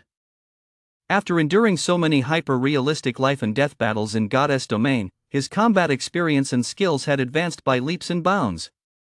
Compared to national martial arts tournaments, his level was incomparably higher. 10 years from now, even a run-of-the-mill melee player with a bit of fame could easily defeat the current martial arts champion of Jinhai City, let alone the guild master of the Shadow Guild. To him, the school's martial arts tournament was nothing more than children playing house. And since his physical condition now surpassed even that of his future self, dealing with 5 or 6 Lin Philons would be a piece of cake. You've got some nerve, kid, looking around like that. Just wait till I teach you a lesson. Zhou Yuhu said as he charged at Sure, slapping him across the face to humiliate him first. Sure, of course, saw this coming. Without so much as flinching, he simply threw a casual punch straight at Zhou Yuhu's face, completely ignoring the incoming slap. Despite facing an opponent with superior core attributes, Zhou Yuhu hadn't expected Sure's punch to be so precise, aimed directly at his face. Instinctively, he raised both hands to block the blow. Seeing this, Sure's lips curled into a smirk. With lightning speed, he slashed his forearm across Zhou Yuhu's neck. Zhou Yuhu couldn't react in time and was struck by the blow, which sliced through his carotid artery with the precision of a scalpel. Instantly, Zhou Yuhu's vision blurred. He felt as if he couldn't breathe, and his entire body went limp. Sure gave Zhou Yuhu no chance to catch his breath, landing a punch squarely on his side. Zhou Yuhu tried to block it, but his body wouldn't obey him. He felt as if his stomach were being twisted by a knife. A mouthful of bile gushed from his mouth, his vision turned hazy, and he couldn't even manage a scream. Zhou Yuhu instinctively tried to collapse, but Sure didn't give him the chance. Punch after punch landed on Zhou Yuhu's side, followed by several blows to his ribs. After a barrage of straight punches, Zhou Yuhu vomited all the acid from his stomach and collapsed to the ground like a dead dog. The entire arena fell silent, becoming deathly quiet. It all happened too fast, so fast that no one could react in time. Only then did the martial arts instructor, acting as the referee, come to his senses. He immediately declared the match over, naming Sure the winner, and hurried over to Zhou Yuhu to check if he was okay. He never would have imagined that Zhou Yuhu, who had just placed third in the school tournament, wouldn't even last a single move against this frail-looking young man. This was by no means because Zhou Yuhu was too weak, but because the slender young man walking away was simply too strong. He had watched several of Zhou Yuhu's matches. Zhou was undoubtedly formidable at the very least, he himself had found him a tough opponent. After examining the injuries, the martial arts instructor was stunned. The technique was downright terrifying, every move had been perfectly executed. Zhou Yuhu had only broken 2 or 3 ribs and wasn't seriously injured, though the pain in his chest would take over a month to subside. Zhou Yuhu lay motionless on the ground, clearly unconscious.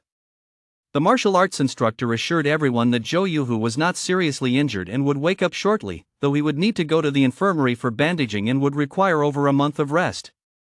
As for the city's martial arts tournament in 3 weeks, Zhou Yuhu could forget about participating. Everyone's gaze shifted to Shi. Seeing how such terrifying core attributes could erupt from his frail frame, they all sucked in a sharp breath. Thinking back on the things they said to Shi earlier, cold sweat began pouring down their backs. The way the boys in the class looked at Shi had completely changed. There was no longer any mockery or contempt, only deep fear. The third strongest person in the entire school had been knocked down with a single move. Who else in the school could possibly be Shi's match? If Shi decided to take them on, the consequences would be unimaginable. And yet they had dared to hand Shi's recommendation spot over to Lin Feilong. At this thought, the hearts of those once fiery hotheads began to race. Under the watchful eye of the central brain, Shi retrieved his Beidou Fitness Center membership card and 10,000 credits. He then scanned the crowd below the ring. Some of the more timid boys merely glanced into Shi's piercing eyes before their legs gave way, and they collapsed, foaming at the mouth. "Teacher, it's bad, little Lu has fainted." Before he could finish speaking, another boy collapsed to the ground. The remaining boys who collapsed began to feel a chill run down their spines. This sure was terrifying. Just a single glance had sent 2 boys into a faint. Yet, they secretly envied those who had passed out. If they fainted, they wouldn't have to endure this pressure right now. At that moment, the air around them seemed to freeze solid, making it hard to breathe, and their limbs felt as heavy as if filled with lead. As for the girls in the class, they were all frozen in shock. When they saw Shi looking their way, they quickly lowered their heads, feeling utterly uneasy, like a flock of startled little white rabbits being stared at by a big bad wolf. Qin Shuyu's mouth dropped open wide. She rubbed her eyes and checked again and again before finally realizing that Zhou Yuhu had indeed been knocked unconscious by Shi. Shi was just too amazing. Why hadn't she noticed this before? If she could be with a man like this, her sense of security would be off the charts. Just thinking about it made her feel happy. As for money, that wouldn't be an issue at all. With Shi's skills, he could easily break into the city's martial arts tournaments and make it into the top 10, and when that happened, celebrity endorsements would surely follow. Noticing Shi looking her way, Qin Shuyu gently smoothed her clothes and hair, looking utterly charming, with a deep cleavage on display. She said timidly, "Brother Foam, it's already noon. I know a great restaurant. The atmosphere is lovely, and the food is delicious. It's on me. Let us go try it out." However, Shi paid no attention to Qin Shuyu. He was only looking for Zhao Ruoshi. Upon spotting her, he walked straight over, completely ignoring Qin Shuyu. Facing Shi's cold gaze, Qin Shuyu suddenly felt as though she had lost something precious. Her heart ached as if being torn apart, and she regretted how blind she had been back in high school. "Class president, here are your 10,000 credits. I'll pay back the remaining 10,000 as soon as possible," Shi said with a faint smile, handing her the money. But Zhao Ruoshi didn't take it. She just blinked her captivating big eyes at him, as if she were looking at a rare animal, her expression a mix of shock and delight. "Are you really sure?" Zhao Ruoshi asked softly, her voice tinged with uncertainty. Throughout their 4 years of college, Shi had been, in her memory, a man of few words, often bullied by others, yet aloof and proud, never accepting help from anyone. Like a wounded little wolf licking its wounds alone, she never expected Shi's behavior today to be so different from before. She now saw him in a completely new light. It was as if he had grown from a little wolf into a dormant dragon, still as a rock, but when he moved, he was astonishing. Even Zhou Yuhu, ranked 3rd in the entire school, was no match for him. If he had entered the school-wide martial arts tournament, he might well have been the champion. "Of course it's me, Shi. Why are you asking that, class monitor? Is it because I'm too handsome now, not like I used to be?" Shi joked, fully aware of Zhao Ruoshi's thoughts. He'd drawn too much attention today, though he hadn't intended for things to turn out this way. It was purely an accident. "Don't get so full of yourself.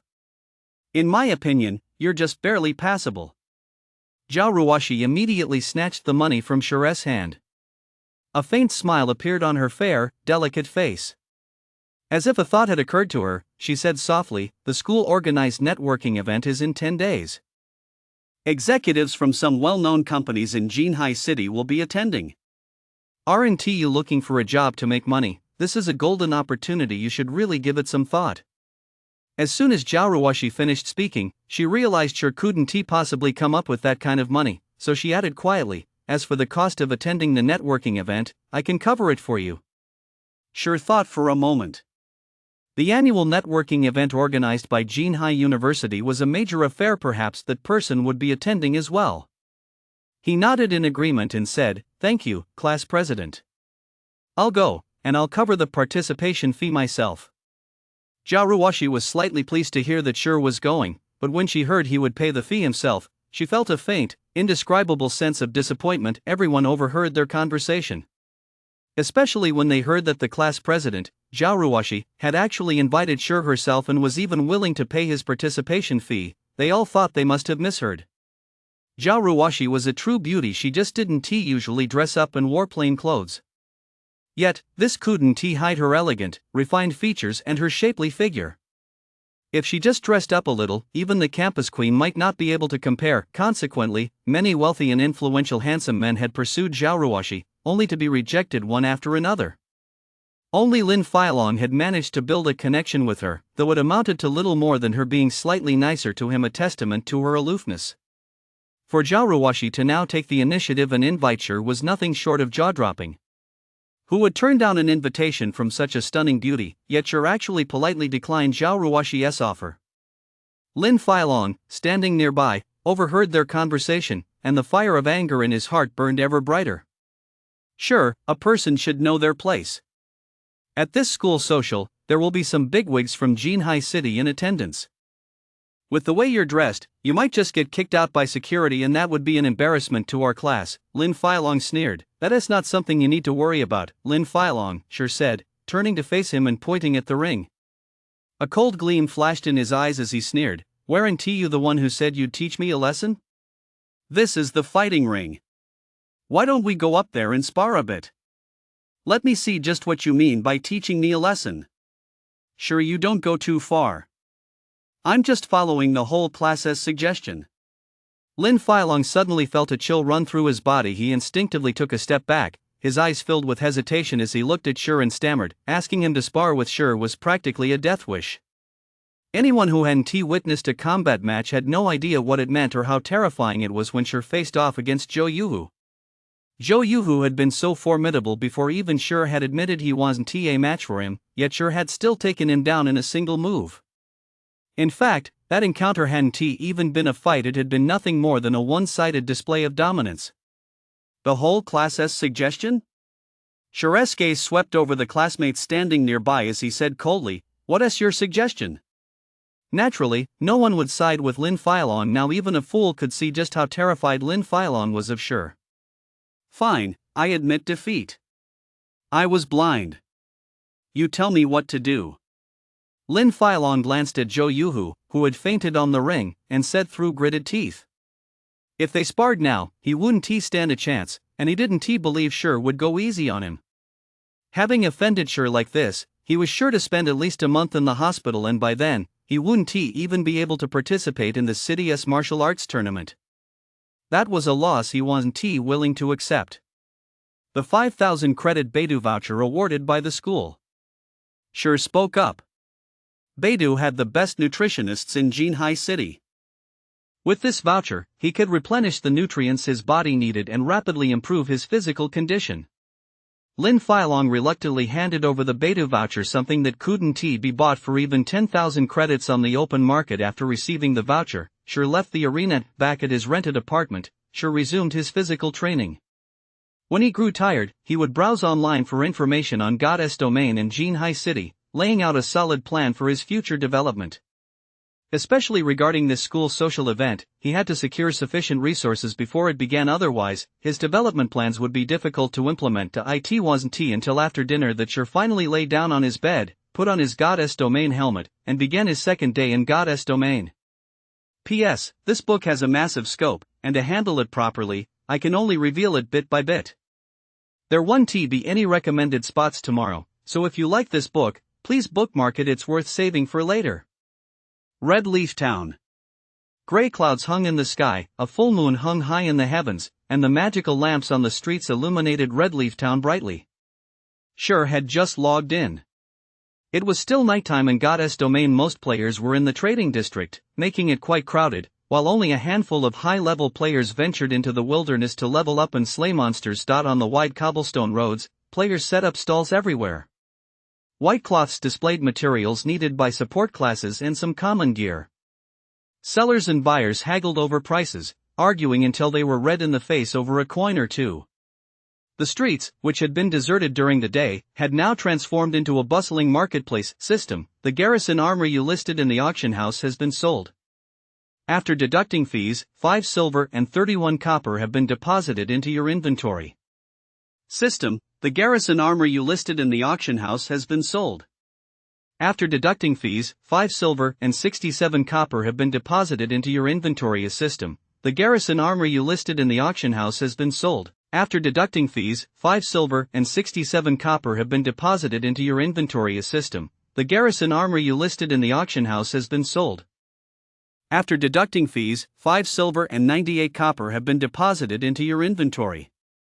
Sure hadn't taken more than a couple of steps when he heard a string of system notifications from the auction house. He casually pulled up the messages and was immediately startled. The value of the garrison armor far exceeded Sure's expectations. He had originally thought 5 silver would be about right, but he hadn't expected the bidding to keep rising. It eventually sold for 6 silver and 42 copper. The 11 pieces of garrison armor sold for a total of over 67 silver, instantly turning him into a major gold holder. At this stage, the purchasing power of a single silver coin was staggering. Even a second-tier guild's total working capital was only around 60 or 70 silver coins. To ensure ordinary members could develop properly in the early stages, they couldn't charge too many copper coins, as that would hinder future growth. Only a top-tier guild's working capital might reach over a gold coin, but when that money had to be spread across dozens or even hundreds of people, it seemed like very little. Right now, Sure is nothing short of a wealthy tycoon. By this time, most players who had been fighting outdoors during the day had returned to the town, and they were carrying an abundance of materials. Sure wasn't about to let this opportunity slip by. He found a quiet spot, spread out a white cloth, and set up a stall to buy materials. The highest level players should be around level 4 by now, while ordinary players are still at level 2, and high-level players might have reached level 3. Consequently, the materials being sold were diverse, ranging from high-grade to ordinary. High-grade materials were exorbitantly expensive right now, so Sure naturally wouldn't buy them. After all, relying solely on his own equipment crafting, his earnings were limited.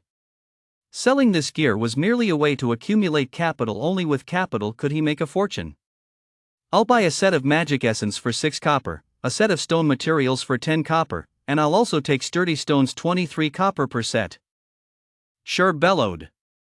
Players who heard him on the street rushed over. Boss, I've got 10 sets of stone. How many will you take? I've got 6 sets of magic essence. Will you take them all? I've got 1 set of sturdy stones. After a day of hunting monsters, magic essence and stone blocks were common materials usually sold to NPCs or kept for practicing support classes. Sturdy stones, however, were rare, typically dropped only by level 3 zones. Goblins or small stone golems. A set of sturdy stones contains 20 pieces and sells to an NPC for 20 copper. Sturdy stones are used for blacksmithing, so using them now is a bit of a luxury. Guilds rarely buy them, so their value isn't high.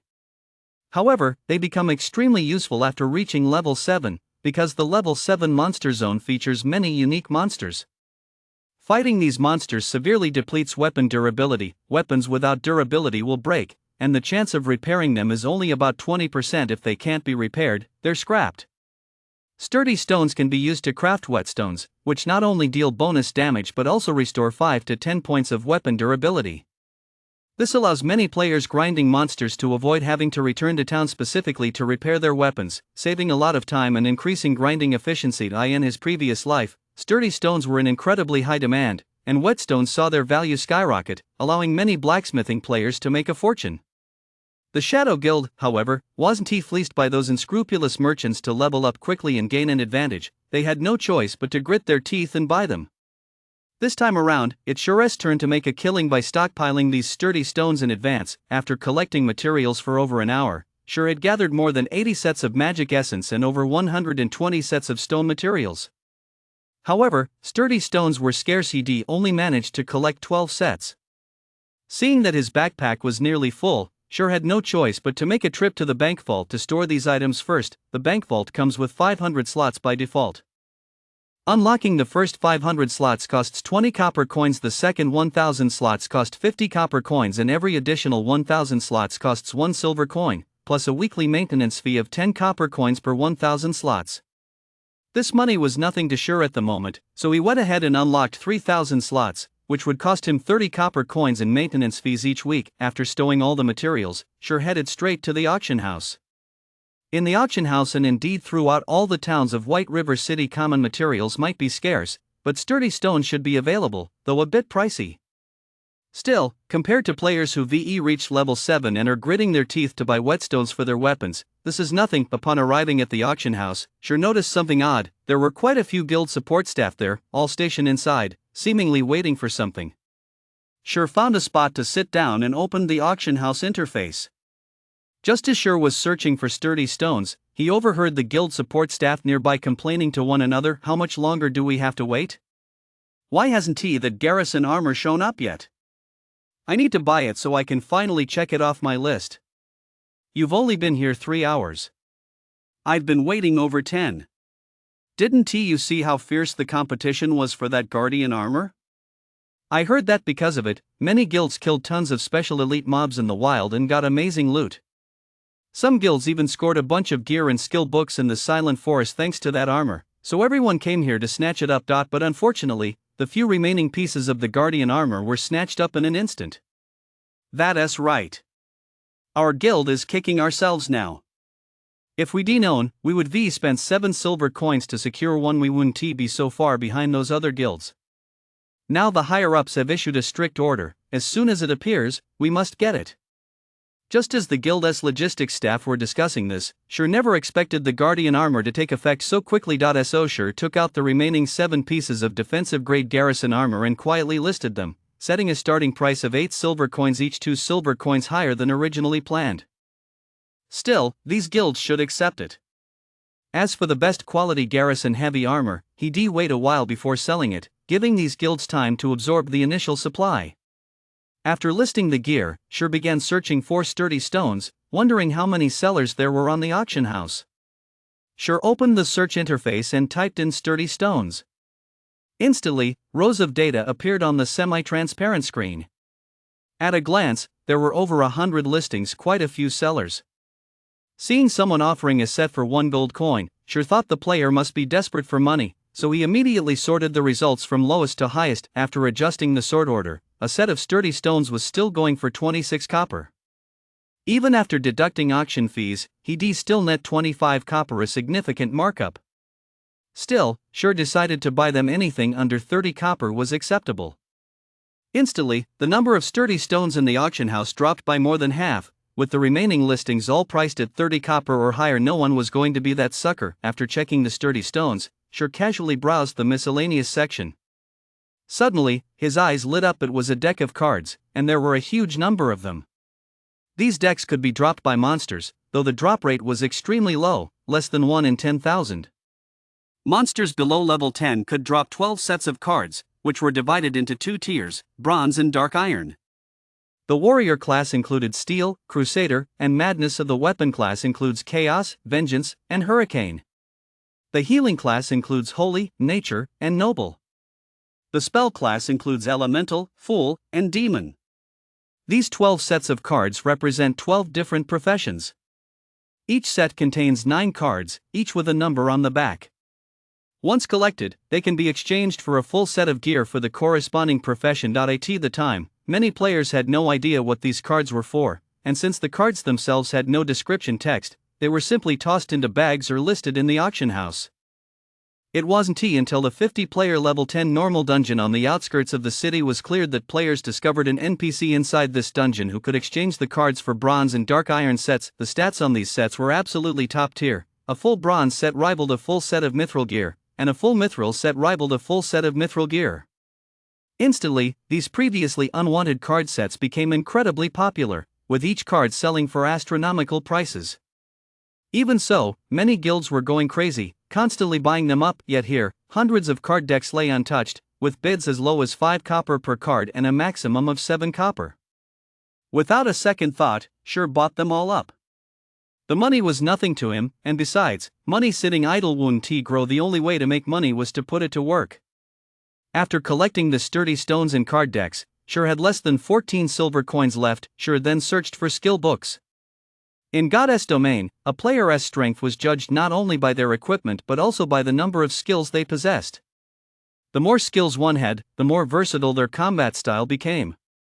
A skilled swordsman typically mastered over 20 skills, while top-tier masters could handle over 40, and the absolute elite were in a league of their own. He was, after all, a top-tier swordsman, yet he currently possessed fewer than 10 skills. It was downright pitiful. However, skill books were rarely sold these days. People usually kept them for themselves or traded them for items they needed. Sure flipped through more than 10 pages, buying every swordsman skill he came across. When he reached the last page, he froze. Is this a mistake? Is Sword of Heaven actually for sale? Sure was overjoyed. Sword Return to Heaven was the swordsman's signature skill, a killer move against spellcasters, and its drop rate was absurdly low. Even in his previous life, Sure hadn't obtained it until he was over level 40. He never expected to see it so soon. Though the price was a bit steep, 6 silver coins wasn't unreasonable. Sure immediately placed a bid, raising it to 7 silver coins to save time. He quickly secured it for 7 silver. With today's purchasing power, 7 silver could buy 5 or 6 basic skill books, but Sure didn't even bat an eye. Just as Sure was celebrating his purchase of 3 common skills, Eye of Observation, Windstride, and Earth-Splitting Slash, and 1 rare skill, Sword of Heaven, the auction house had already gone into a frenzy. The guild's support staff were all red-faced and seething with rage. Damn it, how can 9 silver coins not be enough for this gear? Which guild is so rich they're bidding 10 silver coins? You bastards, why aren't you looking at my list? Someone has already bid 10 silver and 65 copper coins. These people are absolutely crazy. I only brought 10 silver coins. What am I supposed to do now that I can't complete the quest? It's so infuriating they don't even show their names when selling gear. How am I supposed to snag any of this stuff with such meager bids? These were all support members from second-rate guilds. Seeing the big guilds outbid each other higher and higher was driving them nearly mad. The most despicable of all was the player crafting the gear. He only put out a few pieces at a time. Competition had already been fierce before, but now that the Guardian armor had better stats and was even scarcer, the money they brought simply wasn't enough. How were they supposed to compete? No way with so many big spenders. They're all bidding 11 silver coins. Sure's face lit up as he watched the price of the 7 pieces of Guardian armor keep climbing. The money he spent earlier was coming back in a flash and then some. Suddenly, Sure thought of Sword of Heaven. Such a rare swordsman skill, ordinary players could never get their hands on it, and even if a guild did, they never sell it. It must be that some guild was selling this skill book to raise funds for the Guardian armor, and now he'd gotten it at a bargain. Before long, the price for the 7 pieces of defensive armor had risen to over 11 silver. Even Sure was a bit surprised by this price. Given the financial resources of all those top-tier guilds, they shouldn't be spending this much on a single piece of top-tier bronze gear, but Sure didn't know that the moment he listed the superior set of the Guardian, the logistics officers of the major guilds had already informed their leaders. These leaders had long been green with envy after seeing the tanks equipped with the set of the Guardian effortlessly tanking special elites, allowing others to easily kill them and obtain various skill books and bronze or even dark iron rank gear, but they were powerless to act. They couldn't get their guild's casual players to craft it without the blueprints, and they couldn't contact the player who had forged it. He had hidden his name and was unreachable. They could only watch helplessly. Now that the guard's armor had gained the power of defense, they were determined to buy it at all costs, so these guilds immediately began raising funds. Did you hear that? We have to buy it. Bid 13 silver coins right now, let us see who dares to outbid us. What? It's already at 13 silver? Bid 13 silver and 50 copper coins. I don't believe he's richer than our guild. Hundreds of small towns and guilds in White River City kept bidding. Half an hour later, the 7 sets of garrison armor were sold for a minimum of 14 silver and 60 copper coins, netting Sure a profit of over 1 gold coin. Seeing how heated the bidding was, Sure took the opportunity to list the garrison heavy armor as well, setting the price at 16 silver coins, then left the auction house. It was still night, with over half an hour until dawn. Going out to level up now wouldn't be wise, so he headed to the library in Red Leaf Town first to look into the Elven language diary dropped in the Hell-Tier Silent Forest. Maybe he'd find something new. PS. Thanks to Tian Suayan for the lollipop and to Qingmi Huanjia for the tip. The college entrance exams are getting closer. I heard that anyone who bookmarks and recommends this gets a plus 10 luck bonus, and those who tip with lollipops get a plus 50 luck bonus. You're sure to ace the exams, find money on the street, and have your confessions accepted. Oh. Going to the library in Red Leaf Town is dangerous. For the average player, there is a 30% chance of dying once, and a 70% chance of dying multiple times. So before heading to the library, Sure stored the sturdy stone and the philosopher's stone in the bank vault. After all, these items are guaranteed to drop upon death, and if he were to die even once on the way to the library, the loss would be significant. Sure then took out the 4 skill books he had just purchased and clicked to learn them. Eye of Observation allows you to detect unknown and hidden targets, with a certain chance to discover the target's weakness. Cooldown, 40 seconds. Windstride envelopes your body in wind, increasing movement speed by 30% and granting a 50% chance to evade ranged attacks. Duration, 10 seconds. Cooldown, 2 minutes. Earth-splitting slash, requires a sword. Deals 30 base damage to the target. Depending on the charge time 0.2 to 3 seconds, it increases weapon damage by up to 300%. Attack range, 8 yards. Cooldown, 1 minute. Sword of Heaven, requires a sword. Increases normal attack range by 10 yards.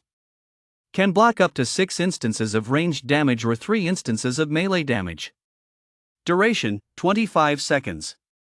Cooldown, 3 minutes. With these skills, his survivability and offensive capabilities have been significantly enhanced, so heading to the library shouldn't be a problem. The library in Red Leaf Town is located far from the trade district, nestled within the town's slums. The slums are the liveliest place outside the trade district, a melting pot of all kinds of people. The nights there are especially popular among some players, as the slums have another name, the Fallen Utopia. The moment Sure stepped into this so-called paradise, he felt the greedy stares coming his way from the streets. These rats, hidden in the darkness, rejected by the light, roamed the edge of hell. In God's domain, there is always a group of players who are different from the rest. They have no interest in dungeon raids or heart-pounding adventures. Their sole interest lies in plundering, killing other players and looting their gear to sell it at a high price, thereby amassing vast fortunes. By day, they level up and hunt down well-equipped players to loot their gear. By night, they fence their stolen goods here. Once they've made their money, they come here to drink and revel, boasting about their spoils and flaunting their strength to boost their status in this place. Normal players never set foot here if they're not strong enough. They end up dying and respawning, since this area isn't protected by guards. Sure cast a few casual glances at the players hiding in the corners and noticed that their names were all red, a clear sign they committed their fair share of murders and looting. In God's domain, red-named players are barred from entering player-protected zones when killed. Their equipment drop rate increases, with death penalties increasing by up to 300%. Furthermore, entering a safe zone would result in arrest by the guards, with the length of imprisonment determined by the player's sin score. Even so, many players still chose this path. After all, the rewards came quickly. Red-named players also had places to stay in town, such as the slums, and to accept good quests in the slums, one had to be yellow-named or even red-named. Sure paid no attention to these players living on the edge, striding straight through the slum's main street. On both sides of the street, numerous scantily clad, alluring women spotted Sure, who was well dressed, and began batting their eyelashes at him, hoping to spend a pleasant night with him and earn a little extra cash. Hey there, young man, are you here for some fun? Come to me, big sister. I guarantee you'll have a great night. A seductive woman in a bright red leather skirt blocked Sure's path. Sure immediately activated his eye of observation. Xiaolian, Elite, Level 8, HP 1200. Ah, Xiaolian, you're at it again. How can you leave us out of such a good deal? A group of menacing, burly men approached, each wearing a cold smirk. Is this a robbery? Sure glanced around and asked casually, realizing he was already surrounded by NPCs. In a corner of the dilapidated building, several red-named players stood with cold smirks on their faces. Being robbed by NPCs in the dark zones of God's domain was nothing out of the ordinary, and this wasn't the first time it had happened to him. The most memorable incident was when he was robbed by an NPC war emperor in the Genesis Mountains. He had no choice but to pay the toll. An 8th level elite and a bunch of 7th level common NPCs in front of him were nothing to worry about after all. He'd come to the slums. Kid, you seem to know the ropes. We won't make things hard for you. Hand over 5 silver coins, and we'll let you pass. Otherwise, we'll take care of it ourselves. A burly man with a scarred face sneered. Then come and take them. Sure sneered, drawing the Abyss Walker. If you pay the toll, congratulations, not only will you lose your money, but you'll die once, and at least one piece of equipment will drop from your body. That's why there's a 30% chance of dying here for ordinary players.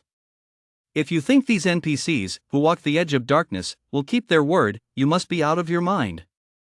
A hint of ferocity flashed across Xiaolian's alluring face.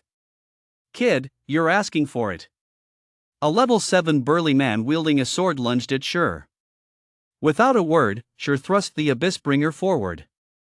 Double slash, chop, thunder flash, and earth-splitting slash. One strike after another pierced the man's chest and neck. Thanks to Sure's bronze gear and the Abyssbringer's attack power, the man's 750 HP dropped to 0 in an instant. Want more? Sure swept his gaze over all the NPCs and said coldly. The NPCs were all stunned by Sure and quickly made way for him.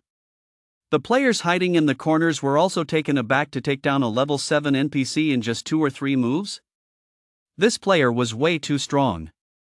Naturally, they wouldn't want to pick a fight with someone this tough. Here, strength was everything, so they quietly dispersed. Only Xiaolian seemed quite interested in Sure. Little brother, you're really impressive. Big sister here is quite in awe. I don't know where you're headed, but I can show you the way and save you a lot of trouble. All you have to do is pay a small price. Xiaolian walked toward Sure with a faint smile. No need to trouble yourself. I know my way around the library. Sure didn't want to get entangled with these NPCs, he just wanted to find clues about the Elven script diary. Hearing Sure say this, Xiaolian smiled even more brightly. I'm Xiaolian, the librarian. You can ask me anything about the library, no one knows it better than I do. Xiaolian puffed out her proud bosom and smiled sweetly. Isn't the librarian of Red Leaf Town supposed to be a holy nun? Sure didn't believe it. Oh, you mean this? Xiaolian pulled out a nun's habit and slipped it on. Instantly, her wild aura vanished, and she looked like an angel descended from heaven, utterly sacred, making everyone want to confess their sins before her. The displayed stats changed as well. Holy Nun Xiaolian, Cleric, Level 20, HP 10,000. Sure was stunned. What was going on? Did NPCs have side jobs now? Seeing Xiaolian's complete transformation, Sure still found it hard to accept. However, getting to meet the legendary librarian was a stroke of luck. From what he knew, the librarian of Red Leaf Town was a mysterious figure, elusive and rarely seen. He never expected her to be the female NPC participating in the robbery right before his eyes. If he were to actually fight this Xiaolian, the consequences would likely be unimaginable. What does it mean to play the fool to catch the tiger? The Xiaolian standing before him was definitely a master of this art. A divine priest is the 3rd-tier advancement class for oracles in the swordsman class. This would be called a sword king, with the sword master rank in between. Even at just level 20, she could easily take down a level 50 boss monster. It was likely that the most powerful NPC in all of Red Leaf Town was none other than Xiaolian right here. Do you believe me now? Xiaolian said with a playful smile as she looked at Sure, a faint golden aura radiating from her body, making her look just like the Virgin Mary incarnate. Since you have business with me, let us go talk in the library. System, Epic Quest Darkness Descends activated. Quest details unknown. Upon hearing the system prompt, Sure stumbled suddenly, nearly falling over. What on earth had caused him to trigger this epic quest? This was one of God's domain's most famous epic quests. Based on information gathered online and from the Shadow Guild, the difficulty of completing it was unimaginable, though the rewards were, of course, extremely generous. The person who had completed this quest was Lingdi Qianhuan Wanmi, a legendary figure among summoners, who had ranked in the top 500 globally at his peak and among the top 20 summoners worldwide. Don't let the top 500 ranking fool you. The global population exceeds 100 billion. Although only over 100 million people currently play Goddess Domain, the player base is projected to surpass 10 billion in a year and 300 billion in 3 years. Anyone ranked in the top 500 is an extraordinary master of unparalleled skill. What puzzled him, however, was why this quest was here. Qianhuan Wanmi wasn't born in the Star Moon Kingdom, but in the Black Dragon Empire, which lay far beyond its borders. The Black Dragon Empire was far more powerful than the Star Moon Kingdom, with a territory 3 times its size, and the competition among players and guilds there was even fiercer. Could this be a reward for clearing a hell-level dungeon for the first time? Sure speculated silently as he followed Xiaolian, finding the possibility quite plausible. How else could he explain the appearance of this epic-level quest originally from the Black Dragon Empire in the Star Moon Kingdom? Just then, Sure's communicator buzzed. He saw it was Bai Qianxue calling. Is there something you need, Miss Bai? I saw you were online, so I wanted to tell you something. Snow's tone was cold and detached, like eternal ice, showing little interest in anything. I urgently need money to buy something. I might be a bit late paying back the 15 silver coins I owe you, but I'll definitely have it for you by the end of today at the latest. Alright, if you're in a hurry, paying me back tomorrow is fine too. Sure said nonchalantly. He no longer cared about the 15 silver coins Snow owed him. After all, he currently had over a gold coin on him and was actually wondering how to spend it all. Snow was slightly taken aback, surprised that Sure didn't seem to care much about such a large sum. However, since Sure had said so himself, she naturally didn't stand on ceremony. She thanked him softly. Thank you. But aren't you afraid I might not pay you back, leaving you to lose your entire investment? You're the ice and snow goddess. Why would you cheat an ordinary player like me over such a small sum? Sure chuckled. Ordinary? You've got some nerve. Even I was amazed by the maps and guides you provided. I cleared the normal difficulty Silent Forest in under an hour, then went on to beat the hard mode. Unfortunately, the hell mode is too difficult. I just can't get past it. Snow smiled faintly. I'm really curious how you managed to clear hell mode. If you say it was your teammates' help, I don't buy it. To conquer hell mode Silent Forest, she had specifically summoned elite members from other towns, yet they couldn't defeat the first boss, Wilmy, no matter what. Especially with Wilmy's terrifying damage, even a shield warrior decked out in bronze gear couldn't withstand it. She couldn't fathom how Sure's team had managed to clear it. Just luck, Sure said honestly. If you don't want to talk about it, that is fine. I've got to go fight for the loot now, so I want to chat with you. Don't forget our dungeon agreement. Snow didn't press Sure on how he managed to clear it. The Silent Forest on hard difficulty alone had already yielded them a substantial haul. Fight for the loot? The garrison heavy armor? Sure asked offhandedly. How did you know? Are you competing for this piece too? Snow nodded. The stats on this heavy guard armor were too good with it. Clearing the level 3 Jackalman dungeon would be a breeze. Sure realized he'd spoken out of turn, but he still replied nonchalantly, yeah, I didn't expect so much competition. I've already given up on it. That's true.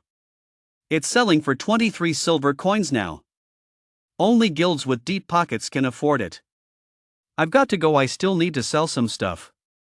Snow hung up after saying that. Meanwhile, Zhao, sitting next to Snow, pouted, crossed her snow-white legs, and complained, Xingxue, why do you have to insist on bringing that jerk into our team? He's just lucky. His skills are average. He just happened to run the Deadly Forest dungeon, which hasn't been updated much, and luckily cleared the hell difficulty. He'll be completely useless in a 20-man raid. Plus, his party members' skill levels are absolutely appalling. They'll definitely slow us down. The elite members behind Snow all agreed with Zhao's words. As elite members of the prestigious Ouroboros Guild, how could they possibly be outmatched by a bunch of ordinary players?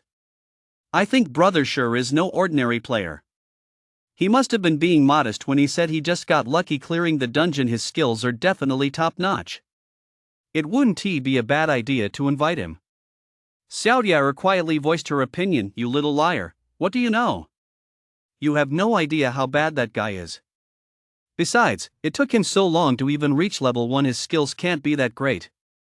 I could one-shot him with a single fire blast. Zhao shot Xiao Yao a glare and declared confidently. Alright, stop arguing. I have a feeling this sure is no ordinary player. Otherwise, why would he lead a group of newbies into the Hell-tier Silent Forest? We'll naturally see his skill level during the raid later. If he is good, I plan to recruit him into the God-slaying army. For now, let us just bid on the heavy guard armor first. Snow gave a sharp command. The crowd immediately fell silent, filled with shock. They never expected Snow to have such plans to actually let Sure join the God-slaying army. The God-slaying army was the elite of the elite within the Ouroboros Guild, composed of highly skilled masters selected from among 10,000. All guild resources were prioritized for the God-slaying army, making it the most powerful elite corps within the guild, second only to the guildmaster and vice-guildmaster. Countless virtual masters had strived tirelessly to join the God-slaying corps, yet the vast majority had been eliminated. Now, Sure, who had suddenly appeared out of nowhere, actually had a strong chance of joining. The others were green with envy. Snow ended the call, and Sure breathed a sigh of relief. Thankfully, he hadn't been discovered. If Snow found out he was the one who forged the Guardian armor, something terrible would likely happen. And he had no doubt Snow would resort to force if necessary. The titled goddess of ice and snow wasn't just for show. Her iron-fisted methods left countless experts in awe. Otherwise, she wouldn't be able to keep so many masters in check. However, something interesting had come to light from Snow's words. The numerous guilds in White River City were already placing great importance on the garrison armor, indicating that its reputation had spread far and wide. The demand for the garrison armor was likely at its peak right now. This was the perfect opportunity to sell it in bulk, make a fortune, and accumulate substantial capital. In a short while, the garrison armor wouldn't be worth nearly as much. I'll take a look at the epic quest first, then go back to forging the defense armor. Seeing this golden opportunity to make a fortune, Sure couldn't wait to rush back and start crafting the defense armor. However, the epic quest before him was more important. If he gave up halfway through, he would surely regret it for the rest of his life. The legendary achievements of 1,000 illusions, 1,000,000 extinctions were closely tied to this epic quest, so naturally, he wouldn't let this opportunity slip away. Following the winding alleys of the slums, it took him 20 minutes to reach the library. Along the way, Sure realized how much better it was to have a priest by his side. The NPCs who'd been planning to rob him all scattered the moment they saw Xiao Lian's attire. Otherwise, this journey would be taken at least an hour, spent constantly fighting these rats living in the sewers. And even if he killed those NPCs, he wouldn't have gained anything, not even experience points. He was so broke he was practically falling apart. The library in Red Leaf Town was in a sorry state, just a small 2-story building, completely neglected, with withered leaves scattered everywhere. Stepping inside, the room was thick with dust. The books on the wooden tables were long buried beneath it. It didn't look like anyone had lived there at all. It resembled a haunted house more than anything. I'm sorry, no one has been here in so long that I haven't had a chance to tidy up. Please, make yourself at home. Xiao Lian gave a faint smile and pointed to a dust-covered chair, seemingly oblivious to how rude this gesture was.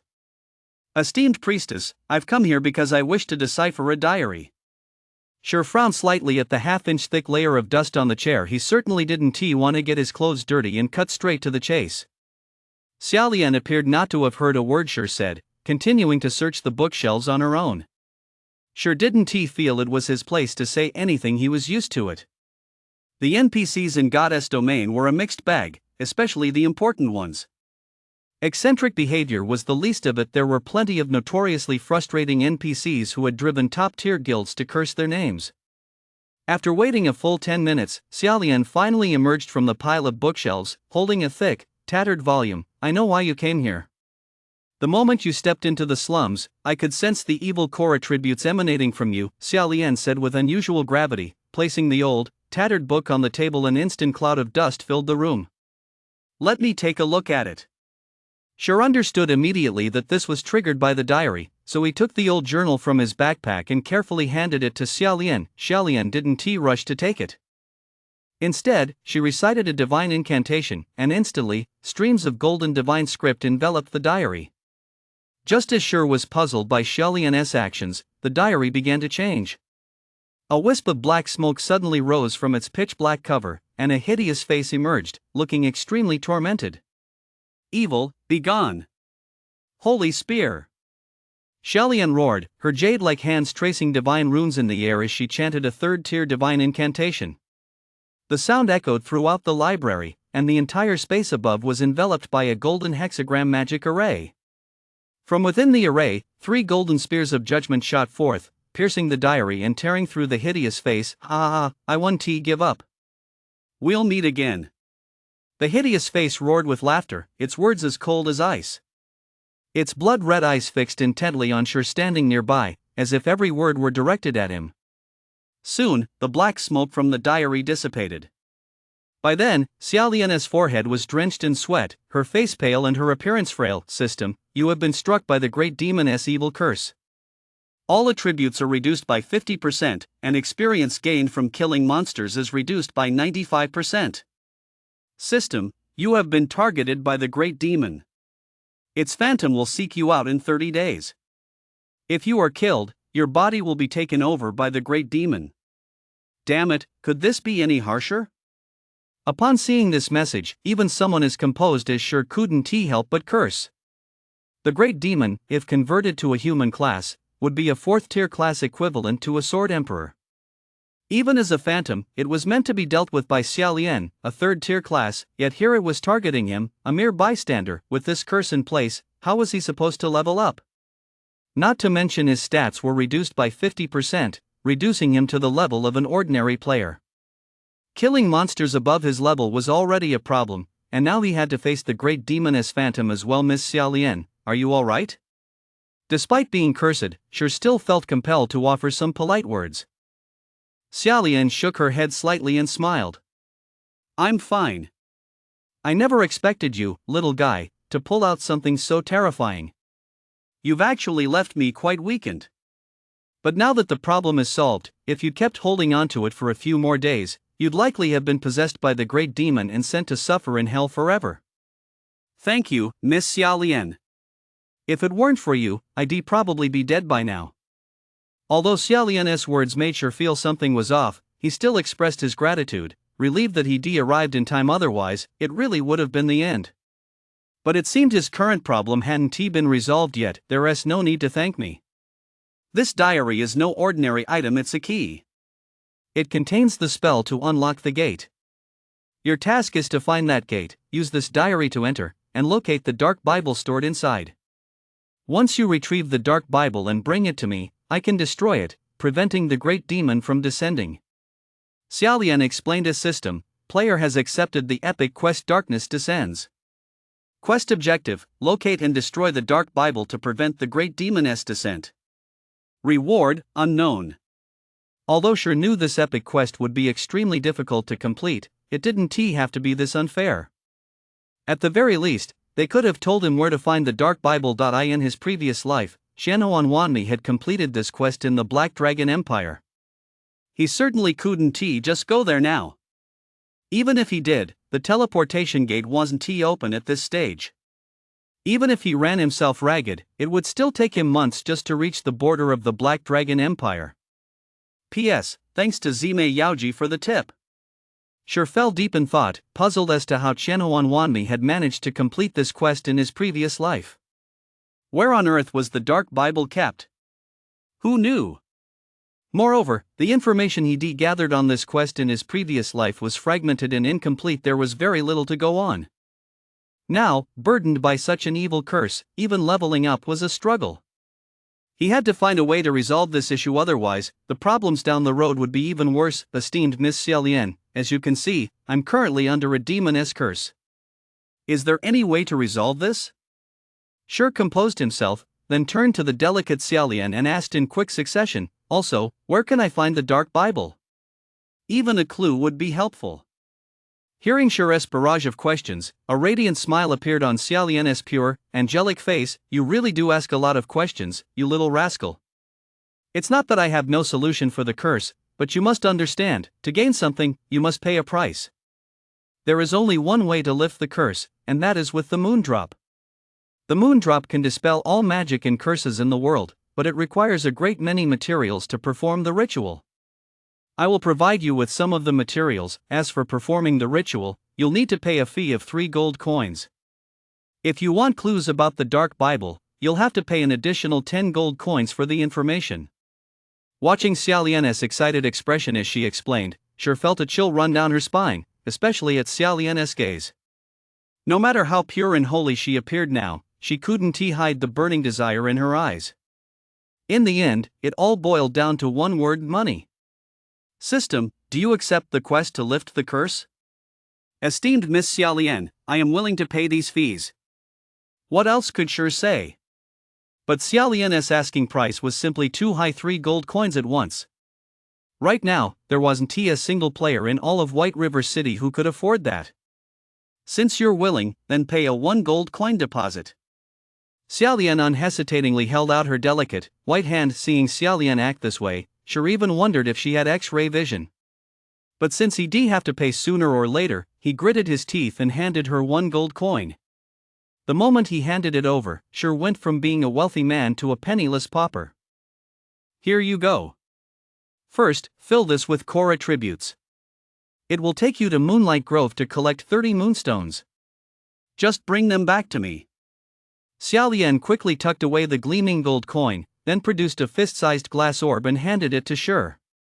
System, you have accepted the Moondrop's quest. The objective is to collect 30 moonstones and 2 gold coins to hand over to Xiaolian. The reward is the lifting of the great demon's evil curse. Shi picked up the glass orb and examined it. Teleportation orb. Upon use, it will instantly teleport you to Moonlight Grove and back. The usage requirement is to have 200,000 experience points stored. 200,000 experience points were enough for an average player to level up from just below level 0 to over level 7. For him right now, that was practically a death sentence. Monster kills yield 95% less experience. This means killing regular monsters of the same level yields virtually no experience. One must kill elite monsters at least 1 level higher to gain around 10 experience points. To accumulate 200,000 experience points, he would need to kill 20,000 elite monsters 1 level higher, a task that would take an eternity, especially since Red Leaf Town doesn't have that many elite monsters. It truly lives up to its reputation as an epic quest. It's definitely tough. Shi gave a wry, helpless smile. In his previous life, even with the support of a top-tier guild like the Temple of Illusion, he had barely managed to complete this quest. Without the backing of a top-tier guild, completing it would be an almost impossible feat. However, once completed, the rewards would make the effort seem trivial. Compared to this reward, even a magical artifact would pale in significance. That was precisely what had cemented the 1,000 Illusions, 10,000 Destruction Guild's reputation and turned the Temple of the Illusory World into a future colossus, far surpassing even the Ouroboros Guild. Although he lacked the backing of a top-tier guild, he was a reincarnated player and possessed significant advantages. At the very least, when it came to earning gold, he wouldn't be outdone by any top-tier guild. It seems I'll have to go back and forge the armor of defense first. Shi put away the crystal ball and left the library, intending to earn enough gold coins first. As for the matter of accumulating 200,000 experience points, he would figure that out later. By the time he returned to the trade district, dawn had broken. Many players had already gone out to level up and slay monsters, leaving the streets noticeably emptier. Shi headed straight to the bank vault to retrieve the materials and Philosopher's Stone needed for crafting. Just as he was making his way to the smithing guild, a system message popped up. System, the heavy defense armor you listed on the auction house has been sold. After deducting fees, 31 silver and 53 copper have been deposited into your inventory. Is it really worth that much? Sure was taken aback. It was just a level 3 garrison heavy armor with stats comparable to dark iron rank at most. It should have fetched 20 silver coins. The fact that it sold for over 30 silver coins showed just how desperate these guilds were for garrison armor. This good news gave him even more motivation. He couldn't wait to craft 100 pieces of garrison armor right then and there to sell them off and make a killing. So Sure activated Windstride and rushed to the smithing guild. Without a word, he rented an intermediate smithing room for 10 hours. If he didn't make money off those guilds right now, he'd be doing a disservice to his rebirth. Inside the smithing room, Sure refined all the stone materials he collected and threw himself into crafting the garrison armor. When the first piece of garrison armor was successfully forged, system, successful forging of the guardian armor. +2 forging proficiency. 800 EXP gained. System, do you wish to store the gained EXP in the teleport orb? Sure suddenly stopped what he was doing, brought up the system interface, and studied it closely. 800 EXP from forging? Sure propped his chin on one hand and pondered for a moment, then burst into laughter. I was so anxious I completely forgot the curse only applies to experience gained from killing monsters. It doesn't affect bonus experience. Although forging a single piece of equipment takes quite a bit of time, if the success rate is high, the leveling speed is much faster than normal player progression, not to mention the current situation where experience is reduced by 95%. With such a clever workaround, the difficulty of the quest was drastically reduced. Plus, with his book of forging, the success rate for crafting the garrison armor was as high as 60%. His leveling speed was far faster than that of even the most skilled players, and it wouldn't take long to save up 200,000 experience points. This way, he did not only make money but also earn enough experience. It was like killing 2 birds with 1 stone, and it felt absolutely amazing. I doubt even Qianhuan Wanli could have imagined such a quick method to lift the curse. With that thought, Sure immediately set the system's experience allocation to 100% and stored it in his teleportation orb. He then picked up the ore to smelt it and began happily crafting equipment. As his mood improved, Sure's movements became much lighter and more nimble than before. The rhythm of the 100 refining hammer striking the anvil was like a moving melody. When Sure snapped back to reality, he stared at the guardian armor before him and froze in shock. P.S. Thanks to Zime Yaoji for the tip. The guardian armor now looked completely different. Its design had changed drastically, and its color had turned a pale gold. It was no longer the guardian armor at all. Oh no! Sure realized he had failed. While crafting the equipment earlier, he had been so caught up in his excitement that he hammered away however he pleased, completely distorting the appearance of the guardian armor, and he even felt quite pleased with himself. Still, the armor's new look was incredibly cool. Wearing it would surely make him look imposing. He immediately tapped the data monitor. This time, it took the system a full 10 seconds to reach a conclusion. Untitled, bronze rank plate armor, requires 12 core attributes, level 3, defense plus 23, core attributes plus 3, core attributes plus 3, health plus 120, durability 35, passive ability, healing power increases healing received by 10%, restricted to shield warriors and guardian knights. System, successfully forged an unknown piece of equipment. Added 3 points to forging proficiency. Earned 1,100 experience points. System, congratulations to the player for being the first in Goddess domain to craft a brand new bronze rank piece of equipment. Earned 3,000 experience points and received a rune hammer dark iron rank, which increases the success rate of forging by 5%. At system, please name this piece of equipment. You may also engrave a personal mark upon it. Sure was slightly taken aback by these prompts. He hadn't expected to have successfully modified the guardian armor by accident and even forged a brand new bronze piece of equipment. His luck was truly remarkable. The stats had already reached the level of standard dark iron rank equipment. It was only the materials that fell short, otherwise it would have been a genuine dark iron rank piece. In Goddess domain, players can create equipment, though this is an extremely difficult task. It requires not only a deep understanding of smithing but also in-depth knowledge of various materials. Only after hundreds of trials is it possible to forge decent new gear. Players who aim to forge new gear generally don't start until they reach the rank of advanced blacksmith. After all, To become a master blacksmith, one not only needs sufficient skill but must also personally craft 3 brand new dark iron rank items and 1 brand new mithril rank item. Precisely because of the challenge of crafting entirely new gear, players who achieve the rank of master blacksmith are few and far between. Yet he had inadvertently forged a brand new bronze piece of equipment, though much of the credit for this goes to the effects of the Book of Blacksmithing. Since the armor has a pale golden hue and emits a faint glow, let us call it the glowing breastplate. Sure confirmed the new name immediately, then left a black flame mark on a corner of the armor. This mark served as the blacksmith's signature in the future. Anyone seeing this mark would know the item was crafted by a certain master, and it also served as an authentic anti-counterfeiting seal.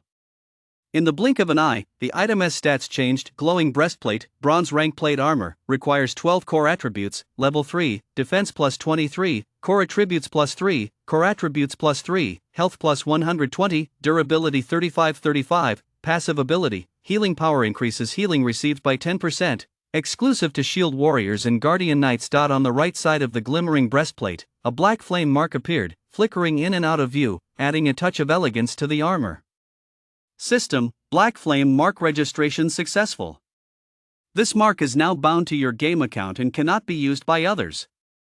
System: Naming successful. A glimmering breastplate blueprint has been automatically generated. Players can create their own glimmering breastplate blueprints for others to learn and forge. Suddenly, a new tab appeared in Sure's system interface titled Forging Blueprints, allowing players to create their own blueprints. Upon seeing this tab, Sure was overjoyed. This was the benefit of being an original creator. As long as he had a drawing pad and a pen, he could create as many glimmering breastplate blueprints as he wanted. This was a privilege reserved only for originals, and blueprints were far more valuable than the equipment itself. In his previous life, countless master smiths had tirelessly researched various materials and employed every method to forge new gear. Aside from striving to become grandmasters of smithing, their primary goal was to create original blueprints. This was the true source of their immense wealth. Crafting blueprints was effortless. They could churn out dozens or even hundreds in a matter of minutes. Otherwise, if they spent all their time forging gear themselves, how much could they possibly produce after working themselves to the bone? With the glimmering blueprint, making 10 gold coins is a breeze. It might even fetch 30 or 40 gold coins. After all, there are countless players in the White River City region, and guilds are everywhere. Sure then proceeded to craft the glimmering chestplate instead of the defender's armor. While both use the same materials, the glimmering chestplate looks cooler and offers better stats. There was another benefit to creating original designs. Crafting gear you designed yourself increased the success rate by 10% and made it easier to add special effects. As long as he could build a reputation for the glimmering breastplate, he wouldn't have any trouble selling the blueprints. Time passed slowly. Sure was completely absorbed in crafting, his mind focused solely on money. 1 gold coin, 2 gold coins, 3 gold coins. One by one, gleaming golden pieces of equipment filled the forge.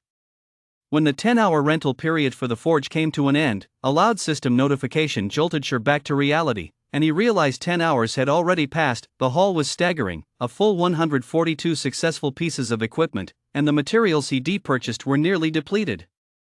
The stats on these items varied. The difference lay in their healing effects, ranging from 5% to 12%.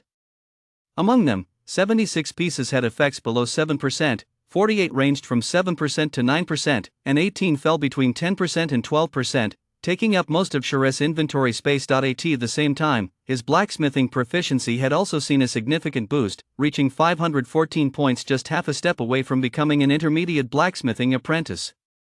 Sure took out his teleportation orb to check his stored experience points had reached nearly 150,000. With just a few more hours of effort, he could hit 200,000 experience points and head to Moonlight Grove. This rate of experience gain was 2 or 3 times faster than that of the leaders of top-tier guilds. After leaving the blacksmithing guild, Sure headed to the auction house. By now, some casual players should have reached level 3, while many high-level players have likely hit level 4. Only the top players are nearing level 5 after all. The experience required to go from level 4 to level 5 is massive, 3 or 4 times that of the jump from level 3 to level 4. This was the perfect time to sell level 3 bronze gear. 10 hours had allowed guilds to accumulate considerable wealth, making it an ideal opportunity to cash in. If he waited much longer, prices would likely drop significantly upon entering the auction house, Schur noticed that the number of guild supply officers had dwindled. For some reason it seemed their enthusiasm for the garrison armor had waned. "Hey, buddy, why has the auction house suddenly gotten so quiet?" Schur asked, approaching a supply officer from a guild. The tall, bespectacled supply officer looked slightly surprised and explained, "Have you been out grinding monsters the whole time? You didn't even hear about this major event?" "Yeah, I just got back. I was out in the wild gathering materials to make some money." "That garrison armor is super popular, right? I wanted to come back and buy one too." Schur nodded. "No wonder you didn't know. 3 hours ago, a player named One Hammer Deal sold a bunch of level 3 bronze plate armor. Although the stats aren't quite as good as the garrison armor, the price is super cheap, only 4 silver coins. Plus, he said that if you contact him for bulk orders, he'll give you a discount." Naturally, every guild rushed to place orders. "It's insanely popular. Who's going to wait here for the garrison armor now? One-time deal?" Schur asked, wanting to confirm. "That's right." He even posted a thread on the official forum accusing the black-hearted blacksmith who made the Guardian armor. That post has over 7 million views now, instantly making him a big name in the White River City region. I hear many major guilds have extended offers, offering high prices to recruit him. As he spoke, the support player looked envious, wishing he could become One-Time Deal himself and live a life of luxury with fancy cars and beautiful women. Schur just smiled, turned, and walked over to an empty seat on the other side. He sat down and opened the official forum, wanting to take a good look at this One-Time Deal who had nearly scammed him in his previous life. One-Time Deal hadn't risen to prominence so quickly. Before being recruited by the Shadow Guild, he had been playing Goddess Domain with dozens of classmates. With their support and a few serendipitous encounters, he became an intermediate forging apprentice. Only then did he meet the Shadow Guild's leadership. At that time, intermediate forging apprentices were rare, and bronze equipment crafted through forging was selling like hotcakes. The Shadow Guild wanted a piece of the action, so they paid a hefty sum to hire One-Time Deal. With the Shadow Guild's continuous funding, One-Time Deal made a name for himself, becoming a somewhat famous blacksmith and earning the Shadow Guild a tidy profit. Furthermore, with his natural talent for blacksmithing and the Shadow Guild's strong backing, One Hammer Deal rose to become a master blacksmith. Even when he encountered the guild master himself, he paid him no mind, looking down on him completely. In the end, Xiangba Tianxia acquired the Shadow Guild, and the Lanhua conglomerate gladly agreed. Among the key supporters was One Hammer Deal, who had rallied several master smiths and master alchemists to back the deal. Otherwise, the Lanhua conglomerate wouldn't have agreed so readily and simultaneously fired him. Schur opened the Star Moon Kingdom's forum, feeling a pang of sorrow at the caprices of fate. Just as his Guardian armor was selling like hotcakes in this life, One Hammer Deal had come along to cut off his source of income. It had to be said, One Hammer Deal and he were fated to clash. He had stolen One Hammer Deal's forging talent, and now One Hammer Deal had turned the tables to cut off his income. Scrolling through the Star Moon Kingdom's forum, Schur soon spotted a red pin post. "Upholding justice starts with me. We must not let unscrupulous blacksmiths run rampant," signed by a conscientious blacksmith. Reading those bold, crimson characters, Schur furrowed his brow slightly. What on earth was this about? The view count had already surpassed 10 million. Out of curiosity, he clicked on the post. He found a lengthy, rambling diatribe over 10,000 words that meticulously detailed how a bronze tier item cost less than a single silver coin to produce, yet the unscrupulous Schur was selling it for a whopping 30 silver coins. It was pure extortion, the post claimed, which is why the author had decided to speak out. He vowed to sell level 3 bronze gear. It cost just 4 silver coins to cover his expenses. Citing the low success rates involved, the post garnered widespread support from players, who vowed never to buy the garrison armor again and pledged their support for this One-Time Deal of integrity. After reading it, Schur was completely speechless. The entire post was designed to smear him, elevate the One-Time Deal concept, and imply that he, too, could forge bronze equipment. This was clearly a ploy to climb the ranks by stepping on him, boosting his own value and fame so that major guilds would extend olive branches. A publicity stunt designed to drive up his market price. However, Schur had to admit that One-Time Deal had succeeded. Not only was his popularity skyrocketing, but many second-tier guilds had sent invitations, and even a top-tier guild was willing to discuss a partnership with one-time deal. Damn it, not only is he cutting off my income stream, but he is also trying to climb the ladder by stepping on me. Suresh' anger, fueled by his 2 lifetimes of experience, had reached its limit. He was determined to teach one hammer deal a lesson. Is an unlimited supply of level 3 bronze plate armor really that impressive? If he hadn't tried to climb the ladder by stepping on me, I wouldn't want anything to do with one hammer deal anymore. But since he has provoked me, he better be prepared to pay a heavy price. To sure, one-time deal's string of accusatory posts and data was nothing short of laughable. A junior blacksmithing apprentice has only a 5% success rate when crafting a level 3 bronze piece of equipment. However, judging by one hammer deal's data, it's clear they not only obtained the blueprints for the bronze equipment but also acquired something to boost their success rate. Combined with the use of an intermediate forge, their success rate should be around 20%. That is why they dared to make such bold claims and produced a significant number of items to prove their point. However, according to Suresh's speculation, in order to boost his reputation, one hammer deal must be losing nearly 1 silver coin on every piece of bronze equipment he sells.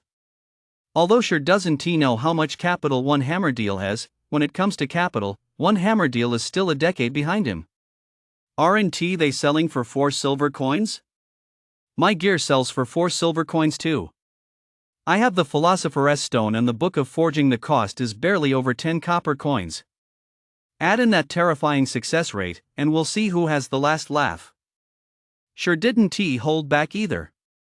He immediately posted an anonymous thread on the forum titled "Top Tier Plate Armor Appears in the Auction House," then pulled up the auction house interface and listed 20 of the worst quality glimmering breastplates. The healing power of the glimmering breastplate is remarkably effective for a raid tank, outperforming even the garrison armor. Compared to the Wildman breastplate from One Time Deal, it's 2 tiers above. Players will naturally know which one to choose. One Time Deal, aren't you after fame? I'll give you massive fame and make you a sensation.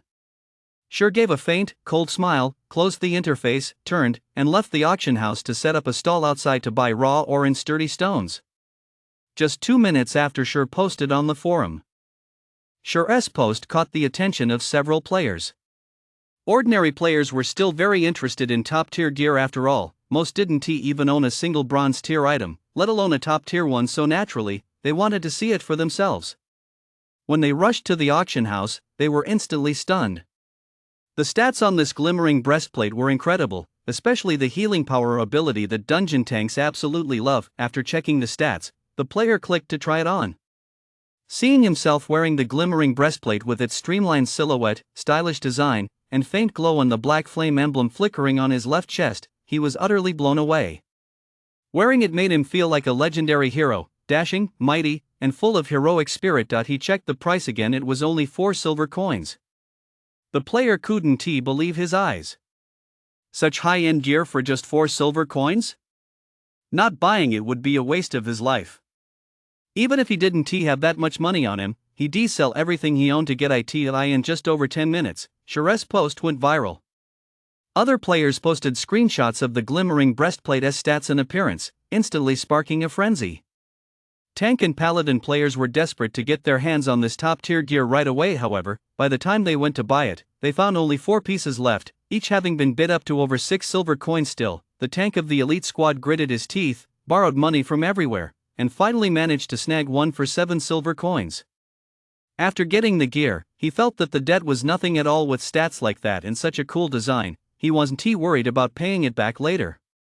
Thinking of this, the shield warrior couldn't stop grinning from ear to ear. From the moment Sure put the glimmering chest guards up for sale until they were sold out, all 20 pieces were gone in just 20 minutes. Their popularity far exceeded that of the garrison armor. In fact, quite a few players who managed to buy them posted screenshots on the official forum to show them off. In the past, forming a party meant begging everyone for help, but now, with just a casual shout and a glance at his impressive gear, more than a dozen elite squads immediately sent him invitations, leaving him free to pick and choose his party. As more and more people took notice of the glimmering breastplate, players who missed out were kicking themselves, wishing they'd borrowed money to buy one, only to find there were none left for sale. Meanwhile, the blacksmith's guild in Jinsha town is overflowing with people. The spacious hall is packed with players, all of whom are representatives from various guilds. They come here with a single purpose: to invite one hammer deal to join their guild. Among the guilds present, many are well known, and there are even representatives from major third-tier guilds. Under normal circumstances, these representatives would certainly be haughty and would treat casual players with an air of superiority. Even so, those casual players would still rush to greet them with utmost respect, often becoming so emotional they weep and swear undying loyalty to the guild, quickly signing contracts to become part of the major guild. But times have changed. The guild leadership has repeatedly emphasized that they must recruit one hammer deal at all costs or else they might as well quit. That's why these guild spokespeople are now standing in the lobby like obedient little dogs, waiting to be summoned by one hammer deal. In the intermediate smithing room on the second floor, bro hammer, you're so awesome, I'm totally in awe of you. When I went to recruit at those third-rate guilds before, they wouldn't hire me no matter what. Now they're all waiting like little boys, and you can't even shoo them away. A curvaceous female priest in her 20s wrapped her arms around one hammer deal's burly arm, pressing her flat chest against him as she gushed with admiration. One hammer deal had a rugged appearance, a thick beard, small eyes, and sallow skin. He looked to be in his 30s, but no one would have guessed he was actually just a college student in his early 20s. Ha, it's nothing. Thanks to some idiot clearing the way while hiding his name, all the major guilds now know how important I am. I really should thank him. One-time deal grinned widely, secretly praising his own cleverness for thinking to leverage that blacksmith's fame had led to his current good life and made him an idol among casual players. Once I join a top-tier guild and work my way into the upper echelons, that's when things will really get exciting. Right now, I'm just testing the waters. Let those third-rate guilds wait outside at LL only boost my value and reputation. Bro, what are we gonna do with all these orders we've got now? An assassin asked. One hammer deal shot the assassin a withering glance and sneered, who gives a damn about them? We're losing nearly 2 silver coins on each piece. Do they really think I'm running a charity? We've achieved our goal now. We just need to wait for the top-tier guilds to come calling. Ignore everyone else, just tell them we're too busy to take on more work. To climb the ranks, he used up all his classmates' silver coins and spent a hefty amount of credits buying materials and silver coins just to craft over 10 Wildman breastplates. Selling them for as much as 4 silver coins each had left him in the red, but now it was all worth it. As long as he was accepted into a top-tier guild, he'd have unlimited access to materials, a hefty monthly salary, and a whole bunch of female players to choose from. Just thinking about it was pure bliss. Suddenly, a berserker walked in, looking extremely anxious. What's the matter, Xiangzi? You look so flustered. Did the top brass from a top-tier guild show up? One-time deal teased, it's a disaster. A bunch of top-tier gear has just popped up at the auction house. Players on the official forum are buzzing about it, and the view count is skyrocketing. It's already over 5 million hits. Lots of guilds have taken notice, and just like before, these items are being sold anonymously with a starting bid of 4 silver coins. Everyone suspects it's the work of that same blacksmith. No one cares about you anymore, boss. Plus, several top-tier guilds have already posted statements on the forum offering high salaries to hire that blacksmith as their chief blacksmith. People from those big guilds downstairs are also leaving in droves to head to the auction house. Hearing Xiangzi say this, one hammer deal's expression froze. He had barely managed to attract the attention of the top-tier guilds, and now that anonymous blacksmith had stolen the spotlight. If he didn't reclaim the spotlight, those top-tier guilds would likely forget all about him. You've got some nerve, stealing my spotlight and my position. Don't blame me for being ruthless.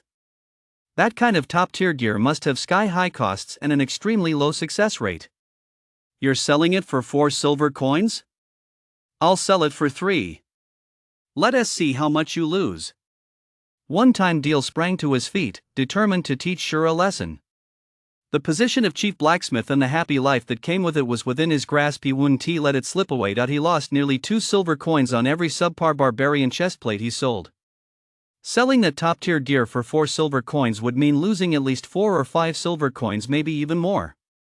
He didn't believe Shur could keep that up indefinitely. But boss, we don't have much silver either. We can barely afford to craft less than 10 barbarian chestplates, Xiangzi said worriedly. What's there to fear? I've got some capital. If it comes down to it, I'll just spend a few more credits on materials and silver coins. I don't believe I can't beat that kid. You know, every piece of gear he sells costs him 2 or 3 times more than it does us. What's there to be afraid of? One Hammer deal was brimming with swagger and confidence.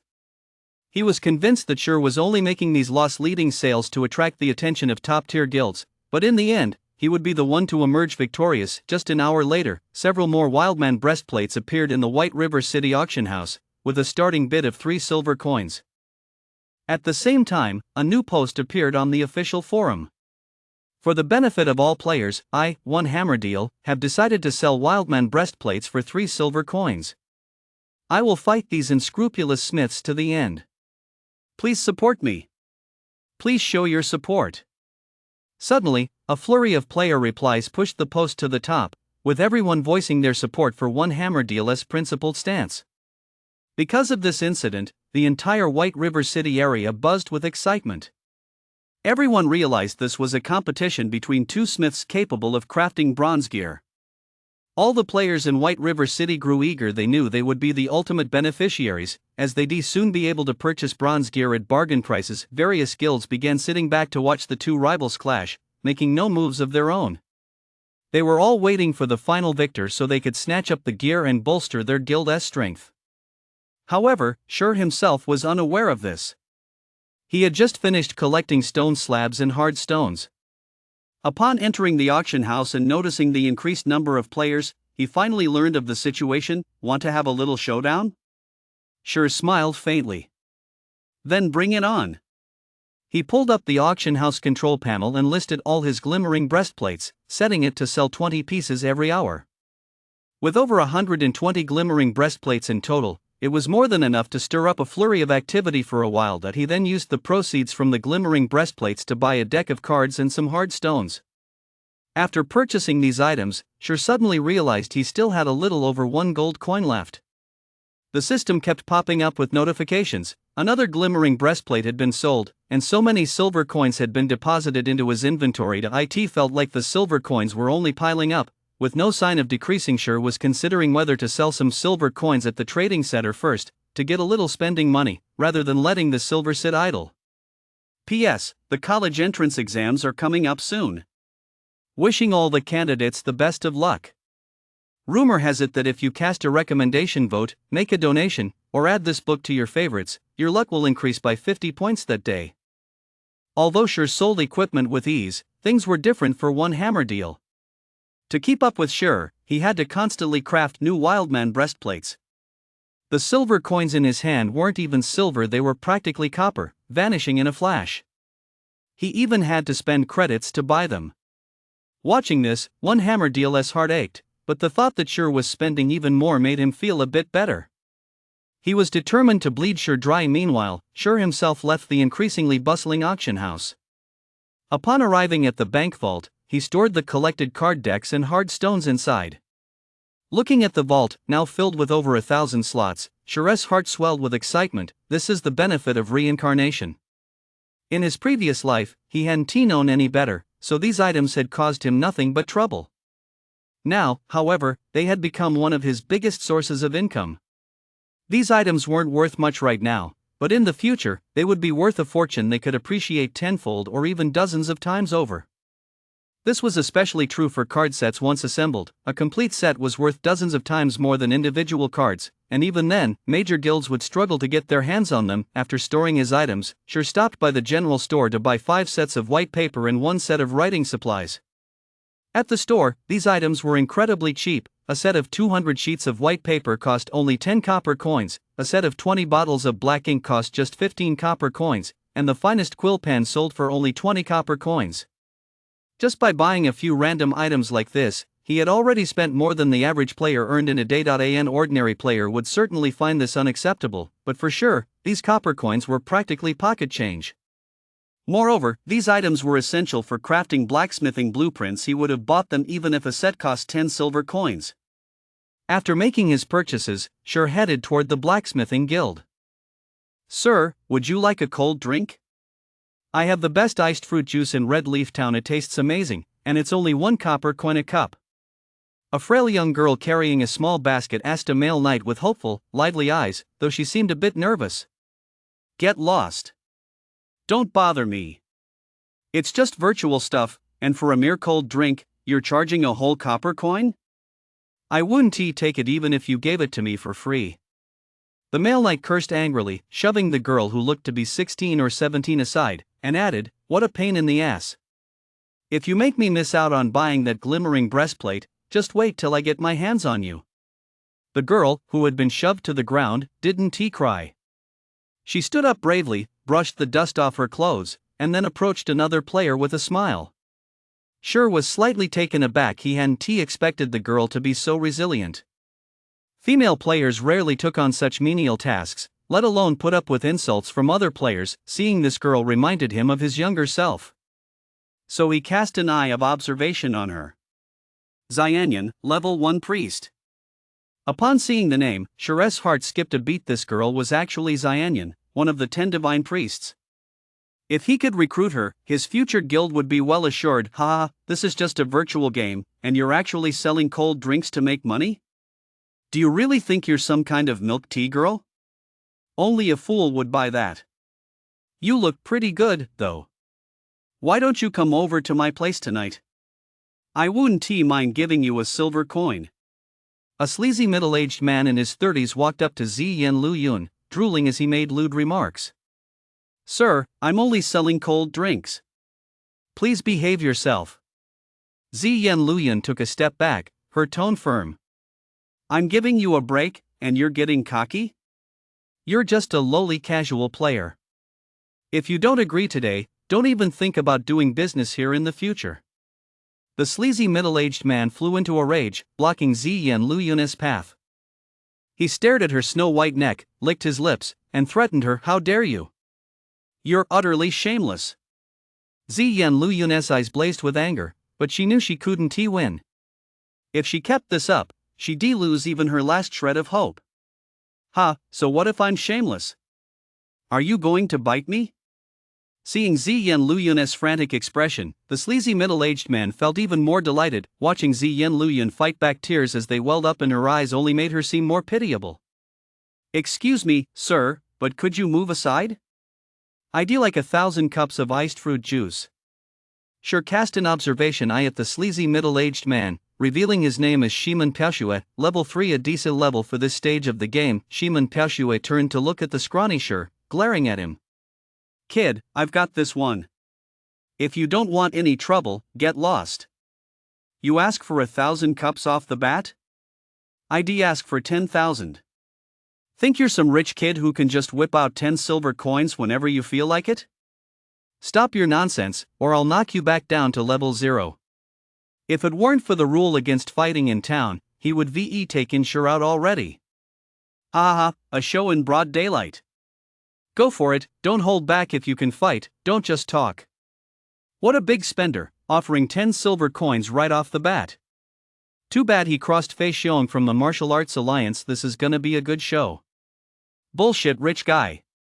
I think he's just putting on a show. If he really pulls out 10 silver coins, I'll eat my own shit live on stream. A crowd of onlookers stopped in their tracks to watch, buzzing with speculation about Shure's actions. Shure paid no attention to Counselor Shiman Piaoxue. He grabbed Shiman Piaoxue by the shoulders and gave a slight tug. Before Shiman Piaoxue could react, he was already kneeling on the ground. No matter how hard he strained, even as his face turned crimson, he couldn't get back up. The onlookers were completely dumbfounded. How dare he? Fighting right here in Red Leaf Town, wasn't he afraid of getting arrested by the guards and thrown in the dungeon? And that player, how did he manage to subdue a level 3 guardian knight with just one hand? Kid, you're done for. Just wait for the guards to come after you. Shiman Piaoxue turned to Shure and sneered. But after waiting quite a while, no guard showed up. Shure paid Shiman Piaoxue no mind at all, holding him firmly down so he couldn't move. He looked at Ziyan Luyun, pulled out 10 silver coins with his other hand, and said, "Thanks, 1,000 cups of iced fruit juice." Instantly, the players on the street who had been gossiping fell silent, their eyes nearly popping out of their heads. That was 10 silver coins, not 10 copper coins. These days, even having a single silver coin made them feel rich, yet Shure had casually pulled out 10. Just how wealthy was this Shi? Could he really be a rich guy? Ziyan Luyun rubbed her eyes, staring at the 10 gleaming silver coins in Shi's hand, utterly stunned. She had originally thought Shi was just trying to help her by saying that, but she never expected him to actually pull out 10 silver coins to buy 1,000 cups of unwanted cold drinks. Shiman Piaoxue was also stunned, though his shock quickly turned to greed. He thought about snatching those 10 silver coins for himself, enough to buy a glimmering breastplate with money to spare. Kid, I'm from the Martial Arts Alliance. If you don't want to be killed and demoted back to level 0, hand over 20 silver coins right now, and I might consider letting you off. Otherwise, you'll face the consequences. Shiman Piaoxue stared intently at the 10 silver coins, his voice cold with menace. Shi completely ignored Shiman Piaoxue. Seeing that Ziyuan Luyun hadn't responded for a while, he asked, "Don't you have that many cold drinks?" I only have 156 cups of iced fruit juice here. How about you give me 1 silver coin, and I'll sell you all of them? Ziyan Luyun was worried Shi might get angry. What if he decided not to buy them? At the same time, to thank Shi, she offered them at a discount. Alright, I don't know how long it'll take you to make 900 cups of iced fruit juice, but I'll take them all. Shi thought for a moment, then nodded and asked. The onlookers were dumbfounded. What was he up to? Did this kid even know the value of 10 silver coins? Could it be that he'd really taken a fancy to this girl and wanted to seduce her? I'm very slow at making iced juice. If you're willing to wait, sir, it'll take 30 hours. Ziyan Luyun was overjoyed, but realizing how slow she was, she feared Shi might change his mind. She hurriedly spoke up, holding up 5 fingers and said, "Or, for 900 cups, I'll only charge you 5 silver coins." Seeing Ziyan Luyun's nervous expression, Shi chuckled. No need. I can afford the full price. If you really sold them to me for 5 silver coins, you wouldn't make much profit anyway. Shi waved his hand. He wasn't in a rush to recruit Ziyan Luyun, but he had absolutely no intention of letting her slip away. Acting too eager would only arouse suspicion. It was better to build a rapport first. No one would have imagined that Ziyan Luyun, one of the 10 divine priests, would look like this. He was a divine priest. A genuine 6th tier profession. Even 10 years from now, few in the world would reach that level. Even Qian Huan Mia would only be a 5th tier peak Holy Spirit by then. Yet for a divine priest to be playing a lifestyle profession in the early stages of Goddess Domain was truly a waste of talent. Generally, in Goddess Domain, players without specialized skills resort to other means to make money.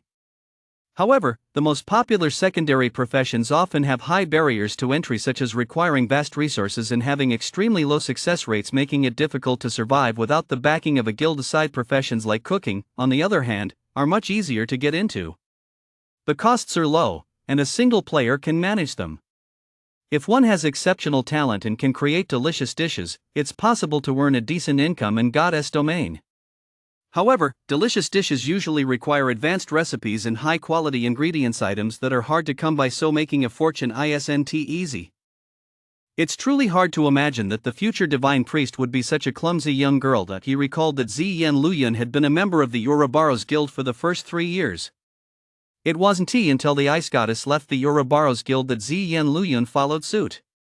From then on, she remained a solo player until she became a 4th-tier archpriest. Countless top-tier guilds offered staggering sums to recruit her, and the Ouroboros Guild tried time and again to bring her back, but she didn't even give them a second glance. This infuriated the top-tier guilds.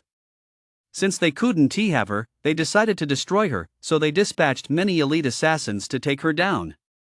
However, not only did they fail to destroy Ziyan Luyun, but she grew even stronger, decimating these guilds. Soon after, she advanced to the 5th-tier profession of Radiant Holy Priest, leaving those top-tier guilds even more helpless. Eventually, Ziyan Luyun became a 6th-tier divine priest and began settling scores with each of these guilds one by one. The guilds had no choice but to pay a heavy price to settle the matter, which ultimately elevated Ziyan Luyun to the ranks of the world's top 10 divine priests. This left the Ouroboros Guild's leadership filled with regret, wondering why they hadn't managed to keep her back then. This incident has long been a source of ridicule among guilds, who mock the Ouroboros Guild's incompetent leadership. They failed to utilize capable individuals, instead relying on those they favored or who flattered them, a decision that ultimately cost them the opportunity to become a super guild. However, Sure noticed that Ziyan Luyan currently bore no guild insignia. Coupled with her performance in her previous life, Sure surmised that Ziyan Luyan must have been taken under the wing of the ice and snow goddess, who had recognized her talent and shown her favor. This was likely why Ziyan Luyan left the Uroboros guild after the ice and snow goddess stopped playing goddess domain, and now that Ziyan Luyan had met the ice and snow goddess, this was his golden opportunity. Even if she wasn't up to par right now, she possessed the potential to become a divine priestess. With proper cultivation, she would surely become one in the future. Hearing Sure say this, Ziyan Luyan, who wasn't a fool, nervously stared at him, her hands covering her not so ample chest as she took a step back. Sir, I only sell iced fruit juice, nothing else. If you've changed your mind, you can take your money back. Ziyan Luyan handed over the single silver coin she just received, though her eyes still betrayed a hint of reluctance. Just when she was at her wit's end, someone had suddenly appeared, ordering 1,000 cups of iced fruit juice, willing to wait 30 hours, and refusing to lower the price. If Sure claimed he had no ulterior motives, she wouldn't believe it for the life of her. Not just Ziyan Luyan, even the onlookers didn't believe it. If he didn't have an ulterior motive, why would he go to the trouble of rescuing someone, let alone shell out 10 silver coins to buy something no one would drink? Sure looked at Ziyan Luyan's wary gaze and movements, then glanced at her flat chest and burst out laughing. You're really overthinking this. I have absolutely no interest in someone as flat as you.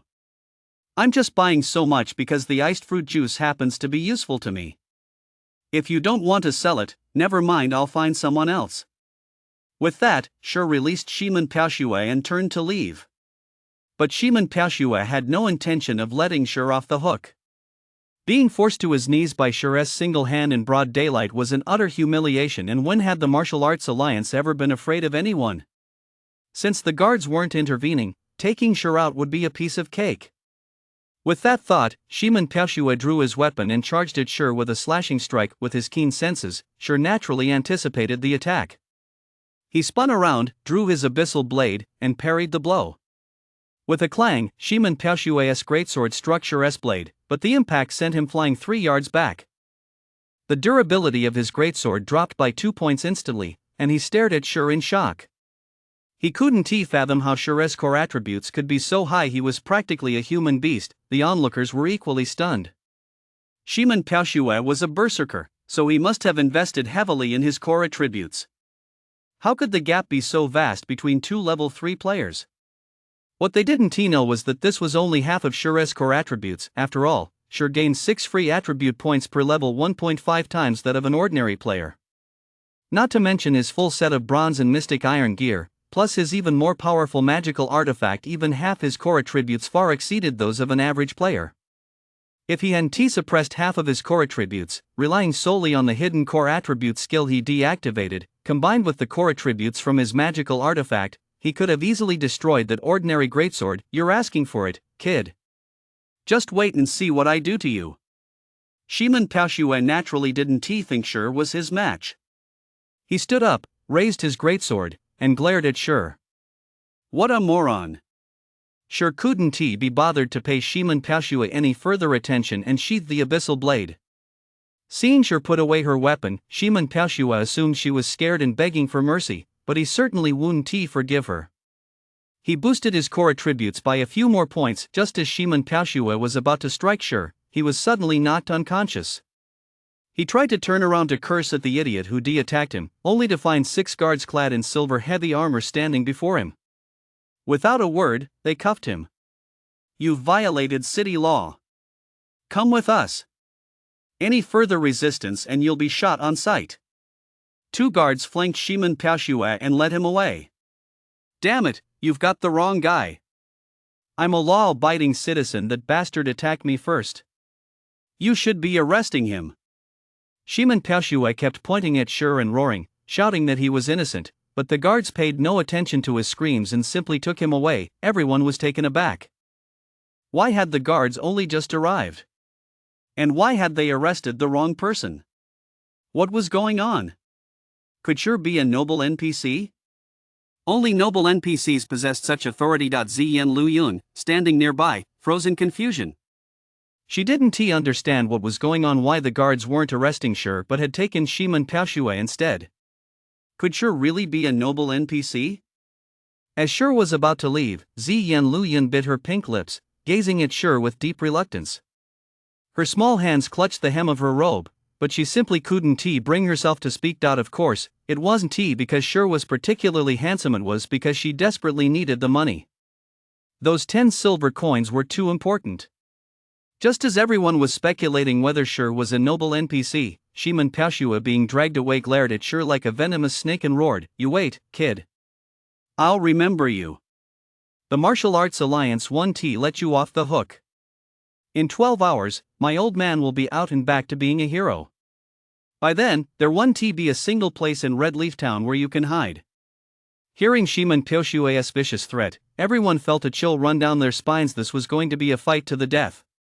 But now, no one dared to underestimate Sher anymore. Just from that move alone, it was clear Sher was no ordinary player. The Martial Arts Alliance was a guild with a certain reputation in Red Leaf Town and was well known in other martial arts MMORPGs.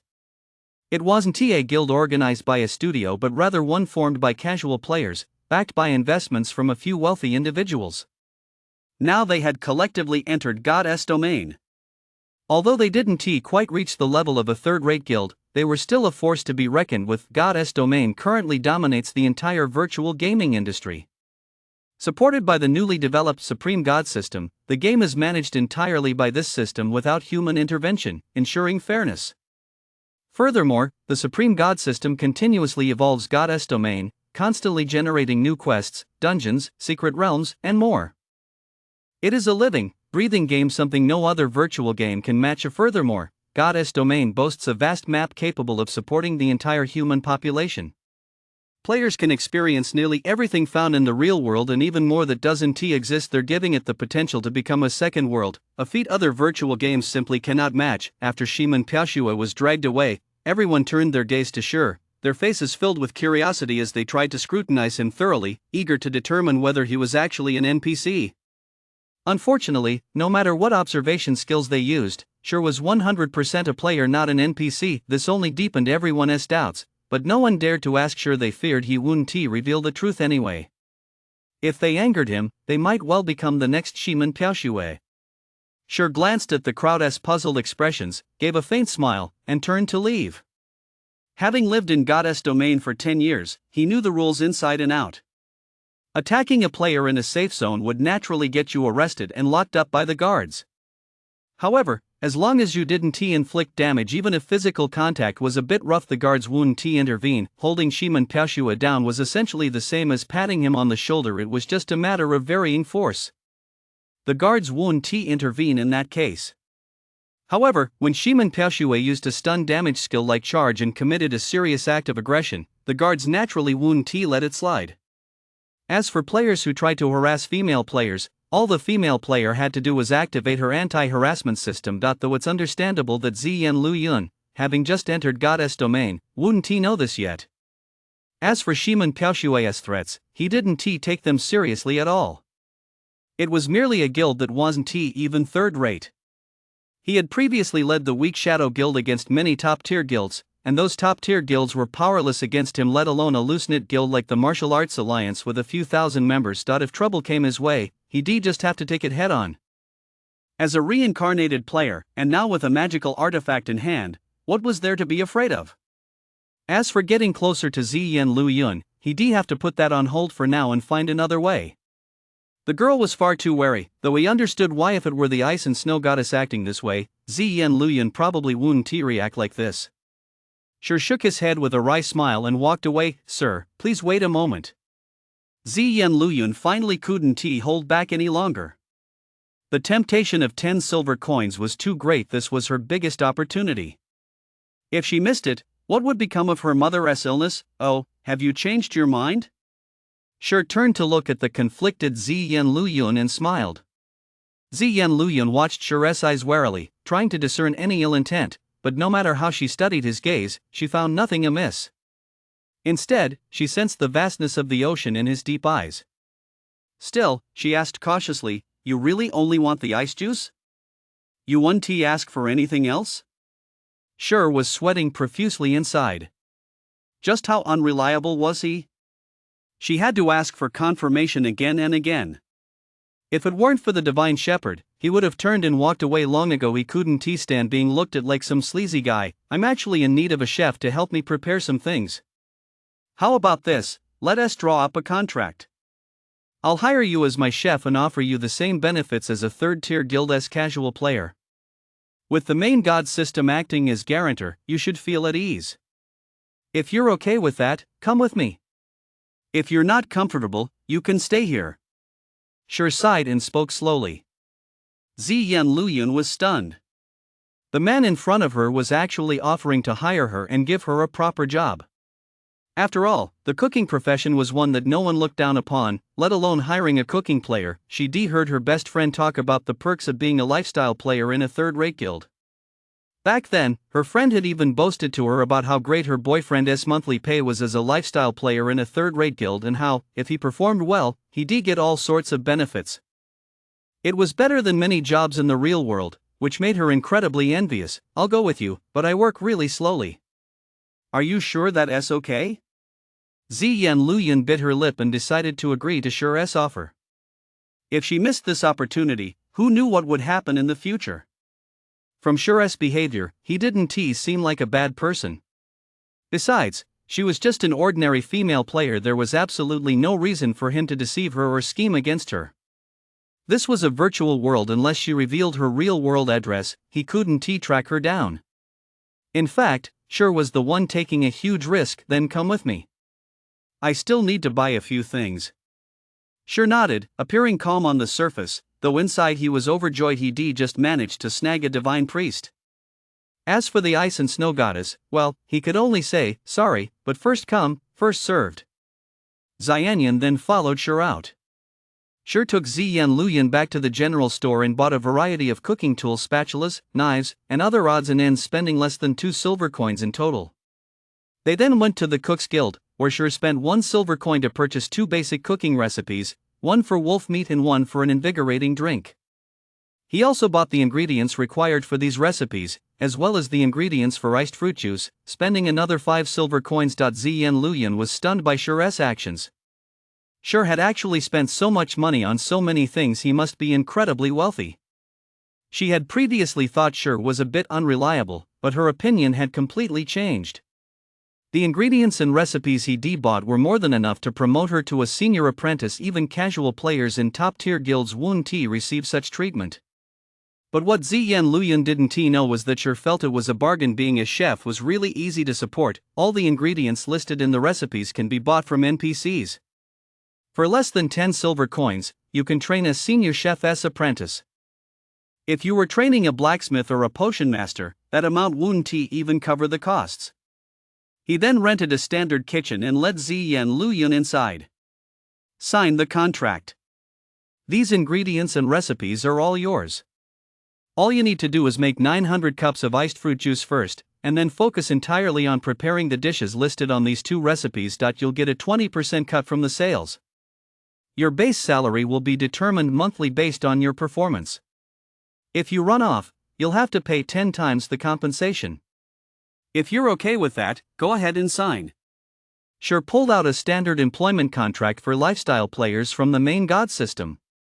Aside from the different compensation, these contracts are identical in every other way. They have no loopholes and are legally binding. P.S. Thanks to AI Lang for the tip. After reading the contract, Ziyan Luyun couldn't shake the feeling that she was dreaming. She heard about the treatment offered by third-rate guilds, and this was far better than what even a lifestyle player in a third-rate guild would receive, especially the monthly base salary, which third-rate guilds didn't offer. Why are you being so good to me? Ziyan Luyun asked, her big, watery eyes fixed on Shure. She wanted to know the reason. Don't get the wrong idea. I just need a chef. I hired you because I saw how hardworking and dedicated you are. If you slack off and fail to meet my standards, get the hell out. I don't keep dead weight around here. Shure suddenly snapped. He wanted Ziyan Luyun to know that becoming his chef wouldn't be easy. After all, people never cherish things that come too easily. Frightened by Shure's scolding, Ziyan Luyun lowered her head and dared not ask any more questions. It was clear from Cher's attitude that he was indeed looking for a chef, and she had merely been chosen by chance. So she picked up the pen and signed the contract. This was her last chance in the midst of despair, and she had to seize it. "Boss, is this where I'll be cooking?" Ziyan Luyun immediately slipped into her role, acting with great respect. She glanced around. The environment was quite nice and quiet, though the rent wasn't too cheap. "Yes, you'll be working here from now on. I've already set up a membership for you. You can come in any time. There's enough money in there to last you a long time. No one will disturb you here, the equipment is complete, and your success rate will improve significantly. If there are no issues, you can get to work. 30 hours from now, if I don't see 900 cups of iced juice, you're free to leave." Cher was satisfied with Ziyan Luyun's attitude and turned to leave after speaking. As for guiding Ziyan Luyun onto the path of combat upgrades, that would take some time. He'd have to lead him there gradually. Besides, the iced fruit juice was of great use to him, so having Ziyan Luyun make it was a good choice. Ziyan Luyun watched Cher leave, gazing at his retreating figure with deep gratitude. He resolved to do his best and not let his boss down. After leaving the Cook's Guild, Cher returned to the Blacksmith's Guild. By then, the guild hall was teeming with blacksmiths. They gathered in small groups, chatting, some discussing how to improve success rates, others debating the feud between the mysterious blacksmith and One Hammer deal. They looked upon these two with envy, regarding them as idols. "Did you see the post One Hammer deal just put up?" "Of course I did. I didn't expect One Hammer deal to be so fired up. He is actually declaring a no-holds-barred battle with that mysterious blacksmith, and he even said that whoever backs down first in this price war is a coward. Sigh, I really envy them. They actually managed to get a bronze blueprint. If only I had one too, I could at least sneak into a third-rate guild right now." "You don't know the half of it. I heard from a blacksmith in my guild that the drop rate for bronze blueprints is ridiculously low, and the success rate is shockingly low too. Selling them for 3 or 4 silver coins right now is basically losing money. With great stats like the glimmering chestplate, the losses are even bigger." But the guilds are thrilled. They're actually thanking One-Time Deal for this. Otherwise, how else would they be able to snap them up at such low prices? Actually, I really hate that One-Time Deal. Wouldn't it be better if everyone learning blacksmithing could make a profit together? Instead, they have to fight the mysterious blacksmith to the death, resulting in a lose-lose situation. Cher listened to their discussions, pondered for a moment, then smiled slightly. Judging by One-Time Deal's actions, they were clearly struggling. They must be running low on silver coins. They were definitely buying up silver coins on a massive scale right now, which would drive up the price significantly. This was the perfect time to sell silver coins. He really had to thank One-Time Deal. If it weren't for them, the equipment market wouldn't be this active, and now, every so often, large sums of silver coins were flowing into his pockets. Although he had spent quite a bit, his total was still growing rapidly. It had already reached 3 gold coins. Cher rented another 5 hours in the intermediate forging room at the front desk and began a new round of forging and crafting. However, before forging, Cher logged into the virtual center to check the price of Goddess domain game currency. Selling some of it would be a waste to just let it sit in his pocket. He didn't realize it until he checked, and what he saw gave him quite a shock. Although there were a huge number of people playing Goddess domain, fewer than 100 were actually selling in-game currency, and the prices were shockingly high, 60 credits per silver coin. This was at least twice as expensive as in his previous life. However, the sellers were offering only small amounts, usually just 2 or 3 silver coins. In addition to the sellers, there were also a large number of buyers, with the lowest buy price reaching 55 credits and the highest hitting 58 credits to I. In other words, a single Goddess domain silver coin was enough for Cher to eat well for 2 days in the real world. It was precisely this price competition that had driven the silver coin so high. At this stage in Goddess domain, anyone with a brain wouldn't sell in-game currency. Instead, many guilds are bulk buying coins at reasonable prices. Only a small number of gold farming groups and money-making studios are selling some, but the quantity is absolutely minimal, and the prices are exorbitantly high. Major guilds won't buy them unless absolutely necessary. However, the price war over equipment has made these guilds realize this is a golden opportunity to make a killing, so they'll definitely buy in bulk. But since there aren't that many in-game coins available, they have no choice but to purchase Goddess domain coins sold by the virtual center. Where do all these coins end up? The lioness share definitely goes to him, with a small portion going to material dealers. In other words, he is now the big fish in the coin selling business. Even a 100-person gold farming group can't hold a candle to him. Sure didn't he hesitate. The money for those 2 in-game helmets was still waiting for him. Why would he be polite to these wealthy clients? He set the price at 60 credits per silver coin and listed 3 gold coins outright.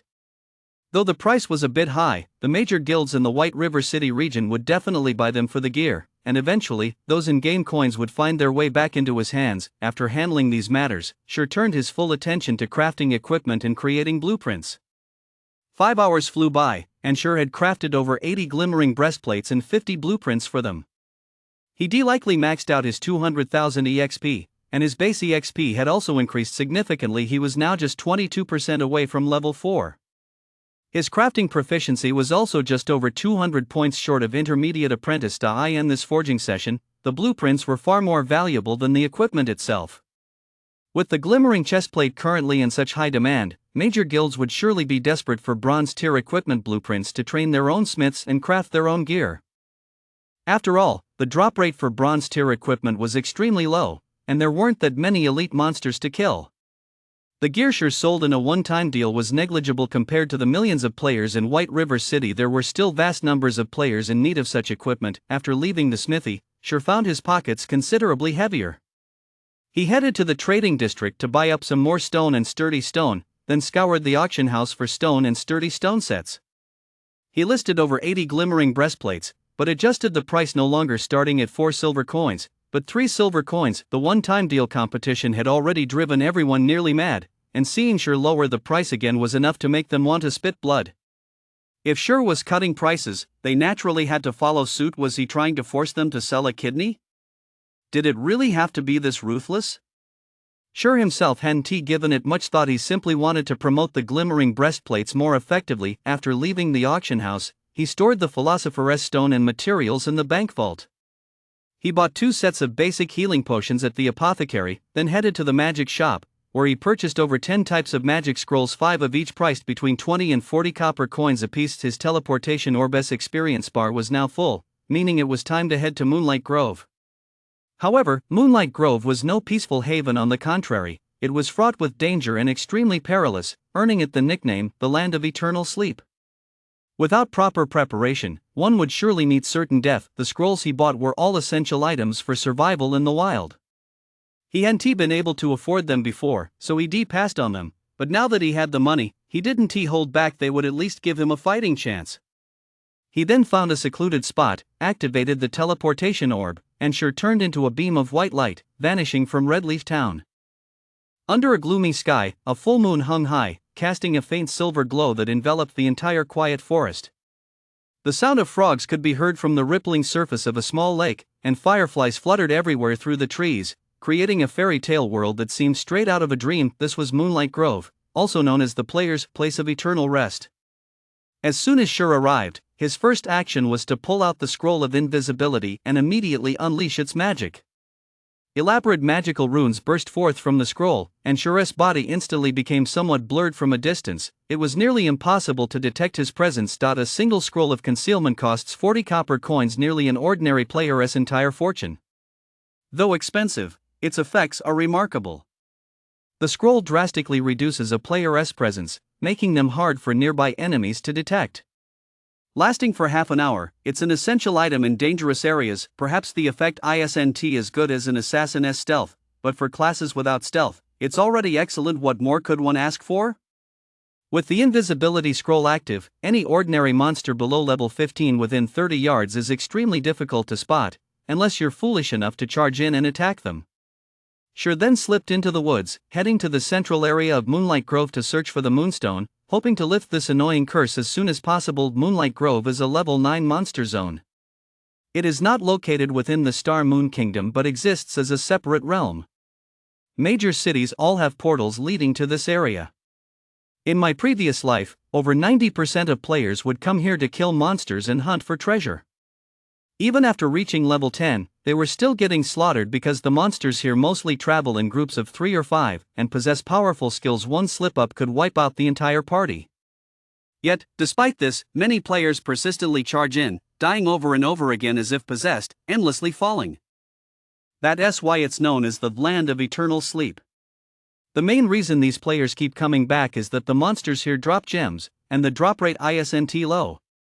There are plenty of treasure chests here, and whenever you find one, there's an 80% chance it will contain a gem. Gems are highly valuable in God's domain because they boost stats.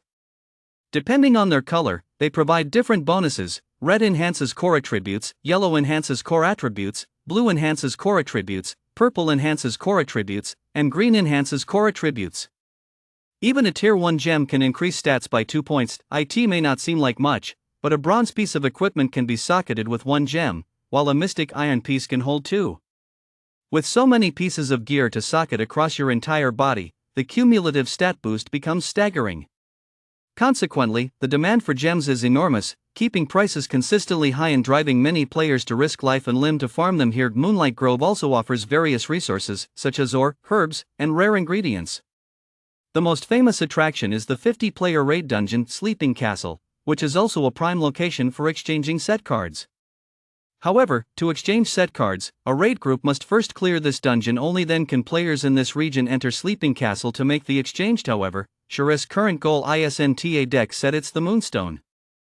This item can only be found in the core area of Moonlight Grove. But as a mere level 3 player deep within a level 9 monster zone, not to mention the extremely dangerous Moonlight Grove, he has no choice but to proceed with extreme caution. If he were to die carelessly, the 200,000 experience points he'd earned would be wasted, and he'd have to start all over again. After all, he hadn't yet reached level 10 to unlock the city teleportation gate. If he died, he'd be forced to return to Red Leaf Town.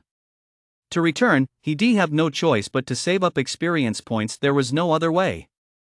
He was already significantly behind the top tier players in terms of level.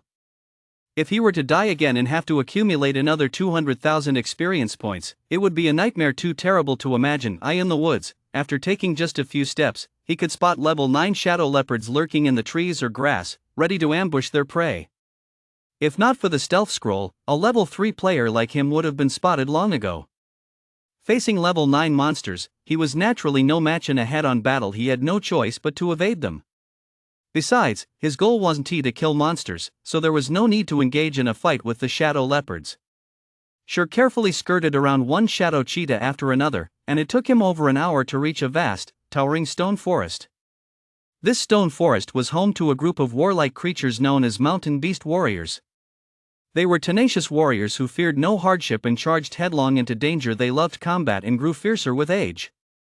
They also guarded a vast hoard of treasures, including the rare moonstone. However, the grove was teeming with massive beasts patrolling back and forth, each wielding maces over 2 meters tall and clad in armor. There was simply no way to advance. If he stepped inside, he would be spotted 100% of the time, and a horde of mountain beast warriors would charge at him, each one capable of reducing him to mincemeat with a single blow. Mountain Beast Warrior, common, level 9, health 1100. Looks like I'll just have to clear them out one by one. Shur searched for a long time but couldn't find any safe way through. The only option was to fight his way through. It had to be said that epic level quests were incredibly difficult. This was just the beginning. He was already facing level 9 mountain beast warriors at level 3. He had no idea what other challenges lay ahead. Fortunately, he was very familiar with Moonlight Grove and knew plenty of ways to deal with the mountain beast warrior before him. Although the mountain beast warrior was exceptionally fierce and possessed extraordinary attacks, even shield warriors and guardian knights of the same level couldn't withstand more than a few hits. Its massive body meant it wasn't very fast. In his previous life, many elementalists had used ice arrows to slow it down, then exploited the area's unique terrain to dodge its mace attacks, effectively kiting the mountain beast warrior to death. Consequently, this stone forest had become a prime farming ground for ranged classes, where mountain beast warriors were constantly being kited in every direction. Although Shur lacked a slowing skill, he could compensate with other means. As for kiting the mountain beast warrior, he possessed the ultra-rare skill Sword of Heaven, which significantly extended his attack range. He refused to believe that, as a sword master, he would be outmaneuvered by a level 10 elementalist who knew how to use the terrain to dodge. After carefully studying the terrain, Sure had already run through the scenario in his mind a full 5 times. The actual execution, however, yielded results vastly different from his mental rehearsals. Mental simulation is something nearly every expert does and does frequently. The reason experts are experts is that they prepare more than others. Many ordinary players often envy the masters of God's domain, silently lamenting their own lack of skill and believing they could never reach that level. Yet they remain unaware of just how hard these masters train in their daily lives. Their dedication far exceeds that of ordinary people, which is precisely what allows them to shine so brightly. After finishing his simulation, Sure pulled out a bottle of black iron beer and a speed scroll. Black iron beer reduces monster levels by 2. Combined with the Abyssal attributes, he faced a level 9 monster without suffering from a level disadvantage and could deal normal damage. As for the speed scrolls, each costing 25 copper coins, they increased movement speed by 25% for 10 minutes. These scrolls are invaluable for survival in the wild, so he had bought a full 20 of them specifically to handle situations like this. Any ordinary player hearing this would surely call Sure a spendthrift. How could he use such items unless it was a matter of life and death? Yet Sure was using them to kill ordinary monsters. It was simply too extravagant.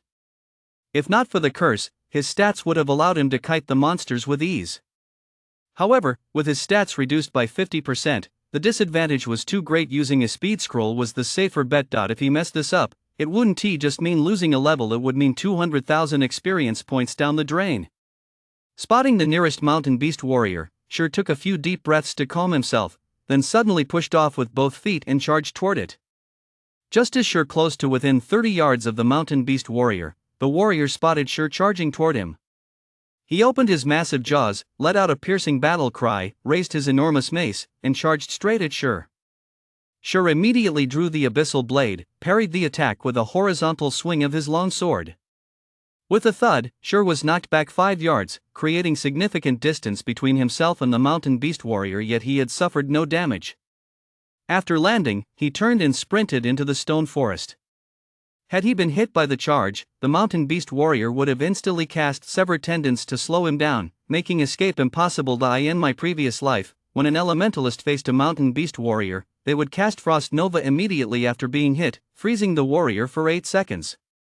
They then use the opportunity to create distance and kite the enemy. Since the mountain beast warrior only uses charge upon the first encounter, afterward, it relies solely on its stomping abilities. As long as you stay out of reach and avoid being caught, there is no danger.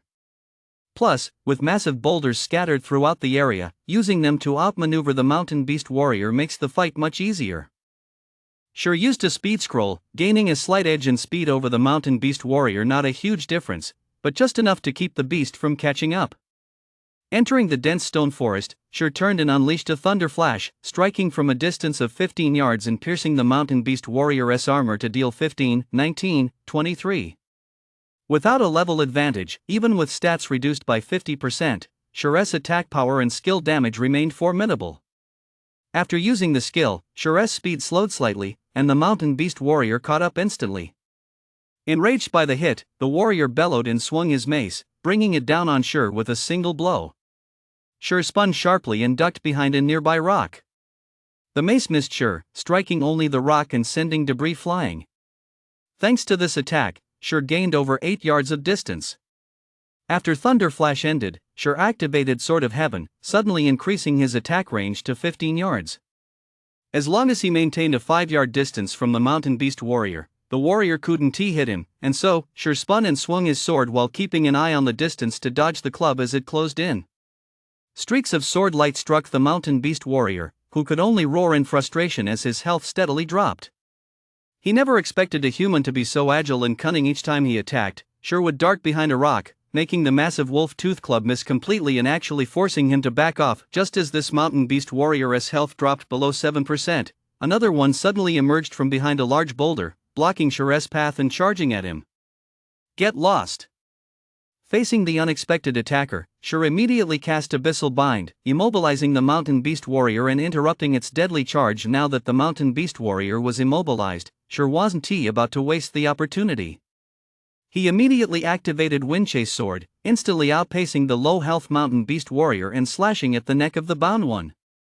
He followed up with a double strike to inflict bleeding damage, then landed a chop.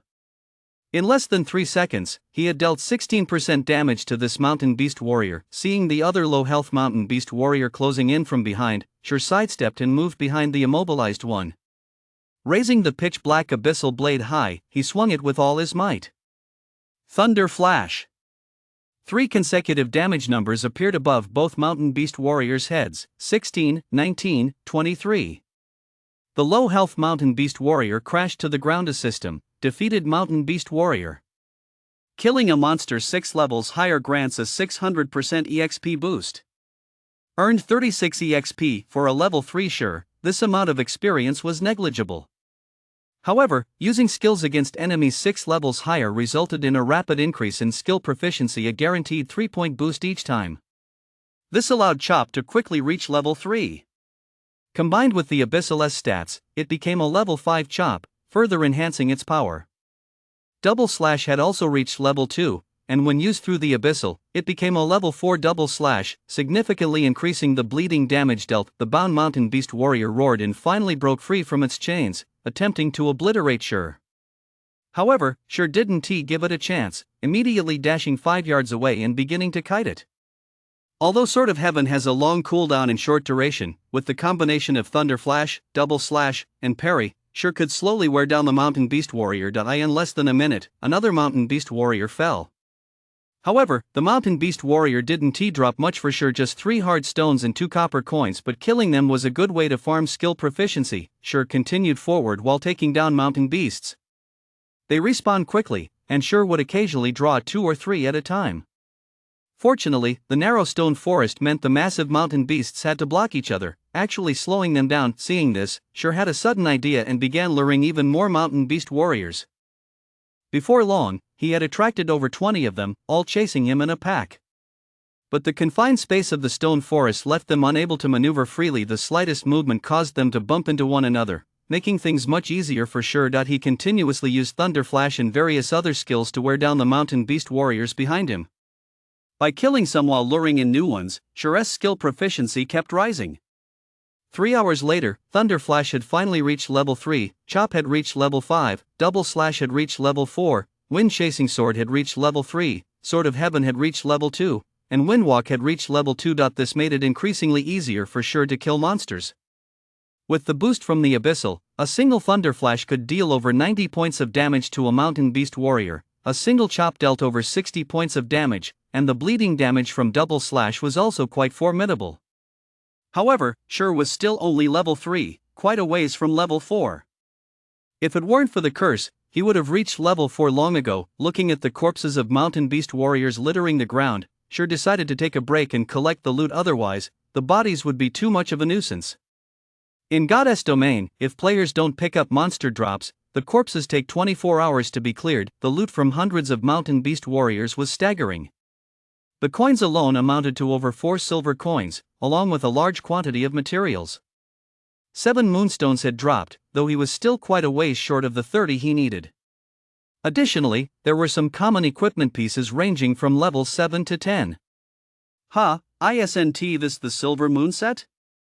Sure picked up a silvery white helmet from the ground, slightly surprised. Silver Moon helmet, bronze rank plate armor, requires 35 core attributes, defense plus 43, core attributes plus 5, core attributes plus 4, core attributes plus 4, battle recovery plus 1, durability 40-40, exclusive to Berserker and Swordsman classes. This piece was one of the 5 items in the Silver Moon set.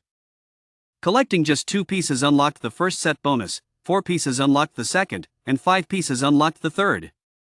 Each set bonus was better than the last, earning it a reputation as one of the best sets for Berserkers and Swordsmen before level 10. However, the drop rate was extremely low, making it very difficult to collect the full set. Unlike other equipment, the Silver Moon set has no level restriction, only attribute requirements. As long as the attributes are met, it can be equipped. Instantly, Sure became extremely interested in the Silver Moon set. Perhaps because the map hadn't been fully explored yet, the drop rate was so high. Once this opportunity passed, it might never come again. With a 35-point core attribute requirement, the average player would likely need to reach level 8 or 9 to wear it. But with his stats, he'd only need to reach level 5 to lift the curse and don the set. Collecting the full set would provide absolutely insane stats. Slicing through a level 5 shield warrior in a full set of bronze gear would be a breeze. Just thinking about it got him excited. Shur stowed away the silver moon helmet and ventured deeper into the stone forest in search of more mountain beast warriors. Earlier, Shur had been so preoccupied with the terror of the moonstone and the moonlight grove that he'd completely forgotten the moonlight grove was now an undeveloped map.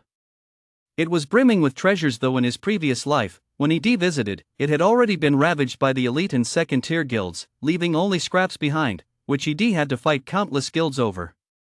Even as second-hand loot, ordinary players had no chance at it. By the time ordinary players arrived, the area had already been plundered countless times. Yet they still regarded it as a treasure trove, which speaks volumes about how enticing the pristine moonlight forest must have been. Now that he arrived here first, it wasn't the turn of those top-tier or second-tier guilds. He would personally explore every corner of it, loot it thoroughly, and let those top-tier and second-tier guilds get a taste of what second-hand goods are like. 2 hours later, after slaying mountain beast warriors along the way and collecting 3 moonstones along with a fair amount of gold and materials, Shur finally reached the heart of the stone forest. Shur stumbled upon a mountain beast warrior camp, guarded on all sides by over 40 warriors. Not far from the camp, several patrols of mountain beast warriors were stationed, bringing the total to well over 100. Mountain beast warrior camps were known as treasure troves. Many guilds would dispatch elite 20-man raids to regularly clear out various monster camps in Moonlight Forest, always reaping substantial rewards. The camp before him, however, had never been raided. It was sure to hold a massive treasure trove. Perhaps he could even collect all the moonstones needed to obtain numerous Tier 1 gem-enhanced gear. However, every camp was a tough nut to crack. If there weren't so many rocks here, Shur would have simply bypassed it without a second glance. But the rocks here were densely packed. The paths could barely accommodate 2 mountain beast warriors, and in narrow spots, only one could pass.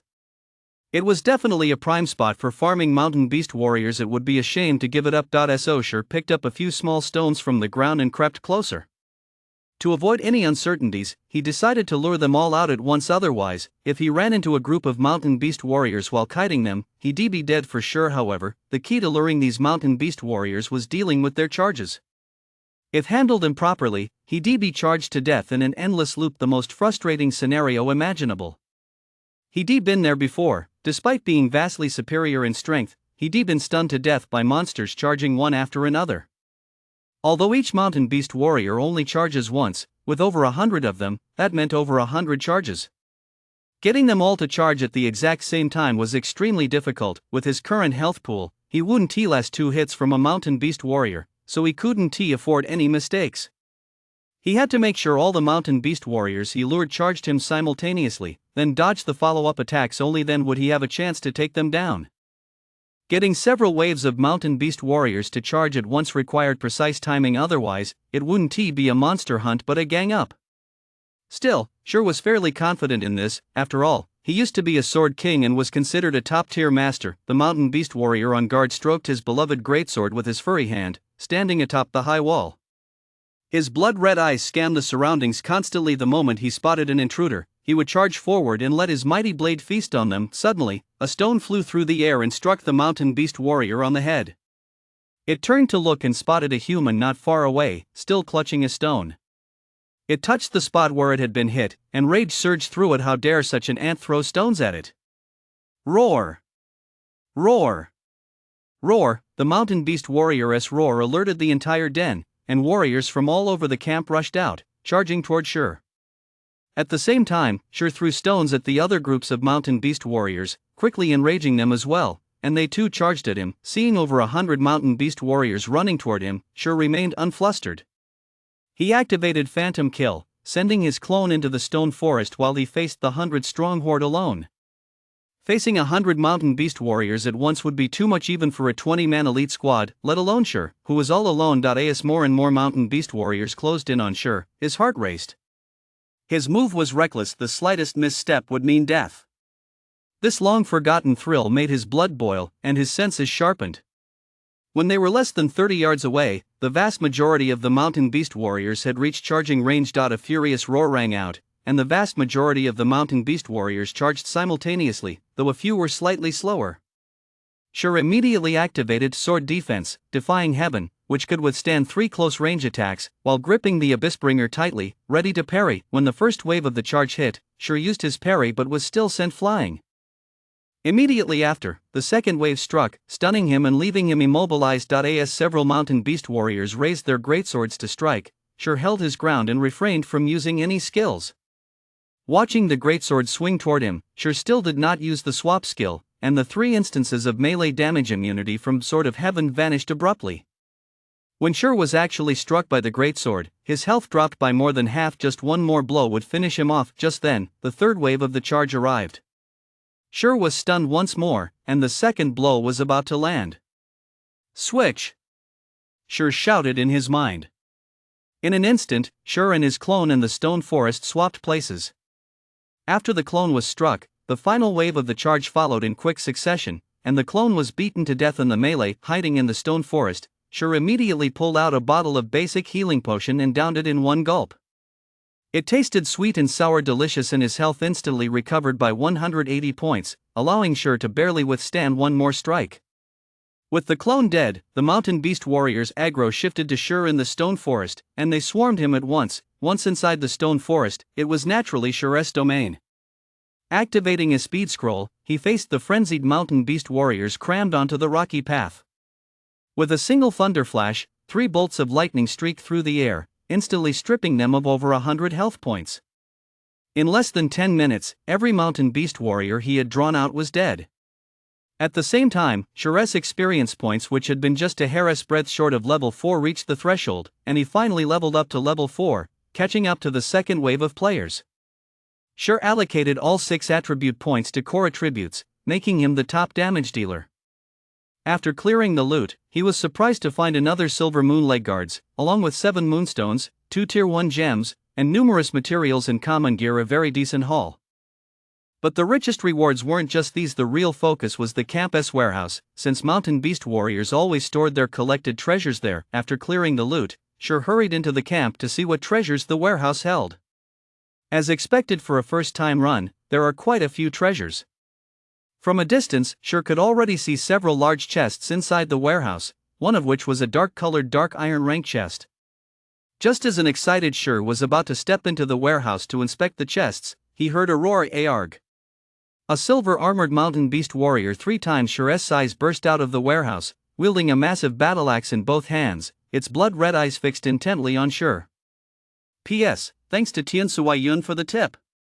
The moment the silver-armored mountain beast warrior burst out, before Shur even had a chance to assess the situation, the warrior hurled the incredibly heavy mountain-splitting axe in his hands.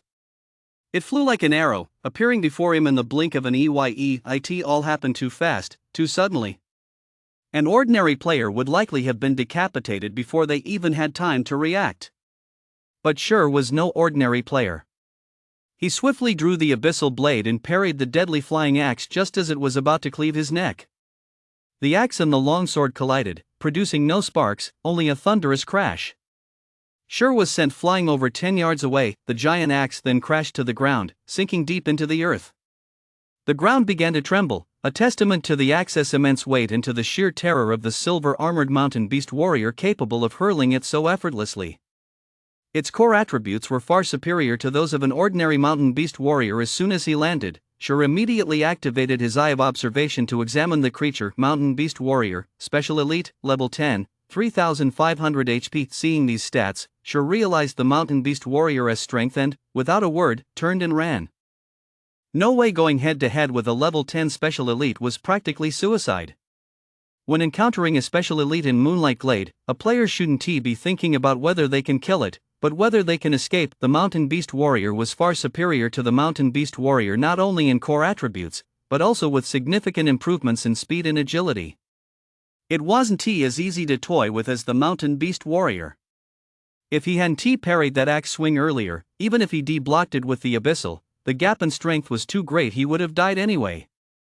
Although Shur tried to flee, the mountain beast warrior had no intention of letting the intruder get away.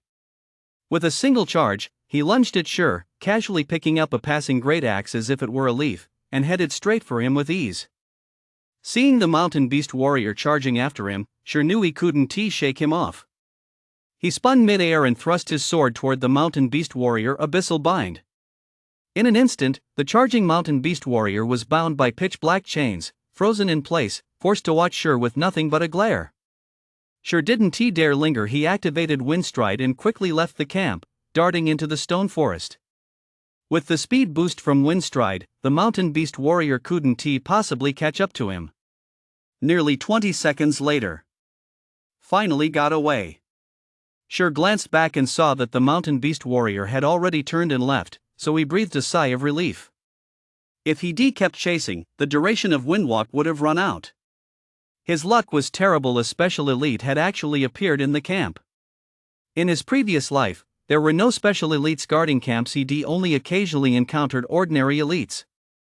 It was just a shame about that dark iron rank chest. Just then, Blackie sent a message bro phone. We've all leveled up to level 4, and we've looted tons of ore, gear, and skill books. Everyone else learned a bunch of new skills, so our strength has improved a lot.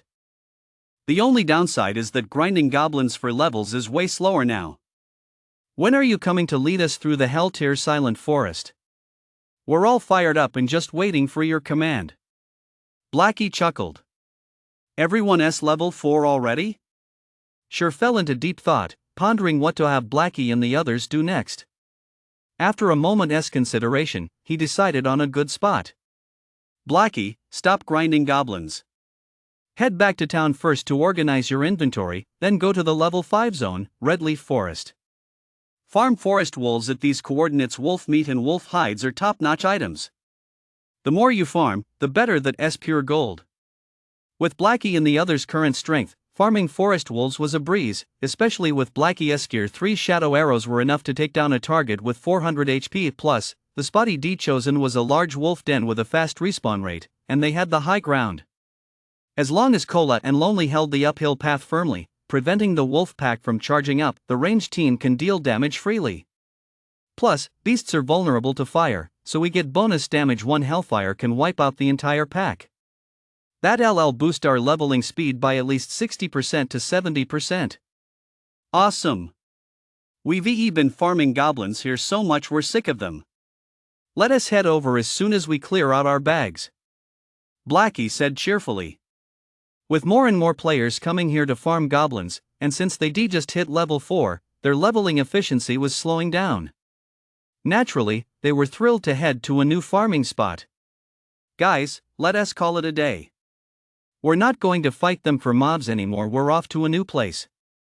Blackie ended the communication and told the others. Upon hearing this, everyone stopped fighting over mobs and happily followed Blackie away. The elite squads, seeing Blackie and his group leave, beamed with delight. With a few less competitors for this prime leveling spot, they secretly mocked Blackie and his crew for being idiots. After all, Dark Moon Valley was now swarming with players. How could any other place possibly level up faster than here? Meanwhile, as Sure was preparing to search for other mountain beast warriors, he suddenly realized something through Blackie's communication. He certainly couldn't kill a mountain beast warrior on his own, but he could escape. However, he didn't necessarily have to kill the mountain beast warrior to get the dark iron rank chest. All he needed was one person to distract the mountain beast warrior while another went to open the chest. Thinking this, Sure smiled slightly and looked at the abyssal in his hand. Phantom Kill was indeed a formidable skill. Sure then returned to the mountain beast camp, activated Phantom Kill, and a clone appeared. The clone possessed all of his skills and was more than capable of holding off the mountain beast warrior for over 20 seconds. With that much time, he could easily open the chest, grab the loot, and make a clean getaway. Sure took out the speed scroll and the sheep scroll and handed them to the clone. The sheep scroll could turn monsters below level 15 into sheep for 4 seconds, though the duration was significantly shorter for special elites, but as long as it interrupted the charge, that was enough. After using the speed scroll, the clone headed to the warehouse to draw the mountain beast warrior's attention. Sure enough, the previous scene played out again. The clone parried the death axe, and the mountain beast warrior charged at him. The clone immediately used the transmutation scroll, instantly turning the mountain beast warrior into a little white sheep. However, it reverted to its original form a second later and continued chasing the clone deep into the stone forest. It was slightly faster than the clone, but the clone activated Windwalk, boosting his speed once more and pulling away. Not far away, Sure watched the mountain beast warrior depart with a chuckle. then activated Windwalk and charged into the warehouse. This time, upon entering the warehouse, no monsters disturbed him. Sure first approached the dark iron rank chest to open it. Opening the chest took time. 1 second, 2 seconds, the chest was still loading, which made Sure a bit anxious. The clone's ability to stall was limited. Besides the dark iron rank chest, there was also a bronze chest and 3 common chests here. He had to hurry. Once he opened even one chest, it would be impossible to lure the mountain beast away again next time. After all, special elites weren't stupid. Hurry up! Sure watched the loading bar, waiting anxiously. 10 seconds later, the dark iron rank chest opened. At the same moment, a furious roar echoed through the stone forest. It seemed they'd been discovered. Through his clone's vision, he could see the mountain beast warrior had stopped paying attention to the clone and was running toward the camp's warehouse. Without a word, Sure stuffed everything from the chest into his backpack and immediately opened another bronze chest. The bronze chest began to slowly load, and every second felt like an eternity to Sure. Meanwhile, the mountain beast warrior's roar was getting closer and closer. Hearing the roar draw nearer while the chest's loading bar was only halfway full, Sure grew increasingly anxious. Hurry! He saw that the mountain beast warrior had already reached the camp entrance, yet the loading bar was still just a hair's breadth away from completion. Upon spotting Sure opening the chest, the mountain beast warrior's eyes as large as copper bells turned blood red. It hurled its massive axe at Sure, eager to send him straight to hell. Just then, the bronze chest opened. Without even glancing at the incoming axe, Sure activated Sword of Heaven, blocking the deadly axe strike. Immediately, both hands darted into the chest, swiftly stuffing the items inside into his backpack. By the time Sure had taken everything, the mountain beast warrior had charged right up to him, raising the fallen axe with both hands, ready to strike Sure down. Sure had no intention of engaging in a fight. He turned and ran. With a thunderous crash, the ground split open in the wake of the axe, sending debris flying in all directions, but Sure had already sprinted 5 yards away, heading straight for the camp's perimeter. Seeing his first strike had missed, the mountain beast warrior spun around and charged, leaving Sure no chance to escape. Facing the charging mountain beast warrior, Sure didn't use any skills. He let the warrior stun him, then swung his axe, sending the warrior flying over 10 yards away. That single blow would have been fatal even to a level 5 shield warrior, but Sure stood up as if nothing had happened and continued running outward. At this point, he had only one use of Sword of Heaven left to grant him immunity to melee damage. Although he had only one immunity left, he had put over 10 yards between himself and the mountain beast warrior. If he could just run into the stone forest, he would be much safer. But then the unexpected happened. The mountain beast warrior, who was supposed to have only one charge, used it a second time, stunning Sure once more and swinging his massive axe at him again. Sure was knocked back over 10 yards again, this time flying straight out of the camp and much closer to the stone forest. However, Sure's expression grew grave. The mountain beast warrior was completely different now. Whereas before he only charged once, he now charged twice in a row. That meant he could charge a third, fourth, or even more times. In other words, as soon as Sure moved more than 8 yards away from the mountain beast warrior, the beast would charge again. This was not good news. Sure enough, the moment Sure stepped outside the 8-yard range, the mountain beast warrior charged again. If he got hit this time, he was truly doomed. He couldn't just sit there and wait to die. Sure pulled out a sheep scroll and instantly turned the charging mountain beast warrior into a sheep. Although the sheep form only lasted a second, that single second was enough for him to run a long way. As long as he got more than 30 yards away, the charge wouldn't reach him. Just 15 yards into his run, the mountain beast warrior had already recovered. Sure spun around, cast Abyssal Bind, and activated Gravity Release, sending his speed soaring. This time, the bind lasted 3 seconds, easily allowing Sure to run 30 yards away and into the stone forest. By then, some mountain beast warriors had already respawned in the stone forest, and one happened to be blocking the path ahead. Sure had a sudden idea and decided to strike first, Wind-Chasing Sword. Before the mountain beast warrior could react, Sure had already charged past it, then pulled out a sheep transformation scroll to turn the mountain beast warrior into a sheep as well. With the speed boost from the Wind-Chasing Sword, Sure easily shook off the mountain beast warrior's relentless pursuit and quickly escaped the chase. After finding a safe spot, Sure sat down to rest and slowly checked the contents of his backpack. He didn't realize it until he looked, and what he saw took his breath away. He had to admit that raiding a single camp had been incredibly lucrative. It was worth more than 10 hours of his own hard work. He had directly gathered enough moonstones to complete the quest. Next, he would leave Moonlight Grove to lift the curse. Among these treasures, aside from a large quantity of moonstones, there were 7 Tier 1 gems, 3 bronze quality items, and a bronze-colored mystic iron ring. Among the 3 bronze items was a pair of silver moon gauntlets, which instantly completed Sure's collection of 3 pieces of the silver moon set. With a little more effort, he might just be able to complete the full set, but sure didn't he have that much time. The sooner he lifted the curse, the sooner he could regain his strength, level up quickly, and tackle the many tasks ahead. Without a high enough level, he wouldn't stand a chance. Aside from the silver moon gauntlets, the dark iron rank ring also filled Sure with immense delight. The void ring, a dark iron rank ring, requires 10 core attributes to equip and provides +1 core attributes, +1 core attributes, and +2 core attributes. It comes with the skill Shadow of the Void, which allows the wearer to enter a state of nothingness. The wearer cannot see others, and others cannot see the wearer. Lasting for 1 minute with a 5-minute cooldown, can only be used outside of combat. Rings with special skills like this are extremely rare, just as rare as the gravity ring, and have many uses. In his previous life, Sure had conducted extensive research on Moonlight Grove. Combined with information from the internet, he knew the spawn locations of many treasure chests. Originally, he planned to visit a few more spots where chests were easy to obtain before leaving Moonlight Grove. Now, with the Void Ring, his options have expanded significantly, and the number of chests he can acquire has increased considerably. Moonlight Forest was still largely unexplored territory, a treasure trove everywhere he looked. The first time a chest was opened, the loot inside was always the best. Since he could get it so easily, what was a little extra time? Sure put on the Void Ring, opened the map of Moonlight Forest, and checked his bearings. Not far from where he stood was a bronze chest, so he put the map away and set off toward it. After walking for about 10 minutes, he arrived at the ruins of a temple. Savage orcs guarded the ruins, including several elite orcs, and the treasure chest was located inside the collapsed temple.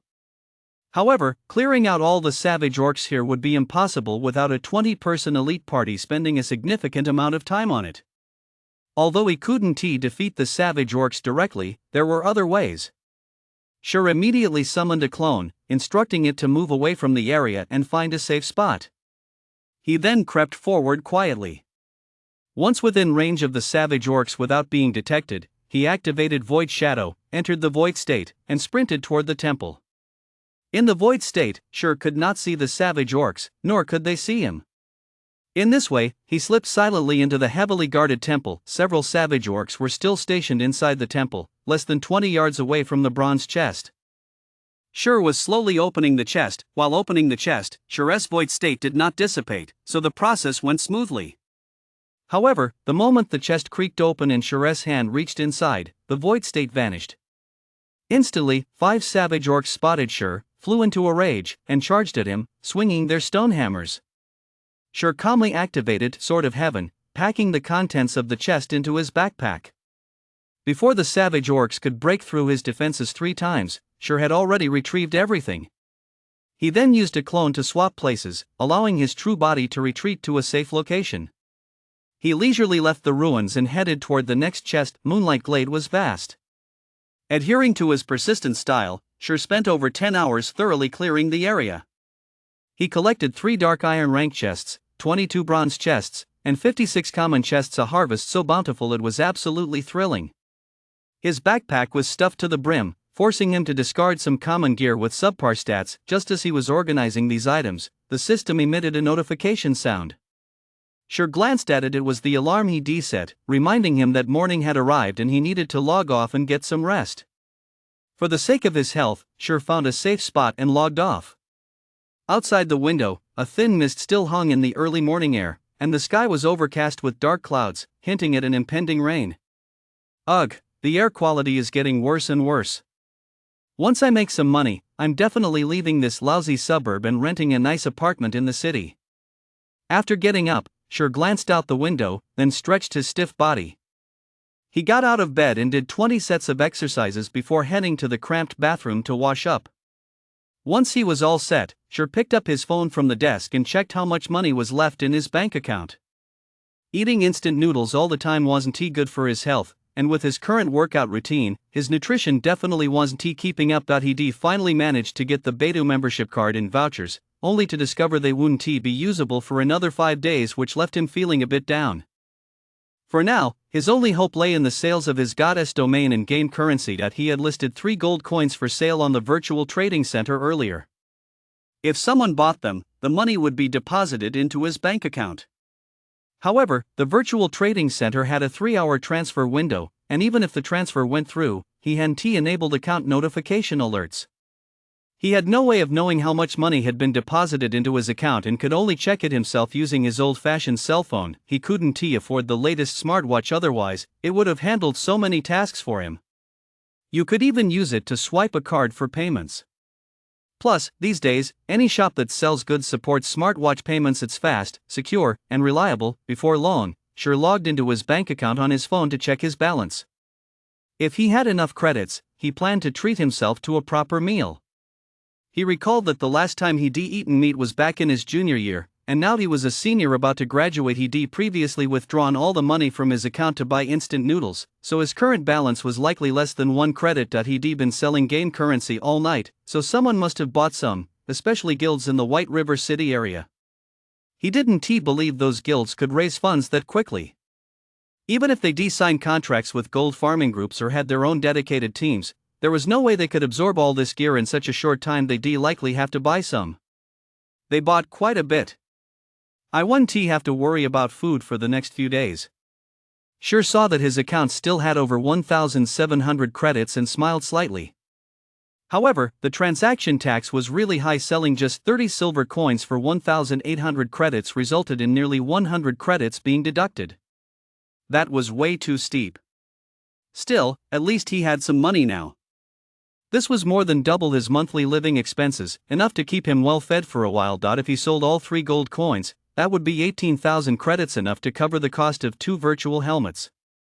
The only question was whether he could actually sell them all. Sure pondered that he'd have to get these guilds and players to spend more in Goddess domain during this period. Otherwise, if they conducted internal transactions within the game, they could easily solve their financial problems and wouldn't need to buy high-priced game currency at the virtual center. Sure then left his rental apartment and headed to the bank to withdraw all the money. With a little cash in hand, he walked to the nutrition center and bought 3 bottles of Class C nutritional potions, enough for 9 days' use. The beautiful saleswoman was delighted to see Sure buy 3 bottles at once without batting an eye, and she took the initiative to say, "Handsome, are you free at noon? It's on me. How about we go have a drink at the Azure Pavilion?" The Azure Pavilion was a well-known entertainment spot in the neighborhood, popular with many young men and women. Watching the saleswoman's graceful, swaying figure and her expressive, alluring eyes so much more captivating than those flashy girls in his class, Sure gave a faint smile. He knew exactly what she was thinking, so he politely declined and turned to leave. This left the saleswoman secretly disappointed. Such a big catch had just slipped away. Was she not pretty enough? Was her figure not good enough? Nutritional serums are the pinnacle of modern science. Not only do they slow down aging, but they also subtly heal injuries the body can't even detect, rejuvenate every cell in the body, and stimulate brain cell development, among other astonishing benefits.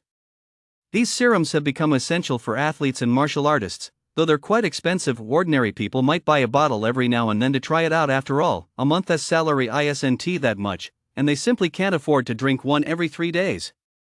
Only the wealthy treat these as everyday beverages, constantly enhancing their bodies.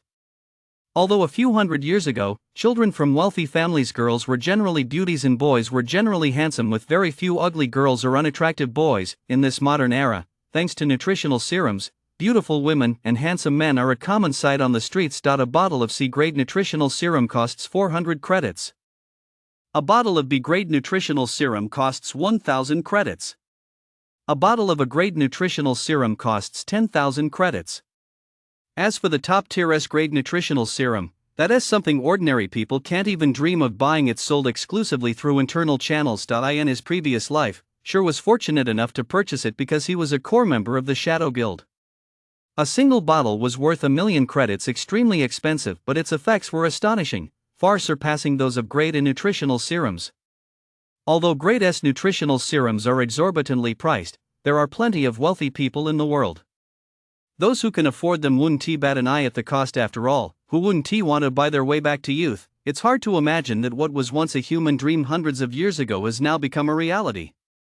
Health is the foundation of everything. Sure wanted to advance his skills further in goddess domain and reach new heights, so a strong physique and a sharp mind were both essential. In this regard, Sure wasn't about to repeat the same mistakes he made in his previous life. Afterward, Sure went to a gourmet restaurant, spent 100 credits, and ordered 2 nutritional meal sets, one to enjoy there and one to take away for lunch. After finishing his meal, Sure went to a regular gym, spent 60 credits, and worked out for 4 hours before leaving. At 7 p.m., Sure drank a bottle of nutritional potion, lay down on the bed, put on his helmet, and began playing Goddess Domain. Once logged in, Sure started organizing the items he had obtained. After sorting everything out, Sure was deeply impressed. Moonlight Grove truly lived up to its reputation as a treasure trove. There were over 300 first-tier gems alone, along with dozens of skill books, dozens of bronze-tier items, 5 dark iron rank items, over 50 card decks, more than 20 crafting blueprints, over 30 first-tier magic scrolls, and 4 second-tier magic scrolls. The magic scrolls in the treasure chest were far superior to those found in magic shops, as the scrolls in shops were generally below Tier 1 quality. Tier 2 magic scrolls were even more precious. Each one served a significant purpose, and no one would ever think to sell them. This was what delighted Sure the most. The Silver Moon set was complete, and on top of that, he also assembled a Blackblood set for Shield Warriors and Guardian Knights. The Blackblood set was far more valuable than the Silver Moon set. It was one of the best sets for Shield Warriors and Guardian Knights below level 10. If Cola could equip it at level 6 or 7, tackling hell level group dungeons below level 10 wouldn't be a problem at all. With all these valuable items, a small team of 20 now had a very solid foundation. The only remaining issues were skill and personnel. After sorting everything out and confirming there was nothing left to gain in Moonlight Grove, Sure activated the teleportation orb and left the area. In the real world, the sky was gradually darkening as the sun set and the twilight faded, while in Goddess Domain, all players were welcoming the rising sun. Red Leaf Town was now brightly lit, as if it were daytime, with players bustling along the trade street. Compared to the previous day, there were even more players in Red Leaf Town now, many of whom were level 0 newcomers. After 2 days of open beta, many had already noticed what set Goddess Domain apart. Setting aside the many joys beyond combat, the combat itself was highly engaging. As players leveled up, battles became increasingly realistic, no longer the simple turn-based system of the past, where you hit the monster and the monster hits you back, but more like real-life competitive combat. This is the era of mass fitness, and in real life, people have become obsessed with combat tournaments. They're incredibly popular. Everyone wants to engage in a thrilling battle, especially against skilled opponents, to experience that adrenaline-pumping, heart-pounding excitement that is simply irresistible. Goddess Domain offers all of this without putting your life at risk. Moreover, Goddess Domain offers captivating, thrilling adventures and countless unknowns waiting to be discovered and explored. With double the in-game time, many players would love to stay in Goddess Domain forever, living out a second life. Consequently, Goddess Domain has attracted a massive influx of players. As more and more virtual game companies recognize this irreversible trend, they've declared bankruptcy and are preparing to relocate to Goddess Domain to expand their operations. This has forced players who don't want to abandon their old games to join Goddess Domain, causing the player base to surge overnight. As soon as Sure returned to Red Leaf Town, he received a flood of system notifications. Almost all of them were auction house sale notifications, which instantly gave him over 500 silver coins equivalent to 5 gold coins. He recalled that just a short while ago, he had listed 3 gold coins on the virtual trading center. In just a single day, he had gained another 5 gold coins, money that guilds had worked so hard to acquire, only to have it all end up in his hands. Right now, there was likely not a single player in the entire White River City region richer than him, not even the leaders of top-tier guilds. But this was merely the tip of the iceberg. The real money-making opportunity was just beginning. Sure first transferred everything from his backpack to the warehouse.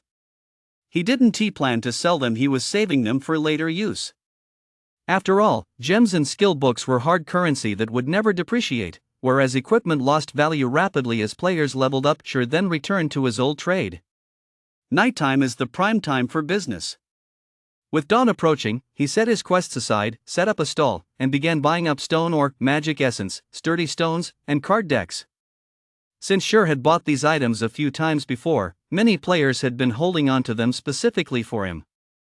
Now, with just a casual shout, a crowd of players would rush over. So Sure collected materials while listening to the players at the nearby stalls chatting. The Assassins Alliance really made a name for themselves this time. They completed the Little Fishman Uprising quest and earned a ton of guild honor.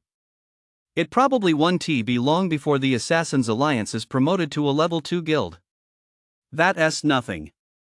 I heard something major happened in the Royal City area. The leader of the top-tier guild, the Star River Federation, completed a major quest and has been promoted to first-class citizen. He is just a hair's breadth away from becoming a noble. Once he has noble status, this guild honor is nothing. As a noble, he can demand guild quests from the barracks and city hall at any time and overtake the Assassins Alliance in no time. Combined with the numerous privileges of nobility, the accumulated advantage would be immense. Even now, the Star River Federation has already surpassed the Ouroboros Guild. By the time the battle for the Royal City comes, it will likely fall into the hands of the Star River Federation. What major event are you talking about? The hottest topic right now has to be the showdown between the Black Flame Forger and One Hammer Deal. Who doesn't know that? I doubt there is a soul in the entire White River City region who hasn't heard about it. But I really didn't expect the outcome to be decided so quickly, and I certainly didn't expect One Hammer Deal to win. Good thing I was quick on my feet and borrowed money to buy a glimmering breastplate. Lots of people are offering top dollar for that thing now. I can flip it for a profit of 3 silver coins. You bet. That glimmering breastplate is absolutely awesome, both in stats and design. The production cost must be sky high. They only sold it so cheaply to compete with One Hammer Deal. Losing money like that can't be sustainable forever. Eventually, they collapse and lose. Too bad I haven't sold a single piece of gear yet, otherwise, I'd have borrowed money to buy one too. Right now, One Hammer Deal is riding high, and his fame is skyrocketing. He even went on the forum to berate the mysterious blacksmith as incompetent and a coward, saying he wouldn't dare compete with him. He is absolutely brimming with pride. Those top-tier guilds will definitely invite him to boost their reputation and influence. I bet One Hammer Deal is already negotiating contracts right now. Chief forger of a top-tier guild, just thinking about that position makes my mouth water. But all we can do is envy him. Who can blame us for not having the blueprints for bronze gear? If I had those, I'd go bankrupt just to compete with One Hammer Deal. Once I secured the top spot in a top-tier guild, my future would be nothing short of glorious luxury cars and beautiful women at my fingertips. Upon hearing this, Sure furrowed his brow slightly and immediately opened the official forum. Sure enough, One Hammer Deal was hurling insults and taunts at him everywhere. You bastard, weren't you supposed to be the best? Why are you hiding like a scared turtle now? If you've got the guts, let us keep competing. Just wait and see how I crush you, you heartless blacksmith. Seeing this petty provocation, Sure smiled indifferently. He couldn't help but admire One Hammer Deal. Desperate for fame, he'd gone completely mad, resorting to any means necessary. Just like in his previous life, when he sold out his entire guild just to become the chief blacksmith of dominate the world.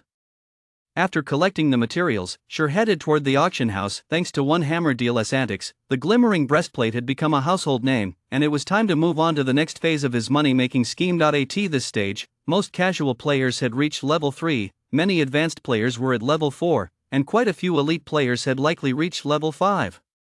Casual players certainly couldn't afford the glimmering breastplate, and even advanced players would have to borrow money from everywhere just to buy one. For elite players, the glimmering breastplate was no longer particularly useful, as many pieces of gear in level 5 dungeons were superior to it. In other words, there wasn't much money to be made from the glimmering breastplate anymore. After all, the main buyers were guilds. Casual players couldn't afford it, and perhaps only a few wealthy players might buy one just for fun, but such players were extremely rare. Sure walked into the auction house. The entire hall was packed with people, so Sure had no choice but to find a corner. He quietly opened the auction house interface and listed 20 glimmering breastplate blueprints, setting a starting price of 30 silver coins and releasing one every half hour. It wasn't he that sure didn't he want to sell them all at once, rather, selling them in bulk would prevent him from getting a high price. Only through scarcity marketing could he maximize his profits. Let those guilds fight it out for them. After that, sure cleared out the accumulated sturdy stones and card decks from the auction house, then left and headed toward the library. The Crut Plains are a haven for level 6 grassland lion cubs, but at this stage, few players come here to level up by killing monsters. This is because the area is high level, and the monsters are extremely numerous and densely packed, making them difficult to defeat. These grassland lion cubs hunt in groups of 3 to 5, and sometimes they're accompanied by an adult elite level grassland lion, making them very tough to handle. Yet on this very plain, a 6-person party is currently battling a pride of lions. A woman clad in aqua blue armor swings a greatsword, engaging the elite level grassland lion head-on. Not only does she effortlessly dodge the lioness claws, but she also seizes the opportunity to strike at its vital points. Her dashing and heroic demeanor captivates even other women. This woman is none other than Snow, the ice and snow goddess, who has already reached level 5. She wears a level 4 bronze set called Azure Scar and wields the Dark Iron rank Conqueror's sword. Compared to before, her strength has improved tremendously. Meanwhile, a shield warrior held off 4 cubs without faltering, while the healer Xiaoyer chanted prayers, her small hands tracing divine runes in the air. She tended to the shield warrior with one hand and healed Snow with the other, keeping both of their health bars safely above the danger line. The Scarlet Flame Witch Zhao, also clad in a level 4 illusory fire set, continuously unleashed fireballs, dealing devastating damage to the prairie lions. In no time, the entire pride led by an elite lion was wiped out. Snow picked up the drops from the prairie lions and found a skill book no equipment had dropped. She looked at Xiaoyer and said, "Xiaoyer, that's your holy light shield. Learn it right away. After we rest a bit, let us go find the next prairie lion. We absolutely have to get the resurrection skill. That's great. With this skill, healing won't be such a struggle anymore." Xiaoyer took the skill book and said happily. Zhao, who had sat down to eat and drink, suddenly asked out of curiosity, "Xingxue, that one-time deal has already earned a lot of fame. We should at least send someone to recruit him. Bringing him in would boost the guild's reputation, and his blacksmithing skills are pretty good too. It'd be a shame if another guild snatched him up." "No need. Level 3 bronze gear won't be worth much before long. He can only forge level 3 bronze gear. He doesn't have blueprints for higher level gear. What's the point of spending a fortune to snatch him up now? It'd just be a small profit. Besides, who knows how long it'll take our guild to craft high-level bronze gear blueprints ourselves? What use would he be to us?" Snow shook her head, showing little interest in one-time deal.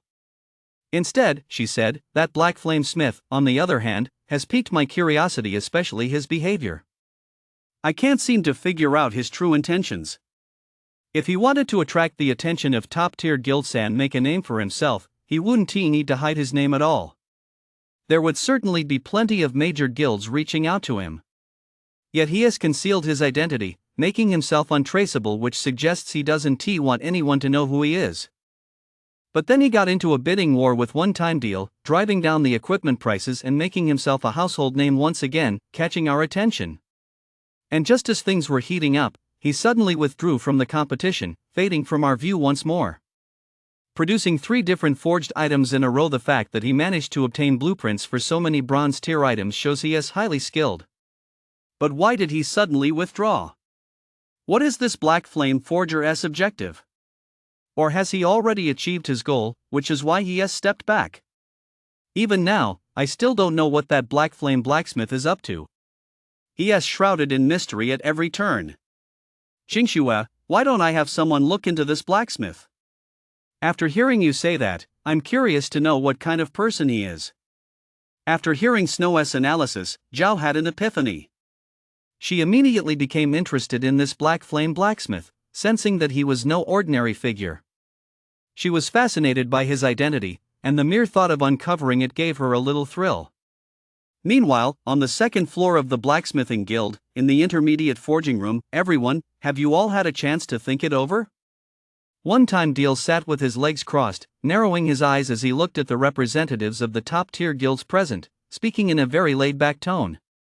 However, the terms one-time deal had put forward left these top-tier guilds speechless. One-time deal's demands were simply too harsh. Setting aside the requirement that all resources be prioritized for him, the mere request for a villa in his home city and a provisional annual salary of 5 million credits was already overwhelming.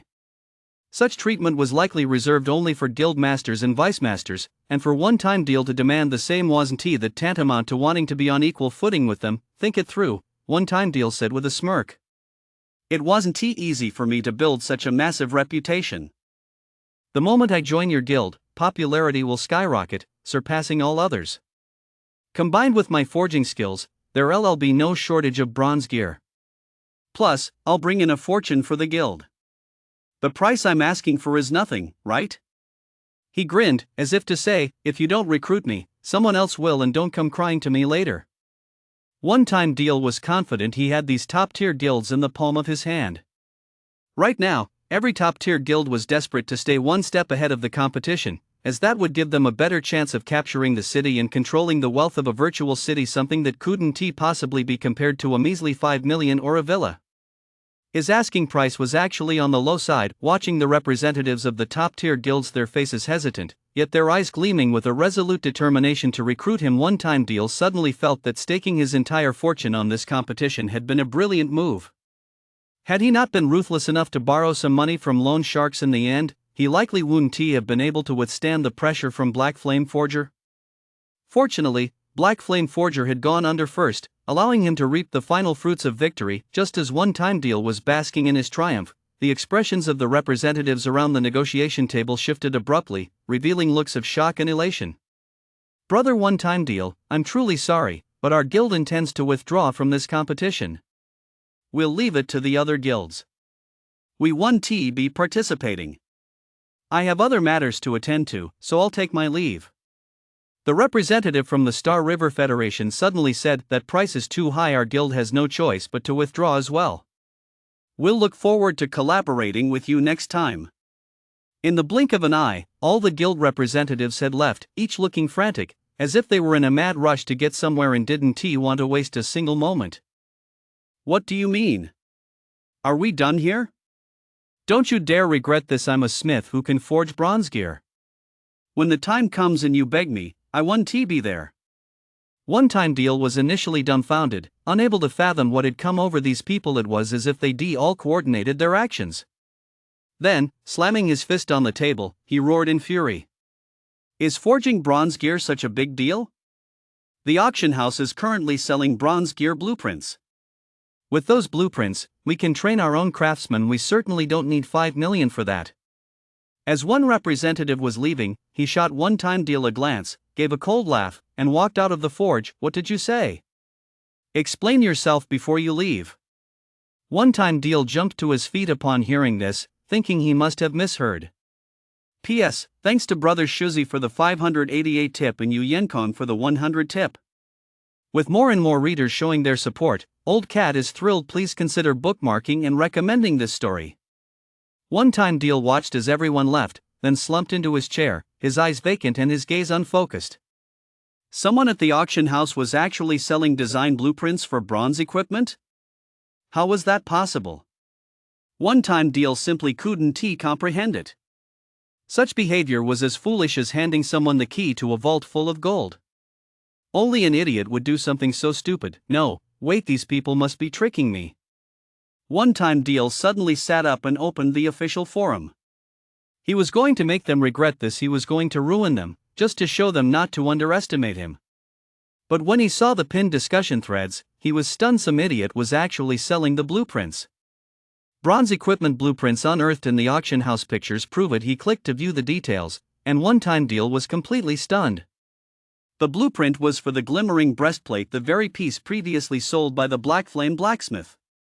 Everyone knew exactly what kind of stats that item had. It was undoubtedly a top-tier piece. If a top-tier guild got their hands on this blueprint, it would mean they no longer needed him.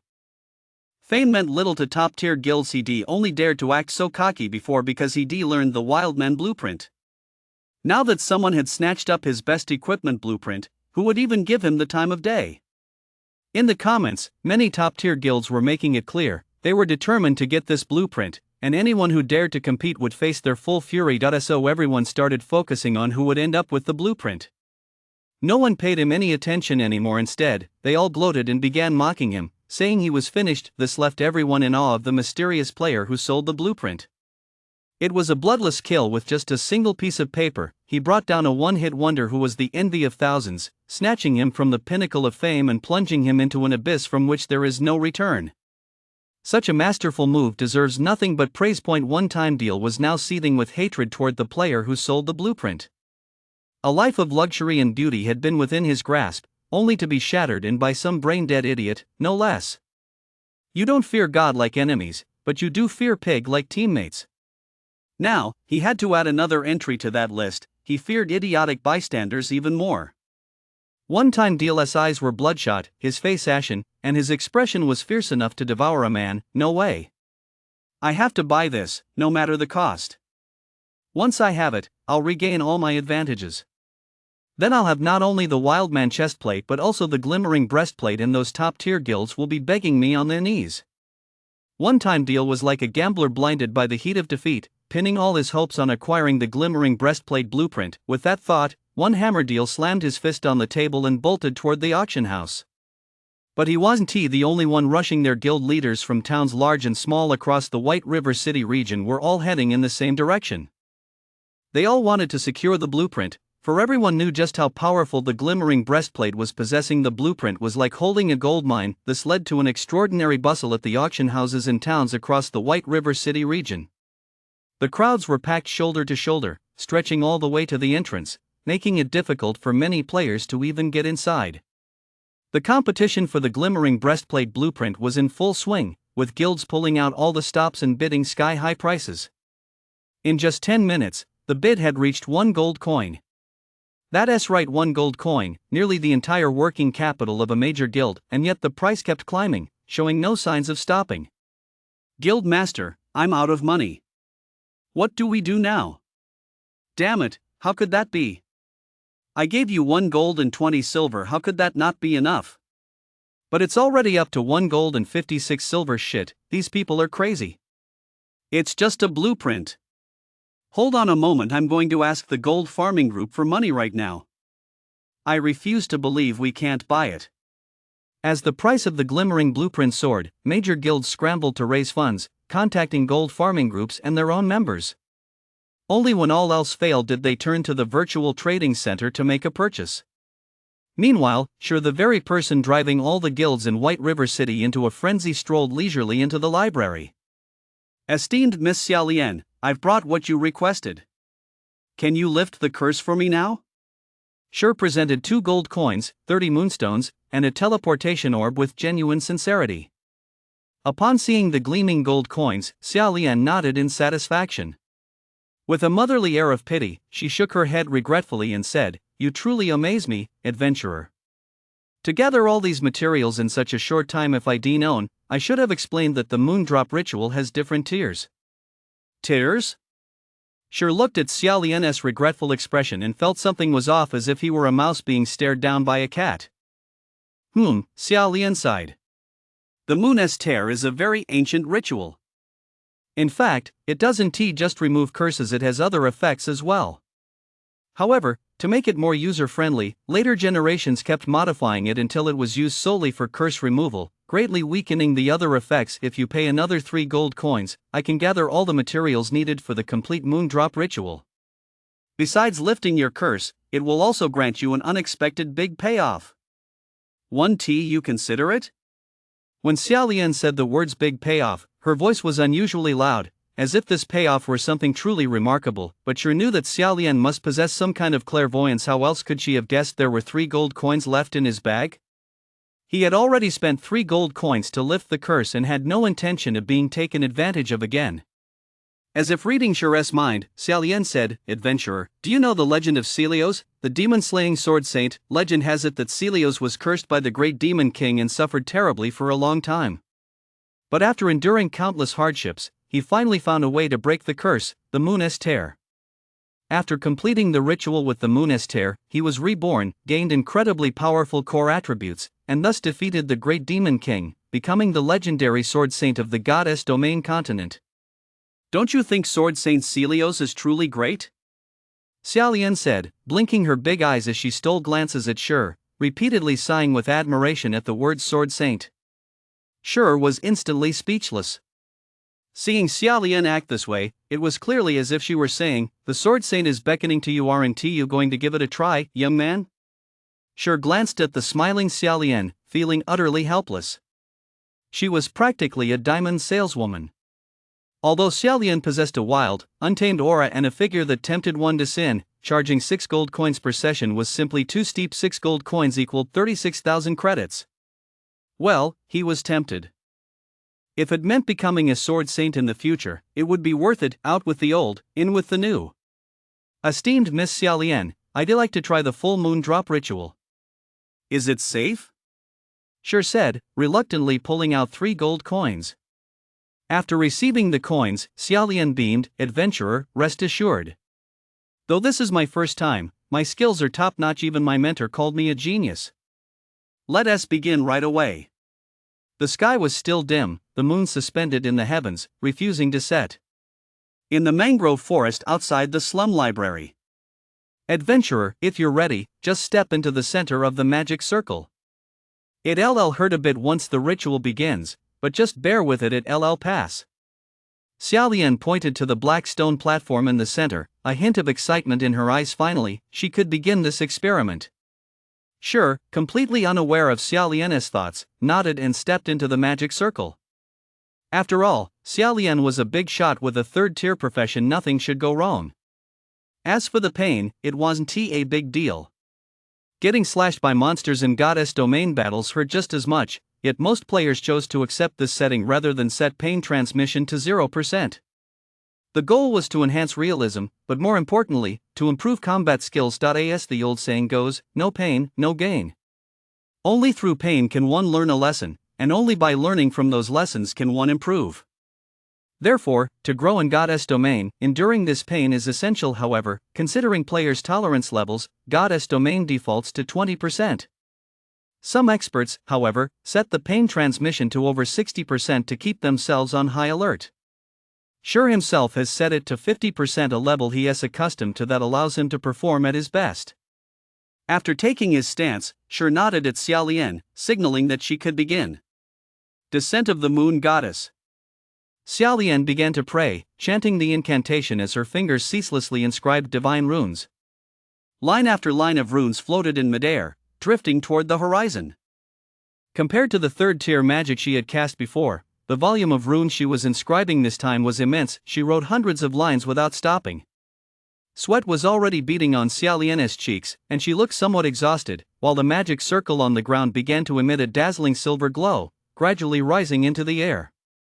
After more than 10 minutes, a beam of pure moonlight shone down upon Shi. Instantly, thick black smoke billowed from Shi's body, rising and reluctantly leaving his form. By now, sweat was beading on his forehead, his face pale as he endured excruciating pain. Shi nearly cursed Xiaolian. This wasn't merely a matter of discomfort, but agonizing pain, as if his body were being torn to pieces. If it weren't for the 10 years he spent playing goddess domain, during which he grown accustomed to pain, he would likely have already begun howling like a banshee and screaming at the top of his lungs. After several minutes of continuous moonlight, the black smoke finally left Shi's body, but it didn't vanish. Instead, it coalesced into a dark shadow that looked exactly like Shi. "Adventurer, you must kill this demonic clone to lift the curse. I'm here to preside over the ritual and can't help you. It's up to you now," Xiaolian reminded him. Shi, feeling somewhat drained, cast a scrutinizing glance at the dark figure. Shi demonic clone, elite, level 4, HP 2000. Elite, is it? Shi's expression grew grave. This demonic clone didn't have much HP, and its level was the same as his. If it didn't possess any powerful skills, dispatching it wouldn't be a problem, but that seemed unlikely. Damn moondrops! You despicable human! Do you think that by using the complete moondrops to weaken me, you can defeat me? I'll show you right now that lowly humans can never defeat a powerful demon. The demon clone was seething with rage as it drew a black longsword and charged at Shi. In the blink of an eye, the demon clone was upon Shi. With a swing of the sword, a faint black glow erupted, instantly splitting into 4 streams of black light, intent on slicing Shur to pieces. Superior form. Shur was taken aback by the attack. The speed far exceeded that of a normal elite. He immediately parried the blow. Clang, clang, clang. Shur stumbled back several steps before regaining his footing. If it weren't for the complete moondrops, this demon clone would likely be a special elite rather than just an elite die. Seizing the advantage, the demonic clone thrust its sword toward Shur's chest, executing Shur's own chop skill. Shur immediately activated Wind Stride, dodging sideways with a sudden twist to put distance between himself and the clone. Missing its target, the demonic clone turned and activated Wind Stride as well. Giving chase, the demon clone held a decisive advantage in core attributes, speed, and health. Moreover, every skill Shur had learned, the demon clone possessed, as well as situation that put Shur at a severe disadvantage. Just as the demon clone was about to catch up, it let out a cruel, cold laugh. "I know everything you know, and I'm stronger than you. You have no chance of defeating me. You might as well accept your fate and die." Then do you know this move? Shur smiled faintly as 9 sword shadows materialized beside him, shooting toward the demonic clone with a whoosh. Although the demonic clone could block most of the attacks, a few abyssal phantom blades still pierced its body, each strike dealing over 30 points of damage. "You despicable human, relying on your weapon as core attributes. I'll show you that all of this is in vain." With that, the demon clone charged toward Shur and unleashed Thunder Flash. As the sword light approached, Shur smiled calmly, pulled 2 scrolls from his backpack, one a speed scroll and the other a sheep scroll, and instantly his speed surged. He rolled to dodge the Thunder Flash, then turned the demon clone into a sheep. After the transformation, Shur immediately swung his sword. Thunder Flash. The sheep-turned demon clone had nowhere to hide. 3 streaks of sword light struck it directly. The level 5 Thunder Flash dealt 3 terrifying hits, 112, 135, and 163. The demon clone flew into a rage, activating Sword of Heaven, which drastically increased its attack range, and swung its sword at Shur. This human was too despicable. How dare he use such a lowly tactic as turning someone into a sheep? "Ha, I thought demons were supposed to be so powerful. You have a body that is clearly meant to be stronger than mine, yet you use the same skills as me. So this is the level you're at, huh?" Shur sneered as he dodged. "You're asking for death." The demon clone nearly fainted from rage at Shur's words, unleashing a double slash at Shur's neck. Shur pointed the abyssal at the demon clone, and 9 pitch-black chains instantly bound it, immobilizing it for 3 seconds. Phantom kill. Simultaneously, both the main body and the clone activated Sword of Heaven, launching an assault on the demon clone. Thunder Flash, Chop, Earth-Splitting Slash, Double Slash, and a barrage of other skills rained down, combined with repeated strikes from the 9-headed Dragon Strike, causing the demon clone's health to plummet rapidly. In no time, it dropped to 10%. So what if you've got high constitution? So what if you've learned my skills? So what if you're a demon? As Shur spoke, he thrust his sword into the demon clone's chest. The pain made the demon clone grimace and seethe with rage. Just as the restraints were about to break, allowing it to finally deal with Shur, and as it was about to unleash its ultimate move, it spotted the scroll in Shur's hand, and instantly, the demon clone was overcome with utter despair. "Bye-bye." Shur waved at the demon clone. Knowing it was about to unleash its full power, he activated the first-tier magic scroll in his hand. Thunderbolt Strike. This first-tier magic scroll was capable of dealing 500 damage to a single enemy below level 20. Against a demon clone with less than 200 HP, it was more than enough. Suddenly, a bolt of blue lightning struck from the sky, dealing 500 damage to the demon clone. Instantly, the demon clone turned into a wisp of black smoke and vanished, dropping a dark gray piece of equipment. System: completed the Moon S-Tier quest. Reward: 10,000 EXP, the Demon Hunter title, plus 5 reputation with the Star Moon Kingdom, plus 20 reputation with White River City, and plus 100 reputation with Red Leaf Town. System: Red Leaf Town reputation has reached 50 points, promoted to first-class citizen of Red Leaf Town. System: Red Leaf Town reputation has reached 100 points, promoted to third-class noble of Red Leaf Town. Seeing this string of system notifications, Shur was slightly surprised.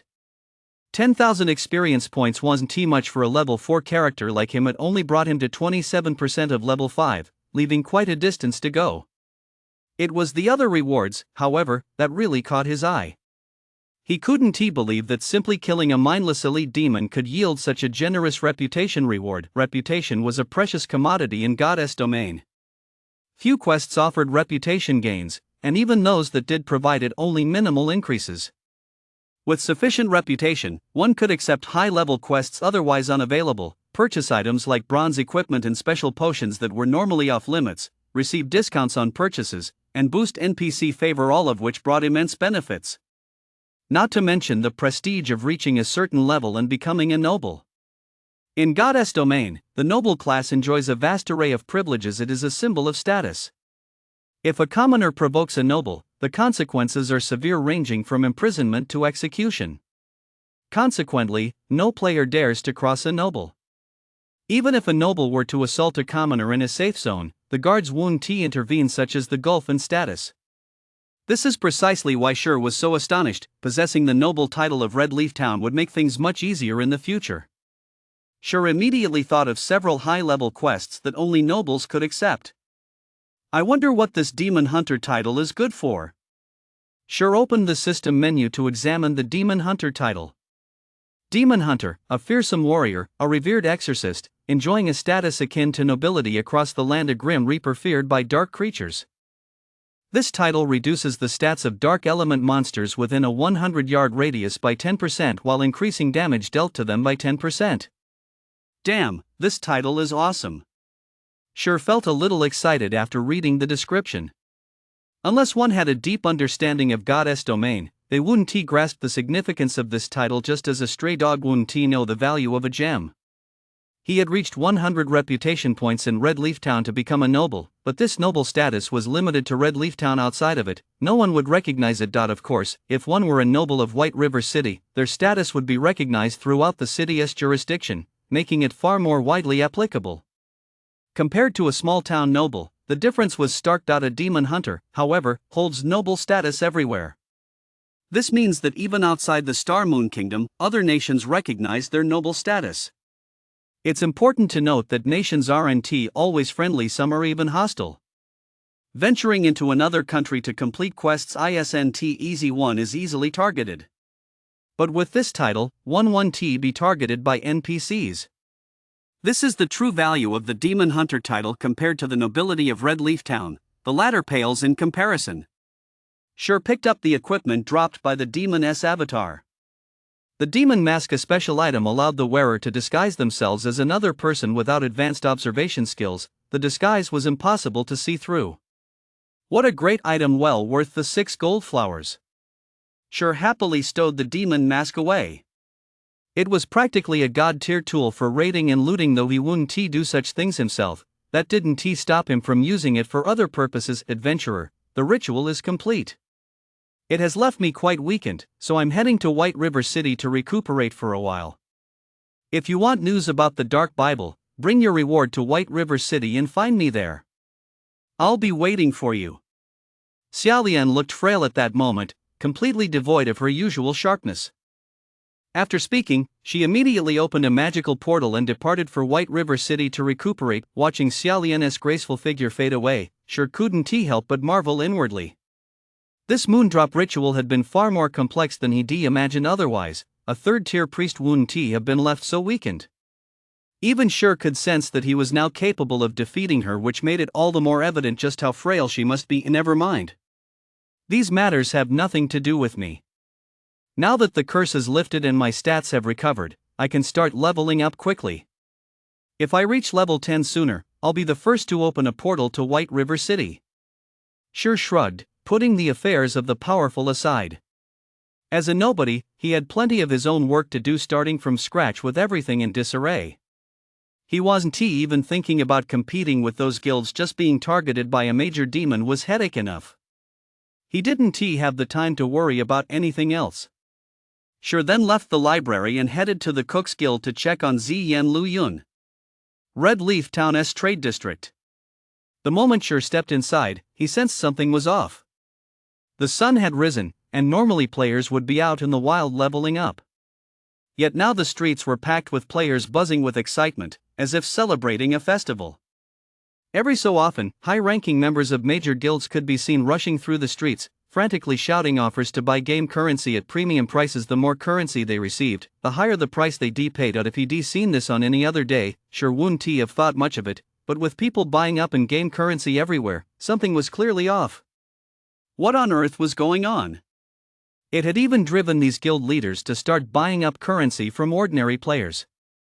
Logically, these major guilds should have their own gold farming teams or contracts with professional ones, ensuring a steady supply of in-game currency.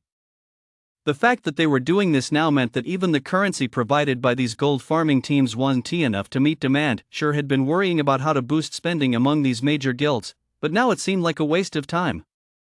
With a flick of his finger, he opened the virtual trading center to check the market.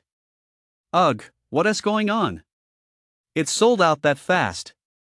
Sure saw that the remaining 2 gold and 70 silver had been sold, and over 15,000 credits were in the process of being transferred. He then checked the sales status of other goddess domain in-game currencies. The highest price for a single silver coin had already reached 72 credits, with most buyers purchasing in bulk at 68 credits. The price had risen by more than a little, just as Sure was rejoicing over selling all his gold coins. A sharp rebuke from behind interrupted his good mood. Big brother, it's this guy. I saw him casually pull out 10 silver coins the day before yesterday. He must be loaded. Our guild is so desperate for money right now. If we don't make this kid bleed a little, how can I make up for being locked up for so long? Shimon Peshua, leading a group of people, pointed at Sure and sneered, "Kid, is it you who beat up my brother?" The man called Big Brother snorted coldly, glaring at Sure and demanding an answer. Sure turned his head and frowned slightly. The man before him, known as Big Brother, was as tall as Kola, with a face full of rugged features. He was around 30 years old.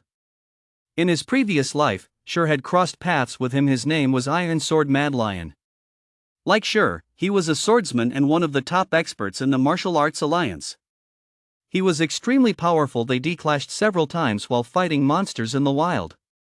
He killed the Flame Tiger twice, inflicting heavy losses on their party on multiple occasions, forcing them to retreat in disgrace. Even Stabheart from the Assassin's Alliance had fallen victim to Iron Sword Mad Lion.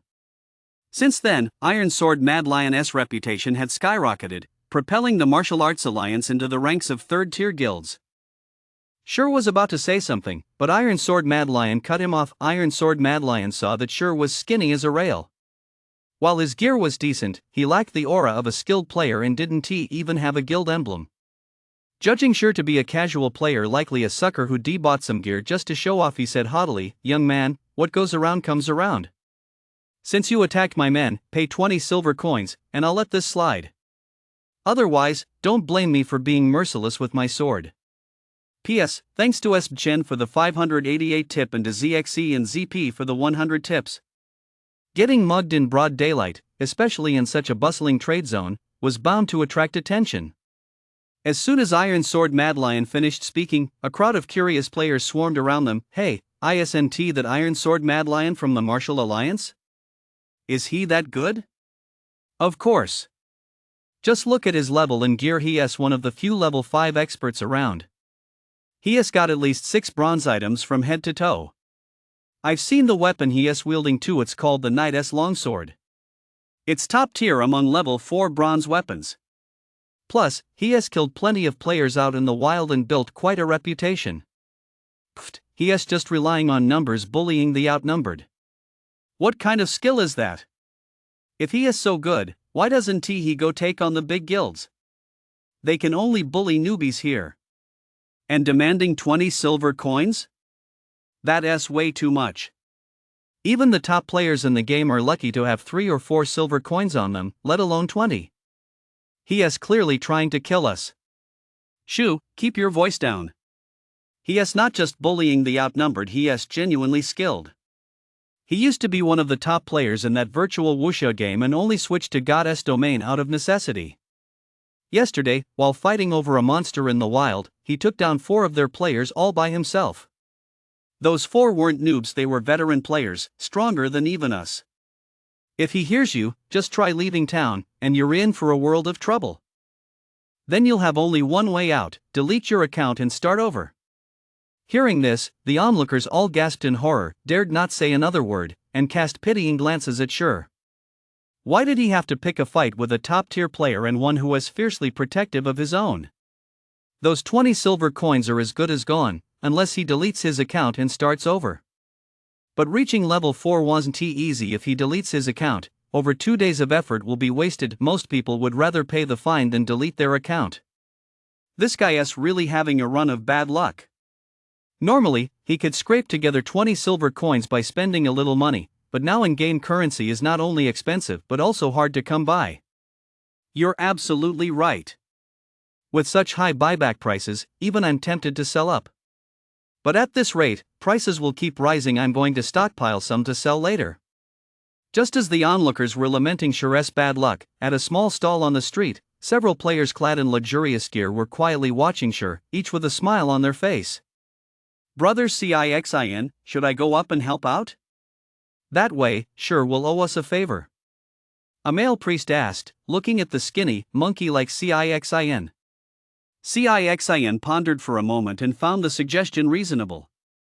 Although Sher was a skilled player and knew a big shot like the Ice and Snow Goddess, he was up against a brute like Iron Sword Mad Lion, who also had guild backing. If they fought, the odds would definitely be against Sher. If he helped Sher out, then Sher would surely be grateful. A favor from a top-tier expert is incredibly valuable. Sometimes, for the next major raid, we're exactly missing that kind of expert. But if you want to invite them over, without a solid relationship, they usually won't even give you the time of day. They might even look down on you. They have no manners at all. Who do they think they are? We're definitely going, but let us wait a bit. Only by stepping in at the critical moment can we demonstrate our true value, and it'll be a good opportunity to show those second-rate guilds just how formidable we are, Cixin said softly, a cold gleam flashing in his eyes. Having been in the virtual gaming world for years, Cixin understood one truth: every expert you befriend opens up another path for the future. Besides, Sher was acquainted with the reclusive master known as the Ice and Snow Goddess. To fail to cultivate a relationship with him and instead antagonize him would be courting trouble and creating a major enemy for the future. Small guilds are destined to remain small.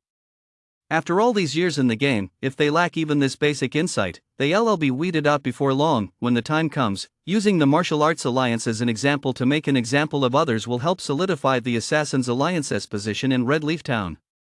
Fuck, you thought you were so tough, didn't you? How did you end up acting like such an idiot? I told you ages ago that I'd be back, and when I do, that'll be the day you die. Hand over 20 silver coins now, and you might just survive. Otherwise, delete your account and start over. Watching Sher remain silent, Shiman Pashua stood smugly behind Iron Sword Mad Lion, assuming Sher was scared. But then again, Big Brother Iron Sword's strength was unfathomable. Not even 10 of him could stand a chance. A mere casual player, faced with the mighty and domineering Big Brother Iron Sword, was probably already scared out of his wits. Alright, Pashua, I don't want to make a big deal out of this. I'm not a bully. These 20 silver coins will serve as a lesson for him, so he knows who he shouldn't mess with. Iron Sword Mad Lion shot Shiman Pashua a withering glance, then turned to Sher and said haughtily, "You don't need to worry, Iron Sword Mad Lion, keep my word. Hand over 20 silver coins, and as long as you don't provoke the Martial Arts Alliance in the future, they won't come after you." Hearing this, Sher actually pulled 20 silver coins from his backpack. They glinted in the light, tempting to the EYE.AT. This critical juncture, 20 silver coins were hard to come by even with credits, let alone producing 20 all at once. Holy shit, you're really loaded. So Drifting Blood was telling the truth. You're a real big spender. Why don't we be friends? I'll look out for you from now on. Anyone who messes with you is messing with the Martial Arts Alliance. Iron Sword Mad Lion stared at the 20 silver coins, utterly stunned. He swallowed hard. He didn't even have 20 silver on him right now. He never expected Sher, a casual player, to be able to produce 20 silver coins. With this much silver, their chances of winning the bid for the Glimmer Blueprint would increase significantly. The onlookers were so shocked by the sight of those silver coins that their jaws nearly dropped. This Sher is way too rich. He is definitely a big spender. Some high-ranking members of major guilds grew envious the moment they saw it. Iron Sword Mad Lion sure has incredible luck. He just picked a random player and stumbled upon a big spender. How is this possible? Stabheart, watching from a distance, looked utterly stunned. However, what shocked Stabheart wasn't the sheer amount of money, but the fact that Suresh' actions were completely unexpected. Even if he couldn't win in a fair fight, this was a safe zone no one dared to attack. If they went out into the wild, with Suresh's skills, escaping would be no problem at all. So why would he settle for less and offer up 20 silver coins? You want 20 silver coins, right? Sure asked, smiling at Iron Sword Madlion. Yeah, let us trade. Realizing he lost his composure, Iron Sword Madlion immediately grew serious, ready to trade with Sure. Just as everyone was envying Iron Sword Madlion for the 20 silver coins he scored, a pitch-black longsword pierced his chest. Instantly, Iron Sword Madlion lost over 100 health points. As he tried to fight back, he found himself bound by chains, unable to move an inch. Sure calmly drew the abyssal blade from Iron Sword Madlion's chest, delivering a chop and a earth-splitting slash to his body. Iron Sword Madlion's health plummeted relentlessly, showing no signs of stopping. The power of a magical artifact was staggering, not to mention the combination of a level 6 chop and a level 4 earth-splitting slash. Killing a level 5 swordsman clad in bronze armor was a breeze, let alone when launching a surprise attack. Even skilled fighters would fall. Those 2 strikes wiped out the Iron Sword Madlion's entire health bar. He didn't even have the strength to fight back. He let out a scream, collapsed motionless on the ground, and then turned into a shower of starlight, leaving behind a piece of equipment. Who else wants it? Sure fixed his gaze on Shimon Paoshue and the other members of the Martial Arts Alliance, grinning as he spoke. Instantly, the entire street fell deathly silent. No one could utter a single word. Iron Sword Madlion was dead. This outcome took everyone by surprise. From the moment Sure drew his sword and stabbed Iron Sword Madlion in the chest until his death, everyone had seen every one of Suresh's movements clearly. But one thing puzzled them: Suresh's strike hadn't been fast. To them, it seemed like even they could have dodged it, so how could a master like Iron Sword Madlion fail to evade it? He'd been completely overwhelmed, without even a shred of strength left to fight back. Could it be that Iron Sword Madlion was all show, nothing more than a paper tiger borrowing the tiger's might? The crowd immediately dismissed this foolish notion. Iron Sword Madlion's gear wasn't fake, nor was his level 5 status. He was undoubtedly a genuine expert. Yet here was a master clad in so much bronze gear, with defense and health far surpassing those of an ordinary player, being killed in just a few swift strikes. It was simply unbelievable. Even if an ordinary player had furiously attacked Iron Sword Madlion, it would have taken quite some time to take him down, yet Sure had finished him off in just 2 moves. Just how terrifying an attack power would be required to achieve that? At this thought, everyone was stunned into silence.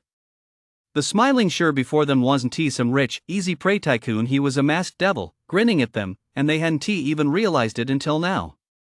Suddenly, a chill ran through their bodies, making them shudder. They dared not look at the smiling Sure anymore. You're despicable. Shimon Paoshue took a few steps back, trembling as he pointed at Sure. He was utterly shocked. Compared to outsiders, he knew his older brother's strength better than anyone. He had a deep understanding of and fear for Sure's power. Now that Sure had set his sights on him, he was terrified. But then he thought, this is the safe zone, what's there to be afraid of? He burst out laughing, you're finished. If you dare kill someone in the safe zone, no one can save you. Just wait to be executed on the spot by the guards and thrown into solitary confinement. Hearing Shimon Paoshue say this, the crowd suddenly realized the truth. Earlier, they'd been completely intimidated by Sure and had actually forgotten that this was the safe zone. It was guarded by powerful guards. Even if Sure was incredibly skilled, he couldn't possibly be stronger than the guards. In a moment, he'd surely be caught by the guards and meet a tragic end. What a shame. Still, killing someone in the safe zone takes real guts. Even if the guards kill him and lock him up, it'll be worth it. At least he'll have had his moment of glory. He'll still be a hero when he gets out tomorrow. So cool. Master, would you warm my bed? Please add me as a friend. Please help me level up. I promise to be obedient. Among the players present, many began to admire Sure's courage. Not only did he dare to go against the Martial Arts Alliance, but he also dared to defy the laws of Red Leaf Town. He was practically their idol. Quite a few attractive female players started asking about Sure and even sent friend requests proactively, hoping to get to know him. Just then, a squad of heavily armored guards approached Shimon Peshua, pointed at Sure and roared with laughter, "Aren't you supposed to be so tough? Let us see how you handle this now. Not only will you lose a level, but you'll also be locked up for 24 hours. Even if you're a top player, after 24 hours in confinement, you'll be nothing but a second-rate player when you get out. Just wait and see how the Martial Arts Alliance deals with you. No one in heaven or earth will be able to save you." From a distance, Cixin was filled with anguish and deep regret. The series of movements Sure had just executed appeared slow, yet felt as natural as breathing, not a single hint of awkwardness. This only deepened Cixin's admiration for Sure. Sure's earlier sequence of moves embodied the very assassination technique he had been pursuing. Ordinary people wouldn't understand what that meant, but having played numerous virtual games and participated in real-life combat tournaments, he knew full well just how formidable Sure's skills were. In the past, if he had encountered Sure, he would have thought Sure was just average. However, he had once had the privilege of conversing with a martial arts master, who had described exactly this phenomenon. Combat, by its very nature, seeks the simplest killing techniques, and when such techniques reach perfection, they feel completely natural, so much so that one doesn't sense the slightest hint of artificiality. Any master who reaches this level is extremely dangerous. Because when they stand before you smiling, even if they slash at your neck with a sword, even though you clearly see it, you'd still think they're joking. You wouldn't even sense the danger approaching, and your body wouldn't react at all until you're dead, completely unaware. This isn't some profound technique, it simply requires countless battles and training to master until it becomes instinct. But such brutal training is something ordinary people could never endure. Sure had finally been given a chance to owe someone a favor, but he never expected Sure to be so decisive, killing the Iron Sword Mad Lion without a word. How was he supposed to make a good impression now? How was he supposed to get the chance to seek his guidance? Now that the guards had arrived, he was completely helpless. He hated Iron Sword Mad Lion with a passion for robbing him of a golden opportunity to seek guidance. The captain of the guards, clad in silver gray heavy armor, stepped before Sure, while the other guards closed in from all sides, making the atmosphere on the street feel oppressively heavy. "Guard captain, it was him who killed my older brother. You must arrest him." Shimon Peshua walked up to the captain, pointing at Sure with a cold sneer as he made his accusation. The captain paid no heed to Shimon Peshua, instead fixing his deep gaze on Sure. With a smile, he said, "Esteemed demon hunter, this is Red Leaf Town. According to the laws of Red Leaf Town, if you've committed murder here, you must pay the price. Otherwise, we'll have no choice but to escort you to the detention cell." Hearing the high and mighty captain of the guards say this, everyone was dumbfounded. Shimon Peshua's mouth gaped wide enough to fit 3 eggs. What is going on? He didn't kill him on the spot, and if he doesn't pay the price, he'll be the one sent to the detention cell? Is this guy the mayor's own son? Wait, the mayor is already dead. No one understood why the guards were being so polite today. Usually, they were cold-blooded killers, let alone smiling. "I killed him because he threatened me, but I'm not unreasonable. Just tell me what price I must pay." Sure nodded, then turned to look at Shimon Peshua with a calm smile. He dared to kill Iron Sword Mad Lion for a reason. The others had only recently entered Goddess Domain and weren't very familiar with its rules, but he had lived there for 10 years. He knew exactly what to do and how far to go. He was now a noble, a status far beyond that of a commoner. If he weren't a noble, he might have simply turned and walked away, ignoring Iron Sword Mad Lion entirely. At worst, they could have met in the wild for a thrilling battle, and who knows who would have won. But now that he was a noble, even if he killed an ordinary player, the guards wouldn't say a word. They'd just make him pay a fine. The amount would depend entirely on his status and standing, but given his wealth, it was something he could easily afford. 2 silver coins, the captain of the guards said bluntly. "Oh, I see. Here are 20 silver coins, take them." Sure was surprised at how cheap it was, so he took out 20 silver coins and handed them to the captain. "Esteemed demon hunter, what are you planning to do?" the captain asked curiously, staring at the 20 silver coins in his hand. "Nothing much. These people have threatened me before. I'm going to kill a few more. Consider this an advance payment." The captain was momentarily taken aback. As soon as Shur finished speaking, he drew Abyssal Blade and unleashed a level 5 Thunder Flash. 3 bolts of lightning instantly pierced through Shimon Paosue and his men, killing them all and dropping a pile of gear. Shimon Paosue didn't even realize what had happened until the very moment he died. At the same time, Shur's green player icon turned a vivid, eerie crimson. The crowd watched in stunned silence. Who on earth was this Shur? That was just too impressive. The Martial Alliance members must be dumbfounded right now. Shur casually tossed out 20 silver coins to buy their lives. What a waste of money. Even more unbelievable was that the captain of the guards didn't say a word. He simply counted the number of dead, noticed there were 4 extra silver coins, returned the surplus to Shur, and then turned and walked away. Having wiped out the entire martial arts alliance, he had effectively made a major enemy of them, but Shur had no regrets. Even if he had turned and walked away, the alliance would not have let him off the hook. It was better to weaken their strength now, that way, the next time they crossed paths, things would be easier. Spotting several pieces of equipment lying on the ground, Shur paid no heed to the crowd's shock and curiosity. He walked over and picked them up. These items would at least partially offset the cost of his escape. Isn't this a knight's longsword? Shur discovered that among the loot were 2 bronze tier items, one of which was actually a bronze weapon belonging to Iron Sword Madlion. By now, Iron Sword Madlion was probably spitting blood and rage back at the graveyard. The knight's longsword was indeed a decent weapon among level 4 bronze gear. In Goddess Domain, weapons and MT gear were generally more expensive than other items of the same level. Right now, the knight's longsword was worth at least 10 silver coins, plus a level 3 bronze cloth armor and a few other common items. Shur realized he hadn't lost a thing. In fact, he made a profit of 1 or 2 silver coins just as Shur was about to leave. The looks on the other players' faces on the street changed. Their eyes were now filled with greed. Someone who could effortlessly take down a top-tier player like Iron Sword Madlion and one-shot several elite players in a single move. No one would believe he wasn't carrying top-tier gear, especially since Shur was now a red-named player. If a red-named player was killed, the death penalty was doubled. And since Shur had killed so many players, if he died, he'd drop at least 3 or 4 pieces of gear. Even if the guards locked him up for a while, so what? Could that compare to top-tier gear? For a noob to grow into a master, good gear was essential. Taking down Shur meant a chance to become a master. Why wouldn't they do it?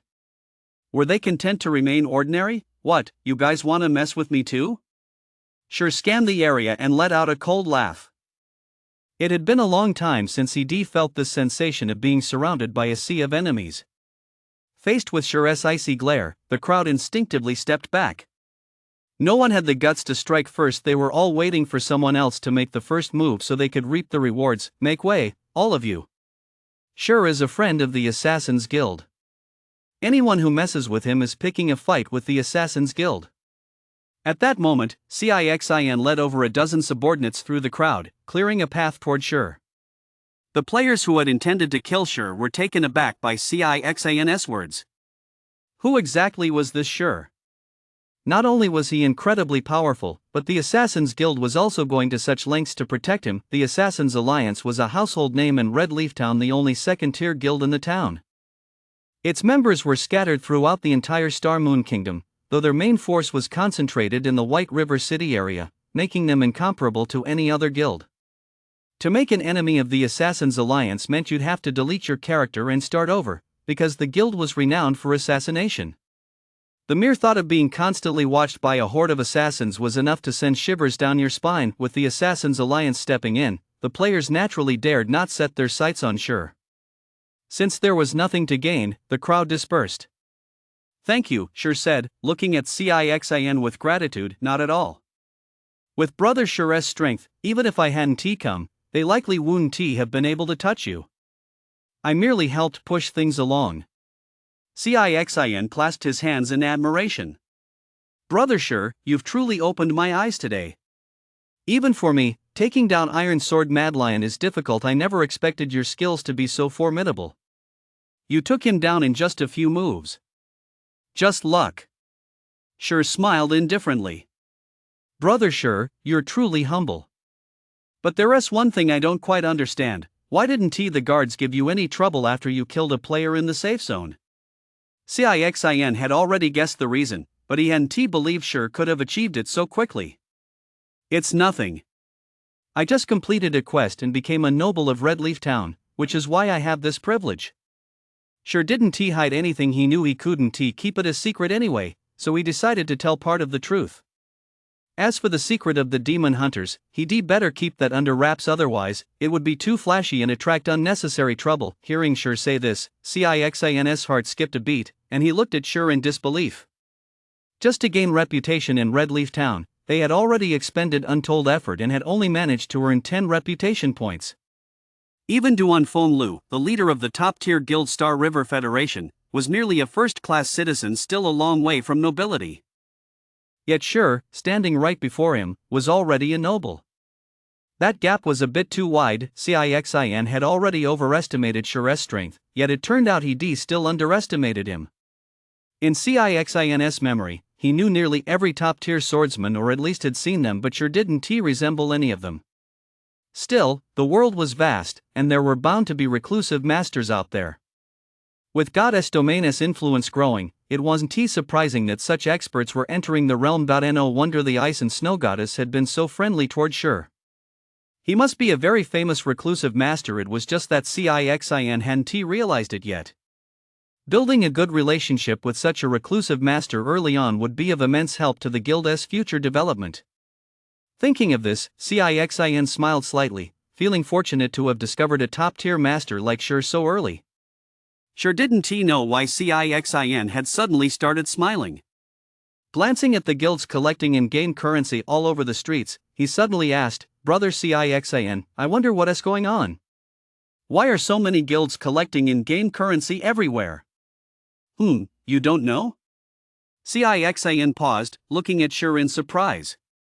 After all, this matter was already common knowledge throughout the White River City region. How could Sure not know? Sure shook his head and said, "I've been on a quest the whole time. I just got back." "I see. This only happened recently," Cixin realized, explaining, "Not long ago, a blueprint for the glimmering breastplate appeared in the auction house." You know how great its stats are. The value of that blueprint goes without saying. Once the guilds found out, they all started scrambling for it, and even our guild was no exception. Unfortunately, our guild's resources fell a bit short, and the top-tier guild, the Star River Federation, snapped it up for 2 gold and 33 silver coins. We had already given up, but not long after, another design blueprint for the glimmering breastplate appeared. That's when things really heated up. Every guild started frantically raising funds to try and win the bid. After this round of bidding, it went for a high price of 2 gold and 51 silver coins. Just as the guilds were feeling dejected, no one could have imagined that a third blueprint would appear. The competition for the third one is still ongoing, but I suspect the price for that one will be even higher. I just don't know how many more there are, which is why I'm here collecting in-game currency. Everyone is now speculating which Blackflame Smith is selling these. After all, blueprints for bronze gear aren't exactly cheap, let alone multiple identical ones. Combined with the glimmering breastplate the Blackflame Smith sold earlier, everyone knows deep down that these are being sold anonymously by the Blackflame Smith. You have to admit, Blackflame the blacksmith's tactics are incredibly clever. Earlier, he competed with One Hammer Deal to drive down the price of the glimmering breastplate, but that was just a diversion. His real target was this blueprint.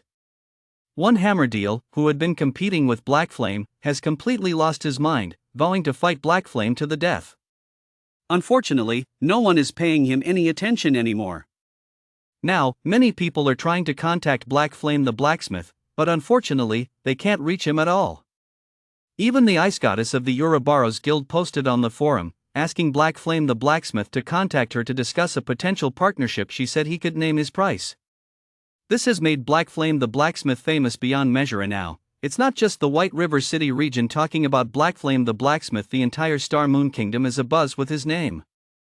He is widely recognized as the top blacksmith in the Star Moon Kingdom. Cixin spoke with a sense of awe, his expression filled with admiration for Blackflame the blacksmith. "I see. I wonder if Brother Cixin is interested in purchasing any blacksmithing blueprints?" Sure asked casually, having grasped the gist of the situation. Although Sher had only asked casually, Cixin suddenly turned his head and looked at Sher with anticipation, his expression slightly excited. Could it be that you, Brother Sher, have a forging blueprint?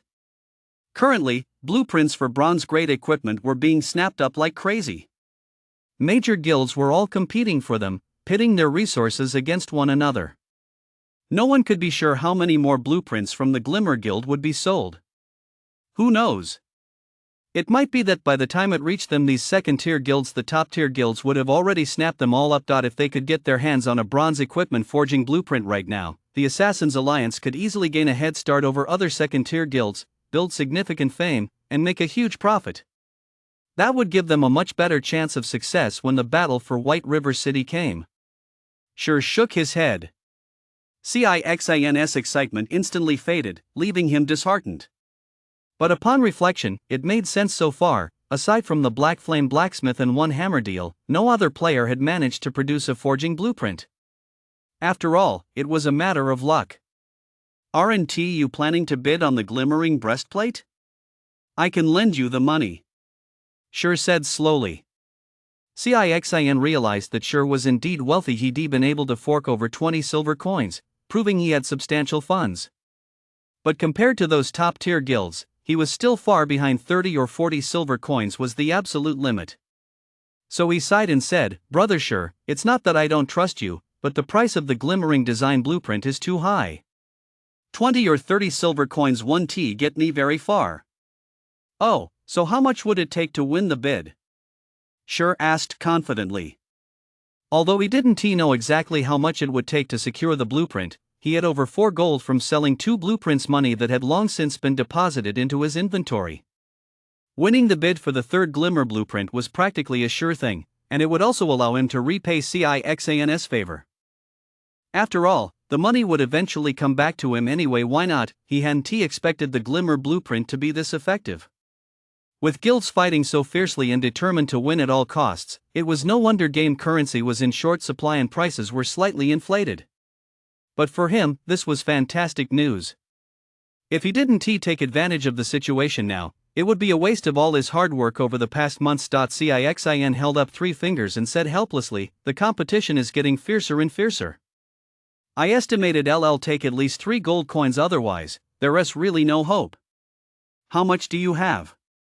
Sher had no intention of lending 3 gold coins all at once and taking on the entire burden.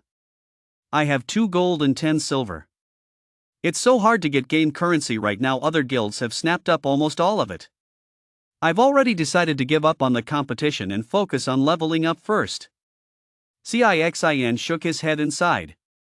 "Then I'll lend you 90 silver. That'll bring you up to 3 gold, Sher said with a smile, immediately clicking to trade with Cixin and placing 90 silver coins in the trade window. When Cixin saw the 90 silver in the trade window, he was utterly stunned. He hadn't expected Sher to be so wealthy.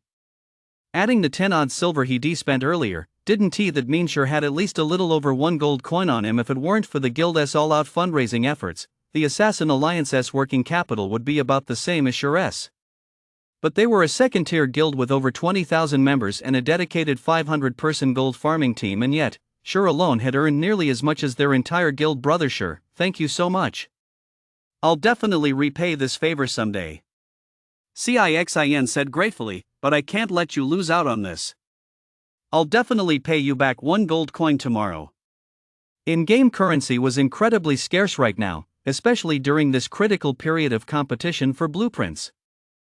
Cixin had originally wanted to offer to buy it outright, but considering how valuable the currency was and that even with money, it wasn't easy to acquire, plus the fact that Sher certainly wasn't short on credits, he didn't feel comfortable asking. That's why he chose to pay 10 silver coins as interest instead. Sher, however, was a bit speechless. He only wanted credits. He was saddled with quite a bit of debt, and with plans to set up a studio later on, he was desperately short on funds. What good were extra game credits anyway? Nothing compared to the practicality of credits. The sooner the studio opens, the sooner he can recruit a stable team to tackle large-scale group dungeons, which would help him earn money, level up, build the studio's reputation, and lay a solid foundation for forming a guild. If he waits too long, it'll be hard to even find a foothold in White River City. Every second counts right now, brother Sishin, don't say that.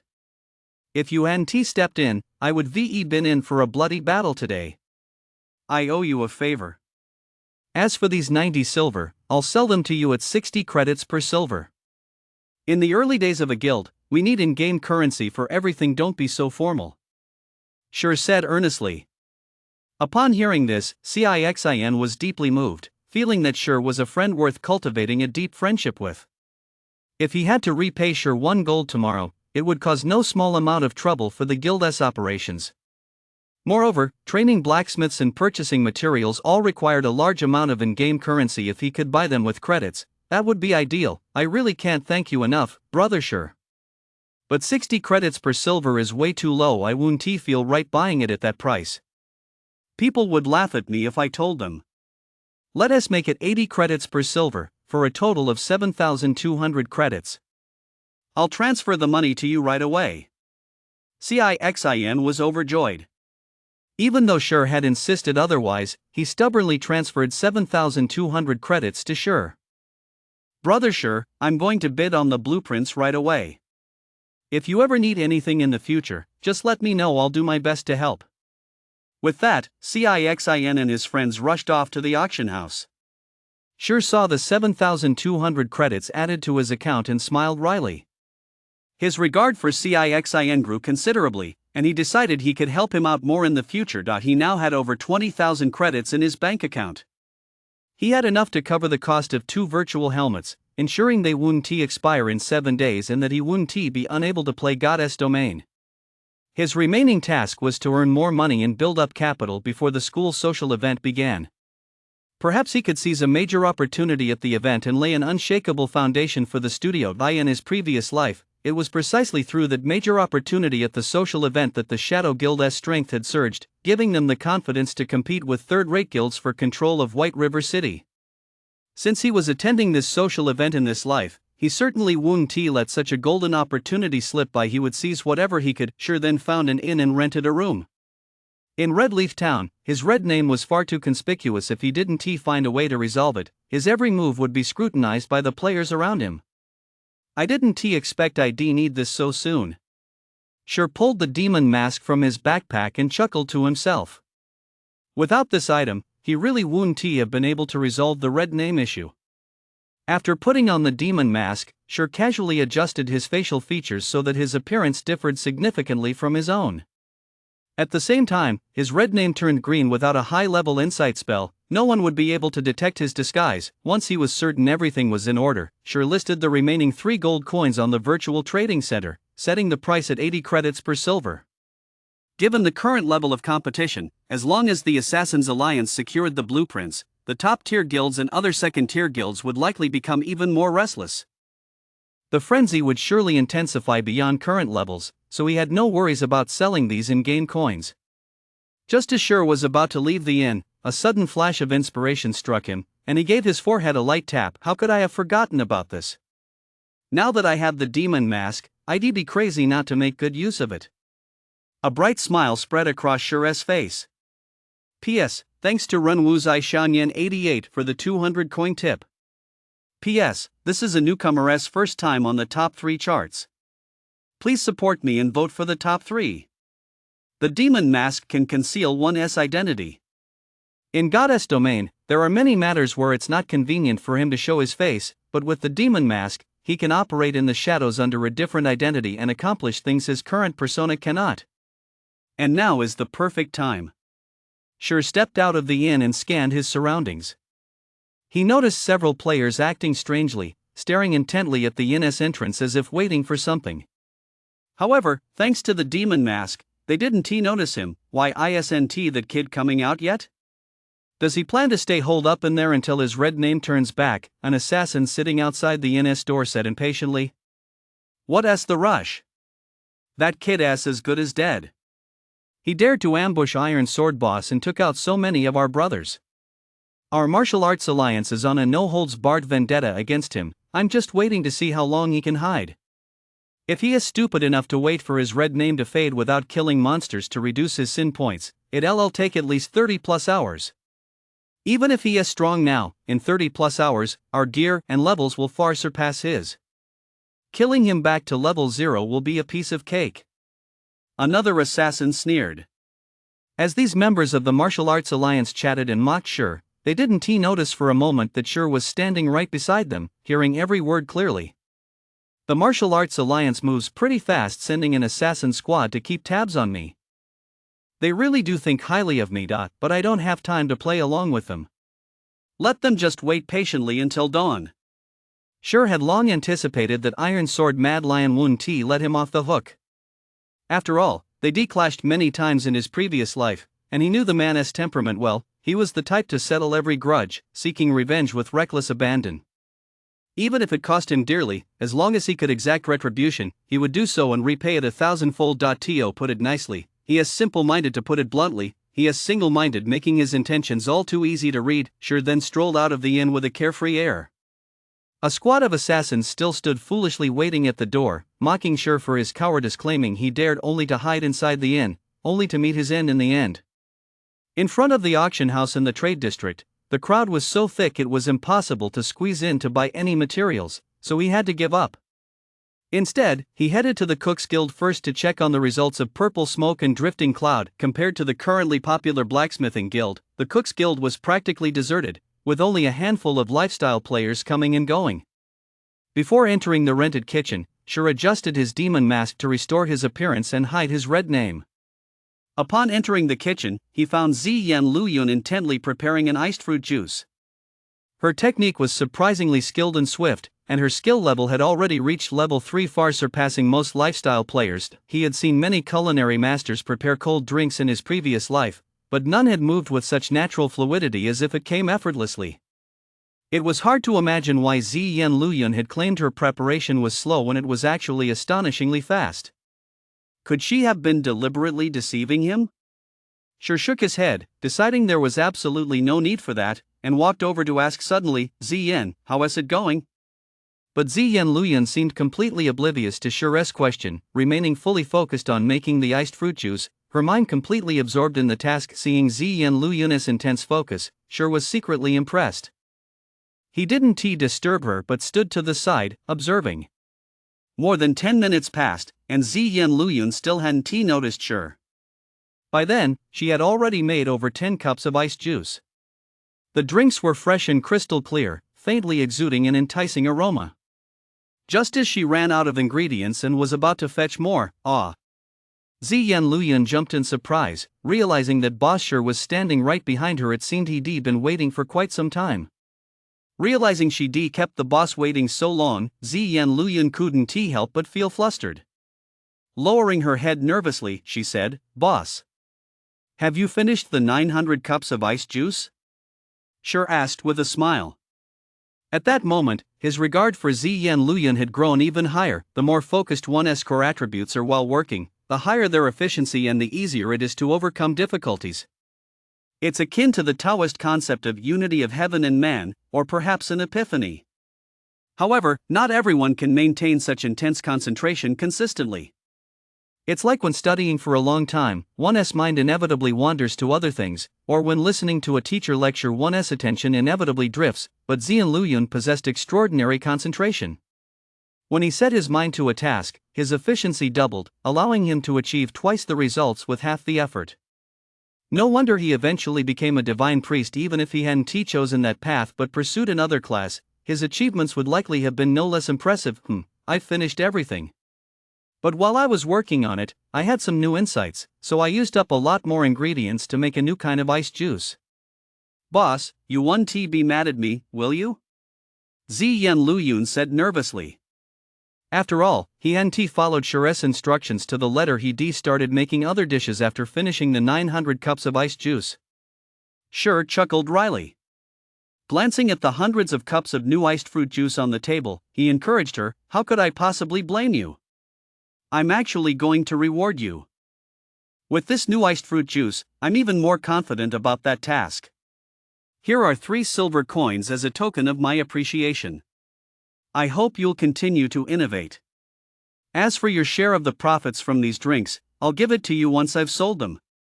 As for the iced fruit juice, stop here for now. After this, focus entirely on those 2 wolf meat dishes. I have a major use for them." Wolf meat isn't particularly valuable to players right now, but once turned into wolf meat dishes, the price skyrockets by more than tenfold. That's because consuming these dishes boosts the primary attribute of every class by 5 points for 1 hour. Such a boost is extremely tempting to many players. It's equivalent to leveling up, significantly increasing monster killing speed. However, most chef players currently prioritize cost effectiveness and don't bother with such high cost dishes. By the time they do take notice, they've already missed their chance. Thank you, boss. I'll definitely complete the quest. Ziyan Luyun received 3 silver coins, her little face brimming with excitement and gratitude. She felt incredibly lucky to have met Cher, otherwise, she would have had to go out onto the streets to hawk her wares, only to sell a few cups at best. No matter how hard she worked, she wouldn't have earned this much in 7 or 8 days, and now she done it in just one nut. Cher then stowed all the iced fruit juice into his backpack, over 1,700 cups in total. At 1 copper coin per cup, that amounted to 17 silver coins. For an ordinary player, that was a fortune, but to Cher, it was mere pocket change. However, he had no intention of selling them. He had other plans for them. The glimmering blueprint you listed in the auction house has been sold. After deducting fees, 2 gold and 76 silver have been deposited into your inventory. Has the Assassin's Alliance already won the bid? Cher opened the official forum. Sure enough, the Assassin's Alliance had posted a thread, loudly proclaiming that they had secured the blueprint to boost their reputation and influence. After all, acquiring the design blueprint signaled the guild's deep pockets, which would cause many casual players to reassess the Assassin Alliance's strength. Ziyuan, if you want to exchange in-game currency for credits, wait a little over an hour, then list the currency for sale on the virtual trading center. That way, you'll get a better price. Cher paused for a moment before offering this advice to Ziyan Luyun. Ziyan Luyun nodded obediently. Though she didn't fully understand Cher's reasoning, she chose to trust him. After all, he was her savior. Cher then gave Ziyan Luyun 5 silver coins to buy ingredients for a wolf meat dish before leaving the Cook's Guild, transforming back into the appearance of a middle-aged man. It's time to contact her. Cher had completed all the necessary preparations, and the Assassin's Alliance had already begun to unsettle the major guilds. Now was the perfect time. Cher opened his friends list, found the Ice and Snow Goddess, and flashed a bright smile as he sent a message in his capacity as a Black Flame Forger, requesting a meeting with her. P.S. Please vote for me on Sanjiang. Old Cat isn't expecting to come in first, but I don't want to do too poorly either. The Black Iron Dwarves, a group of fanatics utterly obsessed with the art of forging. Their civilization once shone with unparalleled glory, and countless legendary artifacts bear their mark. With arms as thick as thighs and muscles as hard as rock, coupled with their dark skin, many people mistake them for boulders in the dark and accidentally sit on them. Of course, the consequences are severe. These dark iron dwarves hate nothing more than being used as stools. Cher walked straight over. This bunker is extremely well hidden within the White Sands ruins. In his previous life, many guilds spent a long time completing quests here before discovering it, securing plenty of good quests in the process. Some even reward dark iron rank gear, though such quests generally require a team to complete. A single player simply can't manage them. Compared to these quests, the Dark Iron Dwarves' favorability rating was far more important to secret players, only discovered once they reached the mid-20s. This was because there was a unique quest here called Fortress of Steel, which required a certain level of favorability to unlock. Many players had missed it, but an obscure, ordinary player managed to accept and complete the quest, instantly becoming a sought-after figure among many guilds. When Cher reached the bunker's entrance, 2 elite Black Iron Dwarves merely glanced at him before letting him in. The bunker was vast, resembling an underground town. Black Iron Dwarves were everywhere. Most of the shops lining the streets sold weapons and armor, while the rest were taverns. There was little else to enjoy in daily life. Cher walked straight down the main street, winding through the alleys until he reached a town hall built of steel. A level 30 elite bearded mayor, upon seeing Cher enter, greeted him with great enthusiasm, as it had been far too long since an outsider had visited this town. Hello, adventurer. Welcome to Stonehammer Town. I am Mayor Blackbeard, Blackbeard said warmly. Hello, esteemed mayor. This is my first time here. How might I be of service? Cher spoke with great respect, knowing this would help him earn the NPC's favor. Blackbeard stroked his thick beard, thought for a moment, and said, Adventurer, our town does indeed need help. This region is growing increasingly hot and stifling, and our water sources are dwindling. Life is becoming harder for the townspeople. I'm willing to pay a fair price. Could you help us secure a large supply of water or something to beat the heat? System, accept the quest Blackbeard's request? Sure smiled slightly. This was exactly why he'd come. I'd be happy to help. Sure agreed. The most important thing in Stonehammer Town was the mayor's favor, but it was hard to earn his favor because the tasks were difficult to complete and the rewards were meager. So many people had given up a system. Accept the quest Blackbeard's request. Provide 100 bags of clean water or 5 cups of iced drinks to Mayor Blackbeard. Sure then produced the iced fruit juice he had prepared in advance. Each time he gave 5 cups of iced fruit juice, he received 2 copper coins. Blackbeard's favor increased by 1 point, and he earned 100 experience points. For players at levels 8 or 9, 100 experience points is negligible, since killing just any level 10 common monster yields around 200. Moreover, 100 bags of clean water cost 5 copper coins in other towns, and even the cheapest iced drinks cost 5 copper coins for 5 cups. That is essentially trading 3 copper coins for 100 experience points. Only a madman would do that. But Sure was more than happy to do it. At his current level, 100 EXP was already a significant amount more than he'd get from killing a single level 5 common monster. Sure continued handing over the iced fruit juice until he delivered all 1,000 cups, earning a total of 400 copper coins, 200 affinity points, and 20,000 EXP, which instantly boosted him to level 4, 69%. To level up this much in less than 10 minutes was faster than farming level 10 elites. Once his favor points reached 200, Sure asked about unique quests, but Blackbeard remained tight-lipped, acting as if he didn't know, his eyes darting away. My favor points aren't high enough yet, after all. Sure had already guessed as much, so he pulled out the new type of iced juice crafted by Ziyan Lu Yun. Esteemed Mayor, I wonder what you think of this iced juice. Upon seeing the new drink, Blackbeard first took it to sniff. His eyes immediately lit up, and he exclaimed excitedly, "This single cup is worth 5 of the previous ones." I don't know how much you have, adventurer, but I'm willing to pay an extra copper coin to buy it. Seeing Blackbeard so pleased, Sure was taken aback. He hadn't expected purple smoke and drifting cloud-esque craftsmanship to be this exceptional. For an NPC to be so captivated that he was willing to make concessions on his own initiative was extremely rare in God's domain.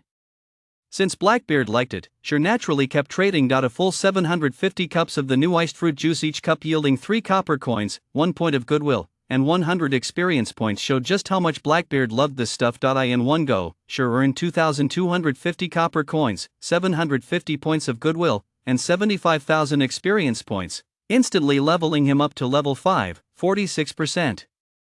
This leveling speed was like a rocket. Unfortunately, crafting the new iced fruit juice was time-consuming and labor-intensive, and Ziyan had other matters to attend to. Otherwise, Sure would have loved to have her make over 10,000 cups to instantly surge past level 10. With 950 affinity points, Mayor Blackbeard finally spoke up this time. He held nothing back, treating Sure like a close confidant, and even handed over the stone hammer key, something the player from his previous life had never mentioned. A system. Player has accepted the unique quest Steel Shell Fortress. The player must travel to Fiss's Canyon to locate the fallen Steel Shell Fortress and retrieve the Titan's heart from within.